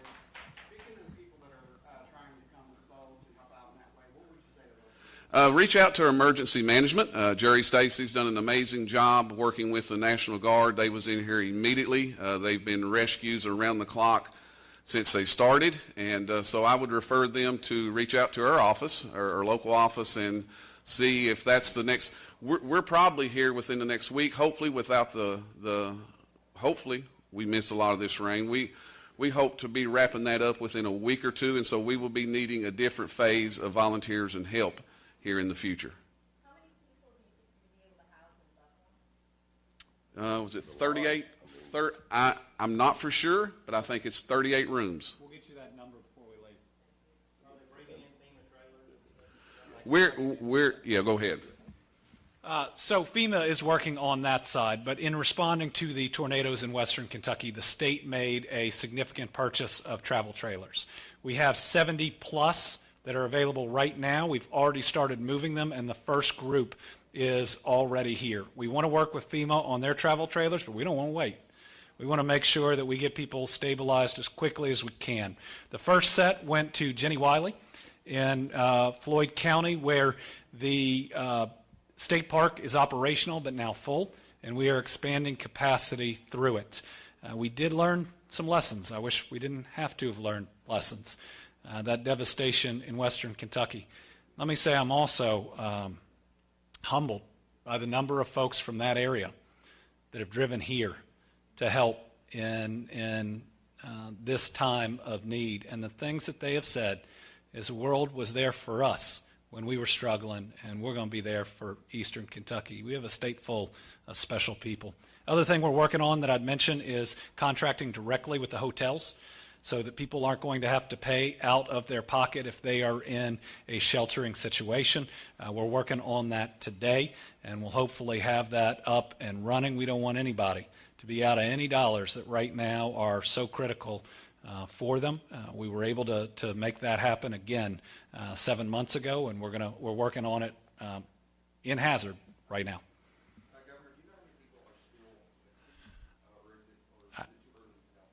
I wish. I wish we had a firm, real number of the people that are missing. I can sort of help you with that, Dakota. At our city hall right now, we've got the coroner set up down there, and families members are coming in for the last 2 days and bringing pictures and ways to identify people, and they're keeping track, and then they're calling in, but we don't know all the counties, but it's several. I mean, it's in between still spotty cell phone service, though we are getting it back up, and then not necessarily having a firm count to begin with in each area that we're talking about. You know the areas that we're talking about. This is something that we're going to be working on again for weeks to come. Now, if I can give people just a glimmer of hope, we did find a lot of people in the West that we feared the worst for, and as cell phone coverage picked up in the days that followed, we found a lot of people that we reunited with their families, and boy, we are praying that that's going to be the case here too. That's coming out of the Team Eastern Kentucky Flood Relief Fund, and that's going to be around to help in a lot of other things. But listen, if people are willing to be generous, both of these are great funds that are going to help people. We'll coordinate. We'll make sure that we don't duplicate. There's virtually no hotels here in town that have available land relative to London and Honolulu.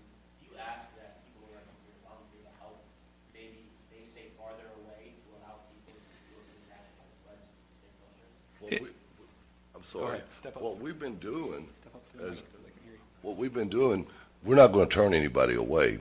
Our school system, we got Ms. Combs here, Mr. Jett. We've opened our schools up to anybody, any organization that needs places to stay. We're not going to turn anybody away. And just like we talked to the National Guard this morning, they said they may house them in Corbin. That's not going to help us. They can house them in the central area. And, you know, we've got the Sportsplex over there in Knott County. We've got at the community college would probably open it up. So if anybody, we're not going to have trouble with that. I mean, it's going to be a hardship. They need to bring a sleeping bag because we're not going to have a bed for them. But what I was going to speak to you about the infrastructure, I've talked to everybody that's ever worked for the city that's been retired 20, 25 years. We have never seen this before, and you all hear this over and over. But what you don't know is the entire county, just like the Easter storm, was out of water. The first time the water plant has ever been shut down, besides us cleaning it, since 1949, we didn't know if we were ever going to get the water plant back up. We are getting pockets of water out there a little bit, and what it's going to be, it's sort of like 200 feet at a time. Well, if you go all the way to Squabble Creek, it's 39 miles from here. And we've had people on the ground, they're calling, the lines are washed out, and there is no way a crew of 15 men in the city of Hazard are going to be able to get all of these lines back up. So I talked to the governor, I talked to Scott, and everybody's in agreement.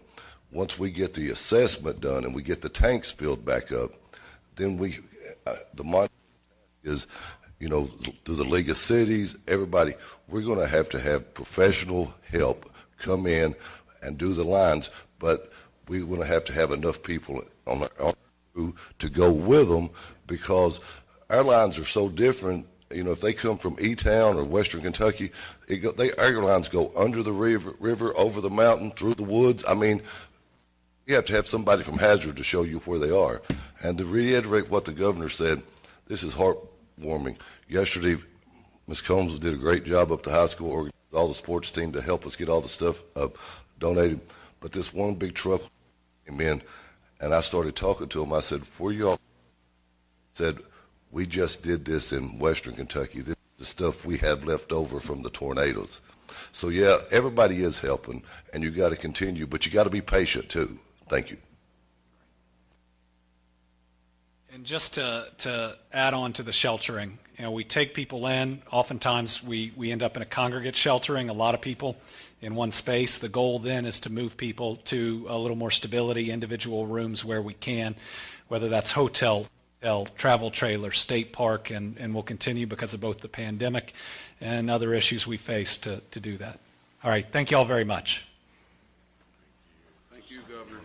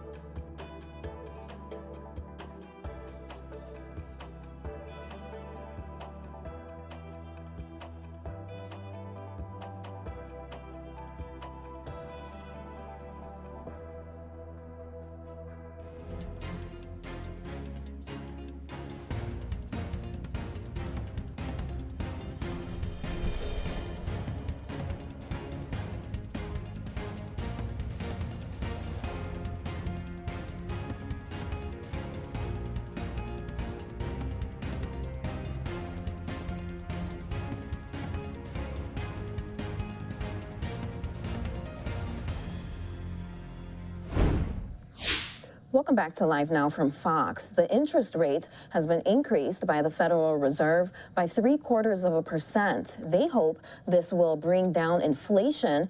Here are remarks from Chair Jerome Powell. Price stability, the current picture is plain to see.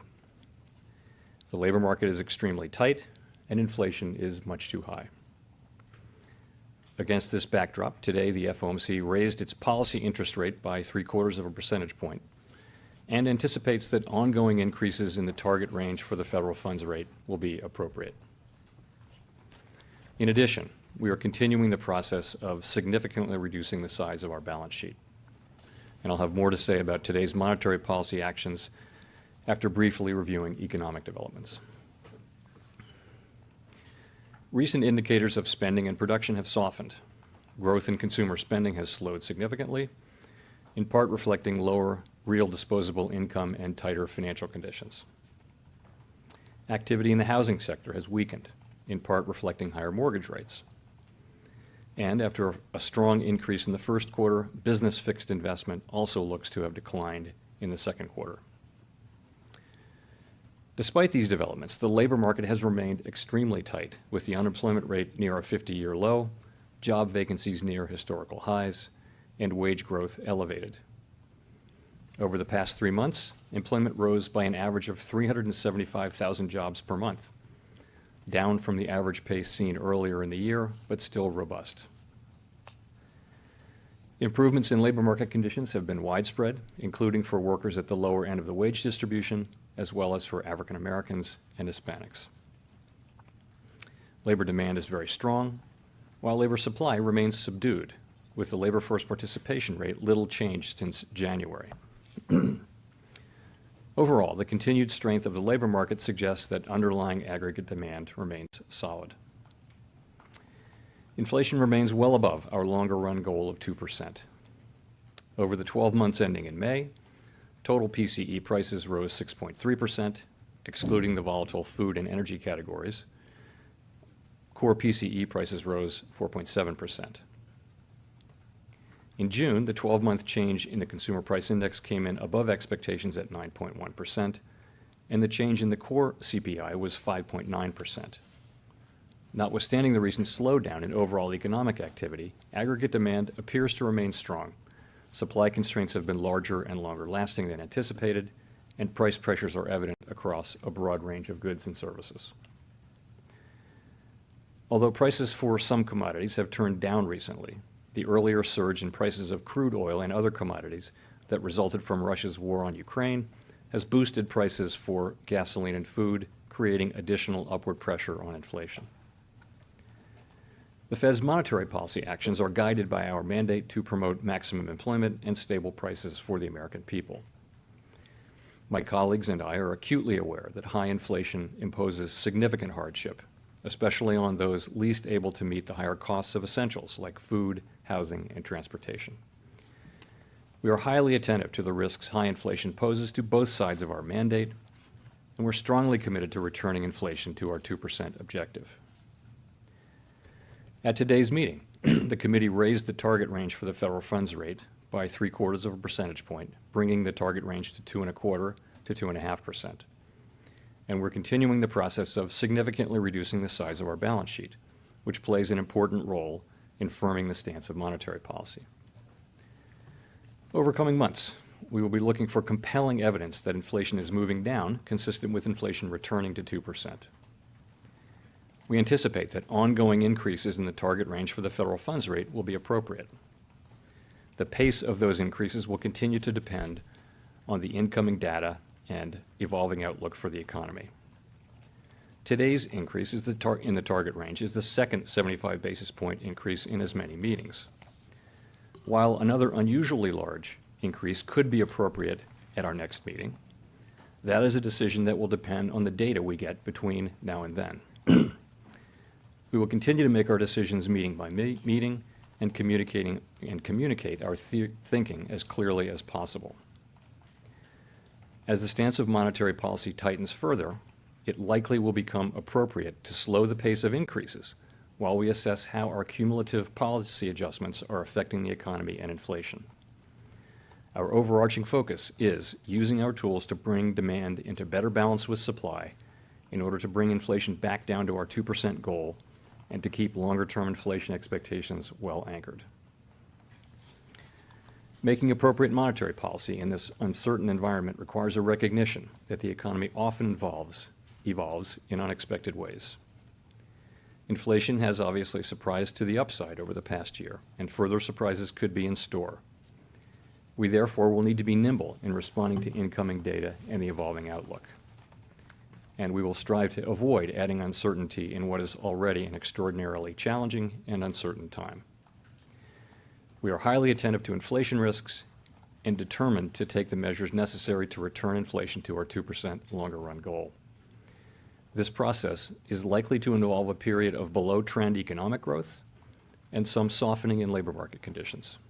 But such outcomes are likely necessary to restore price stability and to set the stage for achieving maximum employment and stable prices over the longer run. To conclude, we understand that our actions affect communities, families, and businesses across the country. Everything we do is in service to our public mission. We at the Fed will do everything we can to achieve our maximum employment and price stability goals. Thank you. I look forward to your questions.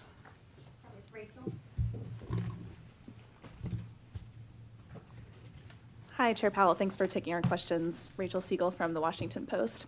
I'm wondering if you can walk us through your thinking around the decision not to go for a full percentage point increase.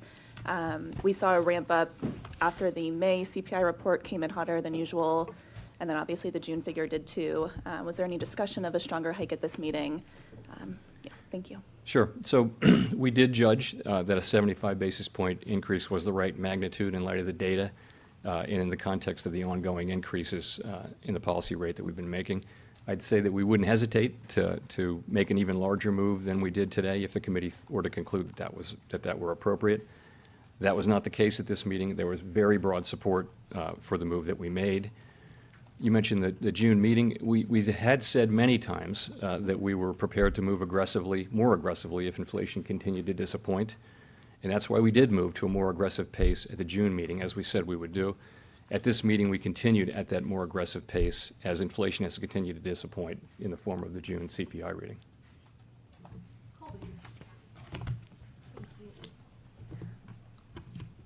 Thank you so much for taking our questions. Colby Smith with the Financial Times. As the committee considers the policy path forward, how will it weigh the expected decline in headline inflation, which might come as a result of the drop in commodity prices, against the fact that we are likely to see some persistence in core readings in particular? And given that potential tension and signs of any kind of activity weakening here, how has the committee's thinking changed on how far into restrictive territory rates might need to go? So I guess I'd start by saying we've been saying we would move expeditiously to get to the range of neutral, and I think we've done that now. We're at 225 to 2.5, and that's right in the range of what we think is neutral. So the question is, how are we thinking about the path forward? So one thing that hasn't changed is that it won't change is that our focus is going to continue to be on using our tools to bring demand back into better balance with supply in order to bring inflation back down. That'll continue to be our overarching focus. We also said that we expect ongoing rate hikes will be appropriate and that we'll make decisions meeting by meeting. So what are we going to be looking at? We'll be looking at the incoming data, as I mentioned, and that'll start with economic activity. Are we seeing the slowdown in economic activity that we think we need? And there's some evidence that we are at this time. Of course, we'll be looking at labor market conditions, and we'll be asking whether we see the alignment between supply and demand getting better, getting closer. Of course, we'll be looking closely at inflation. You mentioned headline and core.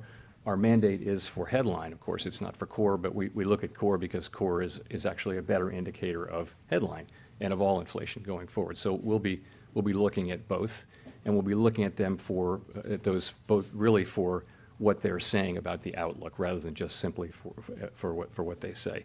But we'll be asking, do we see inflationary pressures declining? Do we see actual readings of inflation coming down? So in light of all that data, the question we'll be asking is whether the stance of policy we have is sufficiently restrictive to bring inflation back down to our 2% target. And it's also worth noting that these rate hikes have been large and they've come quickly, and it's likely that their full effect has not been felt by the economy. So there's probably some additional tightening, significant additional tightening in the pipeline. So where are we going with this? I think the committee broadly feels that we need to get policy to at least to a moderately restrictive level. And maybe the best data point for that would be what we wrote down in our SEP at the June meeting.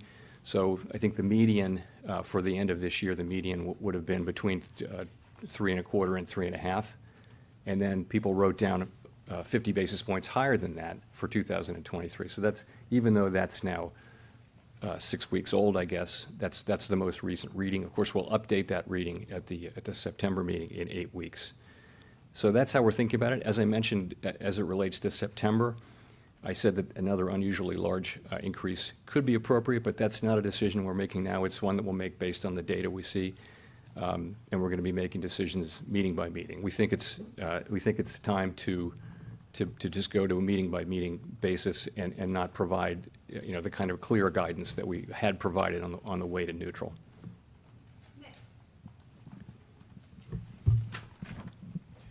Nick Timmeros of the Wall Street Journal. Chair Powell, you've said that your policy works through influencing expectations, and that policy needs to be at least moderately restrictive, which means you need financial conditions to stay tight. Futures market pricing currently implies you will raise rates this year along the lines of your June SEP, but then lower them a few months later next year. Are these expectations consistent with the need to keep financial conditions tight in order to moderate purchasing power and bring inflation back to 2%? So I'm going to start by pointing out that it's very hard to say with any confidence in normal times, what the economy is going to be doing in 6 or 12 months. And so to try to predict what the appropriate monetary policy response would be, I mean, of course, we do that in the SEP, but nonetheless, you've got to take any estimates of what rates will be next year with a grain of salt, because there's so much uncertainty. These are not normal times. There's significantly more uncertainty now about the path ahead than I think there ordinarily is, and ordinarily it's quite high. So again, the best data, the only data point I have for you really is the June SEP, which I think is just the most recent thing that the committee's done. Since then, inflation has come in higher, economic activity has come in weaker than expected. But at the same time, I would say that's probably the best estimate of where the committee's thinking is still, which is that we would get to a moderately restrictive level by the end of this year, by which I mean somewhere between 3 and 3.5%, and that the committee sees further rate increases in 2023. As I mentioned, we'll update that, of course, at the September meeting, but that's really the best I can do on that. You said inflation had been a little bit hotter than anticipated. Has your view of the terminal rate changed since June? So I wouldn't say it was. I think we didn't expect a good reading, but this one was even worse than expected, I would say. I don't talk about my own personal estimate of what the terminal rate would be. I will write down that it's going to evolve. It's obviously it has evolved over the course. I think for all participants, it has evolved over the course of the year as we learn how persistent inflation is going to be. And by the time of the September meeting, we will have seen 2 more CPI readings and 2 more labor market readings, and significant amount of readings about economic activity and perhaps geopolitical developments. Who knows? It'll be a lot. It's an 8-week intermeeting period, so I think we'll see quite a lot of data, and we'll make our decision at that meeting based on that data. Gina. Hi, Jarrell. Thanks for taking our questions. Gina Smilik, New York Times.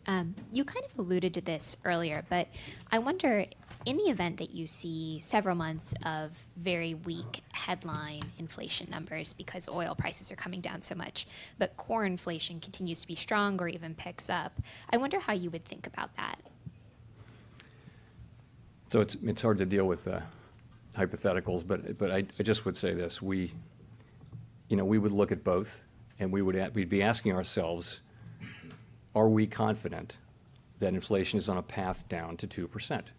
That's really the question. And we'll be making, our policy stance will be set at a level, ultimately, at which we are confident that inflation is going to be moving down to 2%. So it would depend on a lot of things. Of course, as I mentioned, core inflation is a better predictor of inflation going forward. Headline inflation tends to be volatile. So in ordinary times, you look through volatile moves in commodities. The problem with the current situation is that if you have a sustained period of supply shocks, those can actually start to undermine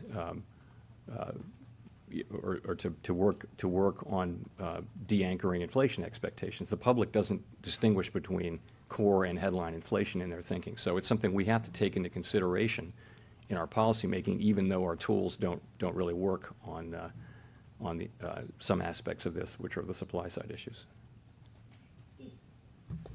Steve Leisman, CNBC. Thanks for taking my question, Mr. Chairman. Earlier this week, the president said we are not going to be in a recession. So I have 2 questions off of that. Do you share the president's confidence in not being in a recession?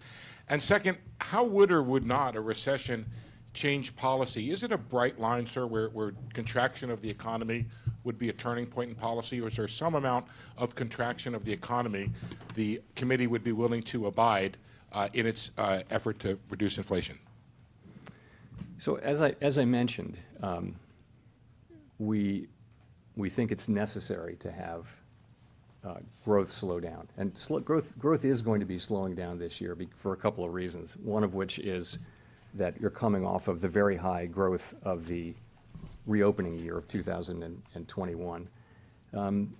you're also seeing tighter monetary policy, and you should see some slowing. We actually think we need a period of growth below potential in order to create some slack so that the supply side can catch up. We also think that there will be, in all likelihood, some softening in labor market conditions. And those are things that we expect and we think that they're probably necessary if we were to have to get inflation, if we were to be able to get inflation back down on a path to 2%, ultimately get there. The question was whether you see a recession coming and how that might or might not change policy. Thanks. So we're going to be focused on getting inflation back down. And we, as I've said on other occasions, price stability is really the bedrock of the economy. And nothing works in the economy without price stability. We can't have a strong labor market without price stability for an extended period of time. We all want to get back to the kind of labor market we had before the pandemic, where differences between racial and gender differences and that kind of thing were at historic minimums, where participation was high, where inflation was low. We want to get back to that, but that's not happening. That's not going to happen without restoring price stability. So that's something we see as something that we simply must do. And we think that we don't see it as a trade-off with the employment mandate. We see it as a way to facilitate the sustained achievement of the employment mandate in the longer term. Howard Schneider with Reuters. Particularly in regard to expectations, it's been said the last few months that the risks of doing too little outweighed the risks of doing too much. Does that remain the bias? So we're trying to do just the right amount, right? We're not trying to have a recession, and we don't think we have to.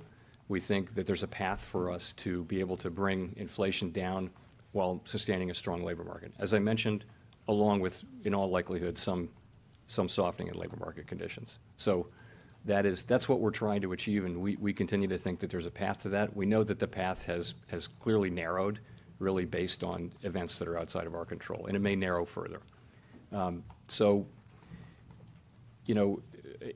I do think, as I said just now, that restoring price stability is just something that we have to do. There isn't an option to fail to do that, because that is the thing that enables you to have a strong labor market over time. Without restoring price stability, you won't be able to, over the medium and longer term, to actually have a sustained period of very strong labor market conditions. So, of course, we serve both sides of the dual mandate, but we actually see them as well aligned on this.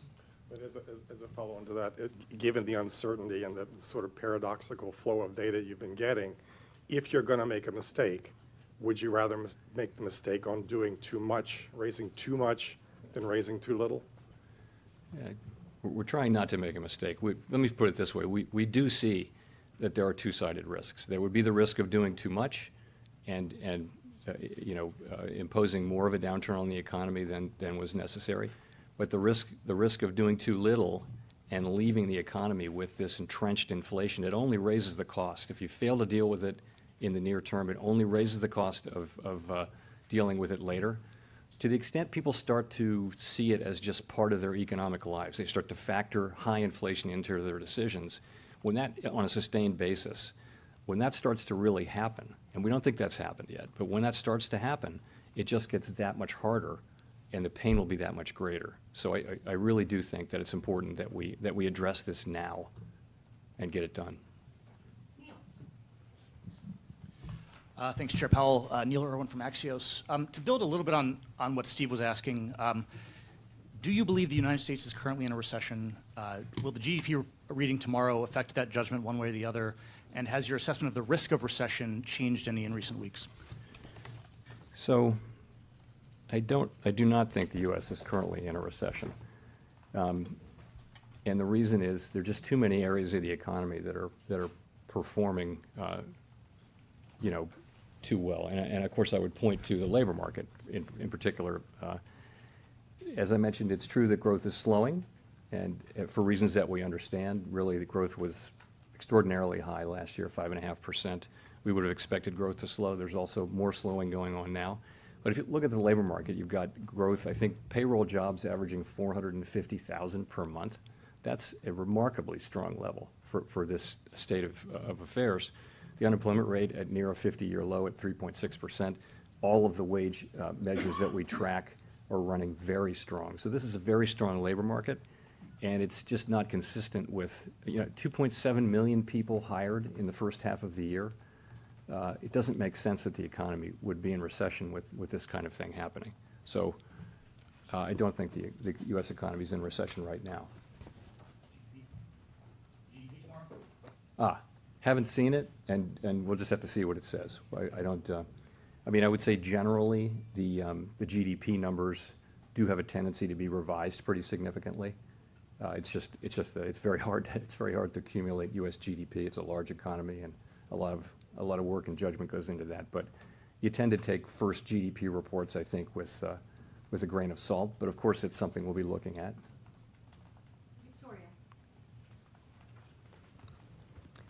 Hi, Chair Powell. Victoria Guida with Politico. I wanted to ask about the new conflict of interest rules that you all rolled out. Some senators have written asking for those rules to have more teeth and to have sort of more transparency about the Fed officials' financial activity. I was wondering if you could speak to that and whether you intend on toughening those rules in any way. So those are the toughest rules in place, at any comparable institution that I'm aware of.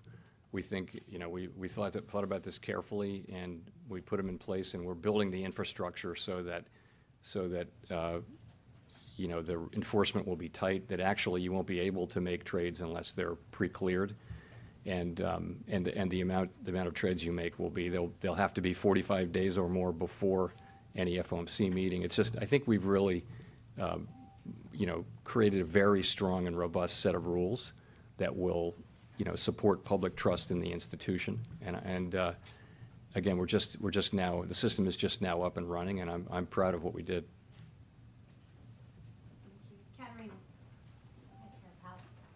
Hi, Katerina Saraiva, Bloomberg News. I wanted to ask a little bit more about the 75 basis points versus 50 versus 25. Can you talk a little bit about what kind of goes into your thinking for, making the decision on how much to raise rates, and, just talking about a very large amount that you alluded to, could that possibly be 100 basis points? And then kind of along those lines, is there any sort of weakness in the economy outside of inflation measures that would lead you to slow your hiking pace?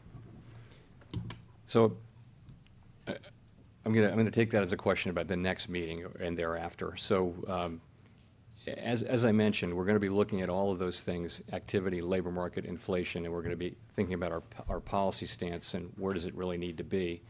And I also mentioned that as this process, now that we're at neutral, as the process goes on, at some point, it will be appropriate to slow down. And we haven't made a decision when that point is, but intuitively that makes sense, right? We've been front-end loading these very large rate increases, and now we're getting closer to where we need to be. So that's how we're thinking about it. And we're, in terms of September, we're going to watch the data and the evolving outlook very carefully, and factor in everything and make a decision in September about what to do. And I'm not really going to provide any specific guidance about what that might be. But I mentioned that we might do another unusually large rate increase, but that's not a decision that we've made at all. So we are, we're going to be guided by the data. And I think you can still think of the destination as broadly in line with the June SEP, because it's only 6 weeks old, and sometimes SEPs can get old really quick.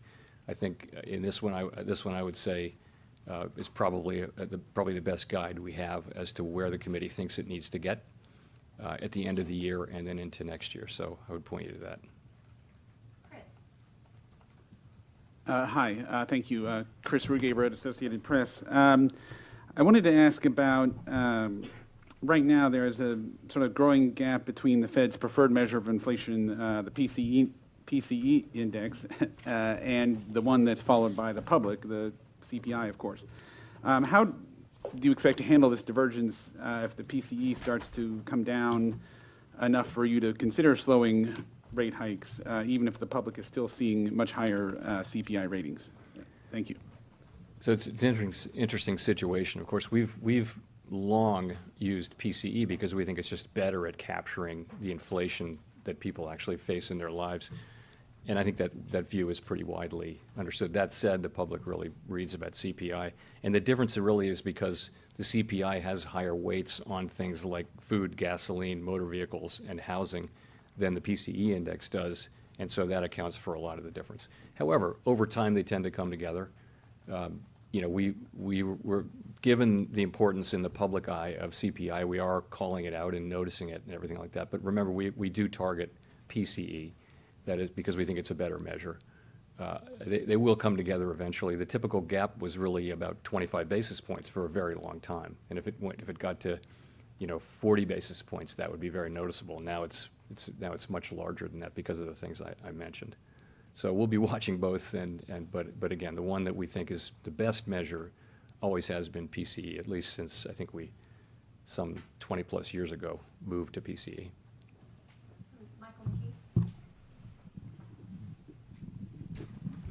I'd like to weave a couple of things together, Mr. Chairman. Michael McKee from Bloomberg TV and Radio.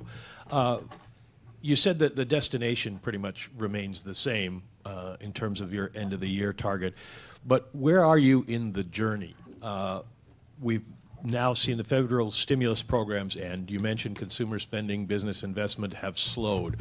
Are they moving at a pace you would expect, or is demand still greater than supply, too much greater than supply, that you need to do significantly more? And I ask because there are lags in the impact of monetary policy, as you mentioned, and a lot of this might hit in 2023. The strong dollar effect may hit in 2023 when the economy might be weak. How do you know where you are and where you think you need to get to? Well, just talking about demand for a second, as I mentioned in my remarks, I think you pretty clearly do see a slowing now in demand in the second quarter. Consumer spending, business fixed investment, housing, places like that. I think people widely looked at the first quarter numbers and thought they didn't make sense and might have been misleading in terms of the overall direction of the economy. Not true of the second quarter, but at the same time you have this labor market. So there are plenty of experiences where GDP has been reported as weak and the labor market is strong and the economy has gone right through that and been fine. So that's happened many times. And it used to happen, if you remember, in the first quarter of every year for several years in a row, GDP was negative and the labor market was moving along just fine, and it turned out to just be measurement error. It was called residual seasonality. We don't know the situation. The truth is, though, we think that demand is moderating. We do. How much is it moderating? We're not sure. We're going to have to watch the data carefully. There is a great deal of money on people's balance sheets that they can spend. The unemployment rate is very low. The labor market's very hot. There are many, many job openings. Wages are high. So it's the kind of thing where you think that the economy should actually be doing pretty well in the second half of the year. But we'll have to see. We don't know that because you do see a marked slowing in the second quarter that is fairly broad. So we'll be watching that. We'll be watching that. Of course, as I mentioned, we do want to see demand running below potential for a sustained period to create slack and give inflation a chance to come down. Nicole. Hi, thank you, Chairman. Nicole Goodkind, CNN Business. When does the committee expect to see a meaningful slowdown in the labor market, and how much weakness will it accept with regard to slower job growth and higher unemployment before it pauses or begins to think about cutting rates? So I think you're already seeing, you've seen in the labor market, what you've seen is a decline from very high levels of job creation last year and earlier this year to modestly slower job creation. Still quite robust, as I mentioned. So you're seeing that. You're seeing some increase in initial claims for uninsurance, although that may actually have to do with seasonal adjustments. We're not sure that that's actually real. There's some evidence that wages, if you look at average hourly earnings, they appear to be moderating. Not so yet from the other wage measures, and we'll be getting the Employment Compensation Index measurement, I think, on Friday, I guess. And that's a very important one because it adjusts for composition. So I'd say you and also anecdotally, you hear much, the sort of level of concern on the part of businesses that they simply can't find workers is probably down a little bit from what it was, say, for example, late in the latter parts of last year. So there's a feeling that the labor market is moving back into balance. If you look at job openings or quits, you see them moving sideways or perhaps a little bit down. But it's only the beginning of an adjustment. But I think most, also if you look at, I mean, once you start citing these things, you can't stop.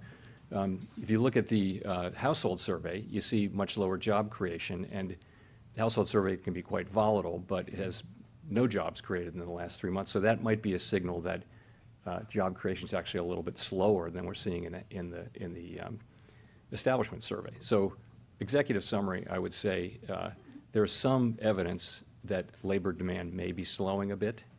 Labor supply, not so much. We have been disappointed that labor force participation really hasn't moved up since January. That may be related to yet another big wave of COVID, and there's evidence that that's the case. But so we're not seeing much in the way of labor supply. Nonetheless, I would say some progress on demand and supply getting back in alignment. How much weakness would you be willing to accept before you think about pausing? So I think we're going to be looking at inflation as well. We you know, as I mentioned, we need to see inflation coming down. We need to be confident that inflation is going to get back down to mandate consistent levels. That's not something we can avoid doing. That really needs to happen. But we do think, though, that the labor market can adjust because of the huge overhang of job openings, of excess demand, really. There should be able to be an adjustment that would have perhaps lower than expected increases in unemployment, lower than would be expected. Welcome back here to Live Now from Fox. We want to bring you some news out of Lemire County, Colorado. This is aerial footage coming again out of Lemire County, Colorado. It's showing you the aftermath of the Wild Wing wildfires. We're told that the evacuation orders have been lifted there. Let me try to get more information for you here.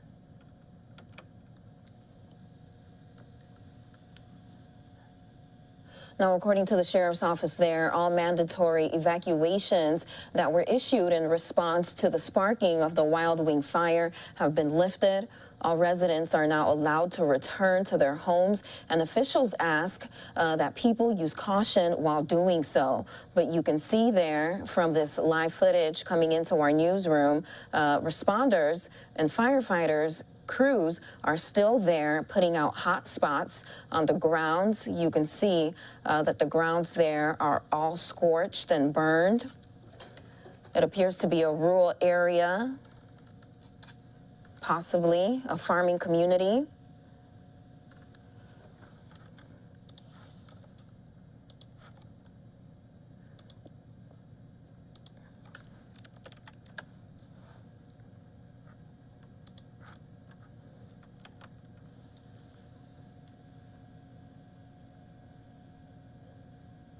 And right now, officials say they do not know the cause of the fire, what sparked the fires out there in Lemire County.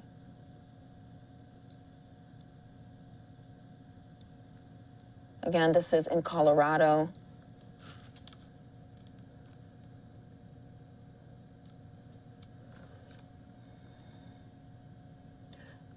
We also know that crews from multiple agencies have been battling the blaze. It's estimated to be about 8 acres large, and this is just northeast of Carter Lake. And you can see that multiple ambulances, or it appears to be fire trucks, responded there. But again, mandatory evacuations were in place, but again, they have been lifted. This is, again, out in Colorado.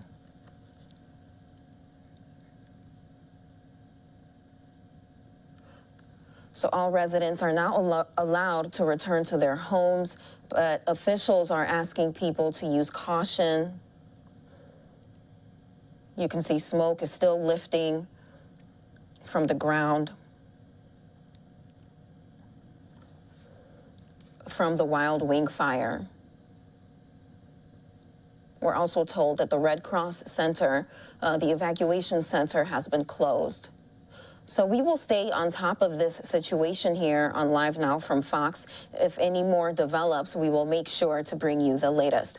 We're going to take a short break. We'll be back after this 2-minute break.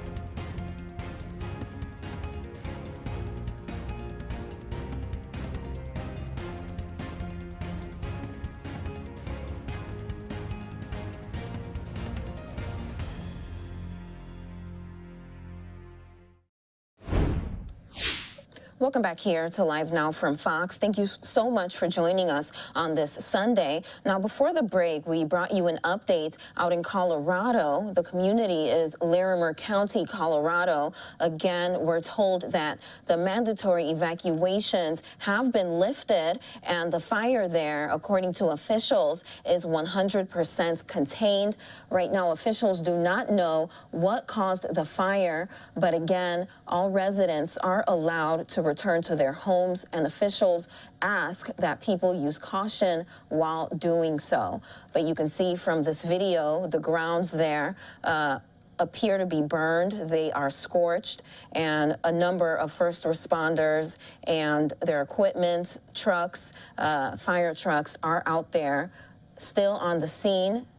It appears they continue to put out hot spots. So that's the situation out there in Larimer County, Colorado. Again, officials are not sure at this time what caused the fire, but the good news is that the wildfire is 100% contained, and evacuations have been lifted, and people who live in that community are able to go home. They just have to take some caution while doing so.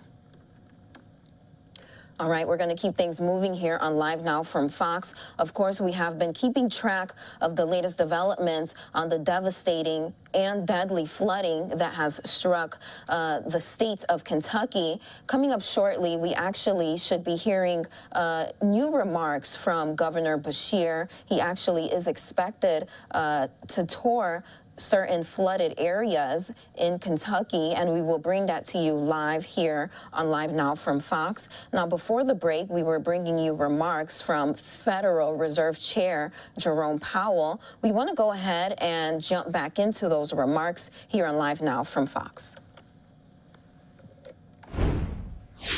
Vacancies to unemployed is just out of keeping with historical experience, and that suggests that this time could be different. Thanks, Mr. Chairman. Edward Lawrence from Fox Business. So you said the path may be narrowed to avoiding a recession. So how close are we to a recession? And then how to forecast the possible recessions from banks and economists? How does that make a soft landing you've talked about more difficult? So as I mentioned, it doesn't seem that the U.S. economy is in recession right now, and I think you do see weakening, some slowdown, let's put it that way, in growth, and you see it across some of the categories that I mentioned, but there's also just the very strong data coming out of the labor market still. So overall, you would say that in all probability, demand is still strong, and the economy is still on track to continue to grow this year. But the slowdown in the second quarter is notable, and we're going to be watching that carefully. Sorry, what was a lot of forecasts? How did the bank forecast the possible recession to come? Does that affect the soft landing? Well, we've said since the beginning, I think, that having a soft landing is what we're aiming for. Of course, that has to be our goal. It is our goal, and we'll keep trying to achieve it. I do think events. At the beginning, we said it was not going to be easy. It was going to be quite challenging to do that. It's unusual. It's an unusual event. It's not a typical event, given where we are. If there is a path to it, and we think there is, it is the one I mentioned, that the labor market actually has such a large amount of surplus demand that you could see that demand coming down in a way that didn't translate into a big increase in unemployment, as you would expect in the ordinary course, because frankly the imbalance is so much greater. But we don't know that. I mean, this is a case of first impression. So anyone who is really sure that it's impossible or really sure that it will happen is probably underestimating the level of uncertainty. And so I would certainly say it's an uncertain thing. Nonetheless, it's our goal to achieve it, and we'll keep trying to do that. Thank you, Mr. Chairman. Jean Young with Market News. I wanted to ask about the balance sheet reduction program. It's been working for a couple months now and in a different environment than the last time the Fed did it. What are you learning about how it's working and how markets are reacting? And is reaching the minimum level of reserves needed in the system still several years away at the current pace? So we think it's working fine. As you know, we tapered up into it, and in September we'll go to a full strength, and the markets seem to have accepted it. By all assessments, the markets should be able to absorb this, and we expect that'll be the case. So I would say the plan is broadly on track. It's a little bit slow to get going because some of these trades don't settle until for a bit of time, but it'll be picking up steam. And I guess your second question was getting the process of getting back down to the new equilibrium will take a while, and that time it's hard to be precise, but the model would suggest that it could be between 2.5 years, that kind of thing. And this is a much faster pace than the last time. Balance sheet's much bigger than it was, but we looked at this carefully, and we thought that this was a sensible pace, and we have no reason to think it's not.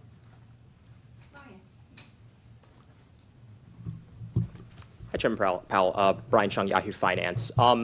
Looking at financial conditions, it seems like the tightening has slowed as of late with the 10-year coming down, 30-year fixed mortgage rates also going a bit sideways when we talk about a hot housing market still. Just wondering if you find financial conditions tight enough, especially as you continue to raise rates. So a big piece of that is inflation expectations, break-evens coming down, which is a good thing. It's a good thing that markets do seem to have confidence in the committee's commitment to getting inflation back down to 2%. So we like to see market-based, readings of inflation expectations come down. Broader financial conditions have tightened a good bit. I mean, the way this works is we set our policy, and financial conditions react, and then financial conditions are what affects the economy. And we don't control that second step. We're just going to do what we think needs to be done. We're going to get our policy rate to a level where we're confident that inflation will be moving back down to 2%. Confident. So that's how we're going to take it. And of course, we'll be watching financial conditions to see that they are appropriately tight and that they're having the effect that we would hope they're having, which is to see demand moderate and inflationary pressures recede and ultimately inflation come down.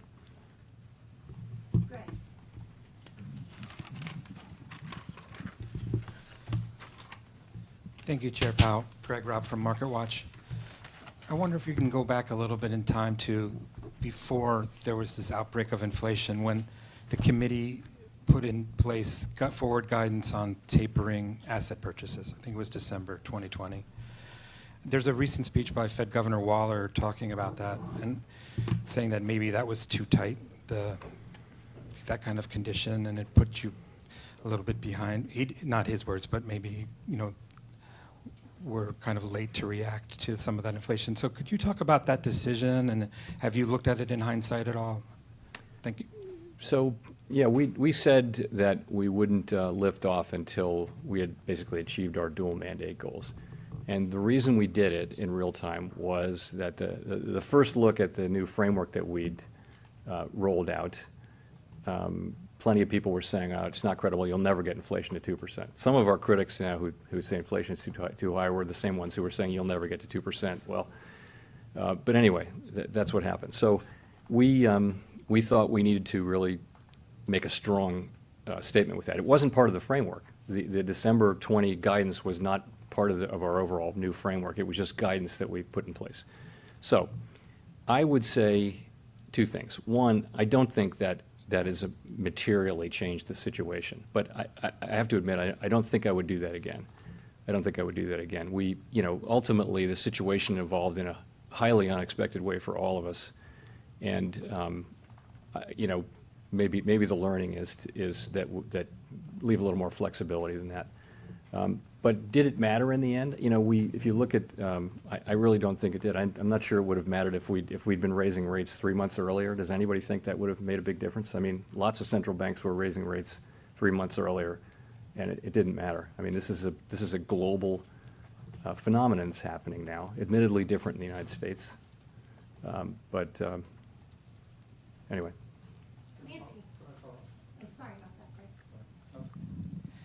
Just a lot of people talk about that time, and they talk about a taper tantrum that I know you haven't talked about it too much, but that you were worried at the time about repeating that taper tantrum that you had experienced as a governor. So was that part of that? Where did that fit into all those decisions? Thank you. So I think we learned there have been multiple taper tantrums, right? So there was the famous one in 2013. There's what happened at the December 18 meeting where markets can ignore developments around the balance sheet for years on end and then suddenly react very sharply. So we just had developed a practice of moving predictably and doing it in steps and things like that. It was just like that's how we did it.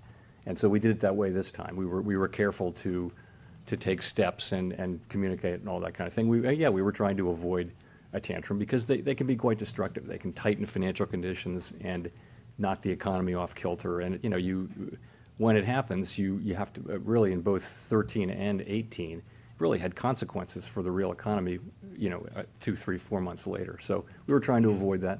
That was part of it. Again, I don't think that's the real issue of 2020 and 21 was just trying to understand what was happening with the reopening economy. That was where the big uncertainty was. And our view was that these supply side issues would get better, that people would go back to work, that labor force participation would come back, everyone would get vaccinated, schools would open, kids would be in school, and labor force participation would jump back up. That was very broadly thought to be the case. These supply side issues would get solved reasonably quickly, and they just haven't. They still haven't. So that's really the learning, I think, is around how complicated these supply side issues can be. We haven't seen this before in a long, long time. And so that's really what accounts for the pace at which we moved. And we did, when inflation changed direction really in October, we've moved quickly since then. I think people would agree. But before then, inflation was coming down month by month, and we kind of thought we had the story, probably had the story right. But then I think in October you started to see a range of data that said, no, this is a much stronger economy and much higher inflation than we've been thinking. And again, we pivoted, and here we are. Nancy Marshall-Genzer with Marketplace. Chair Powell, I just want to pin you down a little bit more on the issue of recession. So if we get a negative GDP number tomorrow for the second quarter, would the Fed consider the U.S. in a recession?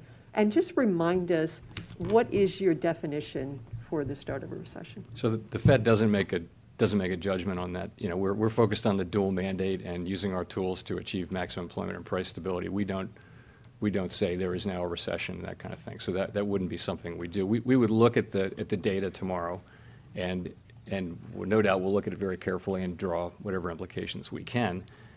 As I mentioned, though, you know, if you think about what a recession really is, it's a broad-based decline across many industries that you know, that's sustained for more than a couple of months, and there are a bunch of specific tests in it, and it just doesn't seem like that now. What we have right now doesn't seem like that, and the real reason is that the labor market is just sending such a strong signal of economic strength that it makes you really question the GDP data. But again, that's not a decision that we make, and we won't reach a conclusion one way or another on that. Thank you very much. Simon Rabinovich with The Economist.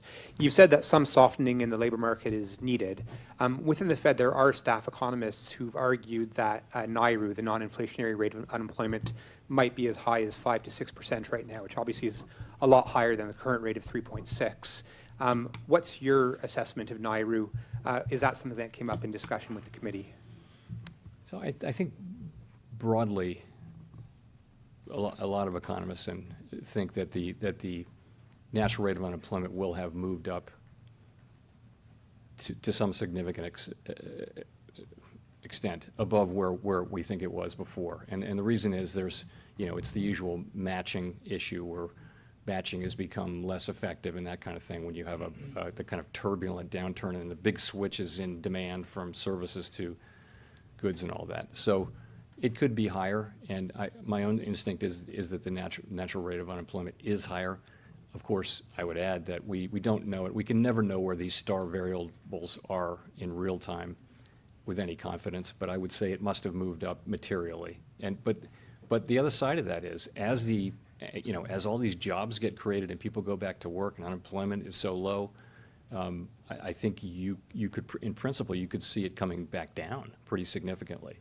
And that would also, by the way, take pressure off of inflation, because it's that gap. It's the gap between actual unemployment and the natural rate that really is relevant for, you know, the negative slack we have in the economy by the overtight labor market. So if you were to, you wouldn't observe this. It's an unobservable, but you could actually be seeing inflationary pressures coming down if that does happen. And we don't control that, but that's something that logically,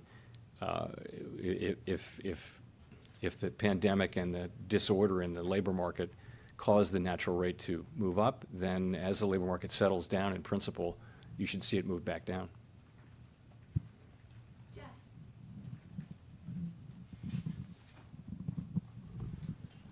Thank you, Chair Powell. Jeff Cox from CNBC.com. Just a question about, hate to keep banging the drum about recession, but most of the polls that we're seeing now from the public, people believe that we're already in a recession or heading for one. Economists, pretty much the same thing.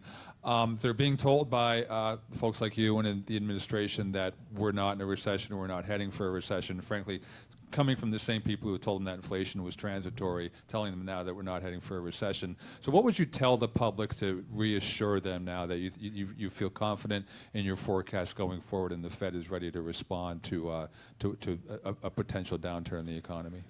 No, all I've really said is I don't think it's likely that the U.S. economy is in a recession now, and I've explained why that is the case. It's because you do see a very strong labor market, and I think the public will see that as well. You know, going forward, what we've seen is a slowing in spending, as I mentioned.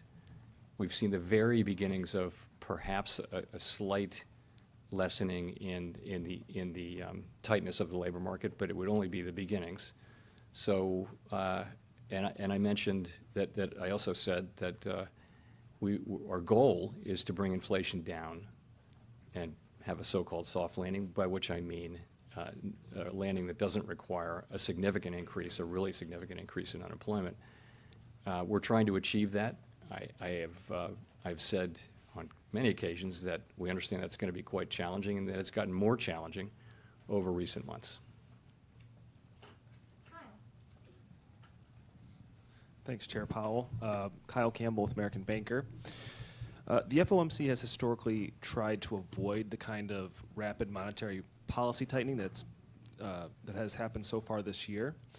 How concerned are you that the rate hikes that we've seen thus far might increase risks to financial stability, not just domestically, but globally?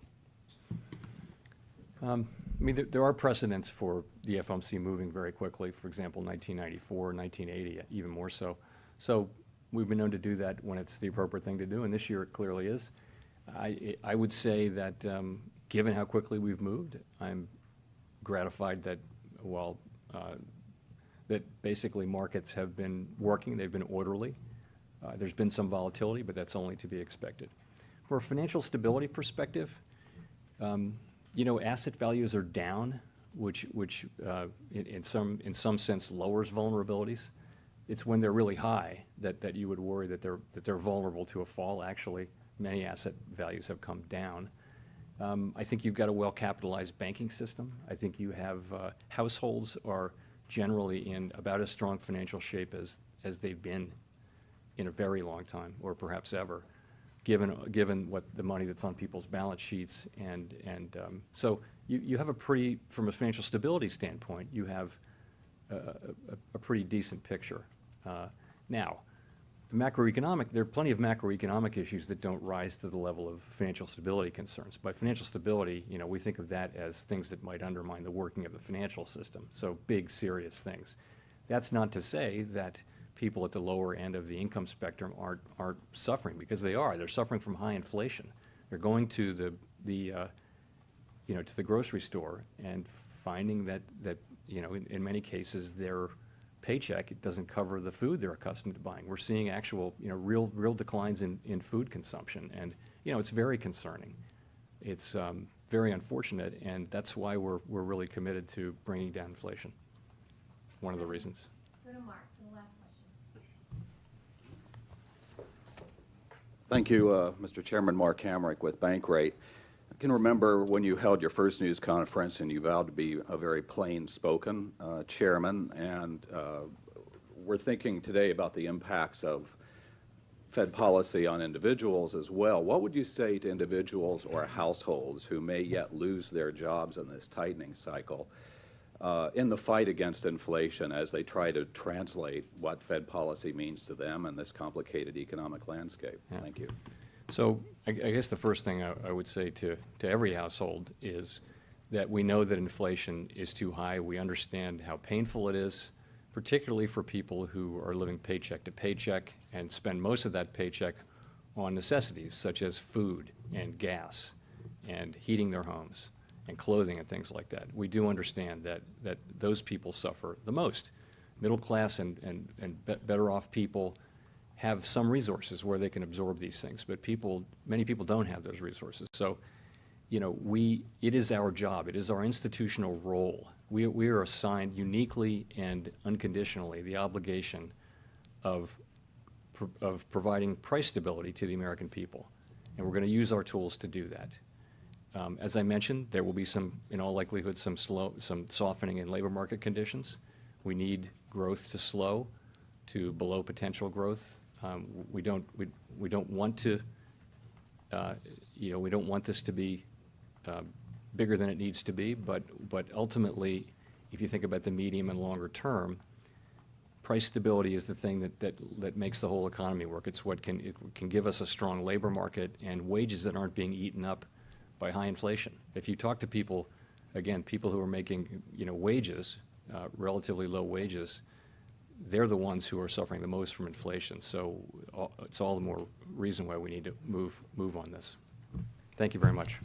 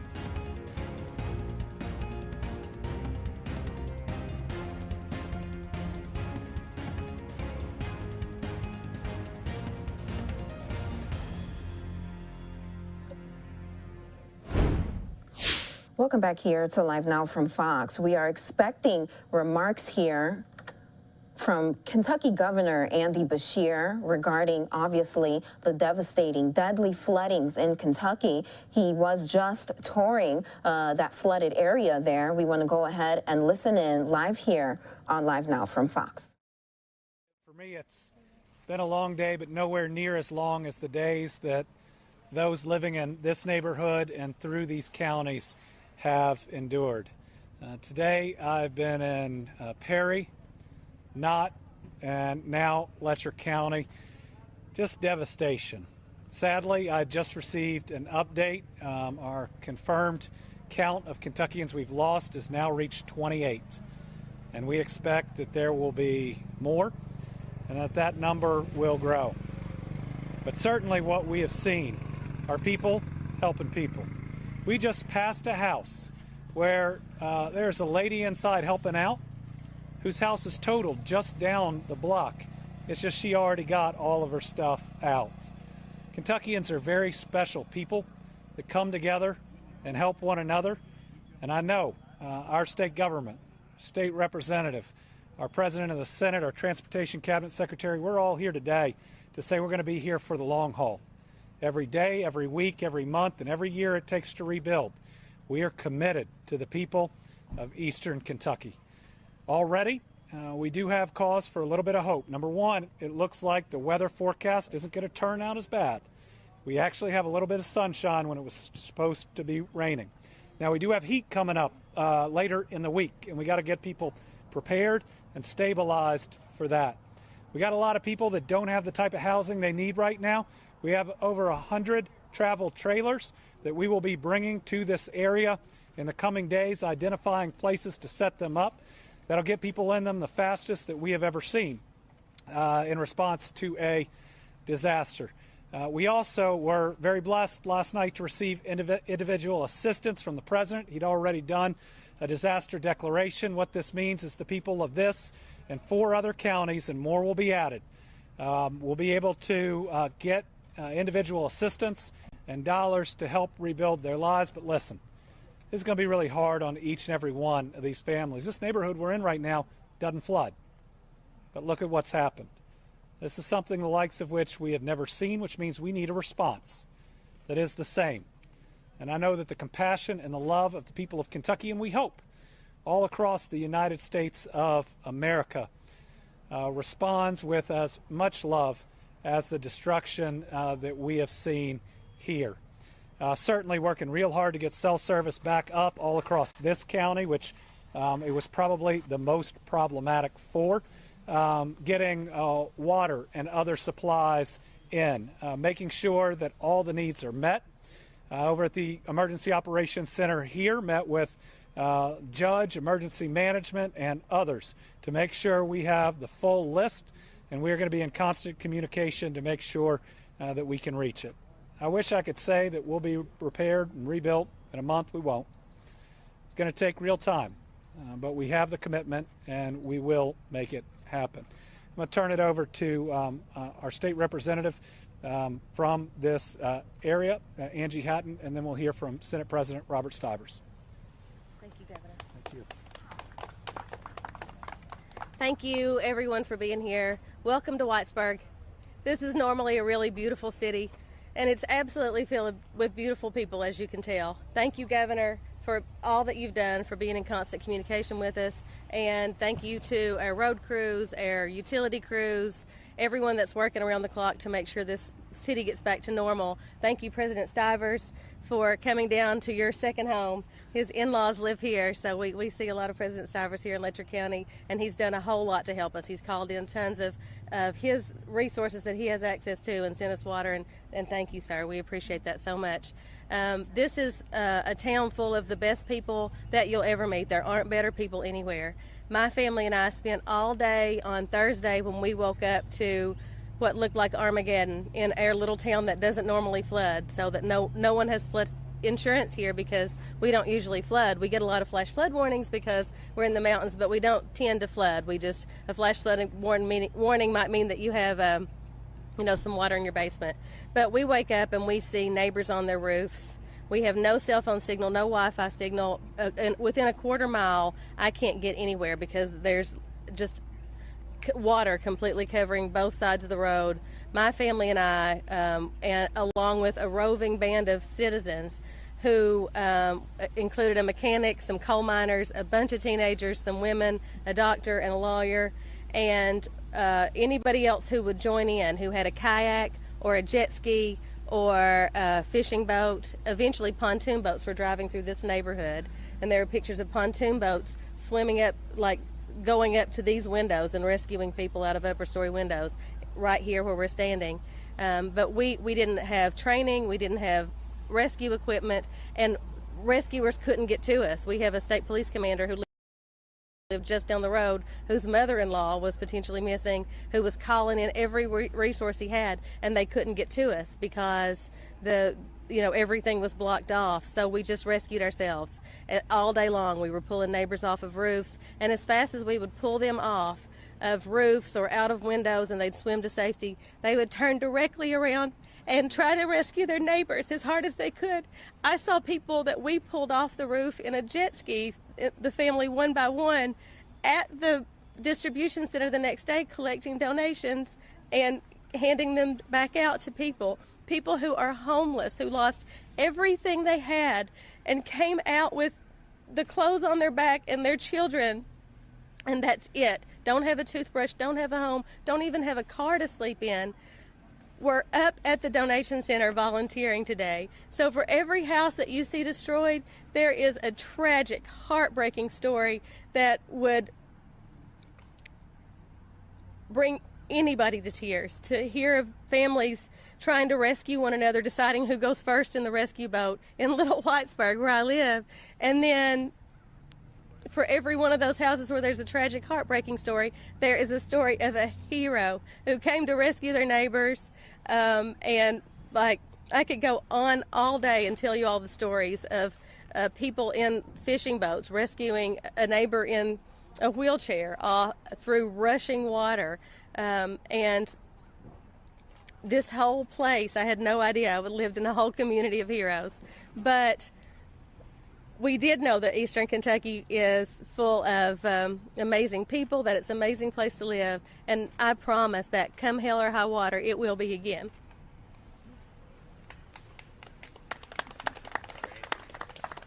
Governor, appreciate you coming here. And Angie, I am not the state senator for Letcher County. My wife is here. My father-in-law and mother-in-law are here. And it was bad in Clay County, but it's isolated. It wasn't like it was here in Jenkins or Neon or Blackie or any of the other places. And the governor's right about what will be shown. We're in assessment mode, but what we have seen, the contacts and relationships, reached out to Angie to say what do y'all need up there, because ours was isolated. But the phone calls, the text messages from California, Texas, Tennessee, Washington State, and Washington, D.C., reaching out to talk about bedding, toiletries, monies. And it's been just an amazing silver lining to a dark cloud to see how people have responded and stepped up on a circumstance. And I'm going to go back to my connections here. When my father-in-law has lived here for 44 years in the same house and has never seen a drop of water in it, and this time, 44 years later, it floods it, this is something he has never seen, and he's 88 years old. That's how devastating this is and the impact it's had on Letcher County and about 4 or 5 other counties countywide, in my hometown in Clay County in an isolated area. But to the governor's credit, Angie's credit, I want to thank them, the cabinet secretaries, the EMS, Secretary Gray. I can say this for the area. The state highway workers have gone above and beyond, and I don't know that many of them had much sleep. They've been out working on 988 inloaders and trucks and everything else, but to an extremely tough situation, there has been an amazing response. And that we have already had discussions, conference call with the governor yesterday. Members of the legislature are talking about what we need to do, what we did out in West Kentucky to respond to that. But now we're in the time of assessment and healing, and then we'll be in the time of rebuilding.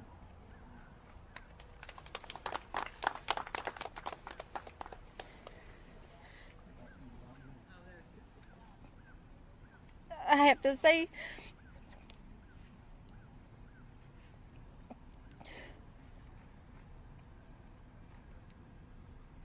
just how proud I am of our community. You know, we're not ones to ever ask for much, and I don't know that I've ever prayed so hard before in my life. I've lost my husband, and I prayed a lot for that, but when I saw my community in the shape that they were in and hearing about people having to be rescued in the manners that they were, that's the hardest I've ever prayed in my life. And like I said, we're independent and we help each other out. And as you can see, we have neighbors helping neighbors. And when we go through anything, we never go through anything alone.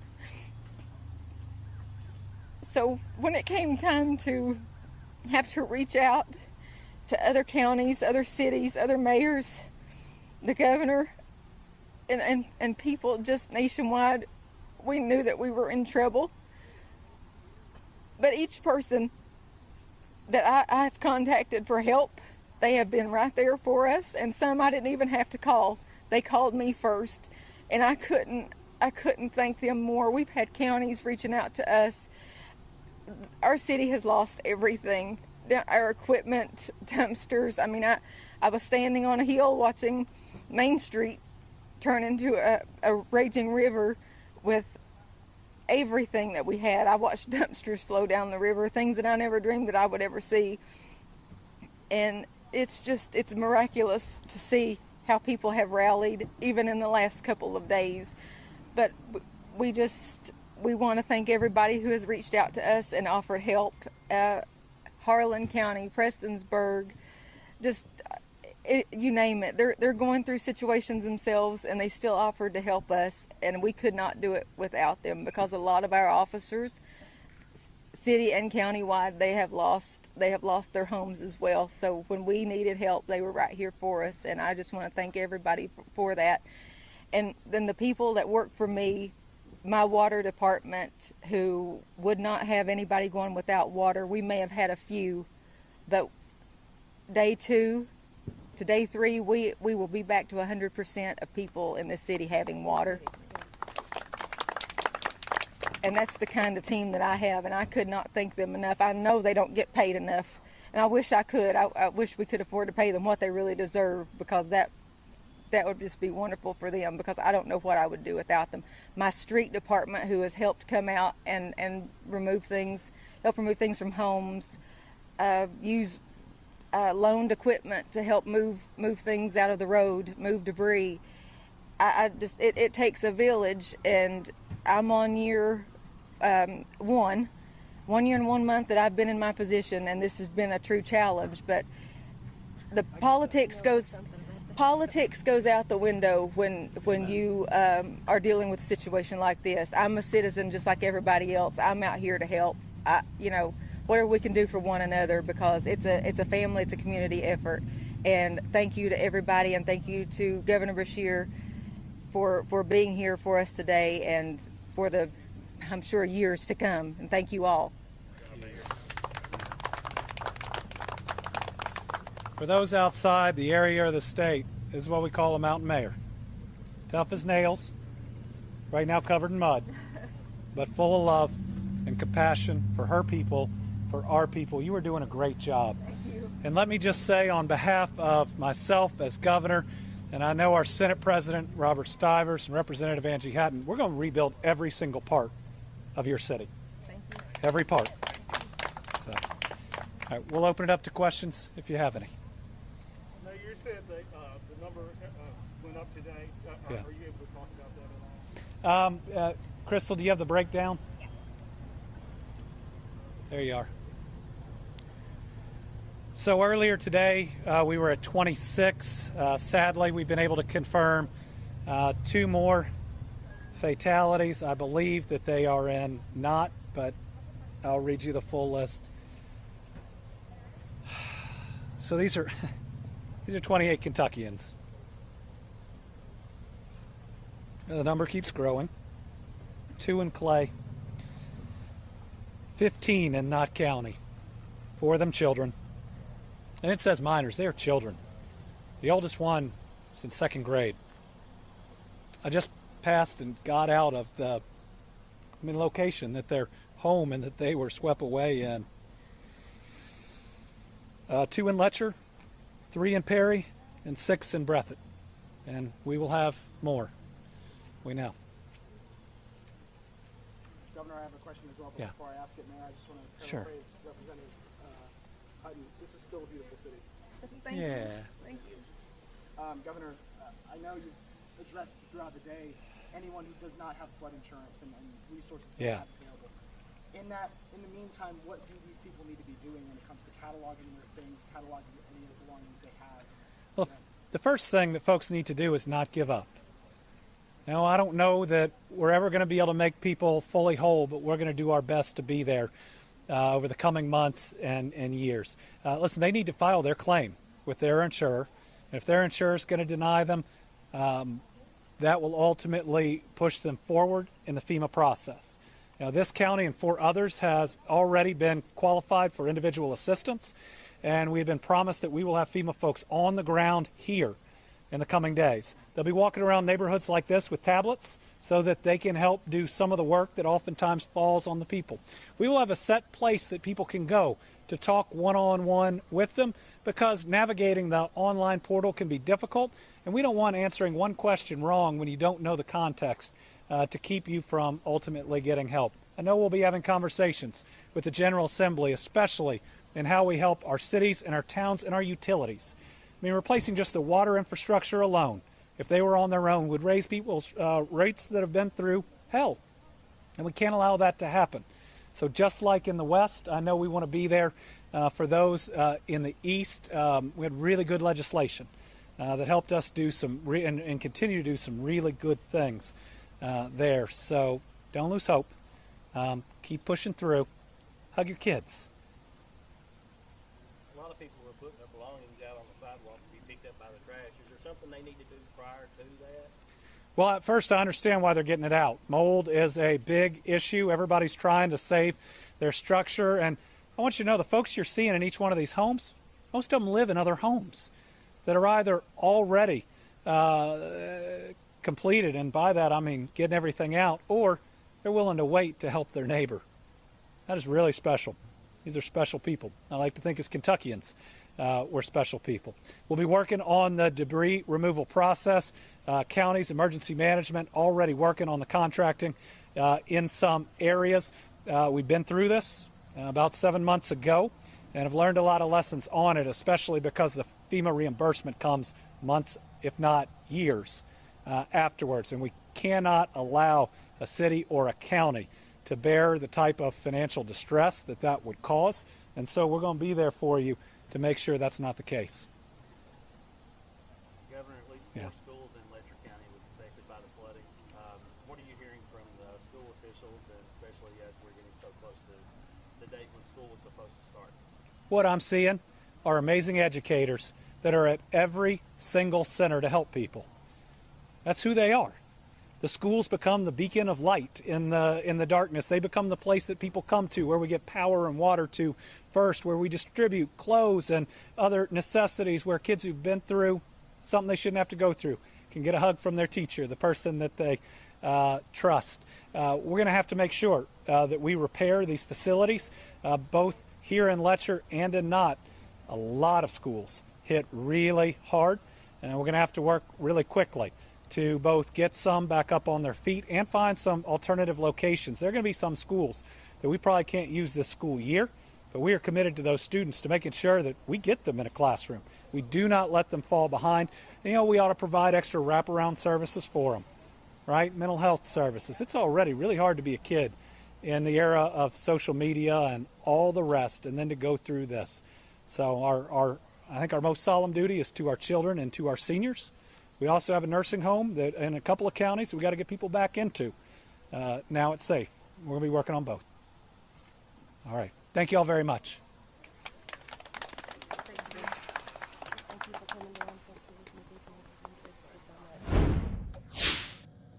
So that was the latest update there from Governor Beshear. Unfortunately, the death toll has gone up due to the flooding in eastern Kentucky. That number right now is at 28.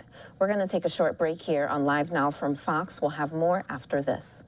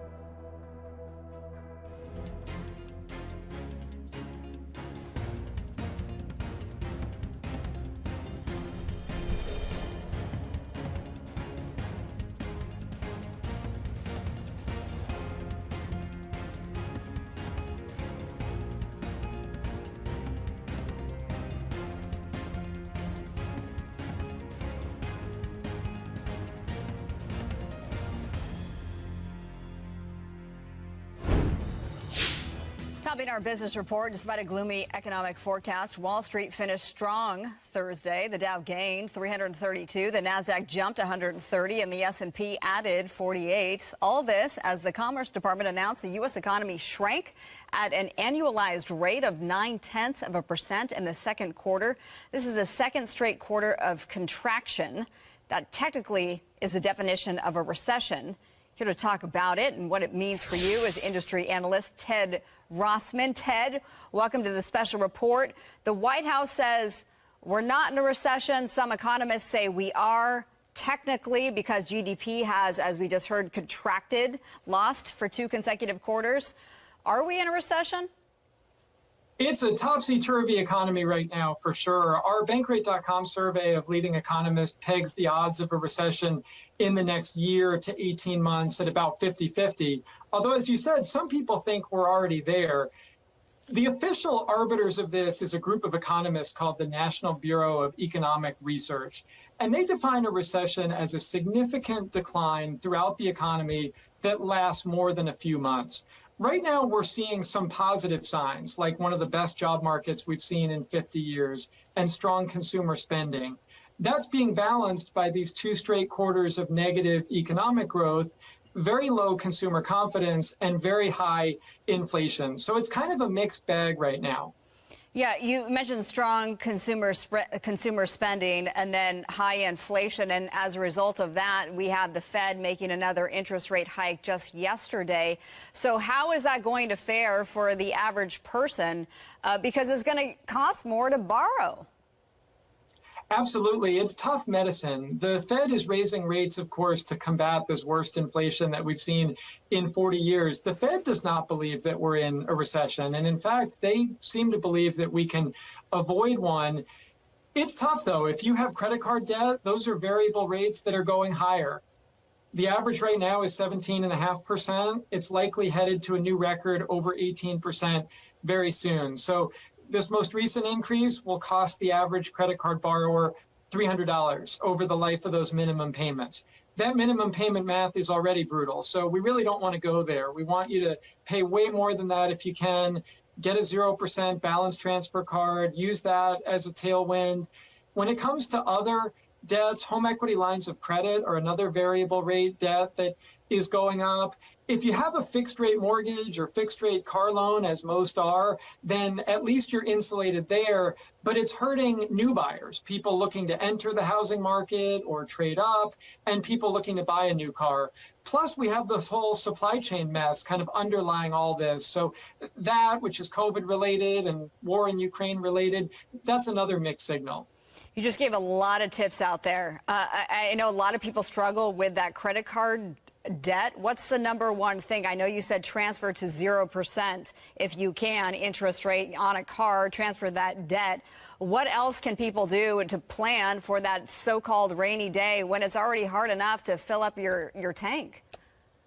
Yeah, I know. I love those 0% balance transfer cards because you can avoid interest for up to 21 months. You might also consider something like a low rate personal loan. If you have good credit, you could get, let's say, 6% over 5 years, and that's a good form of debt consolidation. Nonprofit credit counseling, reputable agencies like Money Management International can often put together a similar debt management plan, even if you don't have great credit. And then there's the fundamentals. Maybe take on a side hustle, sell stuff you don't need, cut your expenses. These are things that would serve you well in any economic climate. And try to stay the course with your investments. You don't want to cash out of something like your 401k. You should have a long-term view there. Okay, well, we appreciate your insight, Ted Rossman. I would love to have the nerve to ask you what your credit score is, but I'm not going to do that on television. We can talk offline. Ted Rossman, thanks so much for your time tonight.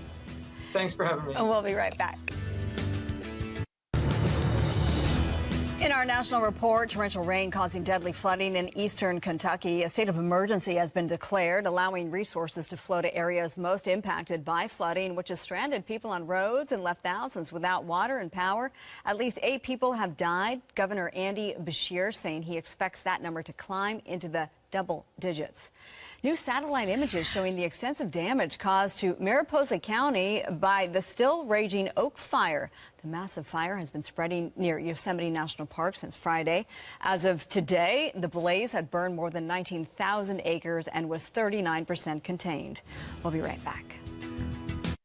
Now, an update on those beagles. We've been reporting on an effort to get hundreds of beagles adopted in Southern California. They were some of 4,000 being used for research in Virginia. Well, when that lab was shut down, the beagles were made available for adoption. Well, we are so happy to report our Fox 11 10 p.m. producer, Greg Lindsay, applied and got one. And today, Greg and his daughter, Mylin, and their other dog, Ginger, went to Chino Hills to pick up Shiloh. And I heard their story about how they had been stuck in these cages, never felt grass, never been to the beach, felt sand, and it just seemed so sad. And the idea of being able to take this dog and show her or him all these great new things is just an amazing idea. It's just...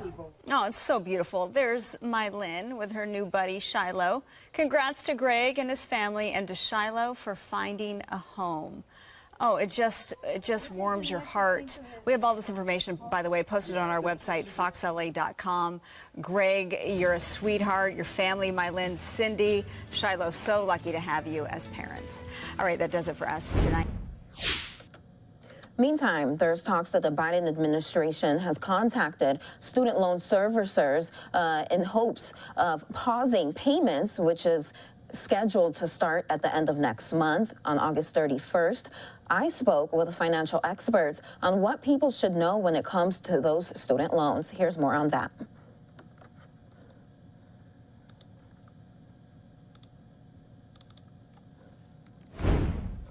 The score, Beth. We're talking student loans. Millions of people have them, but no one likes to pay them.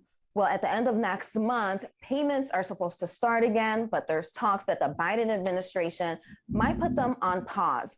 Well, joining me right now to help us sort out the confusion is Lynette Calfani-Cox. She's a financial expert and is known as the Money Coach.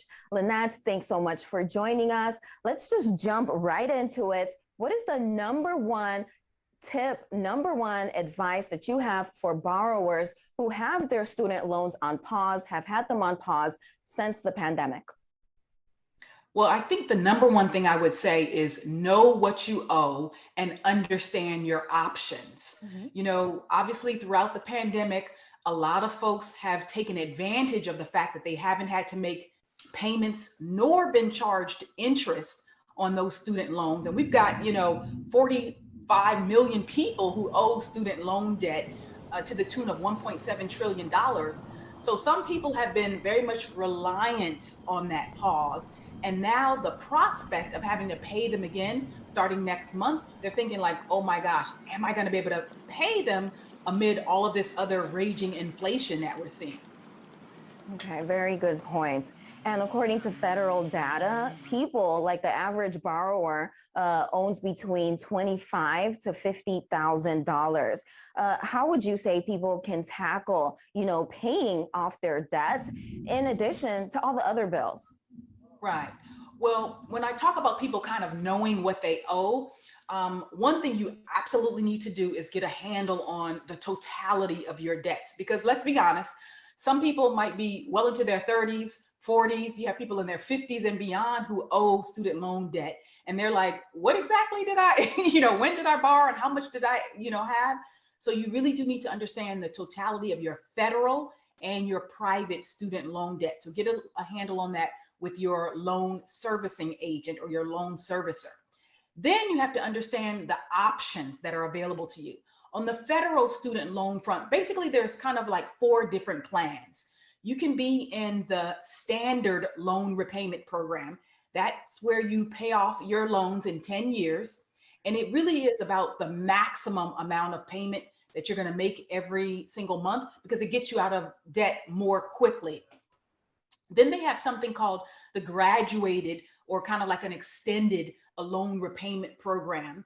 Each one of those, the graduated loan repayment program, is essentially allowing you to step up payments over time. So like if you get out of school, for example, and you're making a relatively modest salary, but you know that over the next, say, 5 to 10 years, your income is going to increase, you might think about getting into that graduated loan repayment program.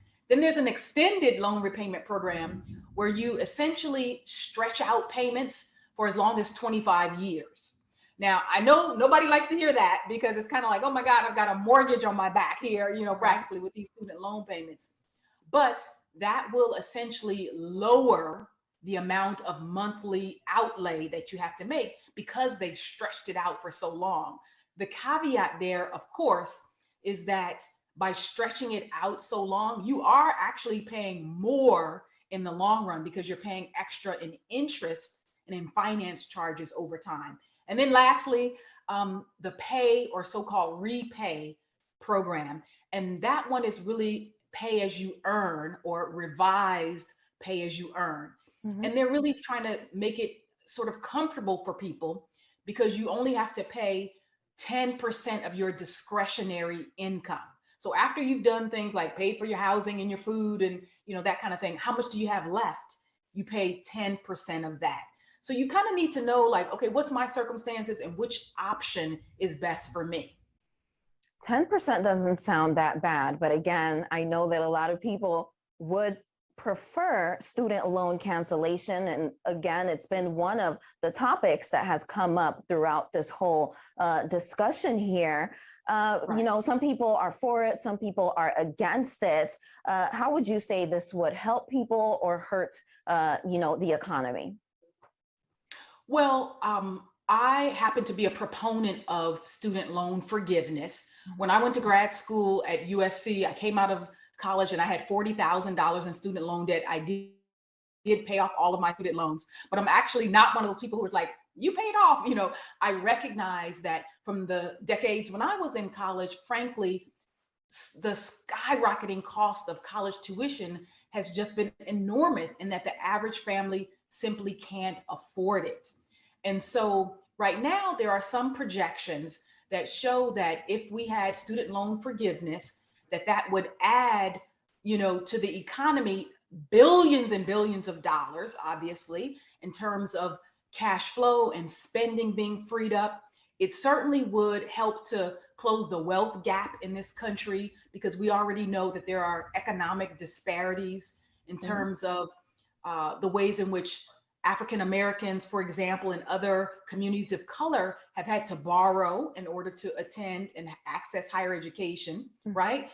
Some stats show, for instance, that Black people who borrow for college owe on average more a dozen years after they graduate than they first had when they first borrowed money. So we know that this is also an economic justice issue, but frankly, it goes way beyond that. This is a multi-generational issue. I happen to be a money expert also for AARP, and I know that there are so many folks who are 50 plus who owe student loan debt. In fact, the fastest growing segment of the population that, from a percentage standpoint, in terms of the growth of student loans, not the dollar amount, but on a percentage basis, is the 60 to 69-year-old age category. Now, why is this? It's for a couple of reasons. One is that some people have done kind of like second acts, they were in college, many years ago, maybe they were downsized or they started a new career or they tried something new and they went back to school in order to further their own career ambitions. But they came out also with student loan debt. Now, other families, many parents and grandparents actually borrowed on behalf of their kids. And this is part of the American dream, right? We all want to give our kids, and I'm a mom, I have one college graduate, I have one kid who's currently in college, and I have one college-bound teen. But we all want to give our kid a better shot in life, right? And part of the American dream is what? Home ownership and getting that college degree. All right. And so many older adults also have student loan debt because they borrowed on behalf of their kids or their grandchildren. So I look at the overall benefits to many populations, many aspects of society, and the ways in which it would benefit, again, many different groups of people. And I see that obviously, Biden, he kind of campaigned on the prospect of $10,000 worth of student loan forgiveness. He has not done that yet. He says he hasn't decided and it's not going to decide until August. However, obviously we have progressives who are pushing him to say, you should do more. You should cancel up to $50,000 in student loan debt. So far, President Biden has not shown an inclination to do that. We'll obviously see where the chips land, but he has done other efforts to forgive student loans in other ways, like people who attended for-profit colleges that went out of business and things of that nature. And recently, I should also say to your audience, the Department of Education, they just launched this month a new tool online called the Public Service Loan Forgiveness Employer Search Tool. And basically it's an online database where you can just enter in your employer. If you worked in public service for at least a decade, you can see whether or not your employer qualifies you for student loan forgiveness. You just have to have the EIN or the employer identification number that's on your W-2 or your pay stub. And you have to know the dates, of course, that you were employed there. You just enter it in and it'll show you, it'll give you a preliminary kind of assessment about whether or not you qualify for student loan forgiveness. That's really good to know. Very helpful tidbit of information there. Let's talk a little bit more about the economy. It has been in the news a lot lately, especially this week. Just yesterday, we learned that the interest rate was increased. And of course, today that the economy shrunk. In your expertise, do you believe that is there any impact regarding student loans? Does this impact borrowers at all? Well, there's two schools of thought on all of this. And these are bigger macroeconomic issues. When you talk about the fact that in the second quarter of 2022, GDP or gross domestic product shrank by 0.9%. That was the second consecutive quarter that we've had declining output, declining GDP. And from a technical standpoint, that's the technical definition of a recession, or at least historically it has been. Now, there's an agency that ultimately determines, NBER ultimately determines whether or not we're officially in a recession. Now, you ask most Americans and they're like, heck yeah, we're in a recession. You know what? I feel it. These gas prices are high and the cost of everything is kind of out of control. So I think for a lot of people, they already feel like they're in a recession, even if we don't officially meet the definition of a recession, because they look at a whole bunch of factors. They look at payroll data, employment, they look at industrial numbers, they look at retail sales, et cetera. So they look at a whole bunch of things at NBER, and these a group of 8 economists ultimately determine, are we officially in or not? But now you talk about things like the Federal Reserve Bank raising interest rates by 3/4 percentage point, and about what's the effect of that as it pertains to student loans. We absolutely know that variable rate products, anything, student loans, mortgages, credit cards, you're absolutely going to see your interest rates and your payments on those increase. So there's no question about that. You should plan accordingly. But additionally, when I was saying that there's kind of 2 schools of thought, some people do make a linkage or a tie-in there. And essentially they say, listen, there's one thing for the Fed to do some things, that's monetary policy, right? But there's another thing from a standpoint of what President Biden or what Congress might do. And some people basically say that if you keep flooding the economy with more and more money, that's adding to inflationary pressures. So I don't know, there's 2 schools of thought. You can kind of, take your pick about what, I'm just giving you the information here. I do think net that something like student loan forgiveness overall would be positive for the economy because of, again, all of the host of reasons that I alluded to earlier. Okay. Well, in that final question here, what do you think is the worst thing someone can do when it comes to their student loans? Well, there's no question the absolute worst thing you can do when it comes to your student loans is to ignore your payments and to kind of play what I call the ostrich syndrome and stick your head in the sand and not deal with them. So obviously, once you get out of school, you have a 6-month grace period, right? But then, if you don't start making those payments, you can very quickly go into delinquency, after 90 days, or into default after 9 months, 270 days. And you absolutely don't want a student loan delinquency or default on your credit rating. Because honestly, student loan debt is one of those rare forms of debt that can literally follow you to the grave. I've know of and have heard of people who are well into retirement, who are collecting a Social Security check, and guess what happens? The government comes and takes a portion, not all of it, but a portion of their Social Security check in order to pay back this federal obligation. So you want to take this very seriously. And like I said, there's options. You can get forbearances, you can get loan deferments. If you're unemployed, you can get, temporary assistance or waivers to not have to pay. So don't ignore those student loan bills when they come due. Right. Nobody wants to deal with those garnishments. All right. Not at all. Yeah. Lynette Kalfani Cox, thank you so much for joining. All right. And in fact, the president of the NAACP sent a letter to President Biden regarding student loans. He is demanding that President Biden cancel a minimum of $50,000 in student loans. Now, part of that letter reads, no American should have to begin paying back their predatory student loans next month. Yet another simple extension on repayments won't address the crisis. The American people are anxious. Voters are anxious. Your base is anxious. Extending the freeze will only extend the anxiety that millions of Americans feel. It will not address the economic oppression that has plagued generations of Black families and other minority communities for decades and centuries. Any extension must be accompanied by meaningful cancellation.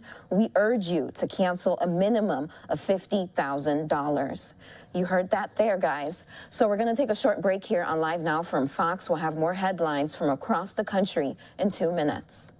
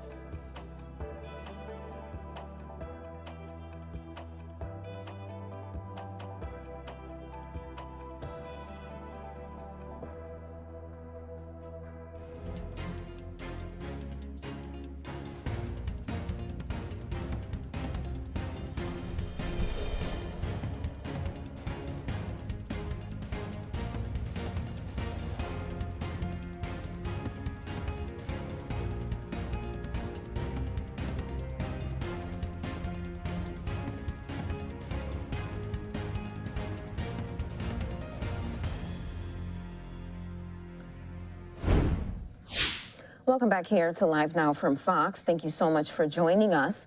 The time now on the East Coast is just a little bit after 6. On the West Coast, it is 3 o'clock.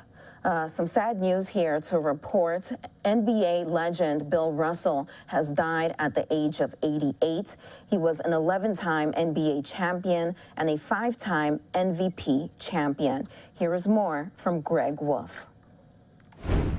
If one word could describe Bill Russell, it is this: winner. 11 NBA championships in 13 years. It's a record unmatched in the history of American team sports. It's all over. The Boston Celtics are the world champions. When the Celtics drafted Russell, he was already a 2-time NCAA champion and Olympic gold medalist. His winning continued immediately. And then, of course, Russ joined us in December, and that was all she wrote, 11 championships in 13 years. So. Russell also racked up 5 Most Valuable Player awards, was a 5-time rebounding champion, and was named an All-Star 12 times. When Red Auerbach retired as Celtics coach in 1966, Russell took over as a player coach. It was the first time an African American would be the head coach of a major American sports team. Can you do the job impartially without any racial prejudice in reverse? Yes. Born in strictly segregated Louisiana in 1934, he remained forcefully engaged in confronting what he saw as a country too often plagued by racism and unfair dealings to those in the minority. Everyone wants to be treated civilly and with respect. No more, no less. Bill Russell was elected to the Basketball Hall of Fame in 1975, and the NBA Finals MVP trophy is named in his honor. I always said that when I left the Celtics, I could not go to heaven because there'd be a step down.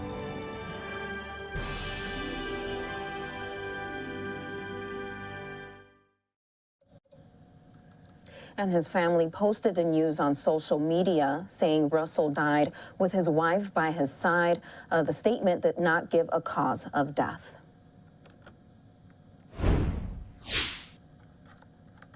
And Hollywood also lost another legend today.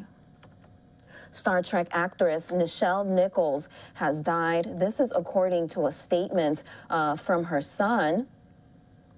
Now, Nichols was one of the first Black women to ever play a main cast role on a television series. Of course, that was Star Trek, and she played the role of Lieutenant Uhura.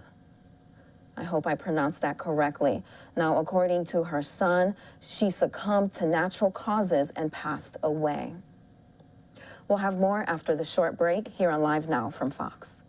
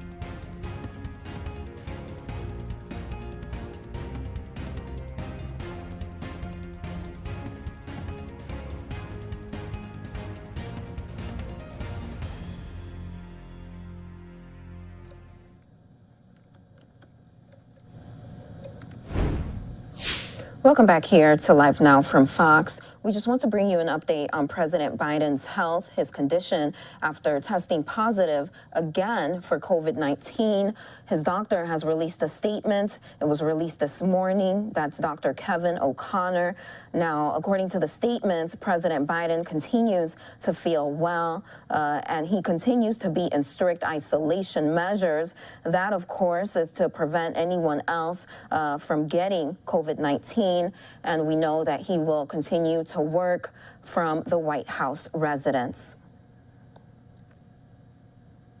It was a pretty brief statement. Dr. Kevin O'Connor says he will keep the office updated with any changes regarding President Biden's condition. Now, we do have a report from Fox News here regarding all of this. This is something we did not expect here at the White House on this Saturday. The president testing positive for COVID-19 once again. The White House just a few hours ago put out guidance that the president would be traveling to Michigan on Tuesday. He was supposed to go to Delaware on Sunday. Both of those trips have been canceled. This is the official letter from the White House physician, Dr. Kevin O'Connor. He said in part, after testing negative on Tuesday evening, Wednesday morning, Thursday morning, and Friday morning, the president tested positive late Saturday morning by antigen testing. This, in fact, represents rebound positivity. The president has experienced no reemergence of symptoms and continues to feel quite well. This being the case, there is no reason to reinstate treatment at this time, but we will obviously continue close observation. The president posted this video to his social media accounts Saturday afternoon. Hey folks, Joe Biden here. Tested positive this morning. Going to be working from home for the next couple of days. Feeling fine, everything's good, but Commander and I got a lot of work to do. Since his negative test and return to the public eye early last week, we saw the president at times with a mask, without a mask, and with a mask again, depending on the moment. The president took an antigen test on Saturday, So it is possible this was a false positive, but we are waiting on further guidance from the physician to the president, Dr. Kevin O'Connor, who said the commander-in-chief will isolate until he tests negative once again. At the White House, David Spunt, Fox News. And of course, we will continue to follow the latest on President Biden's condition. I'm sure we will get more information as the week begins. Here is more information from Press Secretary Karine Jean-Pierre regarding the economy and monkeypox, which continues to spread across the country. This is the latest briefing. Economists confirm we'll fight inflation. Larry Summers, who has been critical of some of our policies, is one of them. He said, quote, "It's fair to call it the Inflation Reduction Act because it's directly fighting the rate of inflation." Other experts like Jason Furman and the Committee for a Responsible Federal Budget has said the same. Jason Furman said, "The Inflation Reduction Act is what the country needs right now, helping to address one of our biggest long-run challenges, climate change, for example, while making progress on our biggest short-run challenge, inflation, while protecting the most vulnerable." And Maya McGinnis, president of the Committee for a Responsible Budget, almost every one of these policies in of itself will fight inflation, and on net, the entire package most certainly will. To circle back for a second, that more than $300 billion that I just mentioned in a deficit reduction I mentioned earlier just now will be financed by ending special tax benefits for the wealthy and big corporations that have happened at the expense of the middle class, including loopholes that allow multi-billion-dollar international companies to pay $0 in taxes, or a hedge fund manager to pay considerably less in taxes than middle-class families will act against inflationary pressures across the board, addressing many costs. The president's biggest priority is cutting costs for families and fighting the global problem of inflation that is affecting the world, and that's why he wants to pass this as soon as possible. And while Democrats have a concrete plan to take on cost, congressional Republicans don't, and they are so strongly opposed to ending welfare for big pharma, cutting energy costs, and cutting the deficit that they aren't just uniformly opposed to this bill, but most House Republicans even voted against yesterday's competitiveness bill that the Chinese government wanted to kill. They even blocked legislation to help veterans exposed to toxic chemicals in service of their country. The last thing I want to talk about is the Kentucky flooding that we have seen, that all of us have seen these past day or two. And just to give you a little bit of an update, the White House is continuing to closely monitor the devastating flooding in eastern Kentucky, and President Biden is receiving updates very regularly.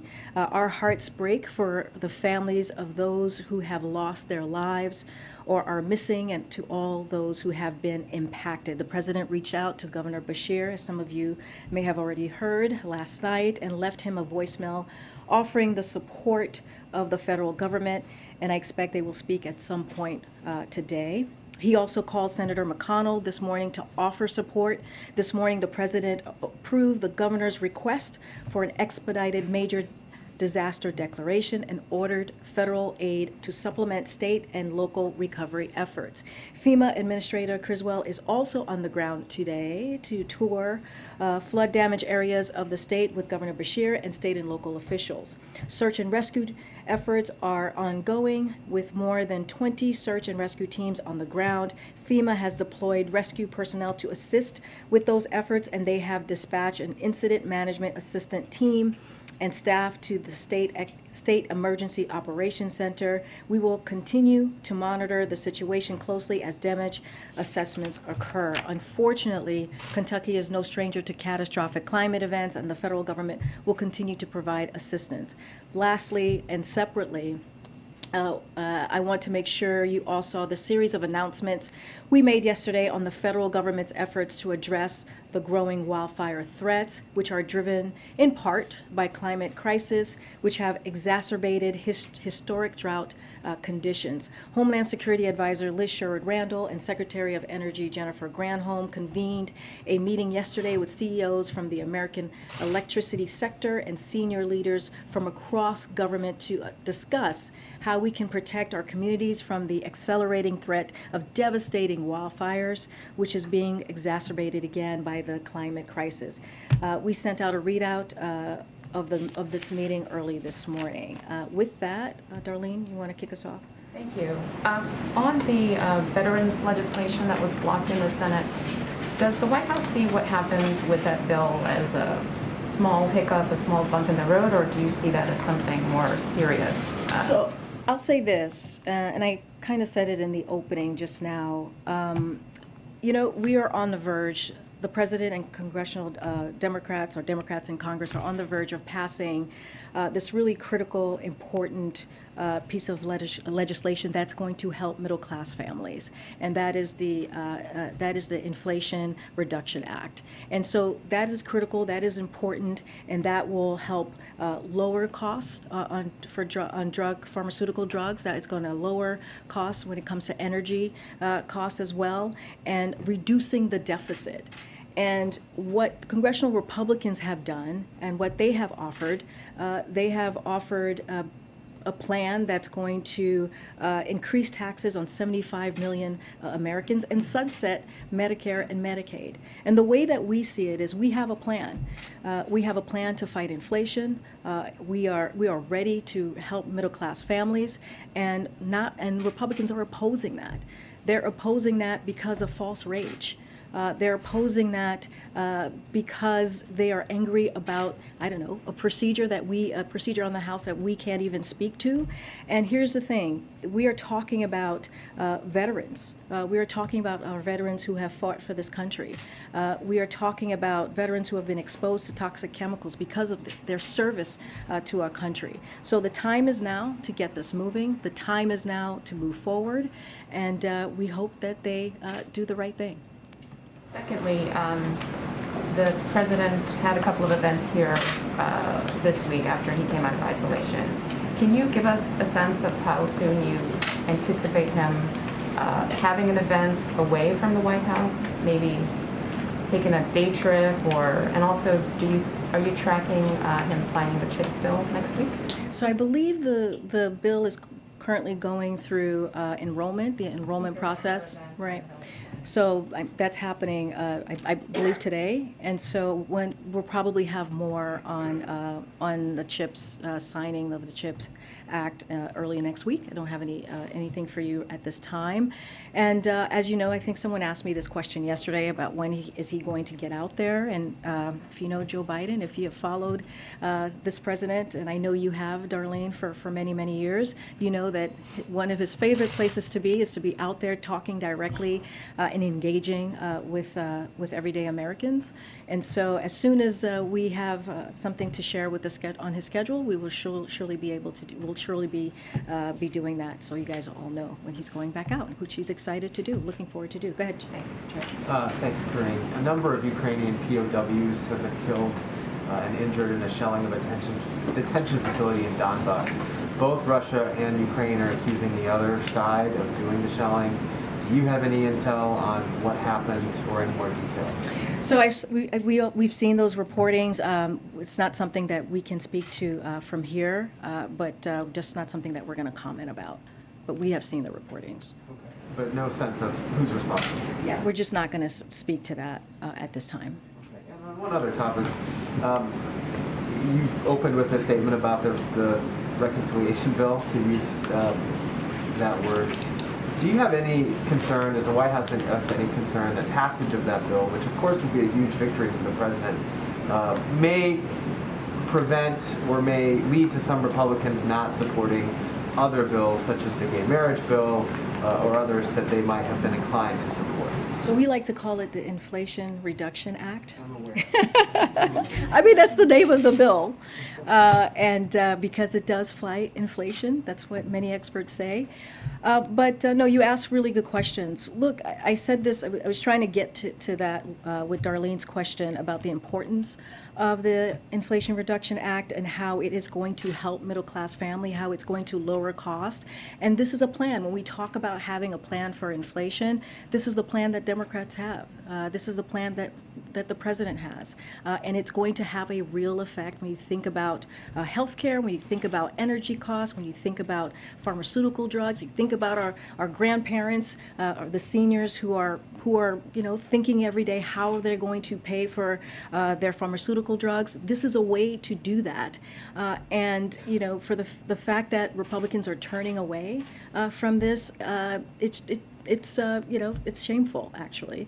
But when it comes to marriage equality, we know that this president, this is not a secret, this president has been a leader of marriage equality. He has been out front ahead of so many other members of Congress when he was a senator and over just the past couple of years. So this is that act he supports. We put out a SAP last week, and we're going to continue to have those conversations with congressional members and members of Congress to make sure that moves forward.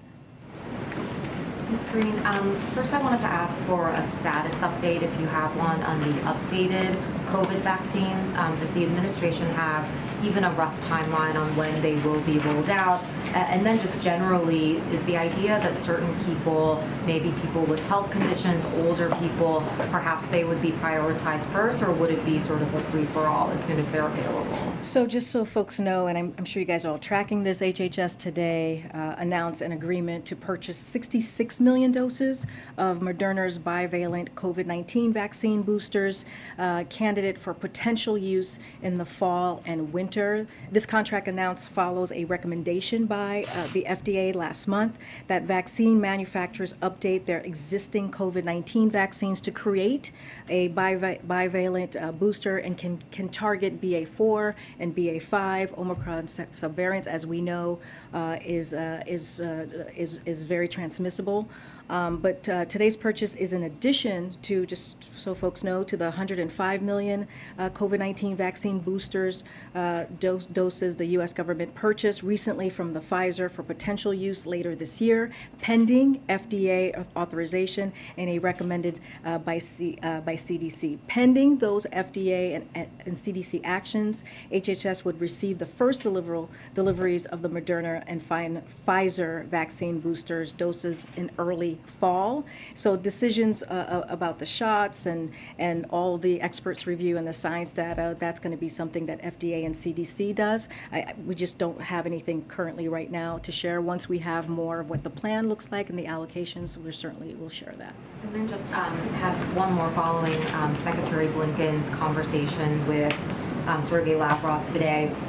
Is the White House currently open to President Biden directly having a conversation with Vladimir Putin to try to make progress on the U.S.'s offer to get Brittany Griner and Paul Whelan out of Russia? I know at various points in the past there were suggestions, right now may not be the right time, just given everything that's going on in Ukraine. Just wanted an update on that. So Secretary Blinken thought it was important to make clear where we and our global partners stand on several key issues. Clearly, Brittany Griner and Paul Whelan was part of that. He reiterated our substantial proposal, which you heard from Secretary Blinken yesterday, which is on the table. And he spoke about the importance of Russia allowing ships to depart Odessa and to adhere to their grain deal. So that was a conversation that they had today. He also emphasized how Russia's plan to annex parts of Ukraine by force, which we warned about from here at the podium, would be a gross violation of the UN Charter, and we would not allow it to go unchallenged or unpunished. You heard him say, so those of you who listened in today, that we are under no illusions that Moscow is prepared to engage meaningfully and constructively yet. So Secretary Blinken made clear this was not about a return to business as usual. So we are, again, under no illusions. As far as a call or a plans for calls, we do not have a plan for the president to call President Putin. At this point, is it on the table, off the table? I know that there's nothing for you to announce. But... No, it's not even there's nothing for me to announce. We do not have a plan for that at this time. Hoping to ask a domestic question, but it's kind of a follow-up on the status of these negotiations around Brittany Griner and Paul Whelan. Does the administration feel like it accomplished what it was hoping to by going public with this substantial offer now that we are seeing some engagement between Secretary Blinken and the Russian foreign minister? And are you concerned this could all just still fall apart? So here's the thing, we have made clear, the president has made clear that this is a priority for him. And in getting Brittany and Paul home, he wants to see them come home. But he's also made clear that when it comes to U.S. nationals who are being wrongfully held or held hostage, they need to come home. And he's going to do everything that he can to make that happen. And I think this is what you see by the announcement that Secretary Blinken made yesterday, by having a substantial offer on the table. We are making clear and being very transparent of what is happening. Those conversations are going to continue to go on. We are not going to negotiate from here just because it's just the right thing to do, and we want to be very careful.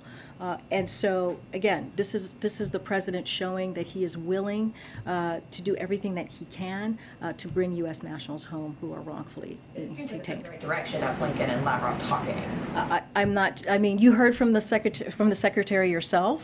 He was very clear, as I just laid out, of the three things that came up during that conversation. He also said he is not delusional, and we expect conversations and negotiations to continue. I'm just not going to say much more from here.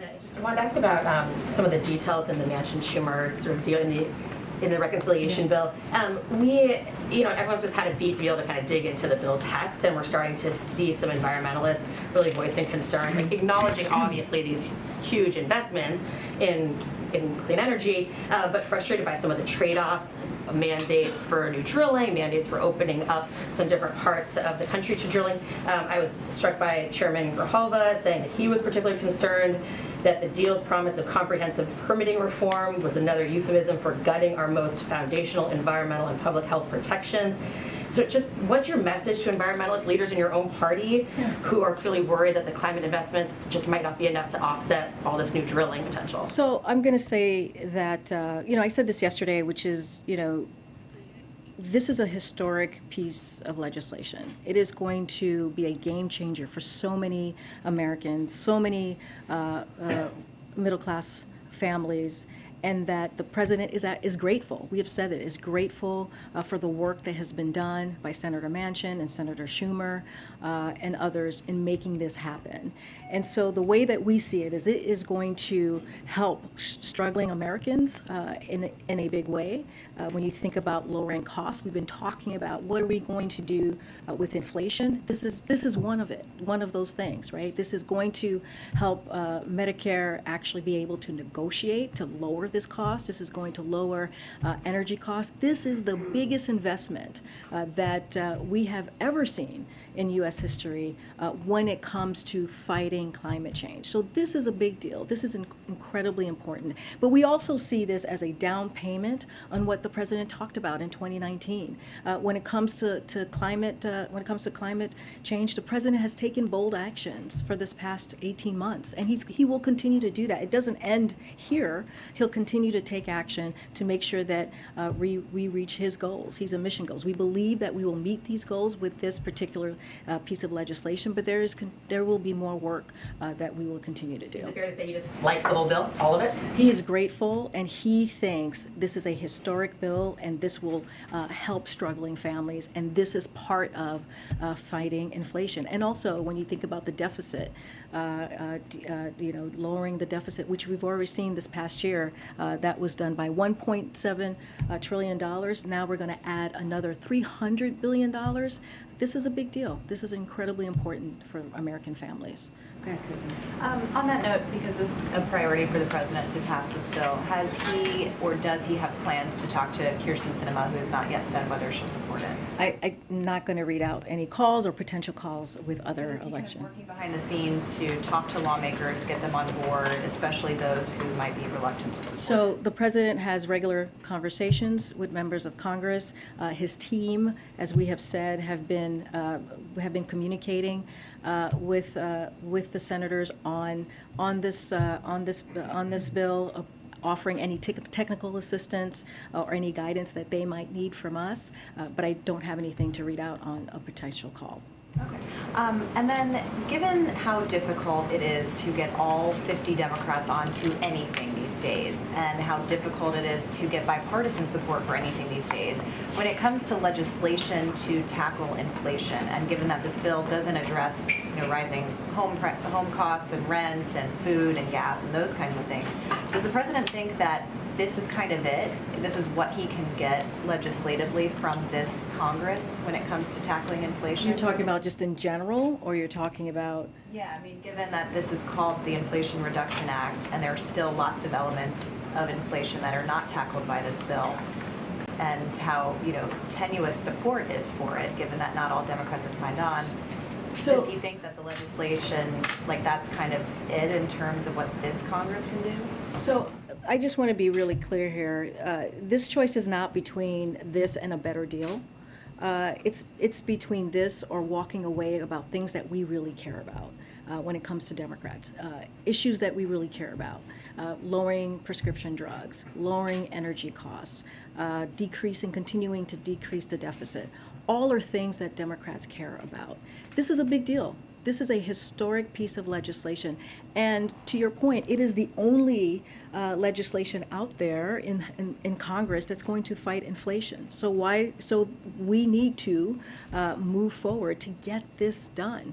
And so that is the message that we are going to put forth. This is our chance to really start to lower inflation. And the things that this bill does are not small. These are really big, important items. If you ask many American families, if you ask them, hey, are you able to pay for your drugs, your medical needs that you really need every day, or seniors, you ask our seniors that question, I'm sure most of them will say, no, I have difficulty paying for those bills. I mean, that's what we're talking about. We're talking about giving some relief to families, to seniors. It's going to go a long way. Again, this is a historic piece of legislation, and we encourage folks to support it. And just a quick follow-up on Lavrov. Is the president concerned that these talks are doing anything to kind of legitimize Russia in light of their aggression and war against Ukraine? That kind of opening up these discussions, starting these discussions, especially when it comes to Griner and Whelan, that this is doing anything to kind of legitimize Russia, or that it could get to that point? I mean, I don't know how that would legitimize Russia when we know they are causing this brutal war in Ukraine. When that is fact, when that is known, when you see NATO has come together in a way, coalesce in a way we have not seen in a long, long time to make sure they send a loud message to Russia. When you see the sanctions that have really hurt the Russian economy, I mean, I don't see how they are legitimized at all. If anything, they are now a pariah in the global stage because of what they're doing. So what the president is doing, and the secretary and his team, his national security team, is to make sure we keep our promise and doing everything that we can in bringing home U.S. nationals that are being held, who are wrongfully detained, and that's going to be the focus. And so the president, again, this is top of mind. This is a priority, and that's what you're seeing right now. Thank you. Going back to getting the Inflation Reduction Act passed, how does the president see his role in getting this over the finish line? Well, look, this is, as I said moments ago, we see this as a down payment from what he's been talking about in 2019.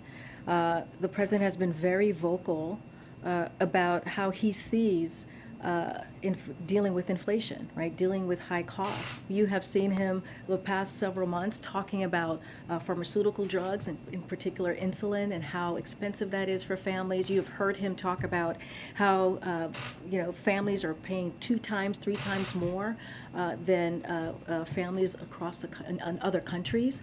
So he's been very vocal. He has been out there. He has done this, gone out there and met with the American people, or spoken in front of them and told that story, explained what Congress needs to do. So we're going to continue to do that work. He has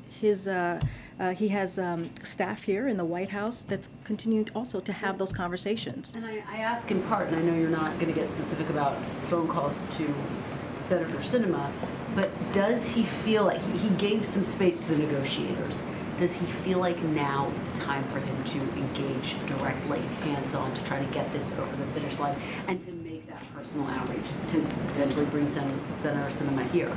So, we're not going to talk about any outreach of any other senators, but I would say that the president has been very vocal here. He has made his point very, very clear to the American people, to the public, of where he stands on these items that we're talking about. When we're talking about climate change and energy costs, when we're talking about drugs, pharmaceutical drugs, and bringing those costs down. And again, his team, right? These are the folks who work for him, have been directly engaging with members in Congress, and that's going to continue. And so, again, he has been very vocal, and he'll continue to do that. There's a new polling out by the New York Times, but other news outlets as well, that shows the majority of Democrats don't want President Biden to run again in 2024. The latest New York Times polling has 26% who say they do want him to run. We had some reporting yesterday that the administration is keeping a close eye on potential challengers. How nervous is this White House when you look at those numbers and when you think about the other Democrats who are out there making their voices heard? So, the president intends to run in 2024. We are a long ways away from that. I cannot get into specifics of any political election polling because I am behind this podium. But what I can say, we just talked about the Inflation Reduction Act and how important the president believes to deliver that to the middle class, to the American people. Earlier this week, or just yesterday, the CHIPS Act was passed, and how critical that's going to be to lowering costs, investing in manufacturing. As we talk about inflation, it's going to strengthen the supply chain. All of these things are the work that are because of the work that the president has been doing. So we're going to continue those efforts. We're going to continue to deliver the best way we can, and let's not forget the gas prices as well. That's something that the president has been doing for months, and we have seen a decline for the last 6 weeks. That's our focus. And just one more on the prisoner swap. Does the administration feel more confident now that you'll be able to bring Brittany Griner, Paul Whelan home after the conversation that Secretary Blinken had with his counterpart? We are doing everything that we can to bring Paul home, to bring Brittany home. We believe they are being wrongfully detained, and they should be home with their families, and we're going to continue to do the work to get them back. I'm just going to go ahead, Stephen. Thanks. Congresswoman Maloney, who chairs the House Oversight Committee, sent a letter today urging the administration to declare a public health emergency for monkeypox. Where does that request stand? Dr. Jha talked about this the last time he was in here, one of the last times he was here. He said that isn't up to HHS to decide, and I would leave it to them to make that decision. Earlier this week I asked you about the TPOXX treatment that has been shown to be effective in reducing some of the pain and the lesions from monkeypox cases.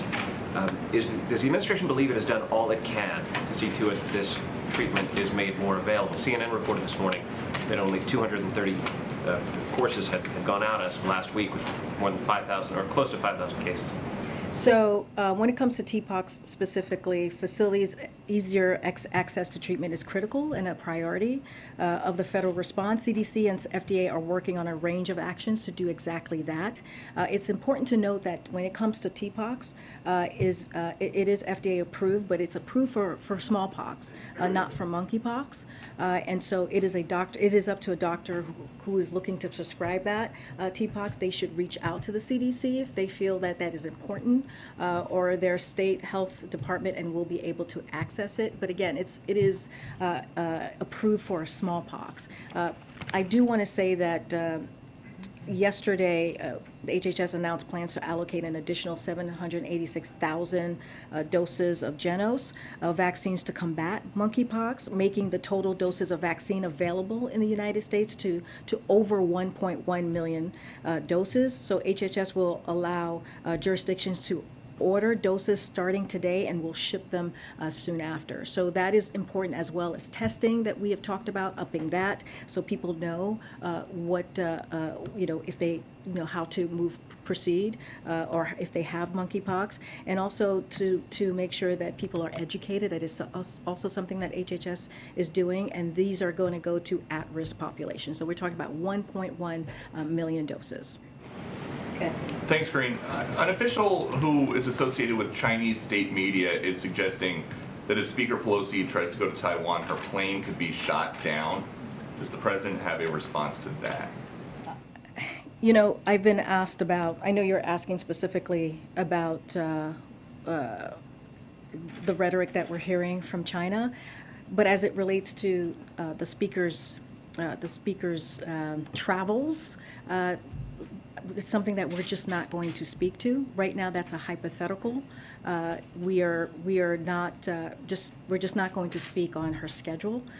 As we have said multiple times, we give advice and guidance to any members of Congress where they travel, to the region they travel, whether an advice on geopolitical situation in the region or in the country, and any national security issues that may arise. But again, I'm not going to speak to a hypothetical. Okay, and on another subject, why is the Biden administration building a border wall in Arizona?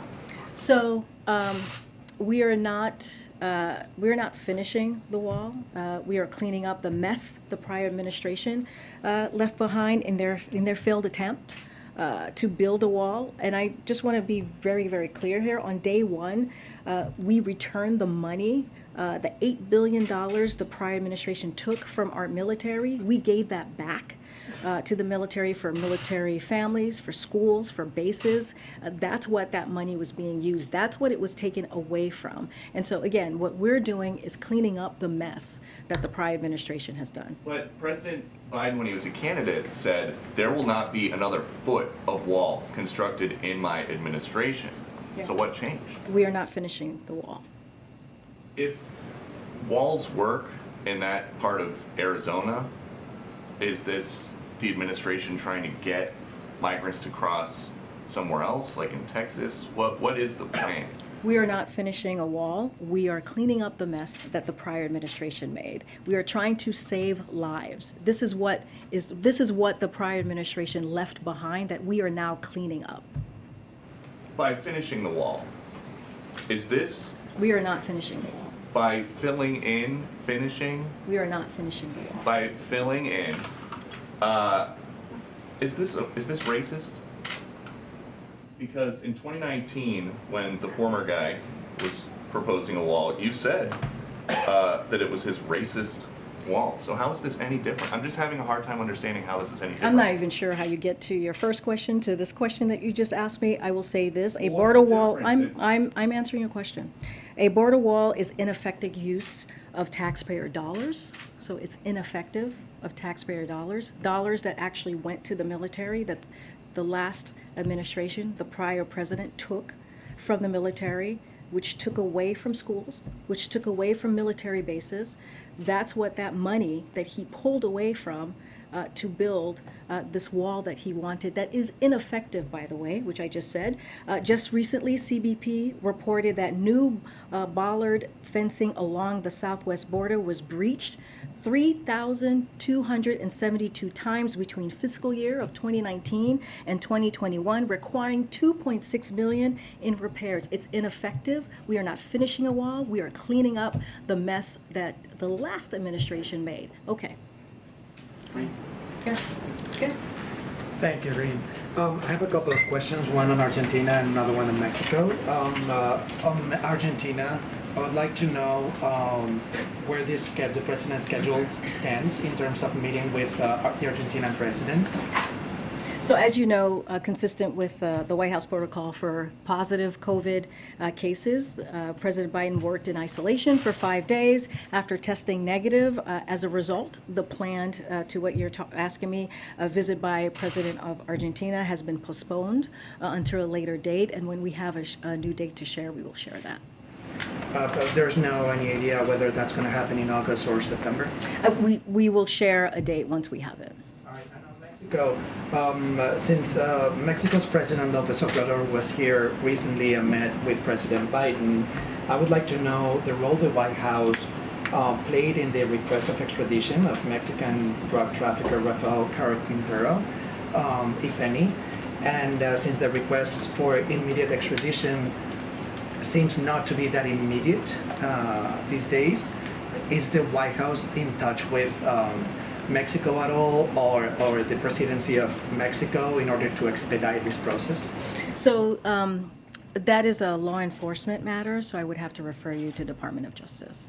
I guess my question was whether President Biden touched on this matter when President López Obrador was here at the White House, and if the White House played any role, that's the NSC or the president himself on this matter. When it comes to a law enforcement matter, that is with the DOJ, Department of Justice. That is not something that we would deal with here. Go ahead, Jenny, I'm gonna come back down. Thanks. Quickly to go back to the Inflation Reduction Act, there's a projection out from the Penn Wharton budget model today that found low confidence that the legislation will have any impact on inflation, and even projected a small inflation increase in the first 2 years. I know this is just one model, but it actually is one that Senator Manchin has leaned on before to guide his support or opposition to previous pieces of legislation. So I'm just curious if there's any concern in the White House that with this new data coming out that Manchin could reconsider his support for the current bill, or do you think you're rock solid?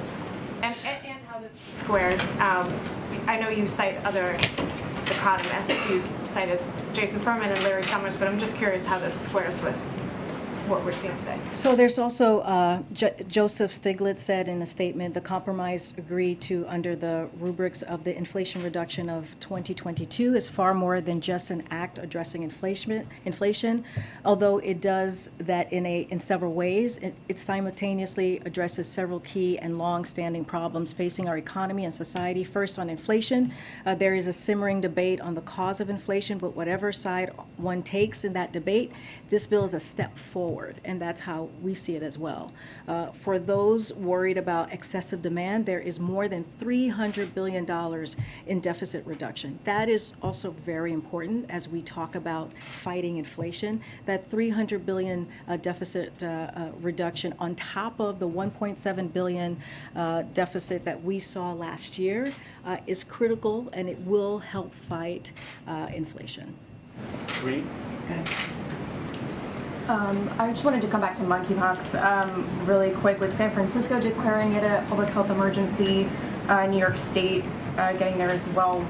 Why does it seem that there's a delay, and is there any concern that the administration is moving too slowly on this to declare it a public health emergency? You declared an emergency? Again, that's going to be with HHS. But look, the way, and I talked about this earlier, when I believe the first cases was in mid-May, and in June we put together a comprehensive approach dealing with monkeypox. We put out 300,000 of vaccine that went to targeted areas, to communities at risk, working very closely with state and local legislators. I just announced another close to 800,000 doses that we will put out there. That's a total of 1.1 million doses. And then we also asked for 5 million after that. So we are doing everything that we can, working with state and local legislators. We think it is our responsibility to fight this virus.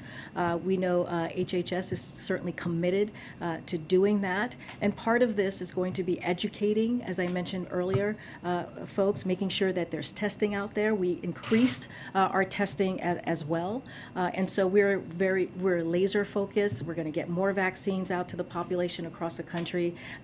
Again, that's just one part of what we're doing. The testing and the treatment, we're going to make sure that is more accessible as well, because we understand how important it is for people in communities at risk to protect themselves. So we're going to continue doing that work. Okay. Does the administration feel confident it can get the funding it needs for the monkeypox response from Congress, given that it's struggled to get coronavirus funding for several months? So as the president said the other day, it's critical that we keep investing in the vaccines, treatments, tests, and other tools we need to continue to make progress on this as well. And so we're going to continue to do that. We're gonna, our team is going to work with Congress to deliver on the COVID and monkeypox. It's about $21 billion. Senate is seeking to get that done. So that is going to be continued focus to get that $21 billion. Green, so Mark Fogel has been in a Russian prison for 11 months and is serving a 14-year prison for bringing half an ounce of medical marijuana that he was prescribed in the United States. Why is he not on the list with Brittany Griner and Paul Whelan? No, we've gotten that question before, and as we have said, there's certain cases that we cannot speak to because of privacy issues, and that is one of them that we cannot actually speak to.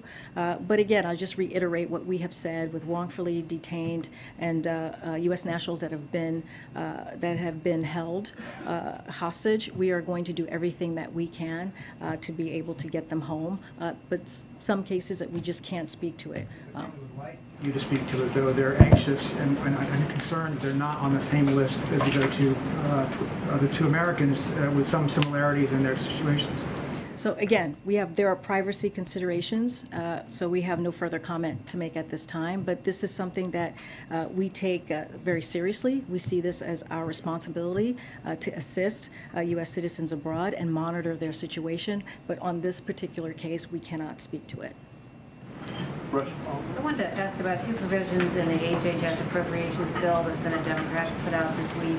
There's $10 million in it to create a reproductive health ombudsman position at HHS, and there's also $350 million to fund travel costs for women to go to other states, as well as to expand abortion facilities in states that still allow it. My question is whether the White House supports these provisions, and if you do support them, are there ways that could you still do them even if the funding doesn't end up in the final version of the bill? So, the president was very clear about making sure that we provide FDA medications to women and their health care who are making their own decision on how they want to move forward with their family. We know that when the Supreme Court made that extreme decision on Dobbs, it really put a lot of families and women's lives at risk. And so that is something that he made sure FDA was able to do. When it came to travel, he asked DOJ to make sure that women can travel safely when they cross into a different state to get that abortion.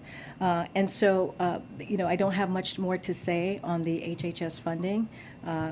Again, this is something that the president has been very clear in making sure that we do everything we can, and he put forth those two actions.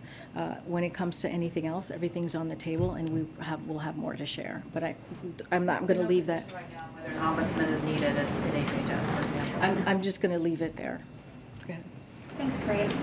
Two questions for you. One, has President Biden been tested for COVID since testing negative to end his isolation as part of the monitoring for any rebound cases? So I don't have, I would have to check with his team on when the last time he was tested. We have been clear that when he, if he were to test positive, we would share that and we'd be transparent. So we'll share that when we have that information. And then a follow-up. If we have that information. We do not want to have that information, but if that were to occur, we would be transparent, like we were when he did test positive a week ago, almost. And then I wanted to follow up on the question Kristen asked you. Democratic Congressman Dean Phillips today said he doesn't believe that President Biden should run again in 2024. He says he believes, quote, most of his colleagues feel the same way, and that it's time for a generational change. Generational change is something we've heard President Biden himself talk about in the Democratic Party. So does the White House have any response to the congressman?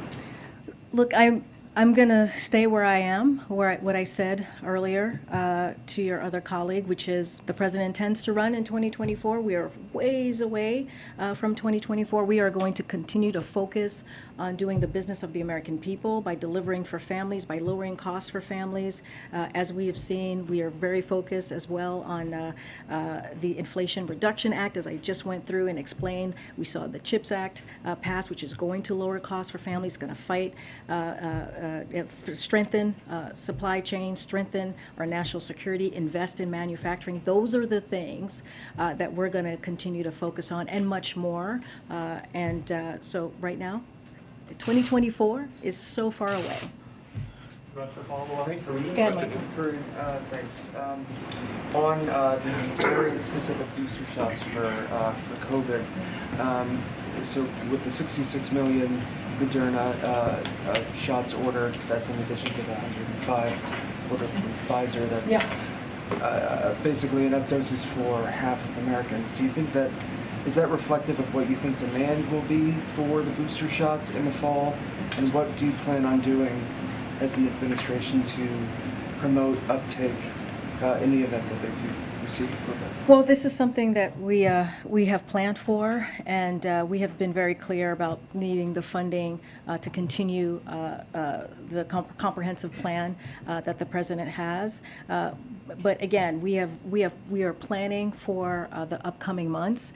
We have these 66 million boosters specifically for the BA4 and the BA5.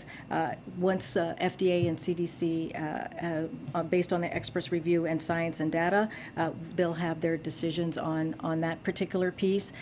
But again, we will have more to share and bring out Dr. Jha to share more. And then is the president considering a trip to Kentucky to visit the disaster area? As I said at the top, he's being regularly updated on this. Again, our hearts go out to the families who have lost loved ones, who have just lost even so much during this time. And a lot of it is due to climate change. As we are talking through this, all the movements on climate change is what we're trying to do here. But again, he's going to stay updated. He spoke to, well, he's going to hopefully today connect with Governor Beshear. We don't have anything to share on his schedule at this time. Follow up? Yeah, thanks, Corinne. One clarification and one question I have for you. On the clarification, so we've heard the argument that job creation is the reason that we can't be in a recession.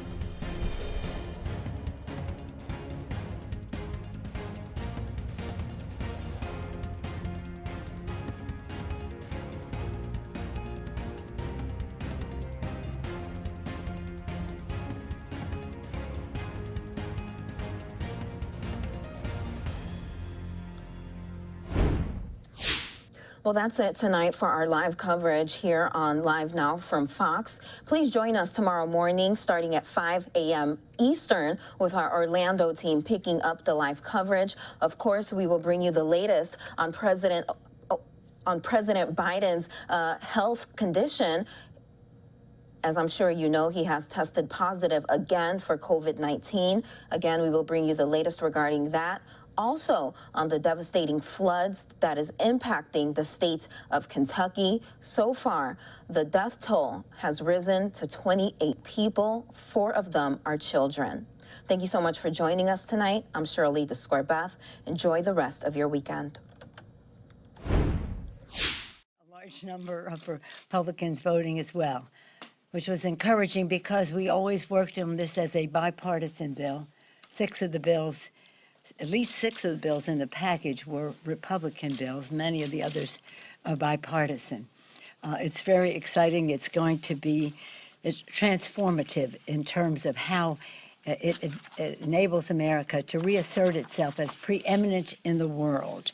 It's called the CHIPS and Science Act, and I'm very pleased with that because maybe more than a week or 10 days ago, it was just the CHIPS bill, and we're having, shall we say, encouraging for it to go beyond chips, because chips are very important. Semiconductors very important, but it's about the